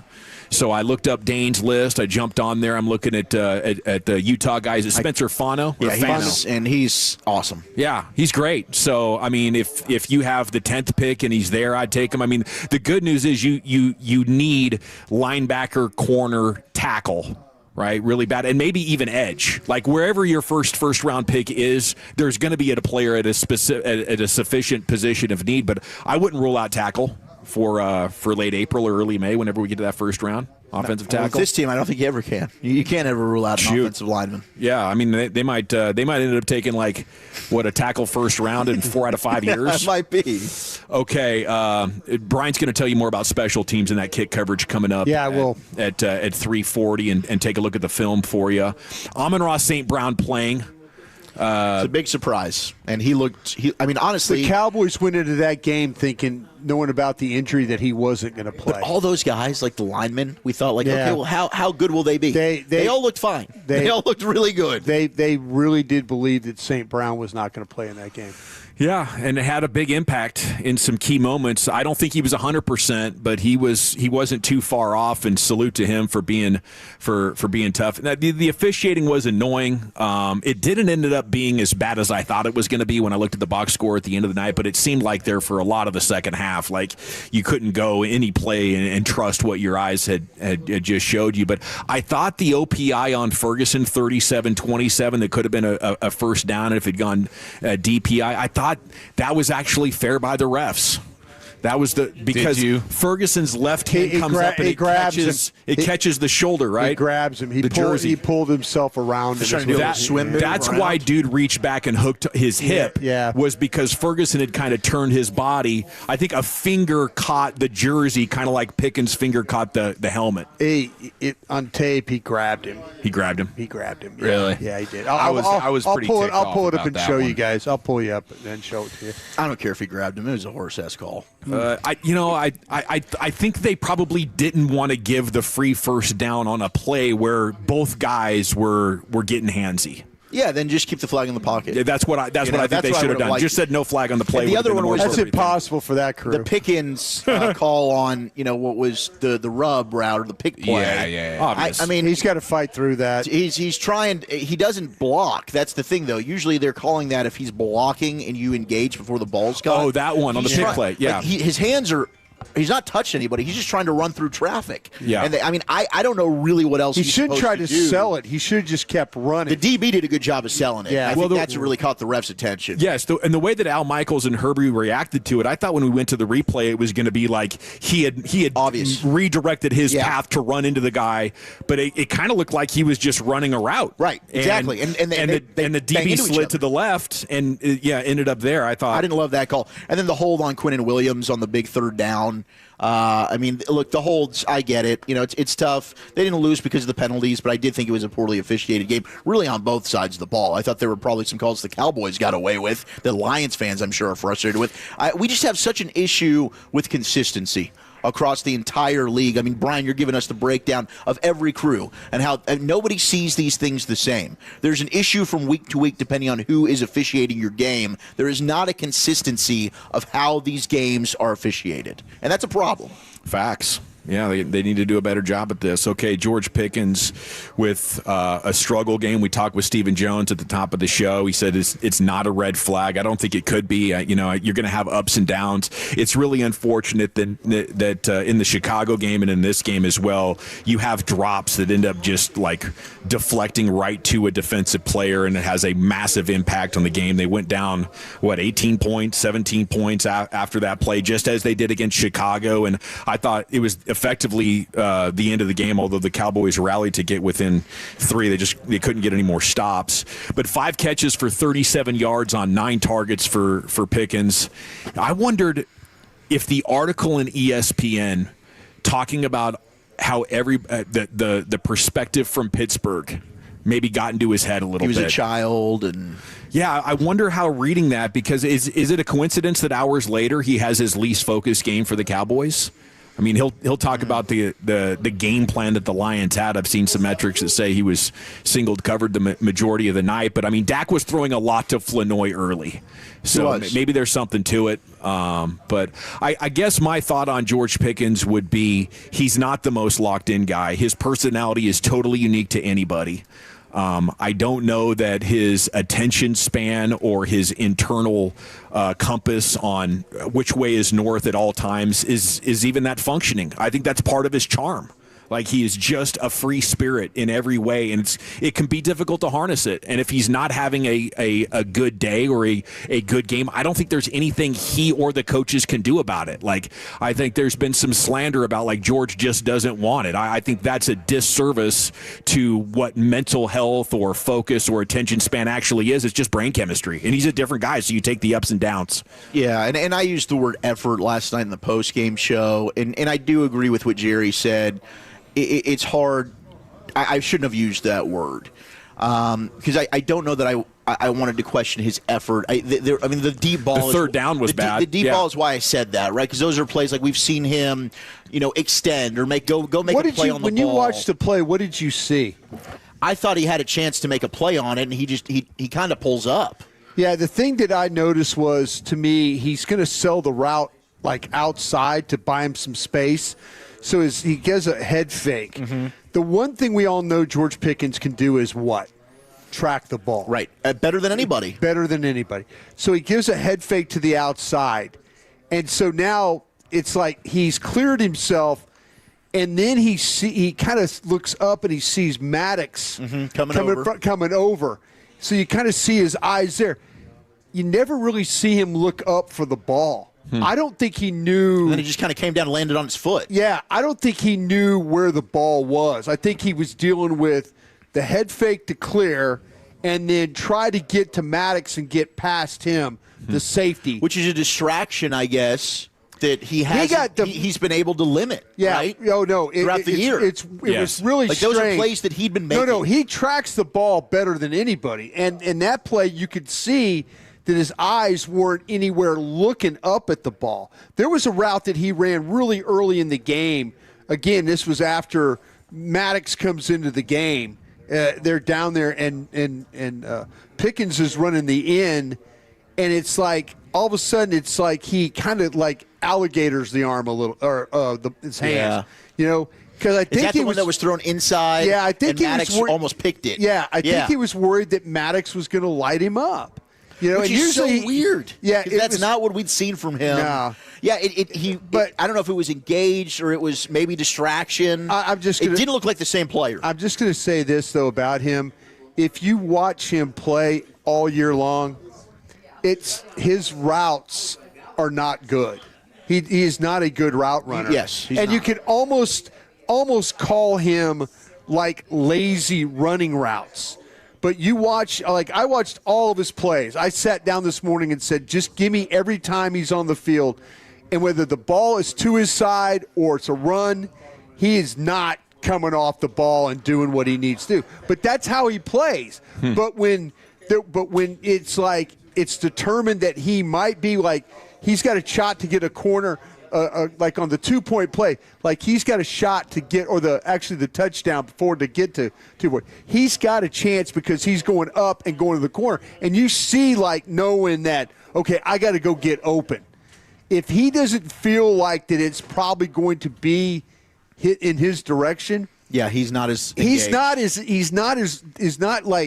not these guys that just keeps pounding routes on somebody and like keeps working on him. Man, it's like he lulls. We need route pounders, man. Yeah, like we got to have more of them. He could be the absolute GOAT if he could get that figured out. Which is, again, he's so talented, and I think there's been so much way more good than the one bad game that he put on. The problem was the timing of it. Yeah. It's the biggest game of the season. Yeah. And when CeeDee had struggled, you saw George step up, and he was the dude.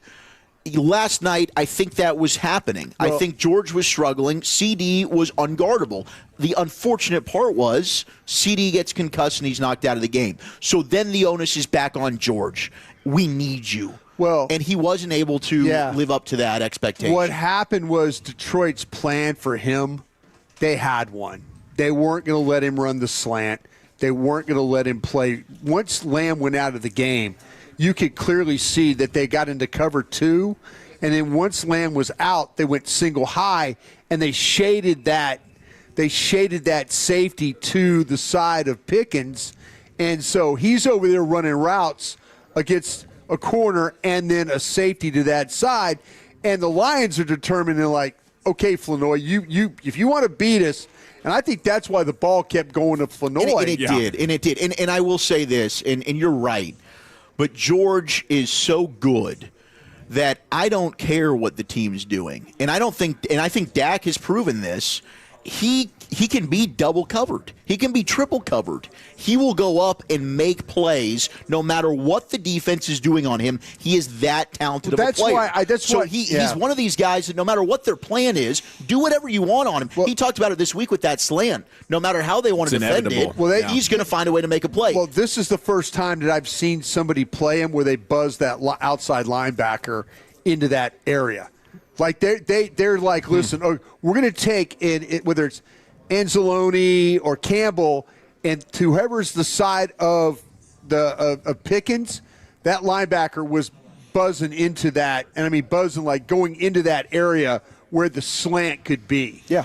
All right, we are live at Tolbert Garage Door. More of that film gold coming from Brian Broaddus and Krusty's Corner coming up at 3:40 here in the G-Bag Nation. Tolbert Garage Door, the official garage door company of Tolos everywhere all across North Texas. We love them. And we're here all the way till 7 o'clock tonight. I gave you the U.S. men's draw in the World Cup earlier. Australia, Paraguay, and the winner of a play-in. Mexico's going to get South Africa. I think that's the opening game of the tournament. Also, South Korea and a TBD game as well. So both of the main teams here, getting pretty dang favorable draws. Is there a group of death that they've determined? I haven't looked that far. Okay. I haven't looked that far. Yeah. There has to be, considering how favorable these groups are. Yeah. C-Notes coming up next. Cowboys news of the evening here on The Fan. I want to chat about D&M Leasing with you before we get there, though, because if you want or need a brand new vehicle, just go to dmautololeasing.com, give them a call, and in a very short phone conversation, they'll take your order. They'll get that bad boy coming out to the house, whatever you want. Car, truck, SUV, foreign, domestic, doesn't matter, because D&M Leasing has access to anything and everything. So just think for yourself, like, what vehicle would you most want to have in your driveway? D&M Leasing can make that happen for you. Nothing down, nothing due for 60 days, so you can put the keys to a new set of vehicle in your stocking under your tree, or however you do the holidays. You can celebrate the holidays with a brand new vehicle and free up family budget for your loved ones. That's the greatness of this easy lease from D&M Leasing, the most consumer-friendly lease on the market. They're always dominating the national and even international awards for being the best leasing company, and you're going to see why I love them. 3 D&M vehicles in my driveway every night. Won't be long before we trade in one and get a different one, because with the easy lease from D&M, you don't have to deal with the long-term purchasing agreements. We're in and out of new vehicles every 3 or 4 years in the Dawson household, and you can as well. 972 or 817-35-LEASE. Go to dmautololeasing.com. The more time you give, the more our crush grows. Together we continue to build something special. Keep turning it on and leaving it on 105.3 The Fan and the Odyssey, iHeartRadio, and TuneIn apps. 1-877 Cards for Kids. KARS Cards for Kids. Ready to get rid of that old car? Donate it to Cars for Kids. Call 1-877-CARS-FOR-KIDS to reach a friendly live agent. Donation's super easy, and your car can be picked up as soon as tomorrow. Call us now, 1-877-CARS-FOR-KIDS. 1-877-CARS-FOR-KIDS. Donate your car today. Hurry! It's our last chance to donate for 2025. If you've been diagnosed with moderate to severe plaque psoriasis, this is what it sounds like to be 1,000,000 miles away. Imagine being 1,000,000 miles away. Tremfya Kusalkumab, taken by injection, is a prescription medicine for adults with moderate to severe plaque psoriasis who may benefit from taking injections or pills or phototherapy. With Tremfya, clearer skin is possible. In clinical trials, at least 70% of patients saw at least 90% clearer skin at 16 weeks. Results may vary. Tremfya is also indicated for adults with active psoriatic arthritis. Serious allergic reactions and increased risk of infections and liver problems may occur. Before treatment, your doctor should check you for infections and tuberculosis. Tell your doctor if you have an infection, flu-like symptoms, or if you need a vaccine. Ask your doctor about Tremfya. Call 1-800-526-7736 or visit Tremfya.com. At Berkey's, we're celebrating 50 years of service for the Metroplex. Looking for a great deal on a new air conditioning system?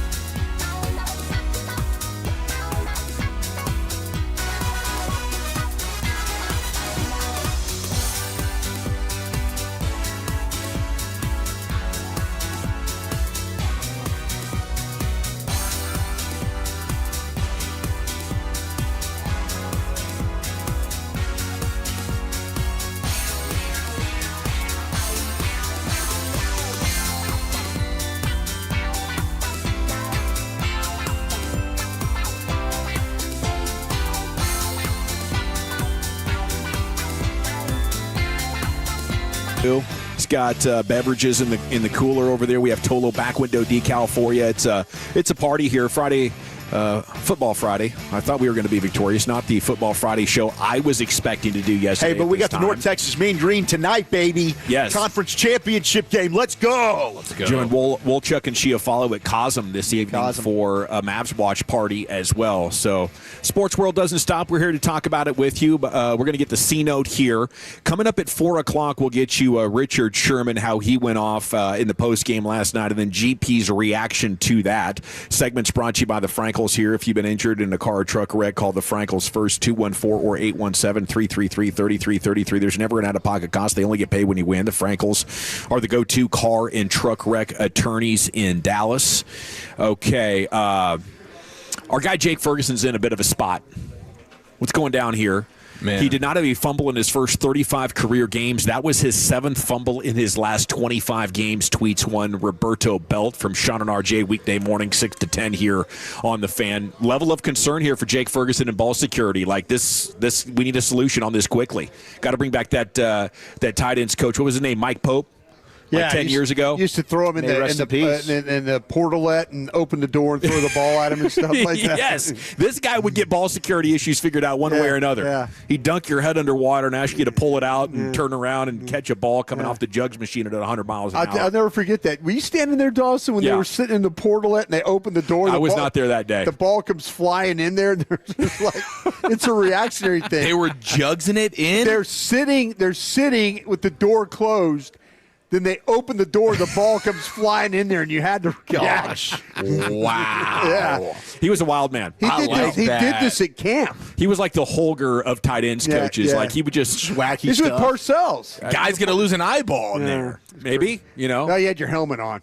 Okay. You had your helmet on there, yeah. Yeah. But the ball is like bouncing all over the just ricocheting off the walls. Yeah. I imagine Mike Pope hanging out at night with the other coaches, pulling tubes on the couch, trying to come up with ball security drills. And yes, rest in peace to the great Mike Pope. He was one of the more interesting assistant coaches that we've covered in our time with the Cowboys. But yes, Jake Ferguson, 5 fumbles in his last 27 games. Concern.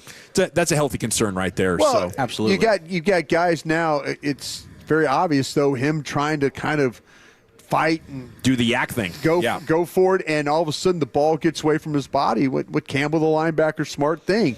Punch it out. Just punch that thing out. Man, we need some real linebackers, don't we? I remember making fun of the Lions for drafting linebackers so high. That draft was that draft was running backs and linebackers. They gave the league the middle finger. Well, it was also tight end and branch. Yeah. I mean, that was like 4 picks in the first 2 rounds, and they just hit him out the park. Yep. Nailed it. Well, Laporta was the second round the next year, but my gosh, they took Gibbs and Campbell. Everyone lost their freaking minds, like 12 and 18. Yeah. Bobby Belt's back with this one. In the last 12 days, Kevontae Turpin has been flagged for 2 invalid fair catch signals.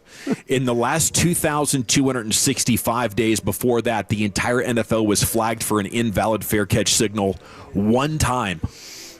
That's just mathematically impossible. What would be your Prize Picks odds on that? A couple of mortgage payments on $1? Yeah, I think we'd be able to pull that off. I'd probably be able to get my phone start working with money like that. Maybe. That's another thing. You might be able to buy Verizon if you wanted to. Yeah, you just own Verizon. Yeah, that's maddening. I don't know what, like you said, he's got the punt return yips going a little bit right now. Like he's watching these guys.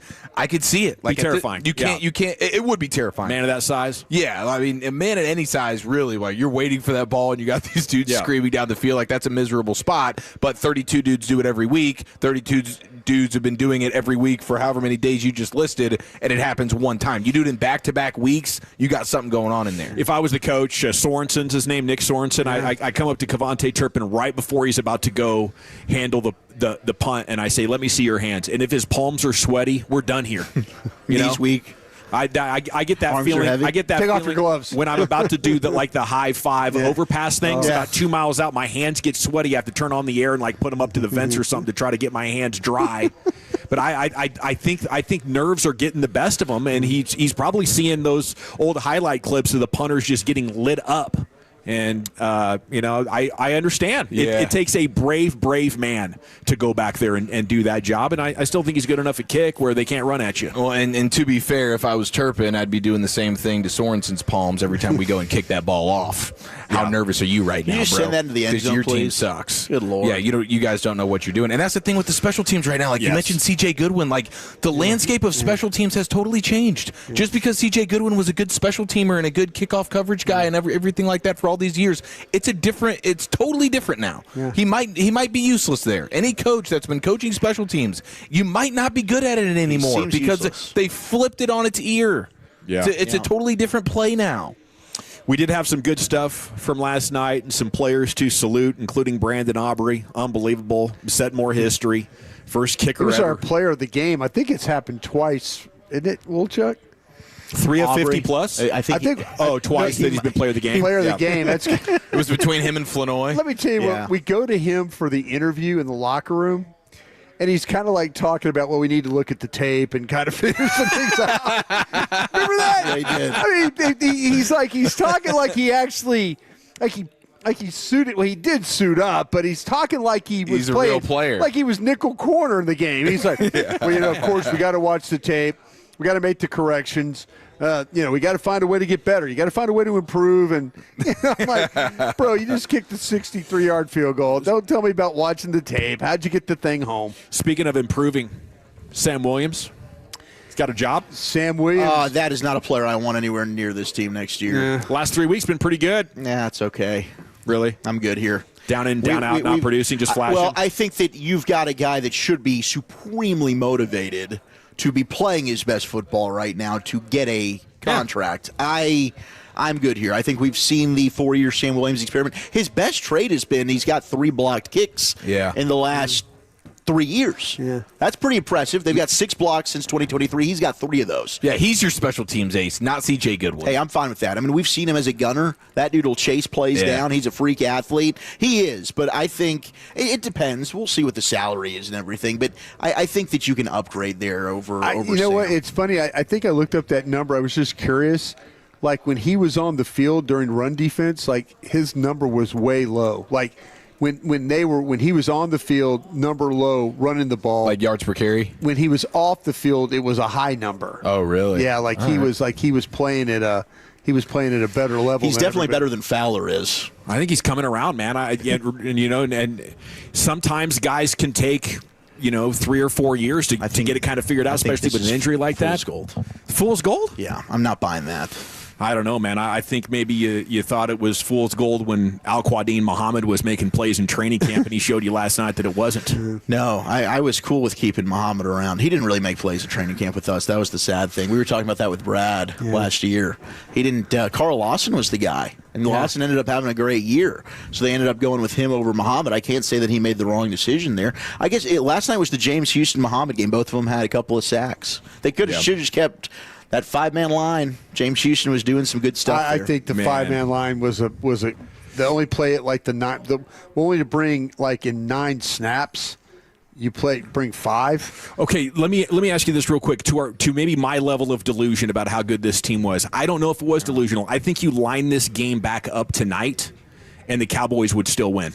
I think just so many things went against you last night. I'd hate to admit you're delusional. I don't think you're delusional. I mean, I do, because to me, turnover at the start of the third quarter. Take that one away. The Cowboys did have a lot of They shot themselves in the foot all night long. Still got it back to within 3 with 10 minutes to go. Yeah, but the bottom line is you couldn't cover their guys.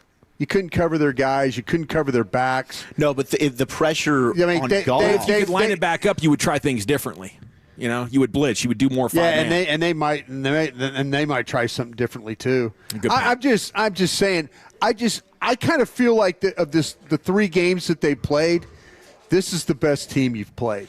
Yeah. And I know they're 7-5. Well, I mean, the Eagles did beat them pretty darn good like 3 weeks ago.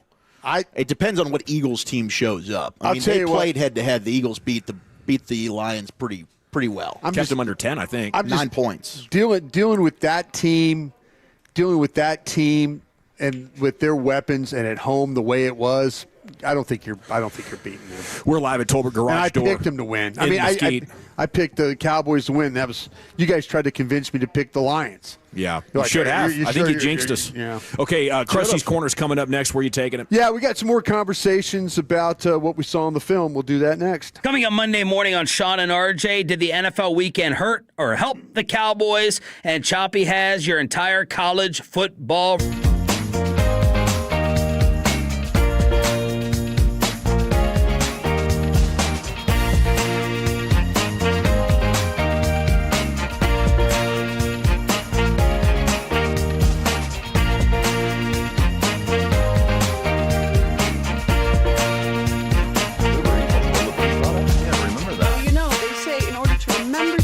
You have to forget something else. Okay, now that is a very cute haircut. That's like a little shag. I've never seen it before. Well, I mean, of course you have. It's for Rachel. Oh, is that your name? No, I mean, it's your name. No, I'm Jen. My name's Jen. Right, but I just mean like this is your haircut. But that's hair on your head. I'm not saying this is your hair. Okay.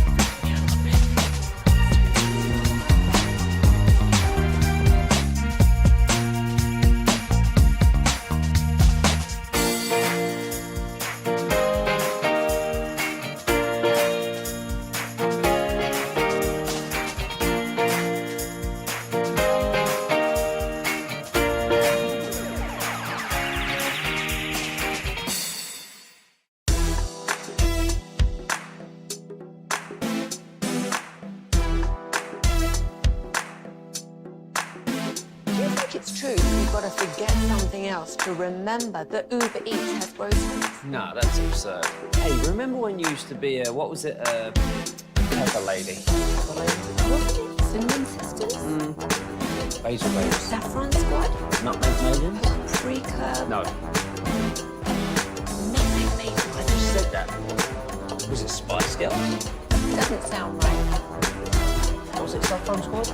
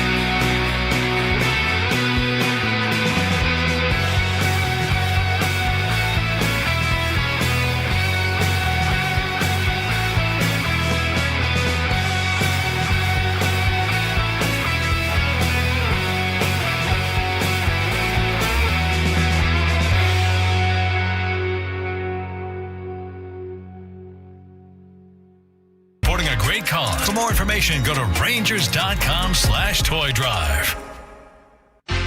If you're in the market to upgrade your vehicle, get to Classic Chevrolet in Grapevine. Back-to-back #1 Chevy dealership in the world.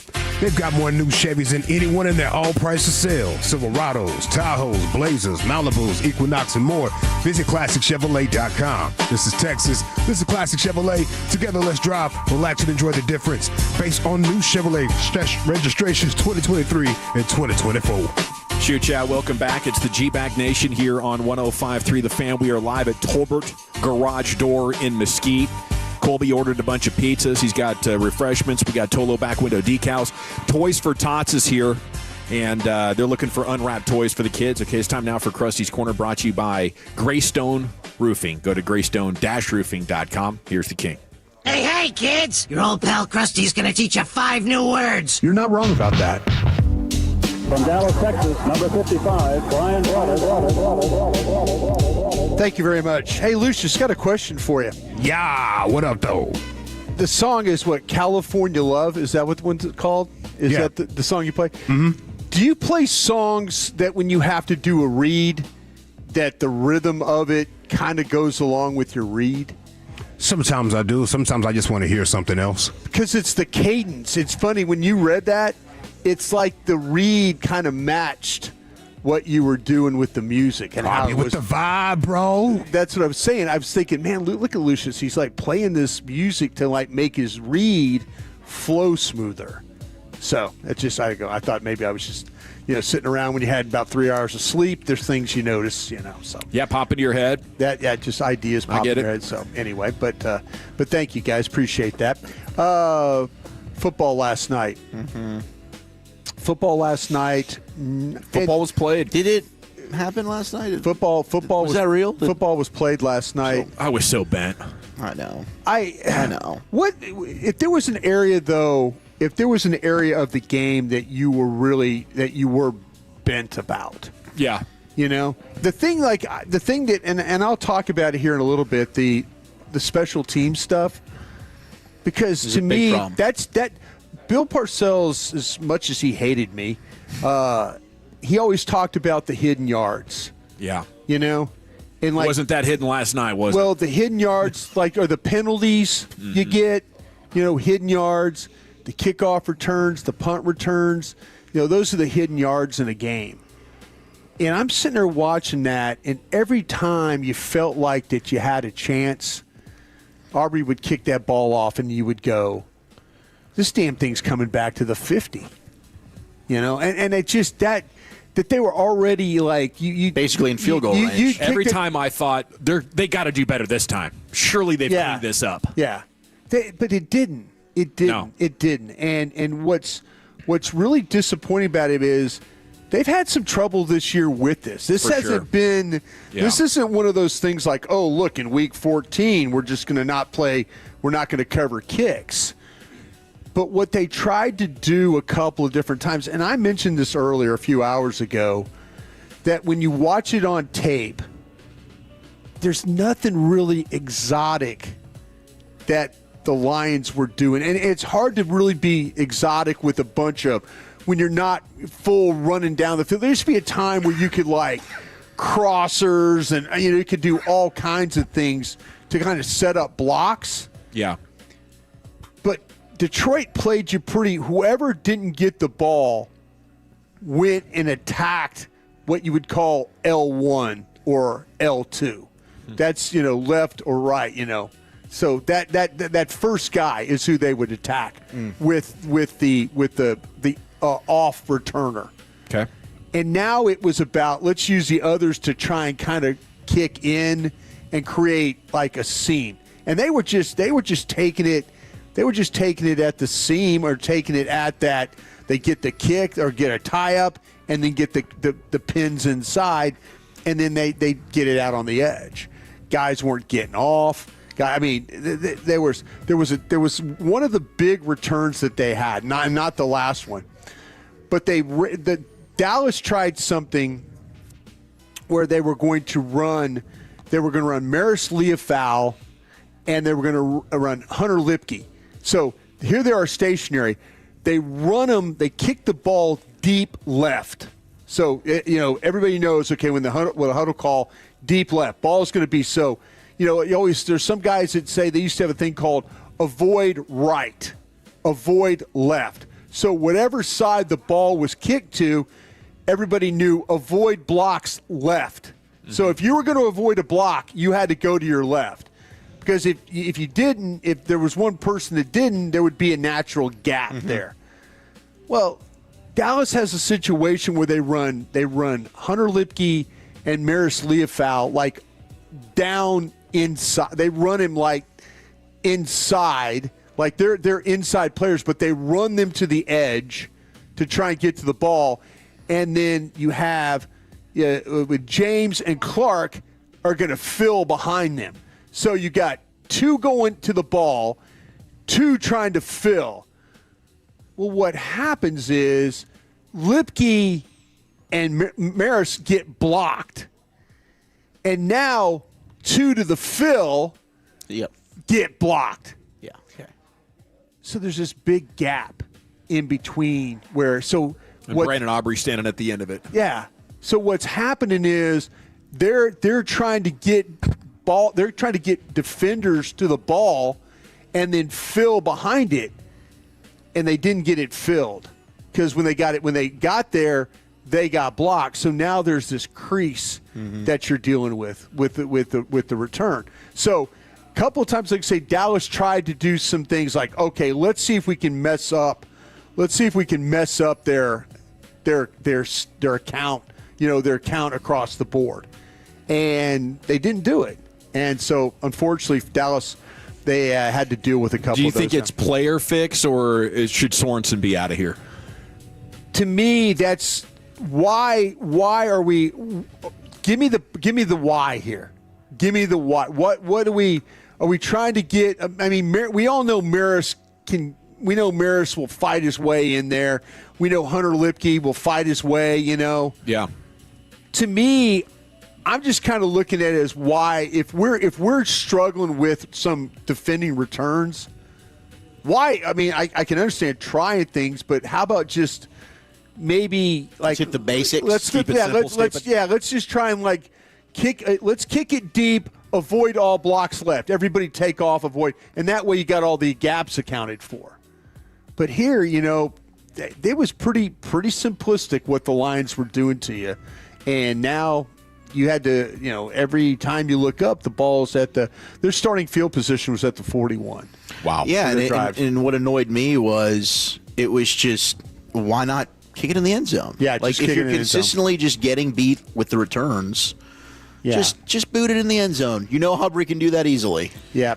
That would be admitting defeat, wouldn't it? I don't know if coaches are built like that. Like, we're just going to give it to you at the 35. Yeah, well, I mean, if they're starting at the 41, at least been you're doing saving a pretty 6 good yards. job. I mean, they're probably bottom third in special teams, but a lot of the field positions between the 25 and 30 most weeks. Yeah, it's just back-to-back games for sure they've lost. They've lost. Yeah, I think this one was one of the reasons why. I think turnovers. I think Dallas defensively. This is going to sound crazy. If you study in and you look at the metrics will tell you about the numbers, but if you watch Dallas play on all their third down, there weren't that many of them, but you watch them play on third down, they actually had a pretty good plan how to play against Detroit. The run wasn't going to be a factor. The factor was that you stopped with the pressures. You stopped with the blitzing. You stopped with the bringing the fifth guy. And for the life of me, I said it earlier, I don't know what spooked Eberflus on this thing. Because to me, if I would have seen that, I would have kept it up. Right. I would have kept bringing the extra rusher. Because they clearly had a problem. They had a problem early in that game with Tristan Colon, the guard in that game. Like he gave up like 6 pressures in the first 10 passes. So they pulled him out and went with Frazier differently there just because they were worried that they were going to get – and then you went away from that. Now, Frazier didn't play poorly, but still you had an opportunity to attack them in a way that was giving them problems, and you didn't stay with it. So then now you have the problems in the secondary. And like I said, we could talk about Ravel. He was not great.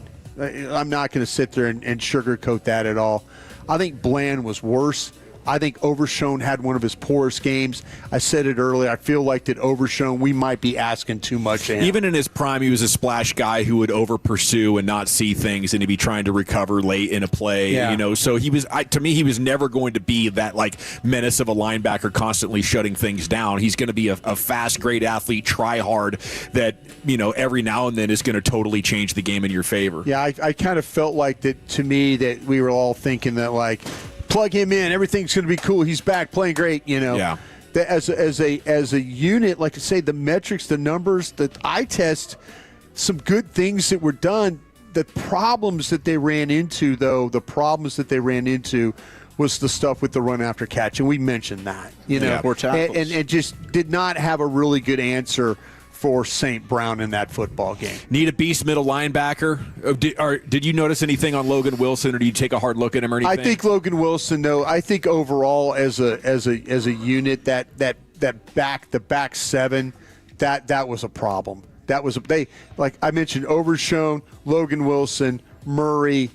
They didn't. The only thing that you noticed really positive from the linebacker play was the time that Maris Leofau early in the game was bringing some pressures on the blitz. But other than that, it was a really rough game for the safeties, rough game for the corners as well. Well, thank you, sir. Thank you. Krusty's Corner, every day, 3:40 here in the G-Bag Nation. The Krusty's Corner immediately following game day always breaks film of the most intense narratives from Cowboys game day here with you every day on The Fan. Okay, Daily Football Fix coming up next. Wolchuk, where are you taking us? Yep, we've got clapback George Pickens. Which quarterbacks are in and out in the Slay decision? That's next in the nation. But tell us, I want to tell you about my friends at Cars for Kids. I know as parents we would all do anything to give our kids a bright future, but some kids need a helping hand to get there, and that's why I'm here today to ask you.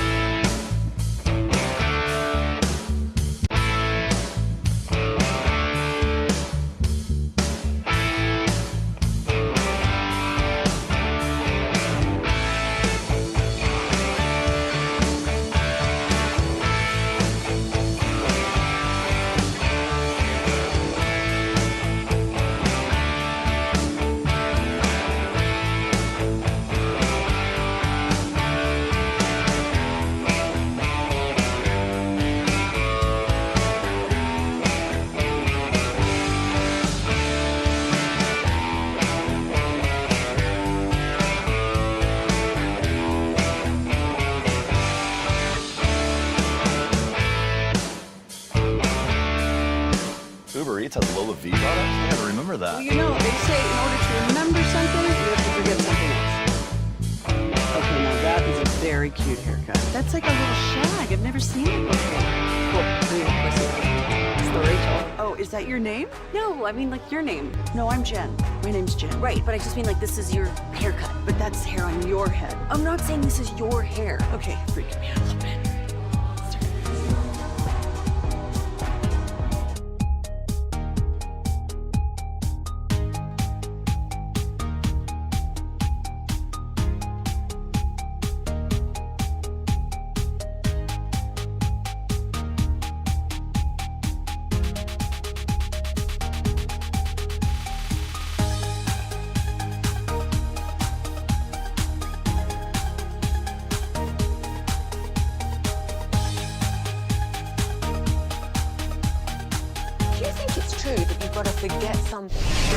Driven by our D&M Leasing Studios, you're rolling with the G-Bag Nation on 105.3 The Fan. Welcome to the nation. It's hour number 3 of the G-Bag Nation here, 105.3 The Fan, live today at Tolbert Garage Door in Mesquite, right off the service road. Swing on by. They're doing a Toys for Tots drive. Bring an unwrapped toy by here. We'd love that. We have Tolo back window decals for you. Colby ordered pizza. I mean, it's a Friday party here. It'd be better if the Cowboys had won, but they didn't. The good news is they ain't done yet. I saw KT tweet, if the Eagles lose on Monday and the Cowboys win out, there's about a 50% chance. You're damn right. About 50% chance. We want some more. We want some more. We want some more. Bring it on, Vikings. That'll be Sunday Night Football in about 9 days. Here's Wolchuk with your daily football fix. All right, let's do it. Let's get to the fix after we debut this new intro. You think football is still fun? Yes. Sir. Wrong side. Left side. Wrong side. Left side. I use these for acid indigestion. So what are we going to use these for? Intimidation. You know I got to get my fix, man. Thank you very much, Jacob Ray. Excellent work there, sir. We have George Pickens. He is clapping back at one Richard Sherman. Now, Richard Sherman, guys, at one point, really, really good corner, right? Mm-hmm. Really good. Was part of the Legion of Boom. Then he went to San Francisco, did have an all-pro campaign there with the 49ers. Some might have forgotten it. Well, here was Sherm last night, Amazon Prime, ripping up on our guy GB3. The big story here is George Pickens. George Pickens throughout the game, especially late in the game, just looked uninterested in playing football. You know, and that's what you can't have. If you're going to be a superstar, if you want to be the best receiver in the National Football League, you can never be disengaged. It doesn't matter if the game's going your way or not going your way. You can't just disappear in these games or else you're not going to have impact. And just right here, cruising routes. You're the guy. You're the guy. CeeDee Lamb is not in this game. He's out, and you get intercepted on your slant routes, and you can't beat the guy and half-ass it. I'm sorry, that's just, you can't, it's unacceptable. And if you're the Dallas Cowboys and you're looking at him and you're looking to pay him big-time receiver money, $40 million, you got to look at this tape and say, hey, is this a guy we can trust paying $40 million to show up regardless of circumstance? And I don't know. Did he get benched last night? Did they take him out for a series? They took him out for a series. That Flanoy series, comeback, right? When they hit the 47-yarder to Flanoy, and we thought he did. Yeah. Be interesting to see what Shoddy says today about it in his teleconference. Yeah, and apparently he's 30 minutes late. Nick Harris just hit me up, so we might have to bump Nick a segment. He's going to keep us updated on that, but Shoddy not on time. Okay. Maybe he's talking to George. Who knows? I respect that corner. Richard Sherman? Yeah. But this reminds me so much of what happens on the national level when covering football teams. You talk about something that you probably should watch. You know, if you really, I told people that, listen, there's one team in the NFL you got to know about if you're in this business. It's the Cowboys. It's the Cowboys. Whatever you have to do to watch the Cowboys tape, watch the Cowboys read up, follow on Twitter, whatever you do, just to be more knowledgeable, to be able to talk about it. If you watch all the tape of George Pickens, it's how he runs routes. Yeah. He's not the most intense route runner there is. We were giving him credit a couple of weeks ago for pacing his routes and looking nonchalant and then quickly bursting off of it. Yeah. And, you know, the Lions did a nice job against him, but to me, to go after him that way, and does it look bad? Yeah, it looks bad, but that's how he plays. that's if you watch him play, that's the kind of the routes it's week in, week out. Yeah, it just happened to get highlighted in a game that with that magnitude. But now it's like that's kind of how he plays, and now everybody's like up in arms. Oh, what a poor effort! Well, he plays that way, but he makes plays, right? Yeah. Last night he didn't make the plays. He didn't make the plays. That's going to happen. Guys are going to have games where they only have 35 yards. It's a shame because they should have wore that secondary. Absolutely. Out. Missed opportunity. That was a big missed opportunity. George responded via Instagram to Richard Sherman. He said, quote, "This is a team game. Laugh my ass off. I'm not the only one on the team. Stop becoming an analyst and talking about one player when he playing a team game.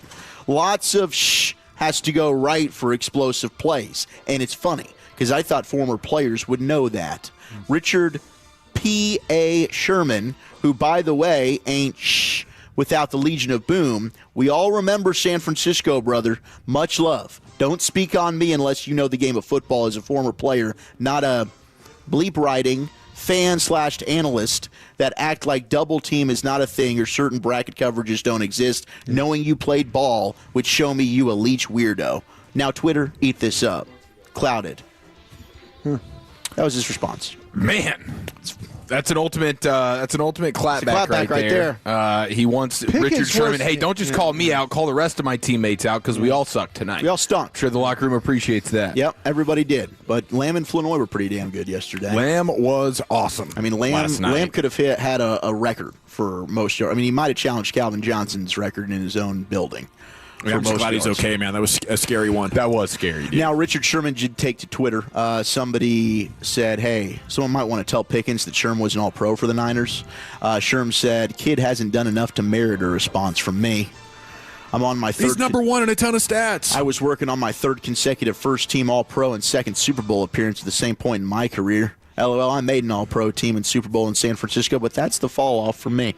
It's unfortunate. Clapback I do wish players would respect that media is about having opinions and having banter and reacting and at times overreacting. Just let us do our thing. You do yours. Works out better that way.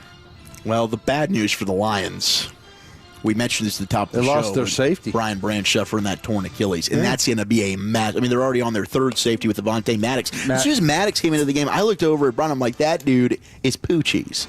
I mean, they destroyed him with the Eagles. I know. Destroyed him. I'm thinking, I'm licking my chops. I'm like, this is going to be amazing. Well, unfortunately. Never can have it that good with this Didn't football work team. out. Yeah. Did not work out. Just when you think they've turned the corner, they remind you, you're a Cowboys fan. Prepare for heartbreak. Jaden Daniels going to play this week. They're taking on the Vikings. So get ready. We're going to be paying attention to this. You can kind of scout out the Vikings against Jaden Daniels. And the one good thing about this is that means he's going to be playing against the Eagles. We hope. Unless he gets banged up again. Don't even say it. Yeah. Don't take it back. Okay, I take it back. Take it back. I never said it. Thank you. Kyler Murray. Odds are he's not going to play again this year for Arizona. I don't think he's ever playing again for Arizona. It is a big number next year. All of his guaranteed money is like done. $36 million for next year. I think it's done. There's one more year left on it. Yeah, Coach said, Coach Gannon, who might not be back there next year either, Kyler will not return this season, had some tests out of state, foot not progressing. I don't know where either of them are going to be. I'm sure there's a team that will give Kyler a chance, but his career is certainly in limbo right now. Team doesn't want it. Oh, yeah. Yeah, there's got to be a half dozen teams or so that would love the chance at starting something with Kyler Murray or at least a bridge quarterback to a young guy. Bring him in. All right, Darius Slay. Oh, this is a weird story. He was kind of prepping. They're mad at him in Buffalo ticked. right now. They're ticked, they right? lost a player. Did he want to go to Philly? I think he wanted to go to Philly, and Philly did put in a claim for him, but the problem was Bills were ahead of the Eagles in the claim order. Bills put the claim in. Well, here was Darius Slay chatting with Emmanuel Acho on their podcast, and this is why he's not feeling Buffalo. The thing is just the fact that I just got out of Pittsburgh. I don't feel like packing up, moving again. I'm like, bro, I'm 13 years in. Like, I done did it. Now, they would have caught me about 28, 29. Yeah. I might, you know what I'm saying? I was like, okay. You know what I'm saying? 'Cause that's a top organization, man. They got a lot of great things going. They be winning. They go to the playoff. They got a franchise quarterback. So it wasn't a bad fit. They just caught me at a bad time, honestly. Gotcha. You know, that's good. That's well said. That's well said. They not catch me at a bad time. You know, I told him. You know, I talked to him. You know, it was just like a neutral talk. But I said, man, you know, hey, man, I'm 34, man. I'm saying, I know y'all be watching tape, but I'm trying to relax with my family and kid. I ain't feel like packing up, moving. And then on top of that, no offense to Buffalo, it's cold as hell. I was just about to say it's so cold in Buffalo right now. Yeah, and it is. I mean, just retire if you want to be with your family and stuff. That's what's happening. The Bills are placing veteran cornerback Darius Slay on the reserve/did not report list after he refused to show up to Buffalo upon being claimed. They're retaining his rights. So it looks like he's not going to be playing football right now. I think Buffalo to get him. Buffalo had to put a player on waivers, and Sean McDermott took to the media today and was livid. Not happy. No, like but you know he had to put the kid out. They had to make a roster move, and he lost the kid, and he's not getting anything for it. You know, and that's disappointing. They actually just claimed Darnell Savage, who's on, his third or fourth team this year? Yeah, that would be, the Commanders, right? Yeah, he was with the Commanders. I think he started this with the Jags this year. And then you with the Gang of Seven, because Cowboy fans are like, our safeties are so bad. But there's a lot going on there with Darnell Savage. But yeah, he was angry about losing Jamarcus Ingram, was Sean McDermott. So now Ingram's gone. He was claimed by another team. Slay's not reporting, so they've pivoted to Darnell Savage. So that's where they're looking at right now there in Buffalo. Other things among the football fix, top duos in the NFL. Well, this was ranked, and I don't think it's a surprise at running back. It's the two guys you played last night, Jahmyr Gibbs and David Montgomery. Sure. They didn't want to tackle Montgomery either. Who would? No. My gosh, are you kidding me? That guy is a fit to tackle, but Jahmyr Gibbs is just an absolute monster. Wide receiver, all right? Day after, emotions are high. It's still CeeDee Lamb and George Pickens, right? 100%. Yeah. For the record, duo in the league. I'm still paying George. Are you? Yes. I'm still the full allotment. Yes. I know what's to be expected with George Pickens. Now, I can go ahead and I can try and put stipulations in the contract like I think any other team in the NFL would also do that talks about, hey, playing time, incentives, yada, yada. Protect yourself in any way you can. You know the George Pickens experiment. You know he's a guy that's not always going to be on time. But the talent to me, and I'm used to, like, we grew up in the diva wide receiver era. It was T.O., it was Randy Moss, it was Chad Johnson. If you had a wide receiver that was Larry Fitzgerald-like that did not speak, it was very rare. I'm used to this with my receivers, okay? Comes with the territory. I don't really care. If he's going out there and balling out like he's done for 12 out of 13 games, 13 out of 14 games, sign me up for that, because him and CeeDee Lamb can be unbleeping guardable. So maybe this does reduce the price a little bit, but I ain't pivoting after one bad game. I'm not going to be the hypocrite. I defended CeeDee after the Eagles game. I'm defending George here. It was a bad night, and you know George is going to have these moments. It comes with the territory, but he's so good. The talent, to me, too good to pass up. They've given plenty of bad contracts out. Thank you. Plenty of bad ones. Yeah. I'll deal with George Pickens. You know, everybody's got something. Like, some players can't stay healthy. Some players get fat. You know, ask Nico. Everybody's got something. And if your something isn't your talent, you know, I would say you look at it that way. Like, you got to deal with a guy that's a little bit late in one in every 10 or 12 games. Maybe he's going to lose focus with you and end up with a performance that number one wide receivers end up with all the time. Now, maybe theirs is because they're not tall, right? They're not strong. They can't catch the ball, right? Every wide receiver is going to struggle a couple of times a season because of something. Mm-hmm. I'll take the guy who at 24 years old maybe isn't the most locked in. 100%. Yeah. And 214, thank you. Can I give myself a pat on the back for on the black? The black pat. Mm-hmm. Brian Flanoy. That body hair. Yeah, absolutely. You deserve it. I thought that was going to be your take. They're going to be like, we don't need George Pickens because my guy Flanoy. Wide receiver I'm does. Envisioning three receivers that are just so freaking amazing you can't cover them, right? I mean, it is notable once again that the offense didn't miss much of a beat when Lamb was out.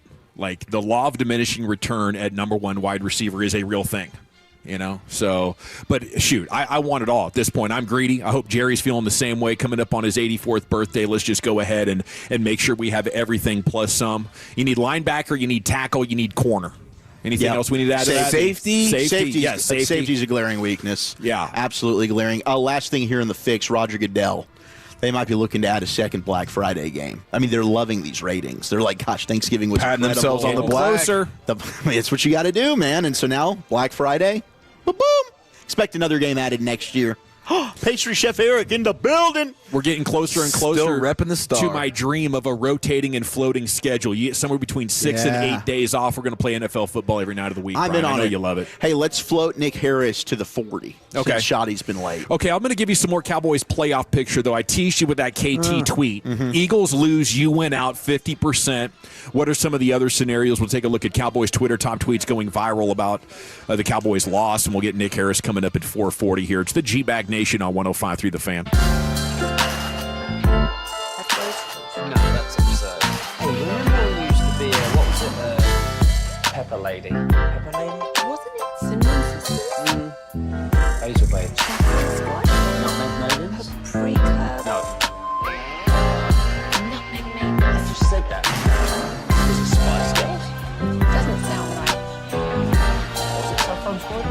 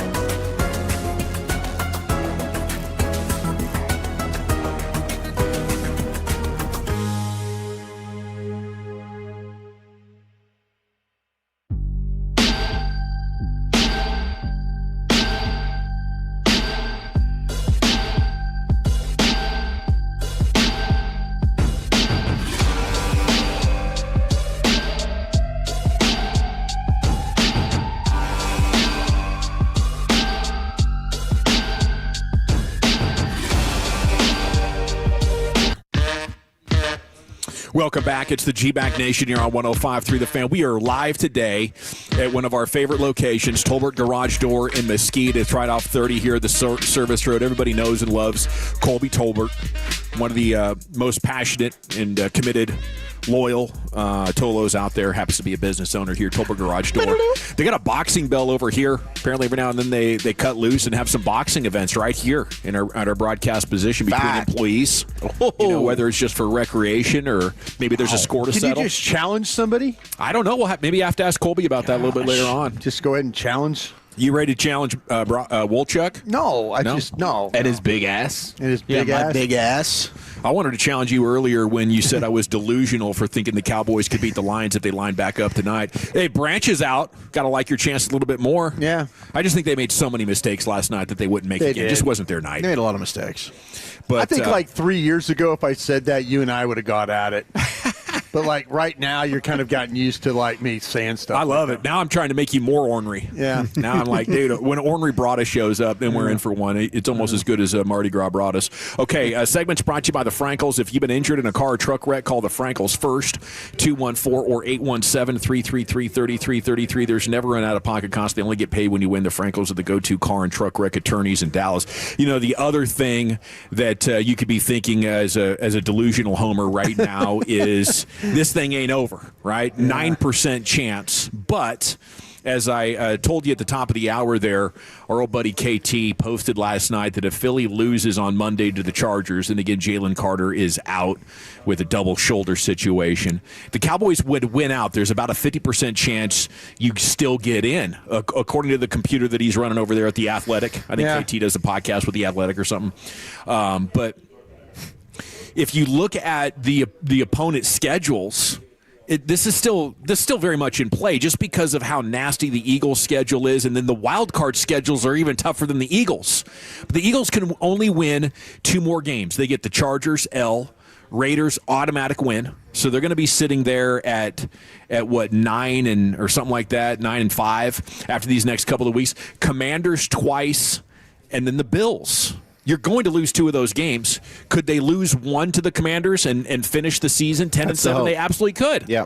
You know, and I think Cowboys, their toughest game remaining is the Chargers at home, and maybe that's the one where it's all going to come undone here. And maybe last night was so disappointing when it came to pass protection, pass rush, and coverage and special teams that you want to just throw it all away right now. And I get it, but there's not a great NFL team out there right now. Like every single one of these contenders has fatal flaws that I think their fan base would think, well, shoot, there's no way we can win the Super Bowl with this thing wrong with us. But, you know, so it just kind of applies to the league that we're in right now. So I'm going to hold that if the Cowboys make the playoffs, they're still as dangerous as anybody in the NFC, even considering what happened last night. What else do you have? You have the Lions. Check this out. Rams, Steelers, Vikings, Bears. They're 8-5.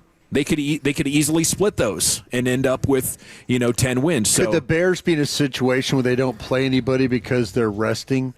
Well, they're going to have to beat the Packers. I don't think so. For a final game? I think a lot of teams are playing Week 18. They've got 2 games left with Green Bay, and they're like jockeying for the division right now. Right. So they'll probably be in like a have-to-have-it. I would think a have-to-have-it kind of game. Yeah, the Packers get the Bears twice. The Broncos, the Ravens, and the Vikings, they could finish 1-4 down the stretch here. Green Bay could end up with 9 wins. That'd be amazing for the draft pick and everything. That's kind of the perfect situation. Best case scenario right there. But if you get to 10 wins, any other 10-win team you're going to beat because they're going to be 10-7. You're going to be 10-6-1. Right. So get to 10 wins, and I think one way or another this thing would fall through for you, whether it's the Lions, the Packers, or the Eagles themselves. Dak Prescott last night said the guys are peed off right now. I don't think this is any deflated moment like our hands are up, we're done. Absolutely not, he said. I think you're going to get a team that's pissed off, and I hope it does. And, wish they'd have played like that last night. And we use that as fuel. You think you can be too fired up sometimes? And too focused. I don't know exactly how you explain what happened last night. I think you get a number of bad bounces, turnovers. Yeah, I think Detroit was just better. Me personally. Yeah, Detroit. They were. Detroit. You got outplayed and outcoached. Yeah. Yeah, for sure. Coach Schottenheimer has no comments, no concerns that the loss will deflate the team from what they've accomplished in the 3 previous games. Special group of guys. They're not going to let that happen. We'll pick ourselves up and get back to work. Detroit's a team that picks themselves up after a loss. Yeah, they've won, I think, 15 in a row now. Yeah, how about that? And they haven't lost back-to-back games in like 3 seasons. Right. Was that the stat that Sham had last night for you guys? It's absolutely crazy. Yeah, and I don't think anybody's done that since Tom Brady's Patriots were at the peak of their run. Let me see. I was gonna do something there, but we'll move on here. What'd you think about the 4th down decision to kick the field goal there? I didn't like it. I mean, I thought the way that he handled the entire clock there was poor because you didn't have Dan Campbell call a timeout until he officially had sent out the field goal unit. So if he just are you talking about before half, Dawson, or the very at the end? Oh, at the end. Down 10. Yeah, that one. Oh, both of them. I mean, I thought you should have been a little bit more aggressive at that point. I didn't think field goals were going to be winning you the football game. I think the math said at the end of half you shouldn't have gone for it. It was kind of a coin flip. It was a coin flip. Yeah, it was. So it wasn't necessarily about the decision to kick it per se, but the execution of it, the way Walchuk just mentioned it there, instead of showing your hands so quickly and running out the field goal unit, that is what made Campbell go ahead and call that timeout. If you come up to the line of scrimmage and you give it a look like you're going to be going for it, you're probably able to burn more time off the clock and not give them enough time to go down what they did rather easily and go get the 3 back. But the one at the end of the game, that one was a surefire. You should have gone for it. You shouldn't have kicked the field goal. Yeah, because I felt like best case scenario, especially with how the special teams were playing and your defense couldn't get a stop from about mid-second quarter, was just we got to try to hold them to a field goal. Yeah, and once you're down 17 or down 7, and now it can become 10 quite easily. I felt like that was the risk that you needed to take. I did watch the Utah tackle last night, and I think he would step in and be as good as Terrence Steele in the run game. There's 2 Utah tackles. There are 2. The right tackle. Yeah, I watched the first one on Dane's list. He's number a 9. plug and play, immediate starter. Now, what do you guys think when you see a tackle that doesn't have great violence or strong hands? Like, he's getting it done in pass protection with his feet and his size and his quickness. Like, the dude moves like a tight end. It's unbelievable. Yeah, he glides. His footwork's incredible. You do see him get some push in the running game, but he's not the mauler like a Cooper Beebe was. Yeah. But I think at tackle, and Brian, you've talked about this. I think this might be the reason why, and maybe you've changed your view of it. I don't think at tackle you're needed that.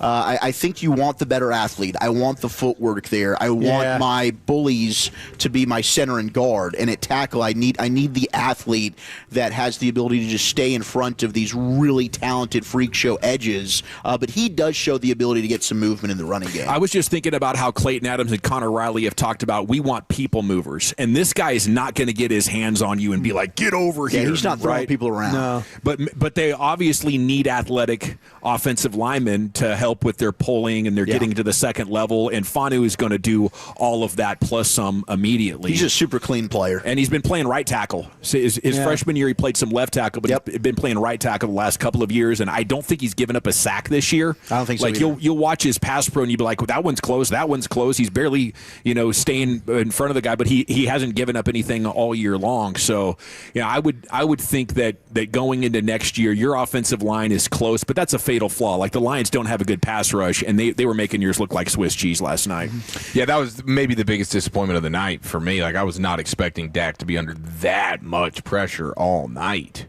That was it was definitely surprising, and you serve you up a heaping helping of humble pie if you believed in the Cowboys. I know those cynical Cowboys fans out there are all laughing at us today, like ha ha ha, same old Cowboys. They won 3 in a row, and you guys got carried away, and I did. And I think they're onto something special. I think Shotty's hitting all the right notes.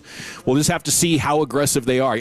I can't wait till this season's over. I wanted to ask Steven about it today, but how much more aggressive are you going to be in the 2026 free agency than you've been in recent seasons? I think, and I'm just going to go out on a limb and say far more aggressive than we've ever seen him. I think Jerry's age is having something to do with this. I think they're going to look at this. They're going to try and maximize what they have with the coach. They probably feel pretty good about what he's been able to do the first year. They're going to try and, Dak has been very, very positive through 14 games this season. Get him healthy, keep playing that way. The young offensive line probably going to get better. They got some young defense guys. I could see them being very, very aggressive in this thing. I don't think they want to go into the draft having to take those 2 first-round picks and have to say we have to draft this. I think Zach and I were talking about this last night. You'd love to have the flexibility to take one of those picks and move it back if you wanted to pick up some day 2 picks. Okay. But if you did something in free agency, it would give you that kind of that opportunity to be able to have that flexibility. You don't want to go in there and saying, okay, we got to take these 2 picks, we got to pick a safety, and we got to pick an edge or whatever, vice versa, which you probably would do, but at least you'd want flexibility, I think. All righty. I think they're going to be aggressive. I really do. Because would you give up your 2 1s for Myles Garrett if he's available? Absolutely, I would. Would you, Wolchuk? I think so, absolutely, yeah.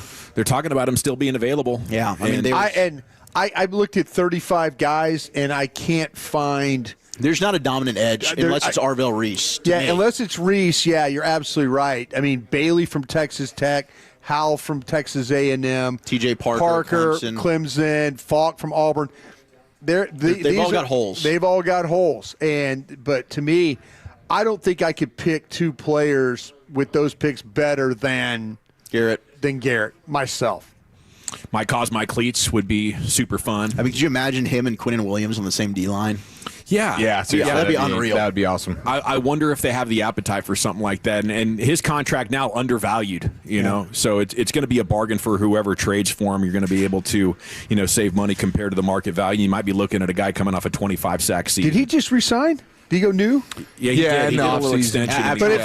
But now it's in relation to defensive players. It's kind of with Micah's Micah deal. Just got more. I thought, did I miss something? Heck, or was it T.J. Watt? Hutchinson? Aiden Hutchinson got more. Yep, that's what it was. All righty, it's the G-Bag Nation. We are live at Tolbert Garage Door here in Mesquite. I believe Nick's going to join us next. Nick Harris, Star Telegram. I believe We're talking football. I'm praying that he does. All right, and that is next year on The Fan. But Toles, I want to tell you about my number 1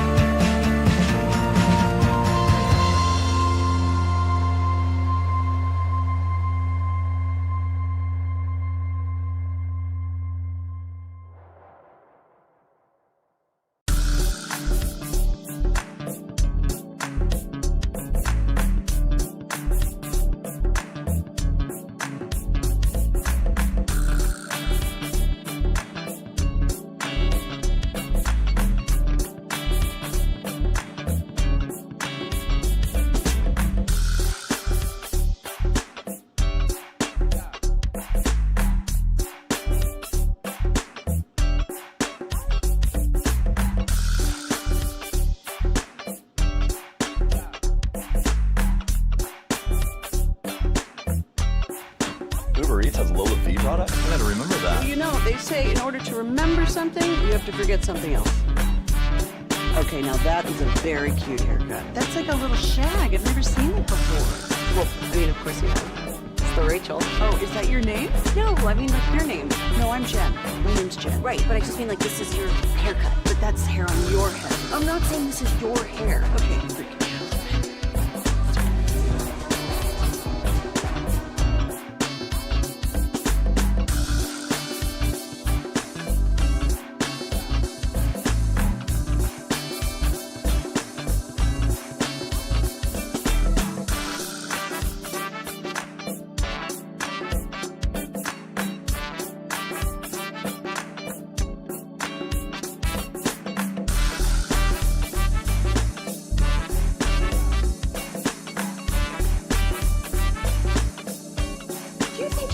that you've got to forget something else to remember that Uber Eats has groceries? No, that's absurd. Hey, remember when you used to be a, what was it, Pepper Lady?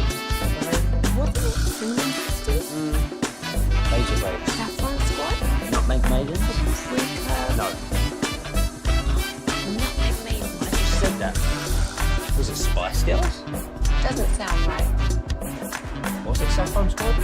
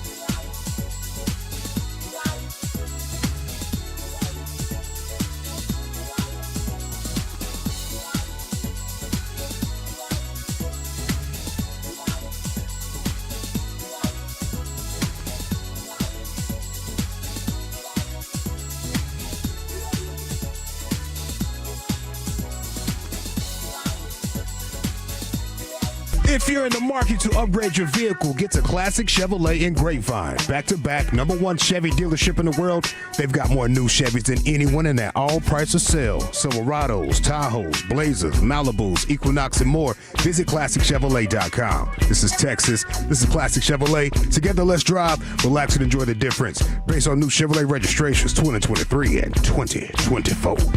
Yes, sir. Welcome back. We are live at Tolbert Garage Door here in Mesquite. Salute to Colby for having us out. Salute to Tolo Tamika. She just had Tiff's treats delivered. How about Thank you, Tamika. And, yeah, very nice. They are the best. Yesterday was National Cookie Day, right? So yeah, very fitting. Sorry about this, Lucius. Very fitting. Yes, we'll try to save some. Bring him up there tomorrow. It's time now to get to Nick Harris here, Star Telegram with you in the G-Bag Nation. And good afternoon, Nick. How you doing? Hey, doing fantastic, fellas. How are y'all? We're doing wonderful. Just catching glimpses here on Cowboys Twitter of what Shoddy had to say there at his teleconference. What was the big topic? Yeah, the big topic is George Pickens. A lot of questions about, the team's response to his performance yesterday.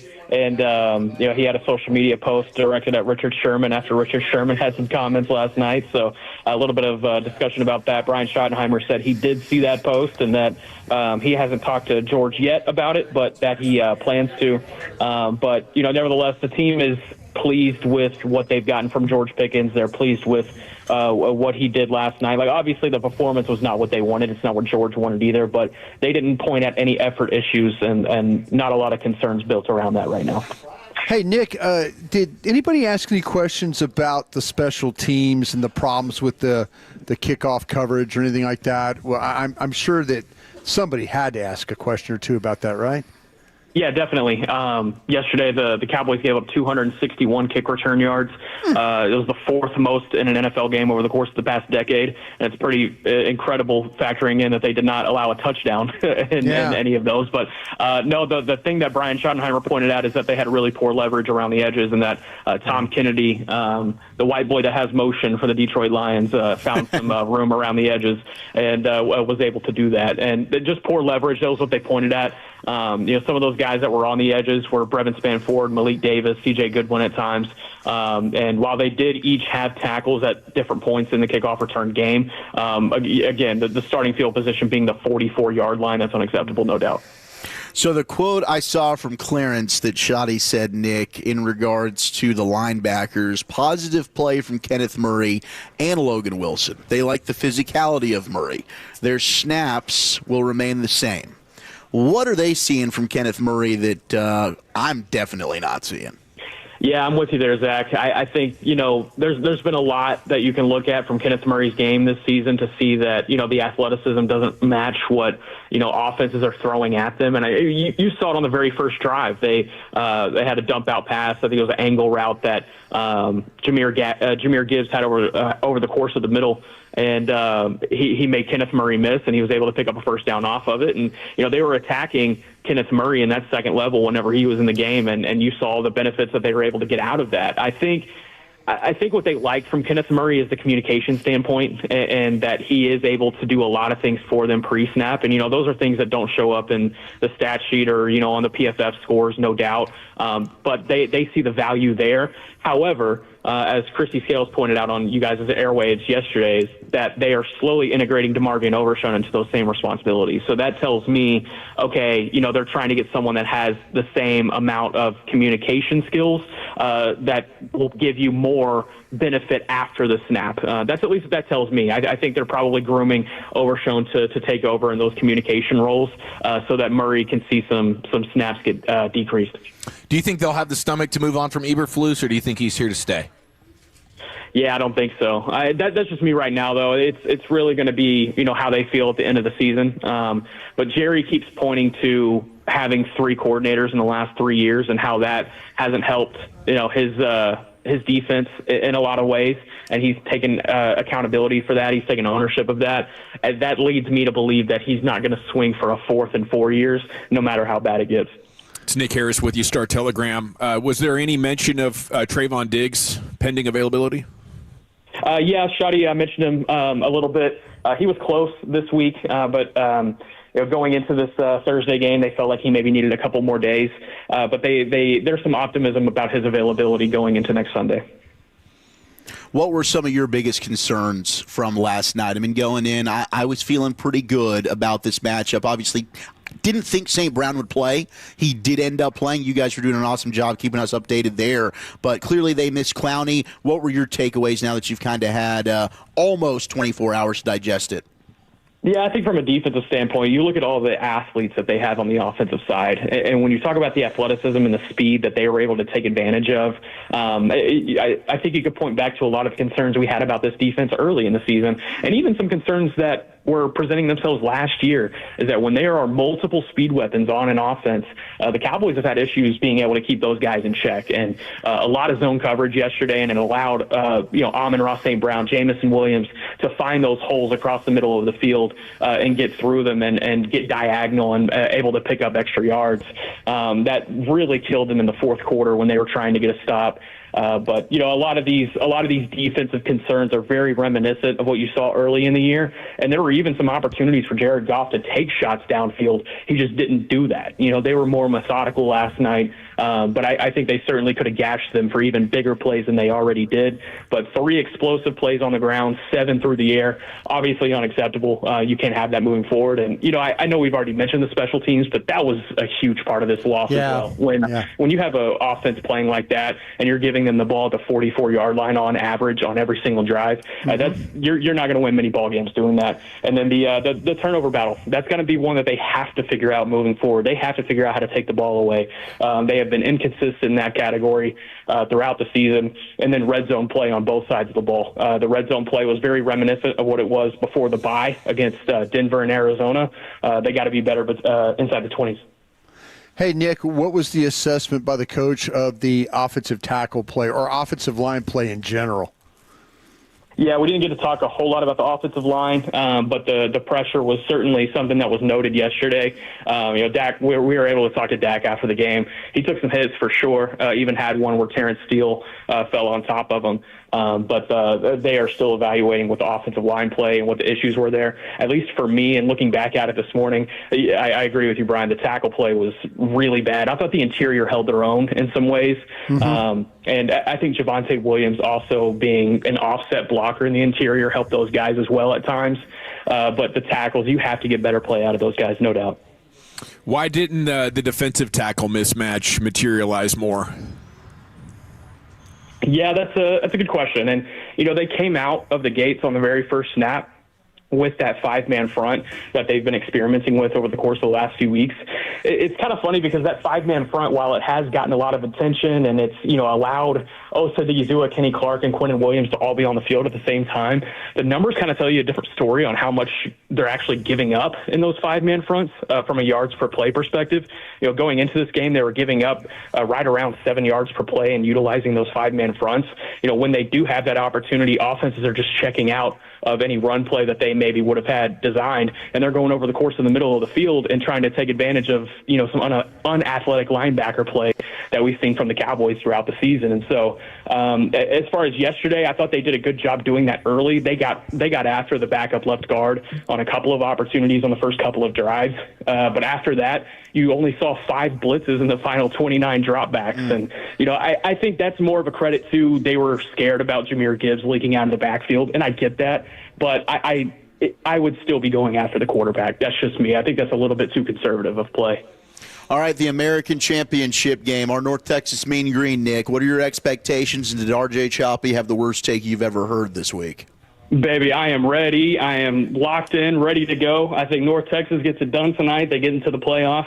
And I told Bobby to relay this message to Chop. I don't know if he did, but I'm just going to go ahead and give it to him myself. He was saying that they would get run out of town in a first-round playoff game. They would get proven that they wouldn't have any business being there. If North Texas makes the playoffs, let me change that. When North Texas makes the playoffs, whatever the line is, the spread is for that first-round playoff game, I'll give Chop 2 points. And I say North Texas still covers. I'll bet whatever he wants to bet on it. Let's go. I love this. Crotch first, Nick Harris, baby. About North Texas, though, if you had asked me like 4 or 5 weeks ago, I would have told you North Texas might be the reason that they changed the playoff rules moving forward, because they might get trounced in a first-round playoff game. But how they've played recently, and this offense, how well it's been playing, this defense is really starting to show up for DC Skylar Cassidy. They're playing their best ball right now. I think they can at least hang in a playoff game. Not saying they'd win, but I think they can hang in a playoff game. You're the man, Nick. Thank you for your insights. Have a great weekend. Thank you, fellas. Have a good one. Best of luck to all you Mean Green fans out there. I know Wolchuk and Chia Follow are fired up. You can go high-five them tonight. They're going to be at Cosm for a Mavs watch party. About 45 minutes, maybe an hour after the show ends? Yeah, kick off at we'll be over there by 8 o'clock. Right on. Okay, coming up next, it's a Friday. It's quitting time. Crack 'em if you got 'em.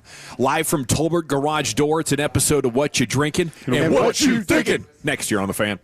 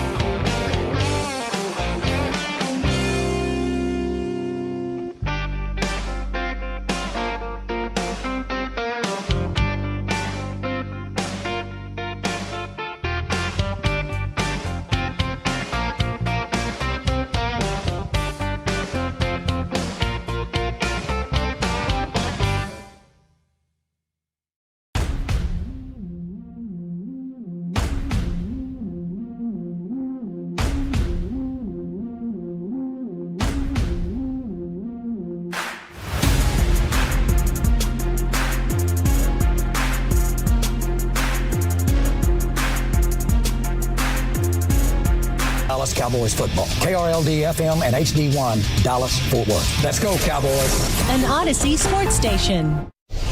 Driven by our D&M Leasing Studios. You're rolling with the G-Bag Nation on 105.3 The Fan. Here we are live from Tolbert Garage Door in Mesquite. It's time for that one segment of the week where you're encouraged to call in while intoxicated or in the process of catching a buzz. That's right. It's time for What You Drinking and What You Thinking. At 877-881-1053. Only a couple of rules. Number one, you got to answer the questions. Number two, don't be operating heavy machinery at the time of intoxication. That does include a motor vehicle.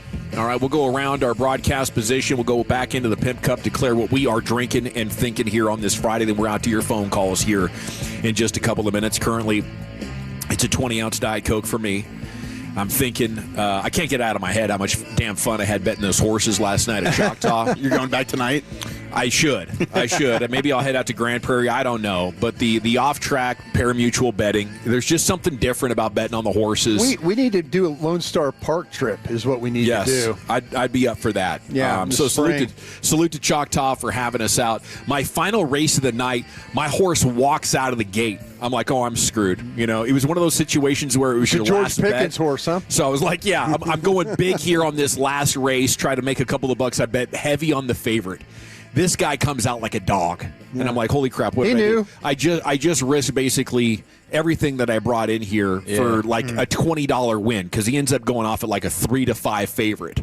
And halfway through the race, he's still like mid-pack, and then they round the final corner, and that's when that dude decided to show off his speed. There you go. And he's hauling ass, but he had to place by a nose to save me my money. It's one of the few times I've ever walked out of a casino with more money than I walked in with, and secured a big dub for me. So that was a lot of fun. I'm also thinking these Mavs need to get refocused here starting tonight. This is too many wins in a row. I think we need to get Ryan Nembhard back in G League. Okay, let me just say that. I just said that he needed to go back down. Stein's reporting they're trying to get him that contract as soon as possible. So they're trying to do away with this two-way thing. I don't think he's going back to the G League, but he's earned it. They are playing the Thunder, and the Thunder aren't losing any games. That's right. Yes. What are they, 21-1 or 21-1. Yeah. 21-1. I think tonight's pretty good to get back on the losing streak. Yeah. Nobody is. Congratulations to the OKC Thunder for being back-to-back NBA champions. Here's Broadus with what he's drinking and thinking. Yeah, currently not drinking anything, but thinking though about all these playoffs that we're going to see this evening. Good luck to my North Texas brothers here. And, thanks, man. And hopefully you guys pull that off. But I am thinking I want to say special shout out here, and I think they're in town now. I mean, he might be even listening. But Joey McGuire. Oh, Joey. Salute. Good luck to you from the G-Bag Nation. Yes. We appreciate you always hanging out with us, talking about us.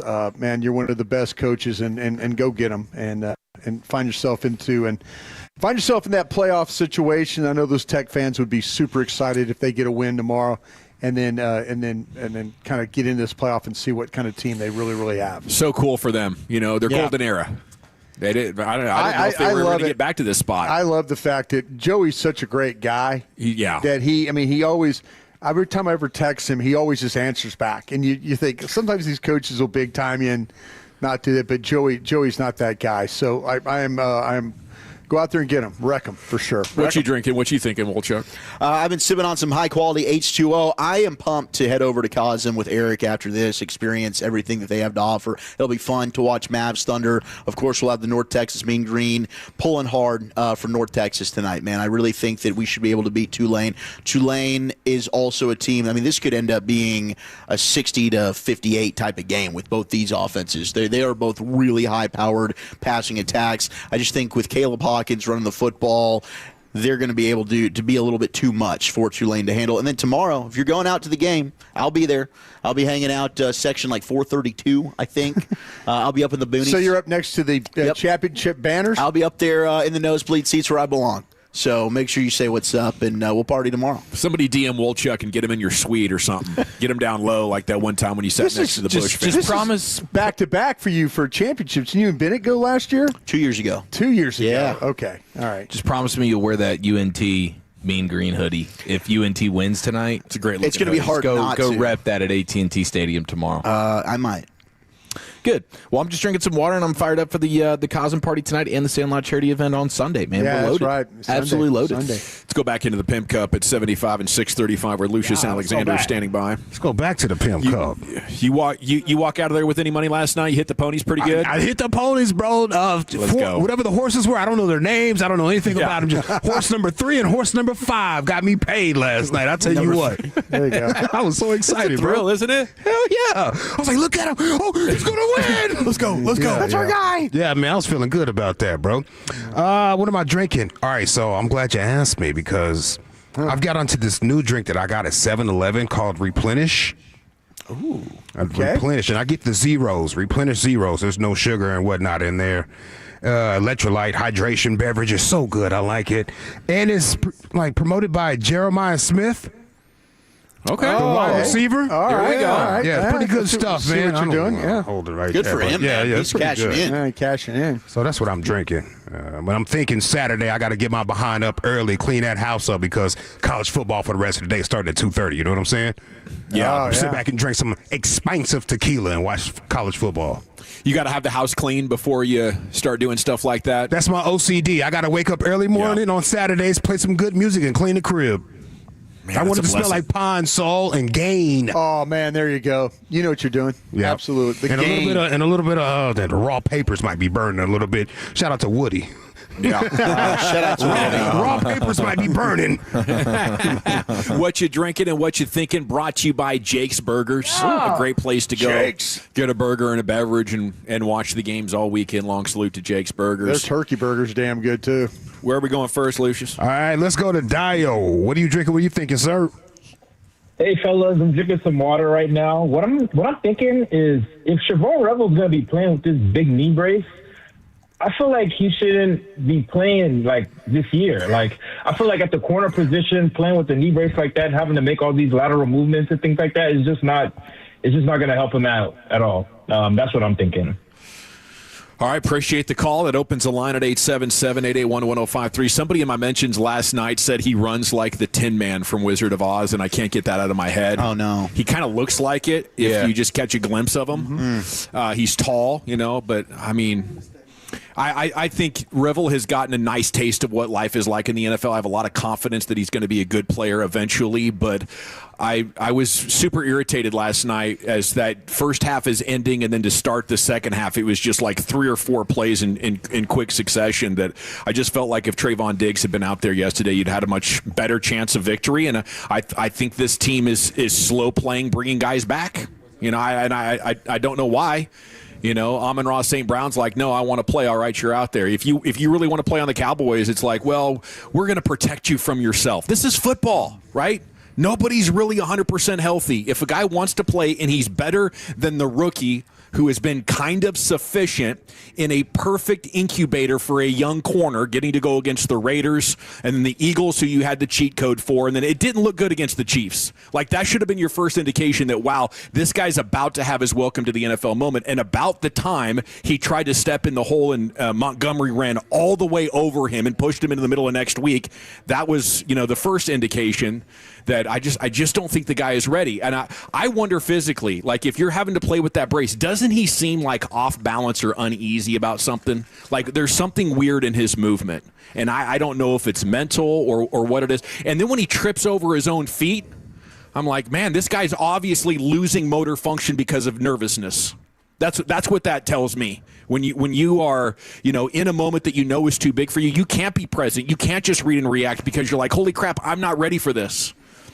So they got a very clear message, and if they can't get Trayvon Diggs ready in 5 or 6 weeks, what are you guys doing?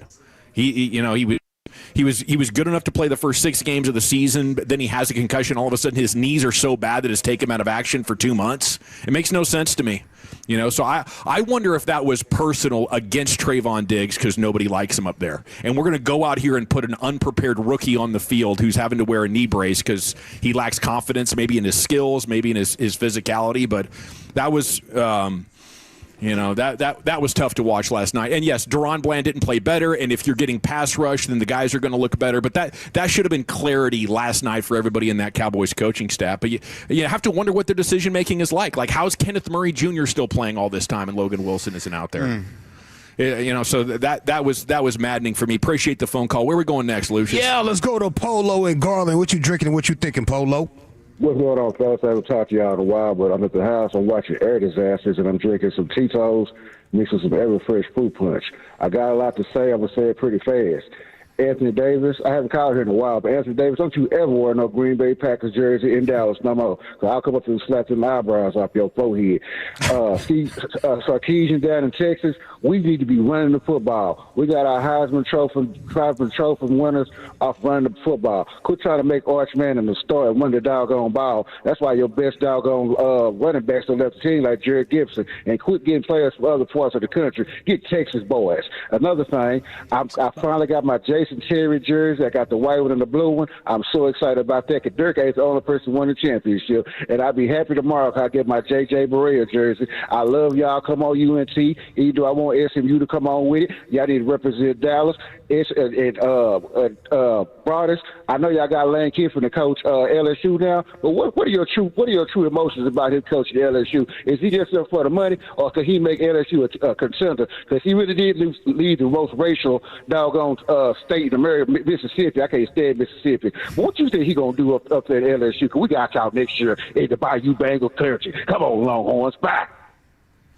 There he goes, Poland Garland. How would you address that, Brian? I'll tell you what, man. I like the passion as always. I'm excited about having Lane Kiffin. I've said this before. I feel like that he, for the modern college coach, the coach that understands the NIL, the coach that has a good eye for talent, the coach that has a good offensive mind.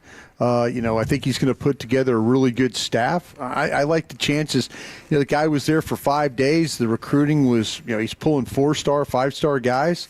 So, I think kind of the sky's the limit for him. Do I feel like I'm going to lose him in the next 4 years? Probably so. But I'll take the 4 years that he's coaching us up right now. Think there's any chance Arch Manning comes out this year? I don't think so. No, I don't think so at all. No, I don't. Might get highly drafted still, though, in this quarterback class. Might be a big opportunity.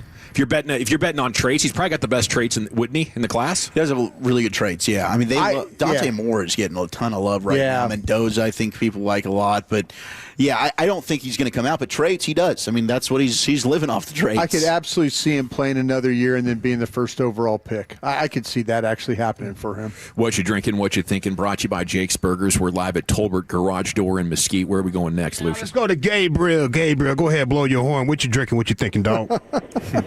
What you drinking, what you thinking? I got a Gatorade Zero. Let's go! I am thinking about college football, fellas. I believe if BYU does not put up 14 points against Texas Tech, they will be taken out of the college football playoffs. They had a garbage time touchdown against Texas Tech in the fourth quarter. They only averaged 3.9 yards on offense. That's not a playoff team. Nobody wants to watch that. What you drinking, what you thinking, fellas? Appreciate you, Gabriel. It's a Longhorn fan? Is that what you're hoping for? Gabriel, you still there? They'll count the conference champion. Yeah, what kind of fan are you? What fan are you? What I'm team? a Boomer Sooner. I'm a Boomer Sooner. Gotcha. You got offensive problems too, so you probably need to not talk about that too much. I don't think BYU's in right now. I mean, like that spot's going to go to the. Are you jealous that they actually score 14 points? And LSU's at home getting a new head coach. Oh. Yeah, good luck with that playoff run you're about to go on, bro. Enjoy it. Enjoy it. Go get the T-shirt right now. Get the T-shirt you were in the playoffs. Go get that T-shirt. That's the only damn thing you're getting. How about you just represent SEC, baby? All family. SEC. Bro, you just showed up in the SEC. Shut up. Oh, here we go. Come on, Mr. Broadus. Yeah. What do you mean, come on, Broadus? You're the one coming on talking about teams with offense. You need to look your ass in the mirror. Don't let him be like that, Gabe. You let LSU push you around, and you want to tell me you guys got an offense? Come on, bro. Who won at the end of the day? Who's in the playoffs? Oh my gosh, who won? Who won? You're right. You're right. You're right. You're playing against the backup quarterback, and you guys almost take the L. Shut up. It's okay though, because at the end of the day, they made it into the playoffs. Yeah, shut up. They're a bigger, better playoff team than BYU. I can promise you that. How about this? You beat Texas one time in your life, bro. Come on now. My son fired the cannon every damn time. You guys didn't You're putting score. out facts. I'm not going to sit here and argue with you. I'm just talking about. What are you? Wait a minute. You're arguing with me right now. You're arguing with me playoffs. right now. Your team sucks. Okay. Get that T-shirt. Go to Norman. Go to Norman and get the T-shirt. Get it in check. Hey, don't worry. Check down there. All right. Don't worry. Hey, we'll be fine, man. We'll be fine. We'll be fine. Thanks, Gabriel. Way to blow that horn, Gabe. Have a great weekend. Impressive horn blowing right there. Thanks for setting Brian off for us. Thanks, buddy. Guys talking about BYU's offense. That team can't do I did not have that on my bingo card that a call about BYU offense could get us Orn River. Oh, I just wanted to hear what team he was pulling for. That's what I wanted to hear. Yeah, it was fantastic. I appreciate you, Gabriel. Thank you, man. That was awesome, dude. Where are we going next, Lucius? Let's go to Harrison. My dog Harrison. What are you drinking? What are you thinking, bro? Oh, you're gone, Harrison. Where you at? Harrison. Is this the Harrison that calls in the postgame show? Maybe. Yeah, I think so. Let's go to. Sorry about that, Harrison. Let's go to Hurston. Hurston, sir, what are you drinking? What are you thinking? Hurston Howell III? I'm drinking a water right now, and I'm thinking about going to the Due East and have a damn good time, boys. Woo-hoo. Yeah. Respect. Yeah. Thought, Broadus, you going to fight back on that guy? Oh, man, I am all good with that one. Going to the Deer East, going to do. Yeah, be safe up there. I bet he's now. a shot, too. He's a shot. I believe it. Hey, driver. Yeah. He'll field dress it right out there, too. Yeah. You sound like he was about 15.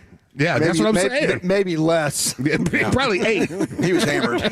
Yeah, that's you know. 15 beers deep. That was very reminiscent. This is my third water. Very reminiscent of Pat McAfee's show when that kid dropped an F-bomb on him. Man, the callers are bringing it. I didn't think the Cowboys' defeat would make people this rambunctious, but I love it. Who's next? Let's go to Carl. Carl, what are you drinking? What are you thinking?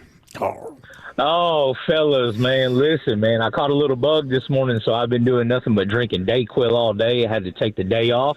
Okay. And I'm just now waking up to all the news, and I love waking up to G-Bag Nation, and I love waking up to a laugh with Brian. Just, man, get after that Boomer Sooner fan, man. Get after it, brother. Get after it. So two things that I'm thinking. One, the one thing that concerns me is, let me ask you guys a question. What is y'all's concern on the lack of effort when it comes to George Pickens? Good call, Carl. Carl? I'm going to take the good with the bad, just like you have to with every player. I think when the bad comes with George Pickens, it's more annoying than most players. Maybe it's more offensive than most players. But I think Shoddy said last hour at his teleconference he's going to take the global view, the whole body of work, the entire resume, and he's outstanding. He's one of the best 5 wide receivers in the game. I'm still ready to pay him $42 million a year. I hope it's just a one-off, man. $42 million. I hope it's just a one-off. Much like with CD. Hey, sometimes you have a bad game. When George does, it looks maybe worse than others. But I think he'll be back against Minnesota, and he'll be in the end zone, and we won't be whining about it then. Just needs a hug from Shoddy, a lock-in game. Just an attaboy, just a little butt slap. Maybe needs a trip to Vegas. Maybe. Go full Dennis Stay out Rodman. all night. You know, what do you have to do? Maybe needs a trip. Carl reminded me of The Walking Dead. Yeah, Carl. After taking a 10-year absence, I jumped back in. You did? Yes. I hadn't watched an episode since Glenn got hit in the back of the head because I was like, I'm done here. Well, okay, I don't need any more of this. But for some random reason, it popped up on Netflix the other day, and I hit play, and now I've probably binged 15 damn episodes. Is it good again? Because I quit too. I would say no. I thought it just kept going on and on and on. I was like, I'm done here. I would say no. I'm desperately looking for something You're else watching to that distract. crap over the beast in me right now. That's what you're doing. Okay, thank you. I needed to take notes of that. The beast in me. The beast in me is what you need to have on your screen right now. All right, I'm binging that this weekend. Lucius, do we got any more calls? Yeah, let's go to One Arm Daniels. What are you drinking? What are you thinking, sir? Damn, bro, hold on, fam. What are you doing? Are you laughing at this man because he's got one arm, bro? Shut the hell up, One Arm Daniel. What are you doing? What are you at a disadvantage? One Arm Daniel can't even wear a damn T-shirt. Go buy the other damn arm. Jeez, I'm sorry about that, Daniel, for that disrespectful intro. Let's go to One Arm Daniel. What are you drinking? What are you thinking, sir?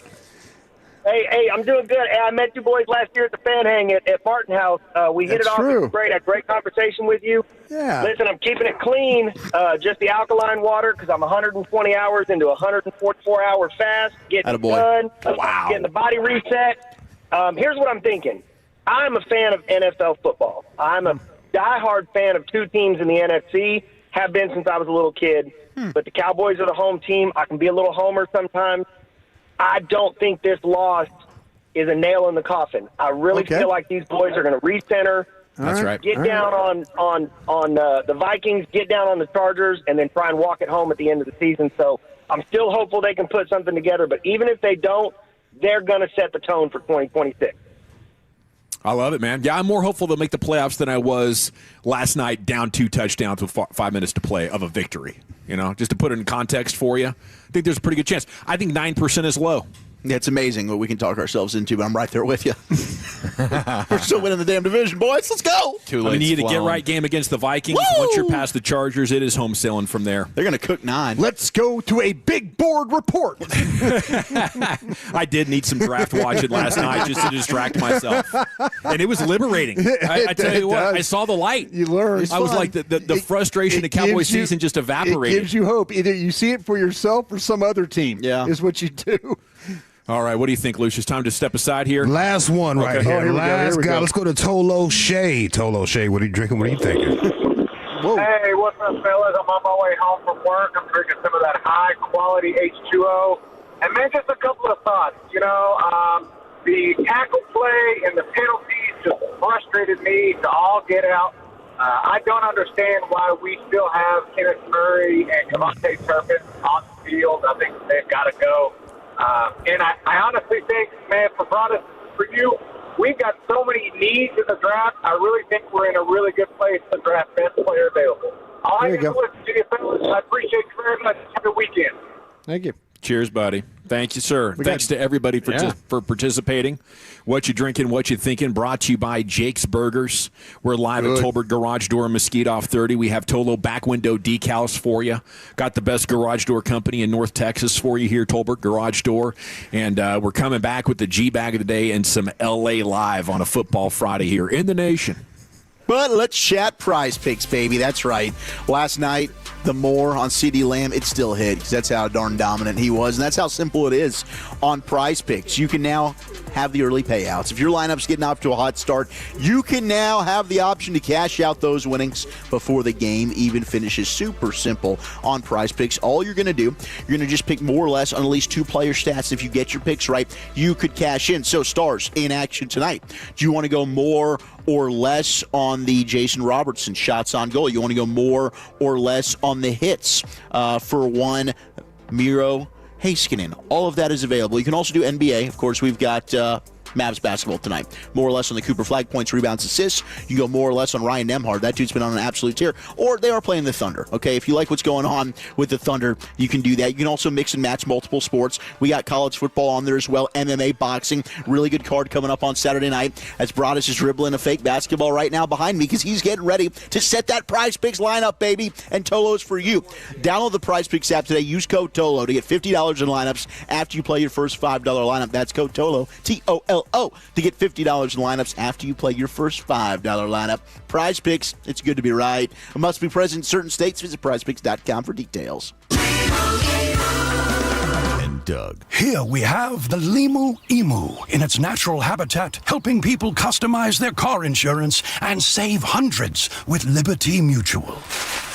Fascinating. It's accompanied by his natural ally, Doug. Limu, is that guy with the binoculars watching us? Cut the camera. They see us. Only pay for what you need at libertymutual.com. Liberty, liberty, liberty, liberty. Savings vary. Underwritten by Liberty Mutual Insurance Company and affiliates. Excludes Massachusetts. Venmo Hall is taking over sports and social at Texas Live tomorrow for the Big 12 Football Championship. Come hang out from 8 a.m. to 10 p.m. Score custom merch, big prizes, and meet alumni. Sign up for the Venmo debit card for access at get.venmo.com/collegecard. Terms apply. The Venmo MasterCard is issued by Bancorp Bank N.A. Jingle bells, jingle all the way. Nick, what are you doing? Well, Adam, Thanksgiving is over, so it's officially time for the holidays. And it's time for our Legacy Box Cyber Monday sale. Legacy Box is the most meaningful gift you can give this holiday season. It's simple, safe, and has been trusted by millions. That's right. It's our best sale of the year. Right now, when you go to Legacy Box...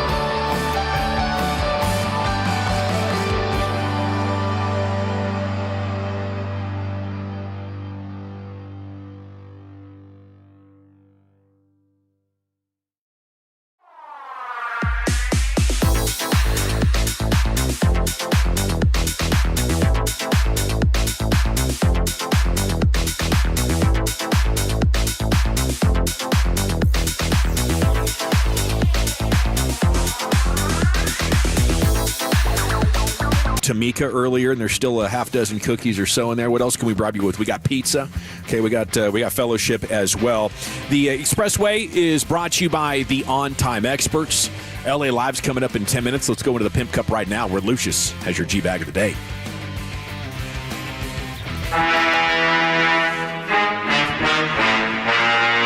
All right, yeah, G-Bag of the day. We do it every weekday on the Fan at 5:30. How you doing? My name is LA. I am holding my pee right now. Uh-oh. I surely am. I'll tell you what, the older and older I get, the harder and harder it gets to hold that pee. It really starts talking to you. It hurts. It hurts, bro. I pulled over yesterday going to the casino. I had to pull over like a exit early just to go pee. And I ran in there like a madman. You got a bathroom? Yes, right over there, sir. All right. Anyway. Next stop depends. Yeah. Next stop depends. Yeah. I can hear you doing those live spots right now, bro. Yeah, I got them for. You're gonna tear those for my up. podcast. I got Depends as a sponsor. Just release. Yeah. Just let Standing it go, release. All right. Anyway, let's see here. Our winner and champ of G-Bag of the day comes from the University at Buffalo men's basketball. It's really the broadcaster, but shout out to this player. He's player of the week. His name is Daniel Freitag. Hits a game winner and has this broadcaster just in her feels. And they inbound this ball. Here comes Daniel. He's trying to find his way down the middle for the floater. Off the glass, and he makes it! Oh, my gosh! Yeah. He is that guy. He is him. He is him. I love the monotone excitement. Gosh. Oh, my God. He is that guy. He is him.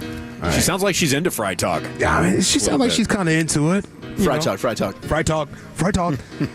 All right, let's go to the city of Gonzales. Does anybody know where the city of Gonzales, Texas is? On the border? I know where Louisiana Gonzales is. So yeah. southeast. Yeah. Okay, thanks, bro. Appreciate you, fam. Yeah. Maybe west. I'll take geography for 200, please. I appreciate y'all, man. Well, anyway, if you go into the city of Gonzales, there's going to be a food truck operating in a church parking lot. Apparently, maybe. Let's see if it gets approved right here. Number 12. Well, wait, what, huh? We're about halfway between San Antonio and Houston. Just to give you context there. Okay, no, I looks needed like that. looks like their own 183 down there. Okay, thank you. Their own 183. Highway. Yep. Number 12. Approval of an owner's authorization letter for Do Right Baptist Church allowing Sam's, Greek, and lesbian. Wow. Wow.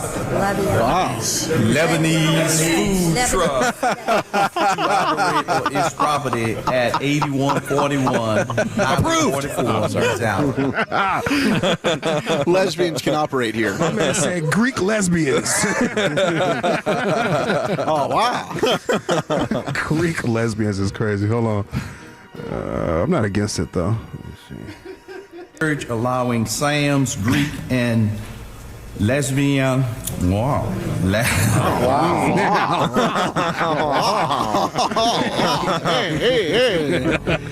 Hey. Is it payday? Yeah. Yep. It was. Yep. All right, let's go to the streamer right here, Mr. Hogdale. I played it once before. Hogdale. Yeah, I played it once before. It's Monday Night Football right here. Patriots lit up Jackson Dart. Oh, he's probably a big Patriot fan. He's a big Red Sox fan. I'll let you hear. 2nd and 13. Dart takes a snap, fakes the handoff. Pressure forcing him outside to the right. He's going to take it himself. And oh my goodness! Oh my goodness! Jackson Dart just got laid the out on the sideline by Harris. That's a legal hit. He was in bounds. Came in like a missile. Yeah. And this is testy, man. There's an all-out scrap going on the field. Everyone's upset. He was still in bounds. Pick that flag up. That's a clean hit, bitch. Oh! Pick the flag up, loser. Wow. Look at him. If you don't want to get hit, step out of bounds. Boom! Lay the smackdown. Wow. Get out of bounds, bitch. You got a problem? You got a problem? Of course it's a legal hit. Of course. Look at that. Look at that from Ellis. That's the dude should be doing to Pat Mahomes, by the way, when he refuses to, actually go out of bounds with his foul-baiting ass. That's the you need to do. Ass. I love it. His foul-baiting ass. That's how fans really feel. Oh, yeah. It's fantastic commentary. I think that's why they're tuning into those more and more and not the network call. Yeah. I mean, last night was fairly brutal with some of the lines that Al Michaels came up with and what's his name? Herbie. Herbie. The dog. They might be amongst the best. Don't get me started on Tirico and Collinsworth. That thing is just atrocious. I've started watching that with the mute button. People want the live streams from guys like Hogdale because they're, number one, real, and number two, just a fan will know more about your team than Collinsworth. Yeah, you're right. I mean, I don't know. You think we can make more money doing pre and post, or if we just live streamed us watching a Cowboy game? And I'm about to find out. I'm about to find out on this live stream thing. Yeah, let me know. I might pivot. It's starting to be heartbreaking doing these posts. So you got the game up, you have it muted, and you're listening to some other dude just go off. Yeah, and speak much more informed. Say how about we really your team. feel. Right? Absolutely. Talk about their feelings. Blake and Fred got into a fight this week. Oh, thank goodness. Yeah, they got. I love a good fatty fight. Now, what was I think the fight was over at your school. Yeah, it was. Plano. No. Okay. North Texas. Plano, Wildcats. Yeah. Hold on, shout out to Eric right now, bro. Where's he coming from? Somebody sniff his fingers real quick. Bro, I got no cell phone. I don't know. I'm not myself. He's just trying to. He's in his bag though. I will say. Okay. Nah, they were fighting over North Texas, man. You high right now? Yeah. I could use something. Anybody got something? Please. Check Brian's scouting bag. Yeah. Oh my God. I got depends in there. Anyway, this is how it ended, bro. Exactly. 9-7-2, a throwdown Kansas versus UNT was not on my card for tonight. That's right. It wasn't on anyone's card. Wasn't Kansas anybody. sucks. Well, dude, Y'all are just good at stop. basketball. Just no stop. one's disagreeing that y'all are good at basketball. Yeah. But I'm saying, as Kevin Walker brought up, we're both 6-2, so I guess you're not that great. And I'm sorry, who'd you play? Exactly. Who do y'all play? Y'all don't play anybody good in football either, bro. Come on. What are you talking about? 6-2 in basketball. You can't even name one team you've played in basketball. And you didn't even know they were 6-2. So stop talking about UNT. You're a fraudulent UNT fan. About football. No, you're not. You know what? I hope Tulane beats the crap out of you guys. You know what? Hope whatever you want. Thanks to Blake being the fraudulent UNT fan that he is. You know what? Let's go Green Wave. Beat the crap out of you is crazy. Man, he just got so angry. This is what happens when the Chiefs stink and the Jayhawks get, I don't know. Do they even play football? That Fred's got a temper. Very angry. I mean, no wonder he stopped drinking. Well, I'm happy to be the UNT show of record. Damn right. Yeah, it's us. That's who we are. You're welcome to join us at any time, Blake. We love you, Blake. He said beating the crap out of him. You're a fraudulent fan. I remember when Jared said, who was it? He said, I think the Houston. Yeah, Houston. They got the crap blasted out of them. What? Oh. Woo. Call it the colonoscopy offense. What? Hey, this isn't one right here. This isn't one, but let's go to San Diego State men's basketball. This 6-7 thing is, it's everywhere. This 6-7. Sense of urgency, just playing harder, playing with more grit, and everybody came to play today. Speaking of that grit, it's usually on the defensive side, and yeah, we saw that, but offensively, you guys shot 67%. How are you able to break down Oregon's defense? I think we played with a lot of confidence. We're all good players, and Dutch believes in us, and we all believe in ourselves. So, with the amount of power we have on offense, we're very thankful, and everybody played with confidence. I'm glad you guys didn't miss that 6-7 joke there too, but you did shoot 67%. For you, Reed. All right. Everyone's trying to get off the 6-7 jokes. Yeah. Don't explain it. Yeah, that part. It's getting old now. It's teaching Remy, my 4-year-old, her numbers, though. That's good. It's doing some good. I asked her last night, do we need to charge your tablet? And she said, no, it has 6-7%. I was like, quit joking with me. She brought it over. It was 67%. Nailed it. I was impressed. Heck yeah. I haven't even put her in preschool. Figure it's a kind of a waste of time and money. Yeah, they're gonna. It is school. They're gonna get learned up in kindergarten, aren't they? I hope. Oh, got to get a head start for learning your colors and your numbers. You kidding me? Yeah. All right, what do you think, Lucius? Time to vote? Yes, sir. I'm done with this.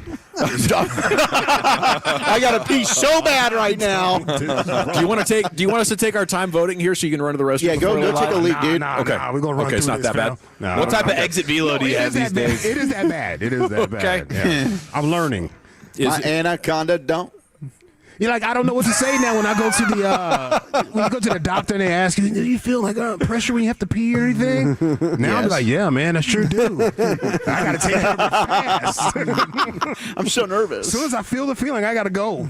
Is it the University at Buffalo? Daniel Freitag is him, looking for 3 or 4 at this point. Gonzales, Texas has a new item on their docket to consider. The lesbians from Greece. Greek lesbians, baby. Can we get a look at him first before we make the final judgment? Greek side. Scissor me. Is it Mr. Hogdale on Monday Night Football? South Park reference. Yeah, I love it. Jeez, bro. Maybe outdated. No, that was good. No, I think it hit, Phil. Is it, or is it Fred and Blake there with another fan after dark throwdown? It's tough. I don't know who to go for here. I could vote for any one of these. All of them. I don't think that'd be a precedent-setting move to vote for all of them. I'll go with Mr. Hogdale on Monday Night Football there. How about you guys? I'll go with the Lebanese. Hey, man, I'm Lebanese, man. Let's be honest. Are you? Lucius? Fry talk. We're still tied at 1. Ultra. Dang it. Oh, I'm going to go with the fatty fight. Fred and Blake. Oh, damn. In comeback victory, 2-1, and your new G-Bag of the Day champion once again. It's the Fan After Dark with Fred and Blake coming up from 7 to 11 tonight here on the Fan. Let's stay in the Pimp Cup. Here's Lucius and Ellie live. All right, man, it's a Feel Good Friday. Let's get into it right after the great Rick James. Oh, yeah, that's the wrong button. All right, you squares. It's time to smoke. All right, you squares. Fired up this funk and let's have it. So. It'll make you dance or something. Oh, yeah. Lucius, is your vision blurry now? We'll see. Give me some oxygen. Excuse me. You all right? Yeah. Get me some oxygen. Hitting it too hard, Jerry. Better still, how about a big shot of Jack? Yeah, how about it? Because we made it to Friday, baby. Hey! Freaks like you and I will never funk on there. Hey, this is LA Live for Friday, December 5th, 2025. It is a feel-good Friday here at LA Live. People, we made it. We made it. Another historic week of 2025 in the books, and I mean historic. Every week of 2025 has been hella historic if you're paying attention in so many ways. But now let's enjoy this weekend safely, folks. Avoid the law dogs. Please avoid the law dogs. Mind your speeds. You can go too fast. You can go too slow on these highways, man. There's a flow to this thing, all right? Don't drink and drive. At least give yourself some time. Don't, come on, man, pace it. Drink some water in there. Give yourself some hours or something before you just jump in there. Silly asses. Keep your emotions in check. Your emotions can't lie to you. You can be totally right in the situation, but your emotions have you crashing on out, all right? So don't do that. And you don't know who's carrying a gun. You don't know. Stay away from that gunplay, especially these days. Stay away from the gun carriers. Tis the season for the jukes.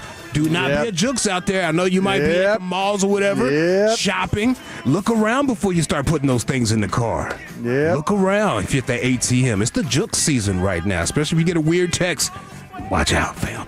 Watch out. In other words, do not crash out like this goofy kid right here in San Jose, California. Shout out to the Bay Area. It was a Black Friday shooting. Oh, no. Yeah, Black Friday shooting. You know, we used to see things down the timeline of all the Black Friday fights. Yeah, it's very popular there for a while. Yeah, it was the thing to see. Cabbage Patch dolls. We used to beat each other up for those. Jeez. Cabbage Patch dolls. We did. That's embarrassing. That is, man. That's embarrassing. There was a Black Friday shooting at the Valley Fair Mall in San Jose. The Valley Fair. The Valley Fair Mall. Sounds like a club. It sounds like the thing that Michael J. Fox was trying to get to at one point. I'm not sure. 17 year. What is the name of that mall? Something Valley. Hidden Valley. Yeah, there you go. Valley. When he went back in time, it was just a field, right? Yeah. Salad dressing. Like the ranch? Yeah, the ranch. Hidden Valley is a salad dressing. I don't know. 17-year-old suspect, 17, allegedly shot and injured 3 people. The gunfire caused complete chaos. Thousands of shoppers running and hiding in the store. 17-year-old, man, it's got to be so embarrassing. You try to raise your kid up, right? And they still do something crazy like this, and now you're like, damn, what'd you do, bro? Gosh. Let's go to this live witness that's seen what happened at the Valley Fair Mall. A lot, and I saw the white boy walk in, and then like my natural human reaction and instinct was like, shoot her, and everyone was looking at me crazy. Nobody was paying attention, and then my cousin was next to me, so I throw him on the ground, and then that's when he realized, oh, it's not a prank. I was like, why would I even prank like that? Who does that, right? And then nobody listened to me until they started hearing the shooting. Pop, pop, pop, pop, pop, pop. So then we started, running. And then it got to a point where we got to the corner, and there was no exit at the corner. And then there was like, I remember there was like a lady, Asian lady, trying to hand me her kid. So I was like, what? I was like I'm trying to like not get shot and not die. I'm like kicking the window. I kicked it at least 3 times, like crazy kicks. I used to play soccer, so I could kick pretty hard. Come on, fam. Nothing was working. I look around. Serious. I pick up the bowling ball. I like yank it. It finally breaks. I tackle it on some football, S-H-I, and I don't really like football. But then as soon as that happens, everyone starts getting out that window.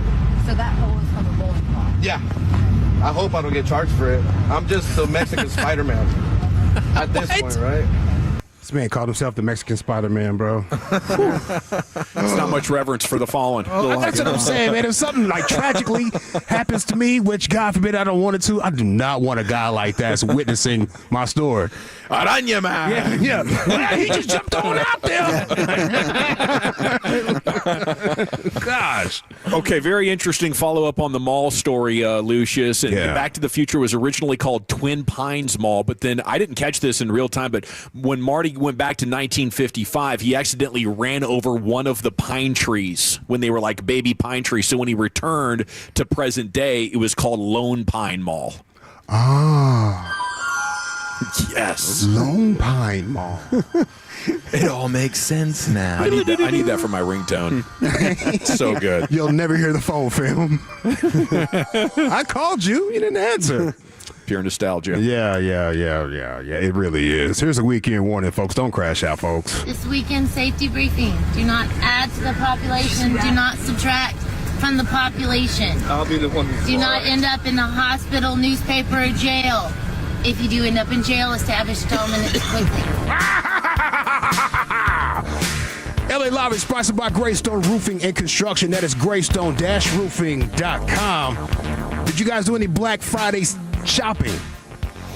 More Cyber Monday style. It all kind of blends into one these days. Yeah. But got a pretty smoking deal on a trampoline. There you go. Trampoline. Good for you, man. Bounce. That was a you gift. Yeah, clearly. Something special for yourself. Absolutely. I just got to anchor this one down. Can't wait for the wind to take this one over the fence. You got it. You remember 6-7 years ago, right, the first trampoline, I was taking a leak in the little side restroom there. It was flying in a storm, and I looked out the window like, holy crap, there goes my trampoline like a damn flying saucer. What the hell? It wasn't the same, so we've needed another one for a while. Oh, no. Well, U.S. Black Friday sales hit record highs. There you go. Online Black Friday sales reached a record $11.8 billion, up 9.1% from last year. Whole lot of money was spent, according to Adobe Analytics. But despite higher spendings, hold up. God, it feels good. Yeah, despite higher spendings, shoppers bought fewer items due to rising prices. So we spent more, but got less. Oh, no. Wow. It's like going to the grocery store. Tell me about it, bro. Oh, I'm going to H Mart lately. Oh my gosh, I love H Mart. Yeah. Oh my gosh. And then that Korean fried chicken in there. Oh my gosh. Oh my Korean fried chicken. Lord. They do it right. Oh my gosh, so crispy. Hey, LA Live 105.3 The Fan on a Feel Good Friday. What happened this week? Matt Barnes confirmed that he is getting extorted by fake AI thought bots. Remember the fake AI thought bots? Oh yeah. This is a problem. Yeah, got him too, just like they did Peyton. Yeah, they want $60,000, or they're going to release images and text messages and voice things that they say that it was really Matt, but you know how they play the game. They fake the image to get you to trip out and go crazy. So, yeah, that's happening. What's up? It is good cover if you do